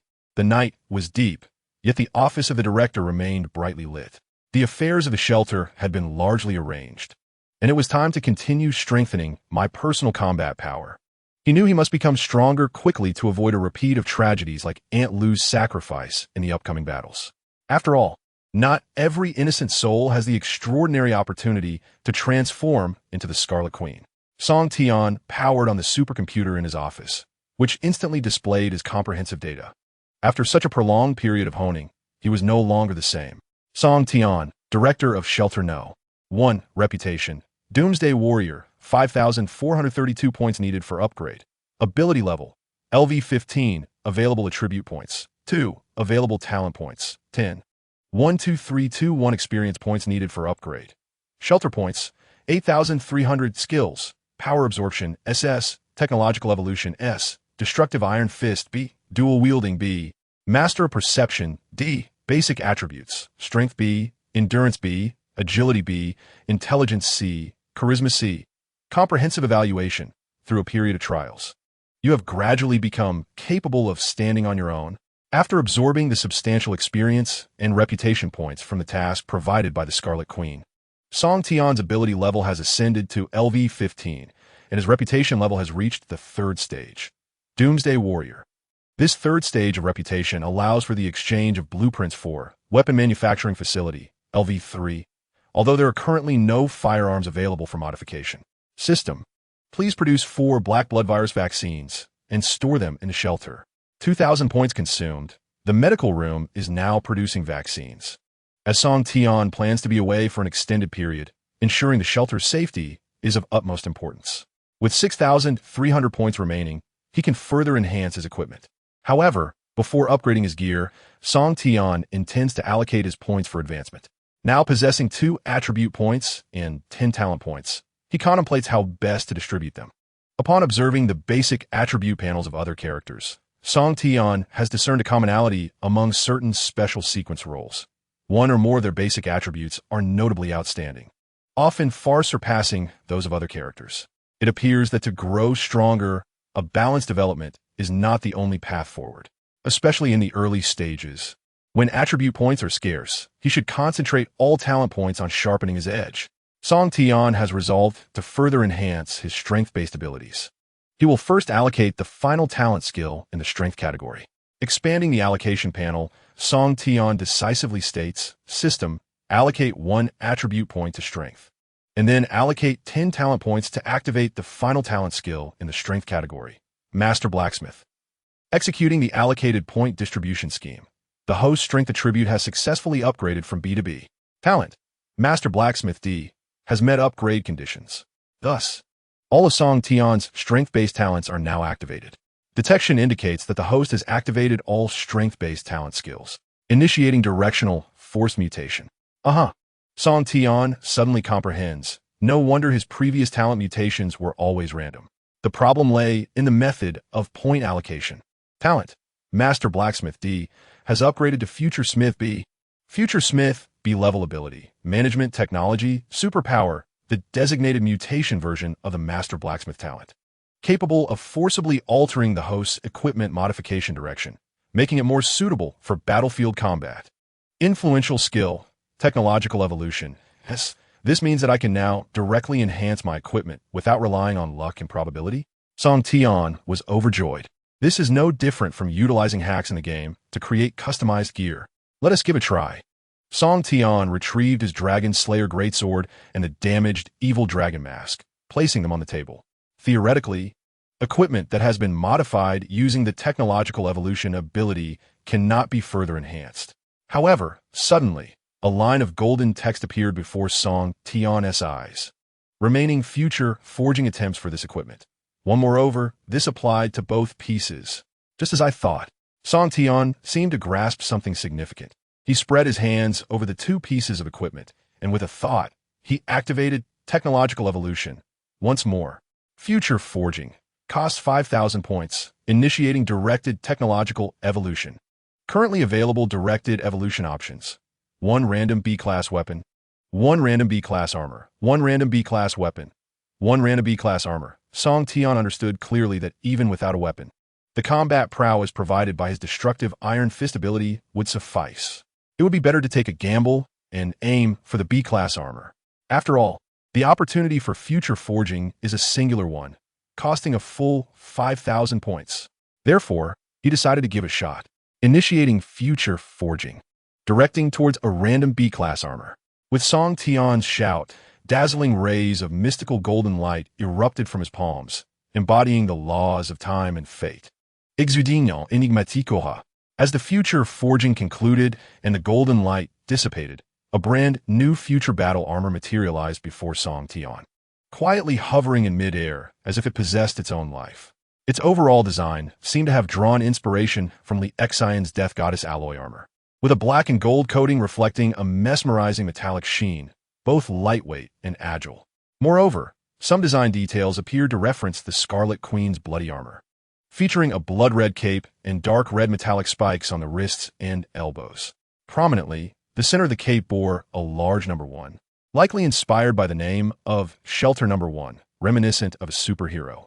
Most strikingly, the chest of this future battle armor featured a recessed phone holder. This design must be for accommodating a phone equipped with the shelter system, Song Tian pondered. First-generation shelter battle armor, B-class armor, fighting type, technological type. Fire type, stored skills, strength enhancement, fire breath. A superhero suit exclusive to the director of Shelter Number 1. Capable of carrying multiple weapons and inheriting some skills from the Dragon Slayer Warrior set. Strength enhancement? Let me see what this entails.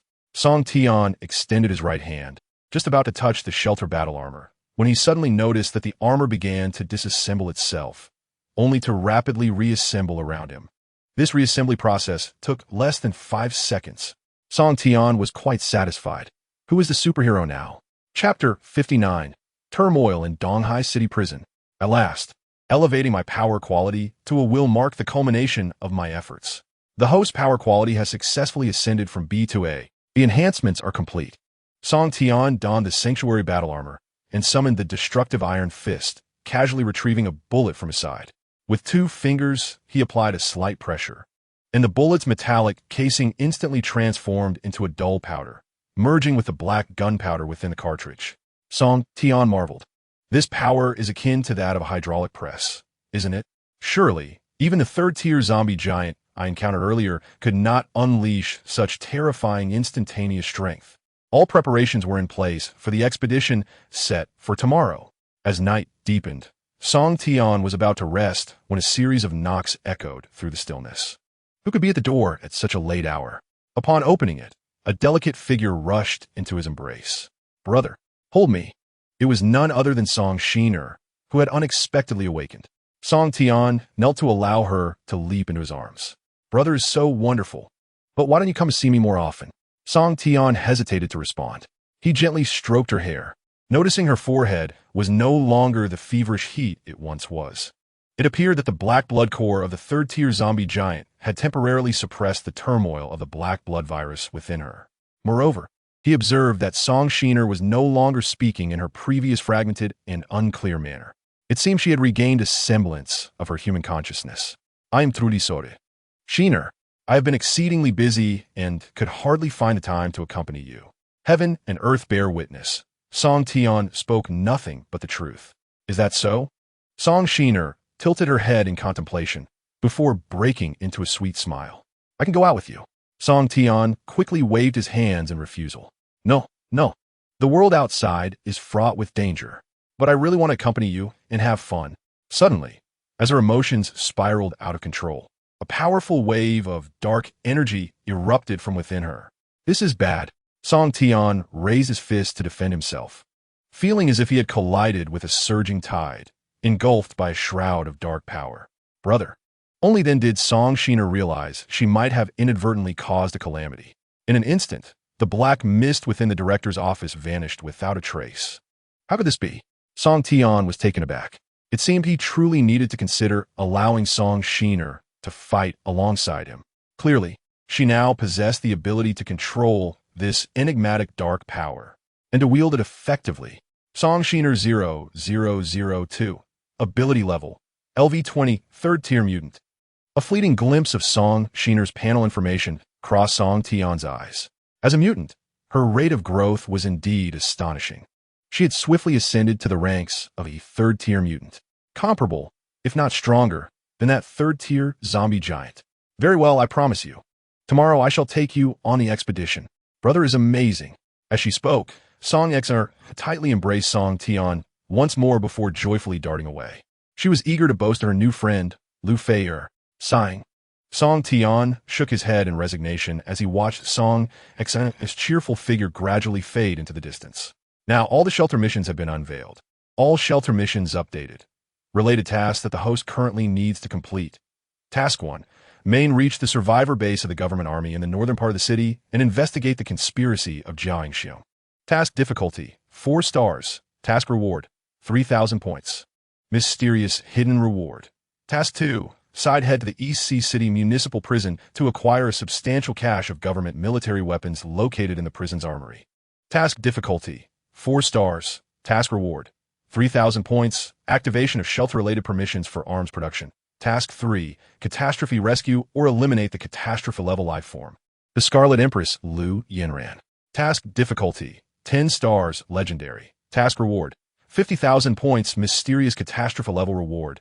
Song Tian felt a twinge of disappointment. A catastrophe-level reward? Unfortunately, the 3rd task seemed rather distant and unattainable for him at this moment. Perhaps it would be best to rest and hope for a smoother day ahead. The next day, East Sea City Municipal Prison. Zishuan, what should we do? Those creatures are still pursuing us. In the dimly lit prison corridor, a group of surviving guards was frantically retreating. Although nearly every one of them was armed, their expressions were filled with palpable fear. Among them, a short-haired female officer stood out distinctly. Indeed, it was Zishuan. Clad in a professional black uniform, her toned thighs revealed the signs of regular exercise. Zishuan's voice, slightly hoarse from exhaustion, remained extraordinarily steady. Keep moving. The inmates have rioted, and it is a coordinated, premeditated act of collective crime. We must reach the armory to retrieve weapons. Otherwise, if the zombies breach our defenses and we are caught between them and the out-of-control prisoners, it will all be over. Go this way. Guided by her memory, Zishuan led the remaining surviving officers to the vicinity of the armory on the 4th floor of the prison. However, a few eerie barks from around the corner abruptly halted them, rendering them breathless with fear. A guard, pale-faced, exclaimed, "Oh no, it's the mutated attack dogs. We're done for. Stay calm," Zishuan urged, attempting to assess the situation. She pressed her hand against the icy prison wall, cautiously extending part of her body to peer around the corner, revealing only half an eye, fearful of attracting the attention of the black-blooded zombies. Indeed, they were mutated police dogs. Upon discerning the smaller zombie creatures lurking in the shadows ahead, Zishuan's heart sank into despair. The mutated police dogs were impervious to bullets. Among the various types of black-blooded zombies, the anatomical structure of canine mutants was extraordinarily peculiar. They are diminutive in stature, slender in form, and lack muscular development. Yet they represent the most terrifying nightmare for the survivors of humanity. For apart from their triangular heads, concealing a core of dark blood, they possess virtually no weaknesses. Moreover, each mutated canine harbors a dangerously hybrid strain of the rabid black blood virus. A mere bite can lead to the instantaneous demise of any unfortunate human survivor. What further disheartens Zishuan is the fact that these mutated police dogs seem to have undergone a preliminary evolution.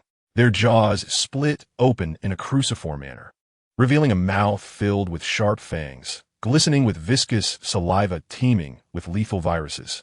At the center of their cross-shaped maws lies a long, menacing tongue adorned with crimson spikes, reminiscent of a venomous snake, swaying freely in the air. "Li Jun, your marksmanship is commendable. Come quickly." Zishuan beckoned her fellow officers behind her in a hushed tone. She cautioned, "We have but one chance to strike. Should you miss, we will all fall victim to those hounds." The young officer, named Li Jun, wiped the beads of sweat from his brow, replying, "I understand. But fear not. I shall follow your shot with another, thus enhancing our chances of success. However, unbeknownst to the officers, as they were assigning combat responsibilities. A mutated zombie with the ability to traverse the prison ceiling had silently approached overhead, its eerie tendrils and tongue dancing menacingly. In silent determination, Zixuan extended 3 fingers towards Li Jun, signaling that they had a mere 3 seconds before they could fire. Li Jun first dabbed at his perspiring brow and then nodded solemnly, raising his firearm to aim.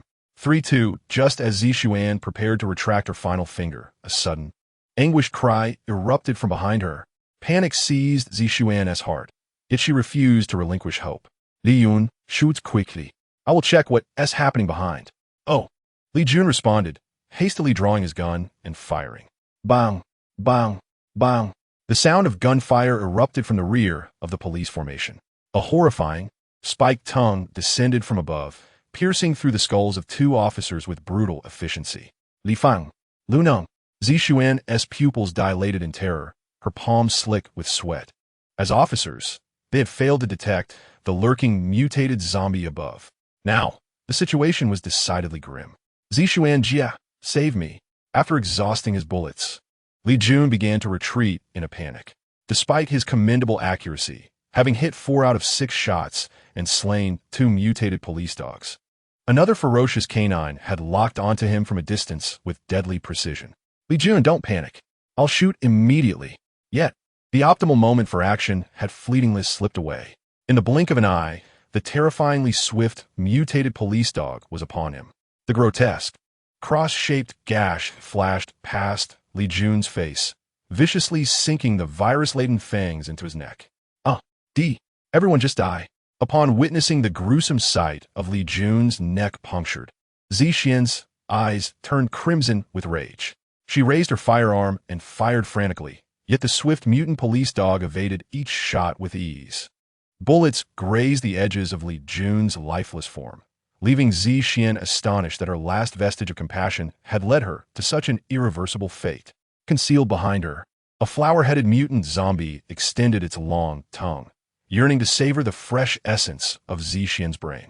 Its spiked, agile tongue shot forth, like an arrow aimed at the defenseless nape of her neck. Finally, it had caught up. Extinguisher, one for each of us. Who? In a daze, Zixuan seemed to hear the voices of nearby human survivors. As she turned, an incredibly foul tongue surged towards her. Bang! Just as the flower-headed zombie believed it was about to succeed, its tongue suddenly throbbed with pain, exploding in mid-air. The stench of fresh blood splattered across Zixuan's face. Poor Zixuan barely had time to comprehend the situation before she was doused in thick, dark blood. Bang! Another deafening blast echoed as Song Tian toyed with the enchanted explosive bullets in his hand and hurled them like pebbles. Empowered by the formidable force of the destroyer's iron fist, the bullets he cast forth boasted a speed rivaling that of a rifle. One bullet embedded itself into the skull of the flower-headed mutant zombie, erupting with a thunderous explosion. The grotesque, blood-soaked corpse of the zombie plummeted to the ground. Meanwhile, on another front, a swift and decisive slaughter unfolded. A seemingly innocent white-haired girl abruptly appeared before Zixuan. Be careful.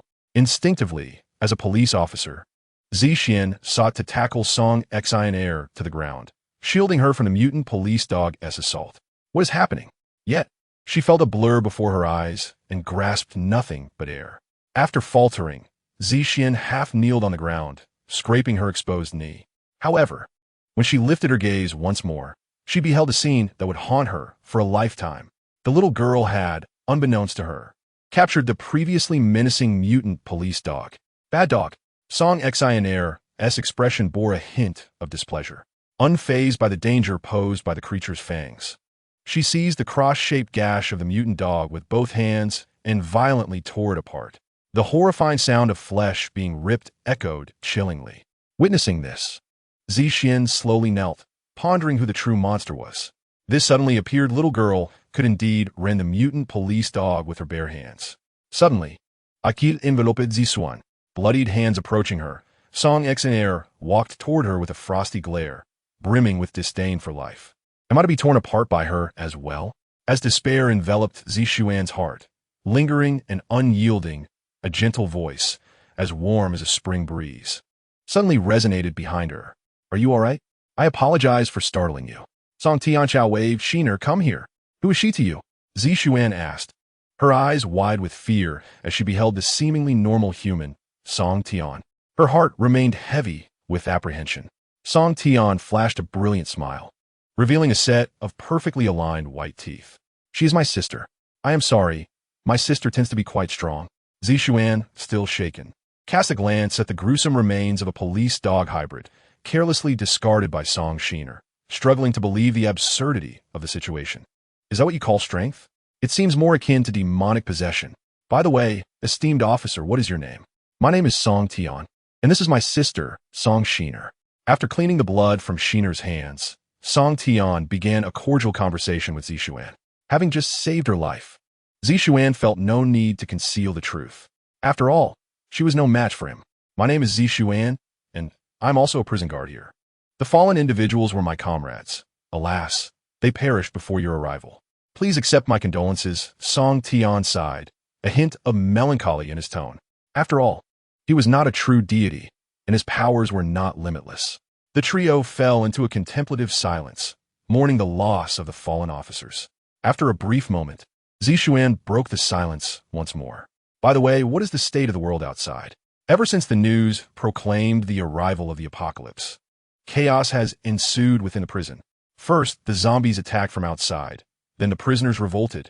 The prisoners revolted within the prison? Song Tian pondered, then responded to Zixuan. Everything has collapsed. There are hardly any survivors left in Donghai City. The government forces have retreated to coastal military bases, and only a handful of survivors wander the city. Just as Song Tian and Zixuan exchanged vital information, an unexpected group of visitors arrived outside the prison, a curious assembly comprising both humans and zombies. They appeared unified, as if they were one entity. Among the horde, several figures clad in tattered robes resembled sorcerers from the Middle Ages. High Priestess, the offering has been delivered. The raspy voice of the leading robed figure, discernibly a young woman, echoed ominously. Let us commence our operations. This time, we must ensure that the inmates within the prison yield to us, the cult of the corpse god. The will of the corpse god shall merge with us, granting us immortality. Chapter 61. Uncontrolled Prisoners. Wickedness Unleashed. The demons within the depths of the human soul. Inside the fourth level of Donghai City Municipal Prison, Zixuan, having conversed with Song Tian, finally understood that this enigmatic man had also come in search of the armaments within the prison's arsenal. However, someone of his strength should not require such weaponry, she mused, yet she remained unwilling to relinquish her only bargaining chip. This was her best opportunity to avenge her comrades. The prison area beyond the fourth floor, now under the control of the inmates, had transformed into a true hell on earth. Since you have come seeking firearms, let's strike a bargain. Upon hearing Zixuan's proposition, Song Tian's interest was piqued. What kind of deal? Zixuan gazed into Song Tian's clear eyes and confessed. To be frank, I possess the key to the armory. With your exceptional skills, you can escort me there. Once we arrive, you may choose any weapon you desire. Moreover, when I make it out alive, I shall not report you to the authorities. Your secret will remain safe with me. Song Tian was somewhat tempted by Zixuan's terms. So, aside from escorting you, what else would you require of me? Of course, Song Tian wasn't naive. He suspected that Zixuan had additional tasks to assign. Upon hearing Song Tian's agreement, Zixuan quickly exclaimed, "Help me suppress the riot on the floors above the fourth." Her tone was resolute, tinged with barely concealed anger. These inmates, having endured prolonged imprisonment, had become as cold-blooded as beasts. With the apocalypse upon them, the world outside had collapsed, turning this group into true lunatics. But my colleagues are still in their grasp. These criminals must face justice. So, she intended to use my blade to commit murder? After a moment of contemplation, Song Tian finally nodded slowly. I shall assist you in liberating the prison. Not a single guilty inmate shall escape my grasp. Deal. Zixuan quickly concurred, anxious that Song Tian might retract his agreement. You can take as many arms from the armory as you wish. Hearing this, Song Tian felt a surge of joy. Very well, that is your promise. He had the ability to transport arms through time and space. However, Zixuan was unaware of this detail. Of course, we in law enforcement keep our word. Just you alone, how many firearms could you possibly carry? With their agreement reached, Zixian naturally began to share her strategic intelligence with Song Tian as they proceeded. Following the outbreak of the apocalypse, the routine management of the prison quickly descended into chaos. There was an instance of a localized power outage that rendered the smart electronic prison housing the superviolent inmate, Iron Claw, ineffective. This allowed Iron Claw to escape his confines. He killed several guards responsible for his supervision and then stealthily blended in with the other inmates. Initially, our warden planned to wait for external reinforcements before attempting to capture Iron Claw. At this point, Zixian stomped her foot in frustration. But the outside is swarming with zombies. Where would reinforcements come from? Taking advantage of the chaos caused by the black blood virus ravaging the prison, the frenzied inmates orchestrated a multitude of zombie attacks on the guards, thereby seizing control of the area above the fourth floor. Deliberately creating zombies? Song Tian felt a surge of anger. These inmates were truly inhumane.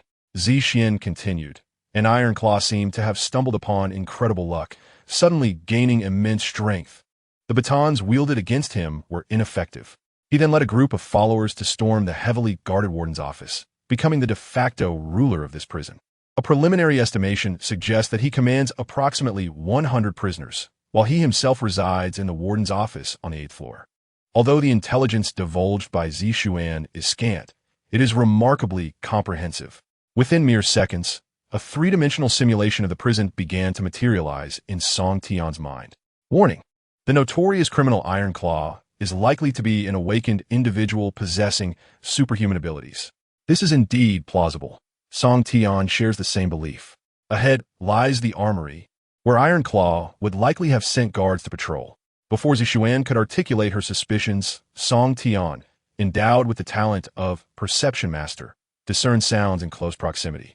He quickly raised his hand in a gesture to pause, signaling for caution. Wait, it seems there are people in the corridor. Zixian promptly halted Song Shiner, permitting only the strongest among them, Song Tian, to advance and scout ahead. What was that smell? As Song Tian edged forward against the wall, he was assaulted by an incomprehensible odor emanating from ahead, one that was utterly nauseating. At that moment, the system issued a chilling reminder. Warning! Warning! Friendly reminder. According to the genetic laws of nature, consuming the flesh and blood of one's own kind may likely induce prion disease, thereby harming the central nervous system and impairing sound judgment. Song Tian hastily covered his nose, finally realizing the source of the foul stench. These brutes, they are actually consuming human flesh. At this moment, Song Tian resembled a volcano on the brink of eruption, with a torrent of seething rage bubbling within him. He disregarded the peril of being discovered by the prisoners and charged into the corridor, activating his destructive iron fist at maximum power. Zixian was indeed correct. Ahead lay a veritable hell on earth. Beside the tightly sealed armory door, scattered human skeletons lay in disarray. Some of the remains were grotesquely mutilated, riddled with bite marks and fractures from blunt force. The ground was stained with brownish blood, and in the center, a makeshift iron cauldron bubbled ominously, boiling a disfigured carcass. Surrounding the cauldron were countless skulls, their hollow eyes gazing at Song Tian as if pleading for assistance. In this apocalyptic scenario, not all prisoners had forsaken their humanity. No, please let me go. Yet their fate remained grim. To mingle with such depravity is to embrace a path to death. Come on, smile. Keep struggling, beauty. As long as you serve us well, I'll let you have some meat. Otherwise, you'll be cooked alongside the rest. Dare to resist? Just look at your boyfriend in that pot. Unable to endure any longer, Song Tian's fury ignited as he witnessed a female prisoner, still clinging to her humanity, on the verge of being defiled by those draped in human skin. With a furious punch, he exclaimed, "How dare you beasts!" Who approaches? A prisoner, pockmarked and menacing, suddenly rose, declaring, "I am Qian Yun, a murderer of 10. And you are." What awaited him was the chilling, lethal gust of Song Tian's fist. Scum like you shall be reduced to true refuse. Fiery breath, divine fist. Suddenly, the terrifyingly high flames enveloped Song Tian's destructive iron fist.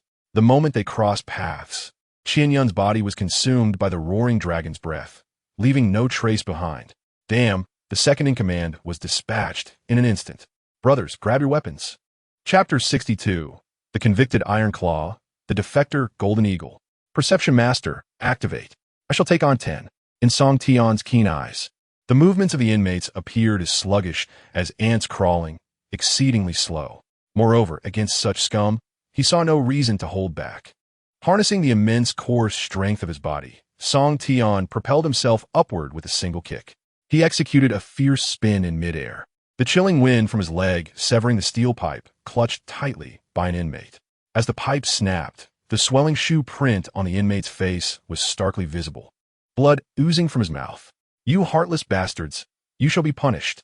Song Tian noticed the inmate before him attempting to flee and swiftly advanced with another kick. This blow sent the inmate flying 10 meters away. His body crashed into the wall behind him like a cannonball, concrete debris scattering, his head lolling, unconscious. Another inmate, wielding a kitchen knife, was struck with panic upon witnessing Song Tian's unexpectedly terrifying prowess. How can this person be so strong? He is even more formidable than the Special Forces soldier we captured who defected from the government army. Perhaps due to overwhelming fear, he forgot to grip the kitchen knife tightly, which clattered to the ground. Disarmed, he hastily surrendered to the advancing Song Tian, pleading, "Don't kill me. I'm just a cook." A cook? Enraged, Song Tian scoffed, "You soulless beasts, you even devour your own kind. Such a person must die. Otherwise, the vengeful spirits will find no peace."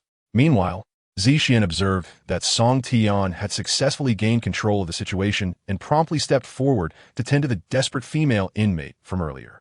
"Xiao Chun, are you all right?" Zixian felt a pang of sorrow. The inmate named Xiao Chun was not inherently malevolent. She had merely strayed into the wrong path with her boyfriend, stealing someone else's possessions, and was sentenced to this prison by the Donghai City People's Court.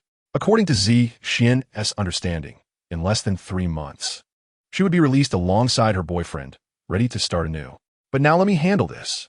His life is mine." The newly liberated Xiao Chun disregarded her disheveled attire and stumbled towards Song Tian. She picked up the fallen kitchen knife, still stained with her boyfriend's blood. Song Tian, sensing her intent, stepped back a few paces. "I will make you pay in blood for your debts. I shall avenge my boyfriend." Under the extreme manipulation of her vengeful emotions, the frail Xiao Chun seemed to be imbued with strength as she swung the knife. A piercing scream of despair erupted from the inmate, echoing through the sinister corridors of the prison, resonating endlessly. "Xiao Chun." Zixian was about to intervene, but was restrained by Song Tian's firm grip on her shoulder. "This is a matter of the underworld. Let it be settled in the underworld." Song Tian's expression bore a tinge of subtle regret. Let her go. After all, the notion of one's boyfriend being brutally dismembered, killed, and consumed by another is utterly intolerable to any sane individual. Yet, even Song Tian could not have anticipated the ferocity of Xiao Chen's vengeance. She did not even grant herself a path to survival. "My dear, I have come to accompany you," Zixian screamed in despair. "Xiao Chen, no." The bloodied kitchen knife glided across Xiao Chen's neck. Dust to dust, earth to earth. All grievances have now reached their conclusion. However, the grotesque scene before them still required purification by Song Tian.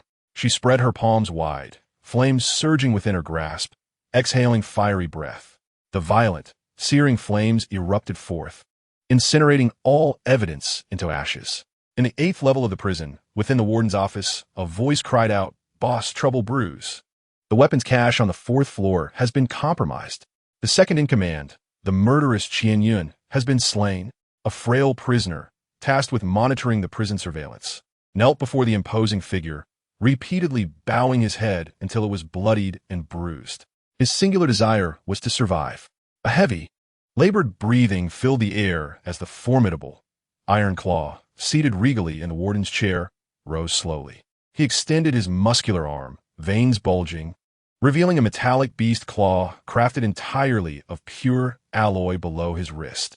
Iron Claw first clutched the frail prisoner's head with his cold, beastly claw, then growled menacingly. "I understand now. You may die."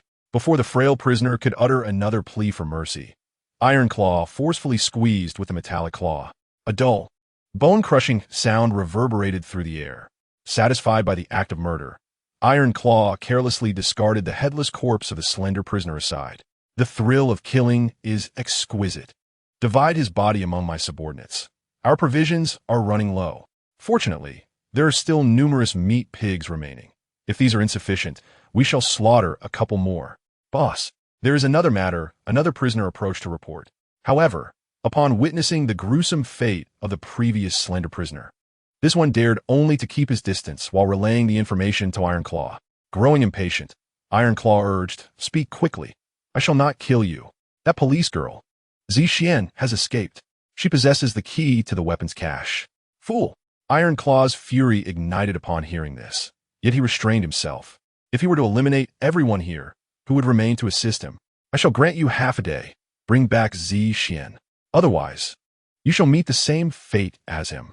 The prisoner, having narrowly evaded death, hurriedly bowed in gratitude for Ironclaw's mercy. Understood. He then scurried away in a panic.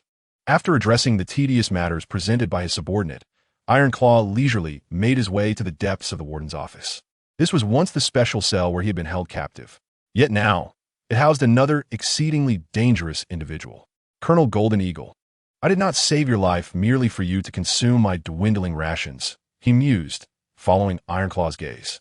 Behind the nearly impeccable bars of the special prison, a mysterious man with flowing golden locks engages in his daily military exercises within his cell. His training intensity is nothing short of extraordinary.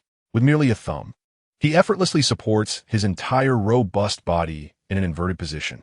Having already defected from the government forces and given the chaos that reigns in the outside world, the Ironclaw attempts once more to bend the golden-haired man in the prison to his will. "Submit to me. If you agree to assist me in taking lives, I shall release you at once." After all, Ironclaw suddenly grins wickedly. "You were forged into a killing machine by the government, were you not? The lives I have taken pale in comparison to the countless souls you have extinguished."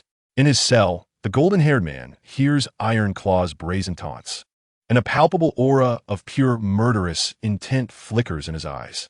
Although he typically holds disdain for this fool, he cannot deny the kernel of truth in the man's words. He, the Golden Eagle, has indeed claimed far too many lives, especially after encountering the treacherous beast known as Jiaing Xiong, who betrayed humanity.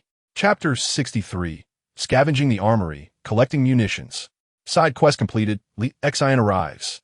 Meanwhile, on the 4th floor of the prison, the entrance to the Armory is charred black. The searing flames unleashed by Song Tian have thoroughly purged the evils within. The acrid stench is unbearable, and Zixian instinctively covers her nose. Yet, compared to the nauseating odor of cooked flesh that lingered moments ago, she finds herself more inclined to tolerate this scent. "Now, as per our agreement, I shall unlock the Armory for you. Feel free to choose any munitions inside," she informs Song Tian. However, she issues a stern warning. "I know you are powerful, but should you use these weapons to slaughter innocents, Zixian shall haunt you for eternity." Song Tian does not take offense at Zixian's sudden threat. He understands it is her duty. With utmost seriousness, he responds, "Of course. I intend to use these arms to save more innocent lives." Zixian nods in satisfaction, retrieving the key to the Armory, which she had concealed within the lining of her police uniform, and turns the lock. With a crisp sound of gears engaging, the heavy alloy door of the Armory gradually swings open. Rifles, sniper rifles, machine guns, handguns, and electric guns of various models adorn the racks within the Armory. Gazing at the dazzling array of firearms, Song Tian cannot help but exclaim, "Wow, so many guns. It's simply overwhelming." Zixian strides past him and retrieves her favorite assault rifle from the wall, inspecting its performance as she speaks. "All these weapons are now yours. Take as many as you wish. But do not forget, you have only fulfilled half of our agreement. Until Ironclaw is brought to justice, our transaction cannot conclude." Song Tian nods resolutely, asserting, "I, Song Tian, always honor my word." He then begins to inventory and transport the weapons from the Armory, as the system's statistical data resonates in his mind. Preliminary estimates indicate that the Armory houses an impressive arsenal of 789 firearms ready for immediate deployment, comprising 198 rifles, 257 handguns, and 34 sniper rifles. This cache of weapons is sufficient to establish a formidable private militia within the shelter. However, there currently exists an insufficient population in Song Tian's refuge to undergo training. By the way, what do you intend to do with so many guns? Can they even be transported? Zixian observed Song Tian diligently removing each firearm from the wall and placing them into an empty weapons crate, her mind clouded with curiosity. The outside world was already besieged by zombies, yet Song Tian appeared utterly unconcerned. Did he possess a means to escape alive? Pondering this, Zixuan cautiously began to probe into Song Tian's thoughts, for she too wished to survive. She let out a soft sigh and lamented, "Just now, Xiao Chan succumbed to the unbearable burden and took his own life.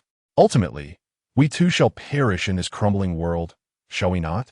Yet, Song Tian's response remained steadfast. He did not even halt his labor, asserting, "Take it easy. This is the apocalypse. I have endured the loss of acquaintances with no power to change their fate. But thankfully, I persevered." He gently patted the head of Song Shiner beside him and continued resolutely, "Now, I possess the strength to survive in this world of chaos. Albeit it may be minuscule. Yet, I firmly believe that as long as I draw breath, I can alter this world." Zixuan seemed to perceive the profound determination concealed within Song Tian's words, and her gaze toward him grew increasingly complex. Was this truly a world where all order had been dismantled? Why did I lack the optimism and courage to confront disaster as he did? Indeed, I must have stirred something within him. Recognizing the opportune moment to recruit Zixuan, Song Tian swiftly extended an olive branch filled with goodwill. "Then join us at Shelter No. 1. Let us together safeguard this battered world of the apocalypse." Gazing at Song Tian's radiant smile, Zixuan felt her cheeks flush. She thought to herself, "This is all so sudden. We have only just met." However, what exactly was this mysterious new force he referred to as Shelter No. 1? Why had I never heard of it before? Although Zixuan felt a flutter of interest, she ultimately resolved to remain true to her principles. "As long as you help me rescue those colleagues captured by the Iron Claws, I shall join your cause." Song Tian readily agreed. "Then it is settled." 10 minutes later, Zixuan nervously stared at the large pile of munitions that Song Tian had deliberately arranged, softly warning, "Song Tian, what are you planning? This is extremely dangerous. If a fire were to break out, it would result in a cataclysmic explosion with no survivors. You will know soon enough." Song Tian replied without turning around, instead extending his hand to touch the shelter's phone at his chest, silently commanding, "System, activate the interdimensional transport." Calibrating the coordinates for the transdimensional teleportation, providing location information to the satellite. The command center has received your teleportation request. The transdimensional Rosen Bridge is about to be established. Countdown. 1098. As the countdown commenced, a peculiar electronic blue light, incomprehensible to Zixuan, suddenly radiated from Song Tian. "Teleport." With a decisive command, the blinding blue light instantaneously enveloped the entire armory. Overwhelmed with anxiety, Zixuan instinctively shielded her eyes to avoid being scorched by the blinding brilliance. With a deafening roar that resembled the tearing of space, the piercing light that had seeped through her fingers vanished in an instant. She eagerly withdrew her hands, only to witness an extraordinarily bizarre scene before her. All the weapons had disappeared. Weapon teleportation successful. Mission 2, Side Quest: The acquisition of a substantial cache of government military arms from the Armory at the East Sea City Prison has been completed. Reward: 3,000 points. Permissions for bulk modification and production of Armory in the shelter have been unlocked. Where are the guns? My guns, they're all gone. What happened to all my firearms? In the midst of an incomprehensible upheaval, Zixuan cradled her head in her hands, at a loss for words. With hands on his hips, Song Tian smugly remarked, "Officer Zixuan, do not forget our agreement. You previously stated that I could take as many guns as I desired." In her moment of panic, Zixuan found herself at a loss for words. After all, they had a prior arrangement. Yet, this scene was observed by another member of the shelter who had just teleported in. Xin teleportation successful. Ugh, the sensation of teleportation is dreadful. As if all my bones have been shattered and reassembled. "Oh, Director Song, still flirting, I see." Upon hearing the incredibly familiar voice from behind, Song Tian swiftly turned around. It was the uninvited Xin. Given the peculiar nature of their relationship, Song Tian appeared somewhat flustered. "Xin, you misunderstood, but how did you arrive? How are things at the shelter?" "Of course, everything is under that Vixen's control." The mention of Qin ignited a surge of pent-up frustration within Xin. "That undercover agent is now under our strict surveillance, and the guns have been secured. I had nothing else to do, so I came here to see you." "But Your speed in making new acquaintances is a bit too swift, don't you think? At this point, Li Xan couldn't help but roll her eyes. Now, what is next? After being cooped up in the shelter for so long, I'm ready to unleash a massacre. Chapter 64. An outline of the conclusion. Song Tian contacts the prison and encounters a sinister cult known as the Corpse God Society, successfully recruiting the cult as Saintus. He then enlists the Golden Eagle to join the shelter. Golden Eagle possesses the ability of precognition, allowing for automatic targeting of firearms and foresight. Subsequently, Song Tian and his companions arrive at the survivor base in the eastern part of the city, discovering a complex power distribution among three factions: the military under the Eastern Alliance, the Research Institute controlled by Jia Xiong, and the Association of Ability Users composed of various superhumans, all in a delicate balance of power. Within this narrative, the military is represented by an S-class Esper known as the Iron General, while the Research Institute comprises 6 major research teams whose abilities stem from their studies on the black blood virus and its associated zombies. The Esper Association is led by the A-class Esper, Naimo Chuan Mei, of Japanese descent. Song Tian, through the demonstration of his partially modified abilities, has been assessed as an A-class Esper, albeit of a supportive nature, concealing his true potential. Concurrently, Qin discovers her personal butler within the base, who informs her that Jia Xiong is attempting to seize control of the Fox Group's influence in the medical sector. Moreover, Jia has made attempts to dominate several underground research facilities established near Donghai City by the Fox Group.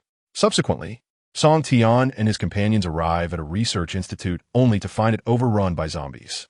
After breaching the institute, they uncover some findings related to the black blood virus deep within its confines.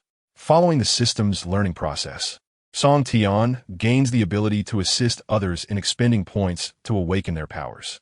It is then that Qin's powers awaken, manifesting as an S-class ability known as Material Reconstruction, reminiscent of an enhanced Magneto and Scarlet Witch.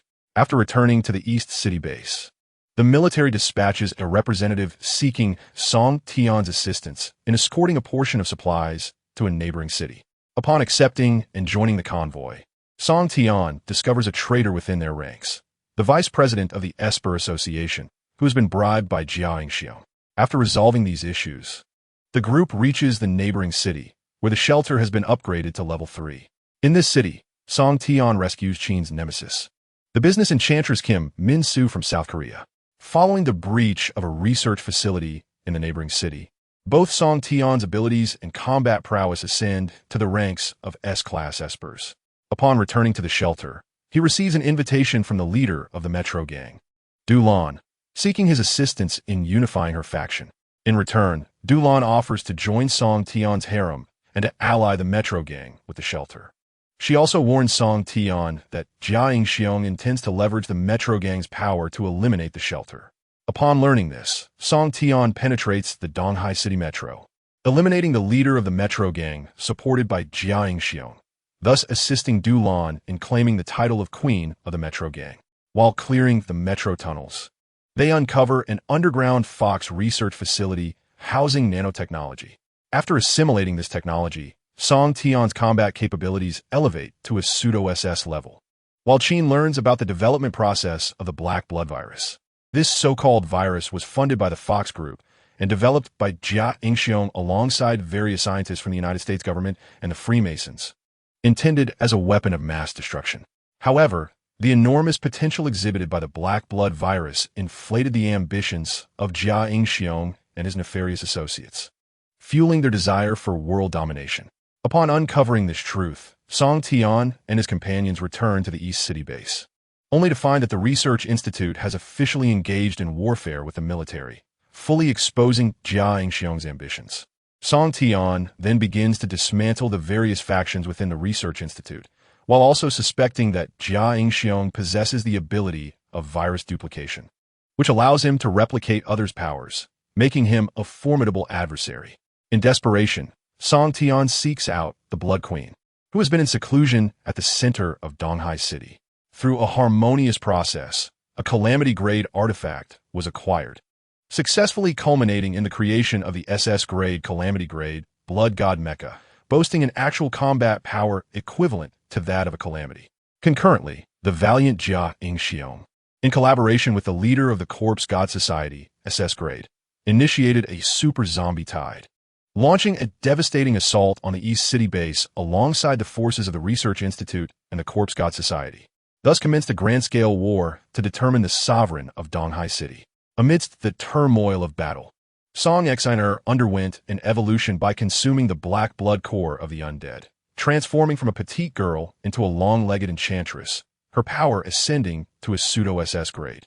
Simultaneously, the Level 4 shelter received alarming news from the International Space Station of Cosmic China. The American astronaut, Laura, informed Song Tian and others that the United States had fallen. The female president, Plant, with the backing of the military, established a new American Federation aboard the United Fleet, engaging in maritime combat against the Illuminati. Meanwhile, the Illuminati-backed new force, the Apocalypse Angel Church, had completely conquered the American continent. This church boasted 7 archangels, with the archangel's strength reaching a demigod level above calamity grade, while 4 of the remaining 6 angels were calamity grade, and 2 were quasi-calamity. Moreover, the Apocalypse Angel Church had mastered the control of zombies and the Black Blood virus, plotting to annihilate the human world and establish a zombie-dominated blue planet ruled by archangels. Jia Ingxiong intended to destroy Donghai City before seeking refuge with the Apocalypse Angel Church to ascend as an archangel. Simultaneously, Song Tian received distressing news from the military. The Europa Alliance, Western Europe, was on the verge of collapse under the onslaught of the zombie tide.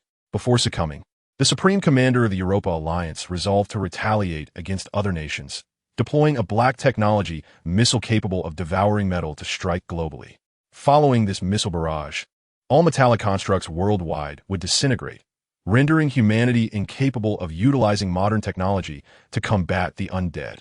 To address this dire predicament, Song Tian learned through the bloodthirsty queen of the existence of a calamity-grade life form within the East Asia Alliance.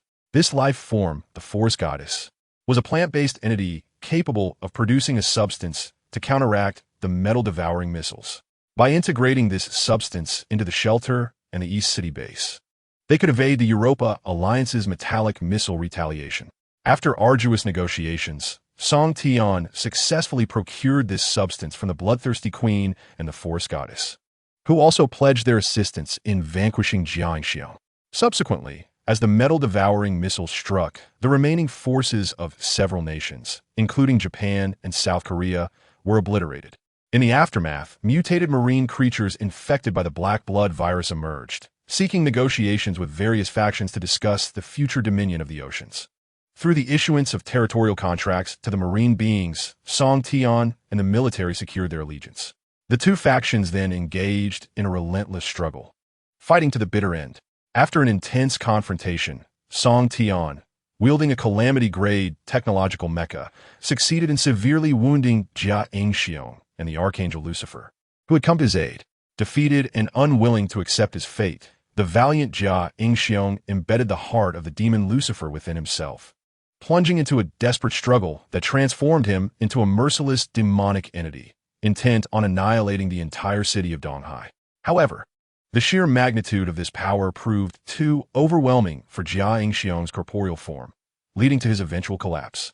In the ensuing chaos, Song Tian emerged victorious, ascending to become the influential figure of Donghai City and the East Asian Alliance. Subsequently, the exiled government of the United Nations declared Song Tian the commander of city defense for Donghai, granting him complete control over the city. Upon learning this news, the captivating president of the new United States took a flight to engage in earnest negotiations with Song Tian, aiming to enlist his aid in obliterating the apocalyptic Angel Church and reclaiming the American continent to reconstruct the United States. In exchange for his assistance, the new United States promised Song Tian the esteemed position of captain of the new American forces. Initially hesitant, he received an alarming communication from the bloodthirsty empress, revealing that the Archangel of the Americas might soon transcend to semi-divine status, potentially achieving godhood. Concurrently, she and the Forest Goddess were also on the brink of breaking through to semi-divinity. Should the Archangel ascend, they would depart from Earth, leaving humanity to face extinction and the planet to fall under the dominion of the undead.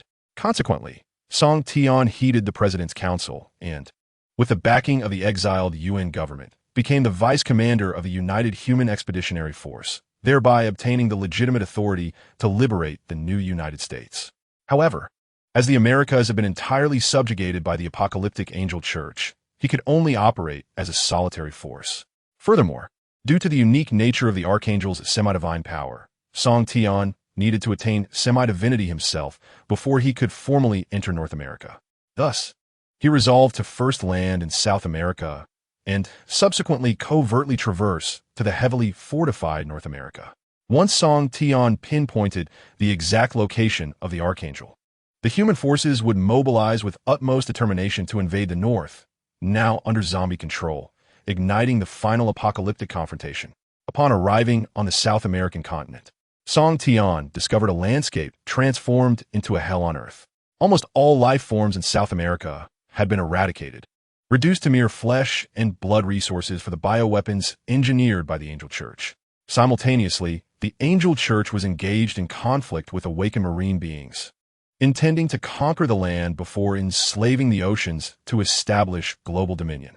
The three relatively weaker archangels of the church soon detected Song Tian's presence in South America, seeking to devour him to elevate themselves to disaster level or even stronger semi-divine beings. After a series of encounters and fierce battles, Song Tian succeeded in slaying two near-disaster level archangels. Yet one adept at evasion escaped, stealing fragments of Song Tian's refuge system, a crucial foreshadowing. Subsequently, Song Tian liberated the few remaining survivors in South America, prompting human forces to amass troops in the region in preparation for an assault on North America. In the aftermath of their repeated clashes with the Angel Church, the beleaguered marine beings sought an alliance with Song Tian once more. They offered to leverage the abundant resources within the ocean to aid him in ascending to semi-divinity, thereby enabling the complete destruction of the Angel Church and securing a chance for survival. After a series of maneuvers, Song Tian ascended to the demigod level. Meanwhile, the Archangel of the Angelic Church in North America sensed Song Tian's presence and prepared to eliminate him once and for all. Utilizing fragments of the sanctuary system, the Angelic Church replicated a transdimensional teleportation device and launched an assault on a human military base established in South America. In a moment, the human forces suffered tremendous losses, leaving Song Tian to extinguish the flames of chaos. Simultaneously, human undercover agents embedded in North America sent confidential communications revealing that the Angelic Church was researching a time reversal machine using fragments of sanctuary technology. Should they succeed, they could return to the past and eliminate the yet-to-emerge Song Tian, thereby securing ultimate victory in this grand conflict. Conversely, if Song Tian were to master the technology of time reversal, he could preemptively end this catastrophe and terminate the apocalypse before the outbreak of the Black Blood virus. Thus, Song Tian and his companions resolved to split into two factions. One team would prepare for a decisive confrontation from the rear, while another would launch a forced offensive into North America, positioning Song Tian at the enemy's core to destroy the time reversal machine. Through immense sacrifice and arduous efforts, they finally reached the base housing the time reversal machine. However, this was all an elaborate ruse by the enemy. What they had constructed was not a time reversal machine, but rather a large-scale teleportation device. According to the author's power dynamics, only true gods could wield time reversal capabilities. It turned out that the Angelic Church intended to teleport all zombies on Earth to their headquarters in North America. By sacrificing billions of living beings, they aimed to create the Divine Throne, a biological armor of true God-level combat strength that required a vast amount of life force to activate, thus obliterating all human resistance. The energy fluctuations generated by the mass teleportation allowed human forces to quickly pinpoint the locations of the Divine Throne and the Angelic Church's headquarters. Consequently, the Earth's decisive battle commenced, with all surviving human factions landing in a zombie-infested North America to launch a final counterattack. After an unprecedented battle involving billions of troops, the Angelic Church was gradually pushed back, yet the Divine Throne had not yet been fully established.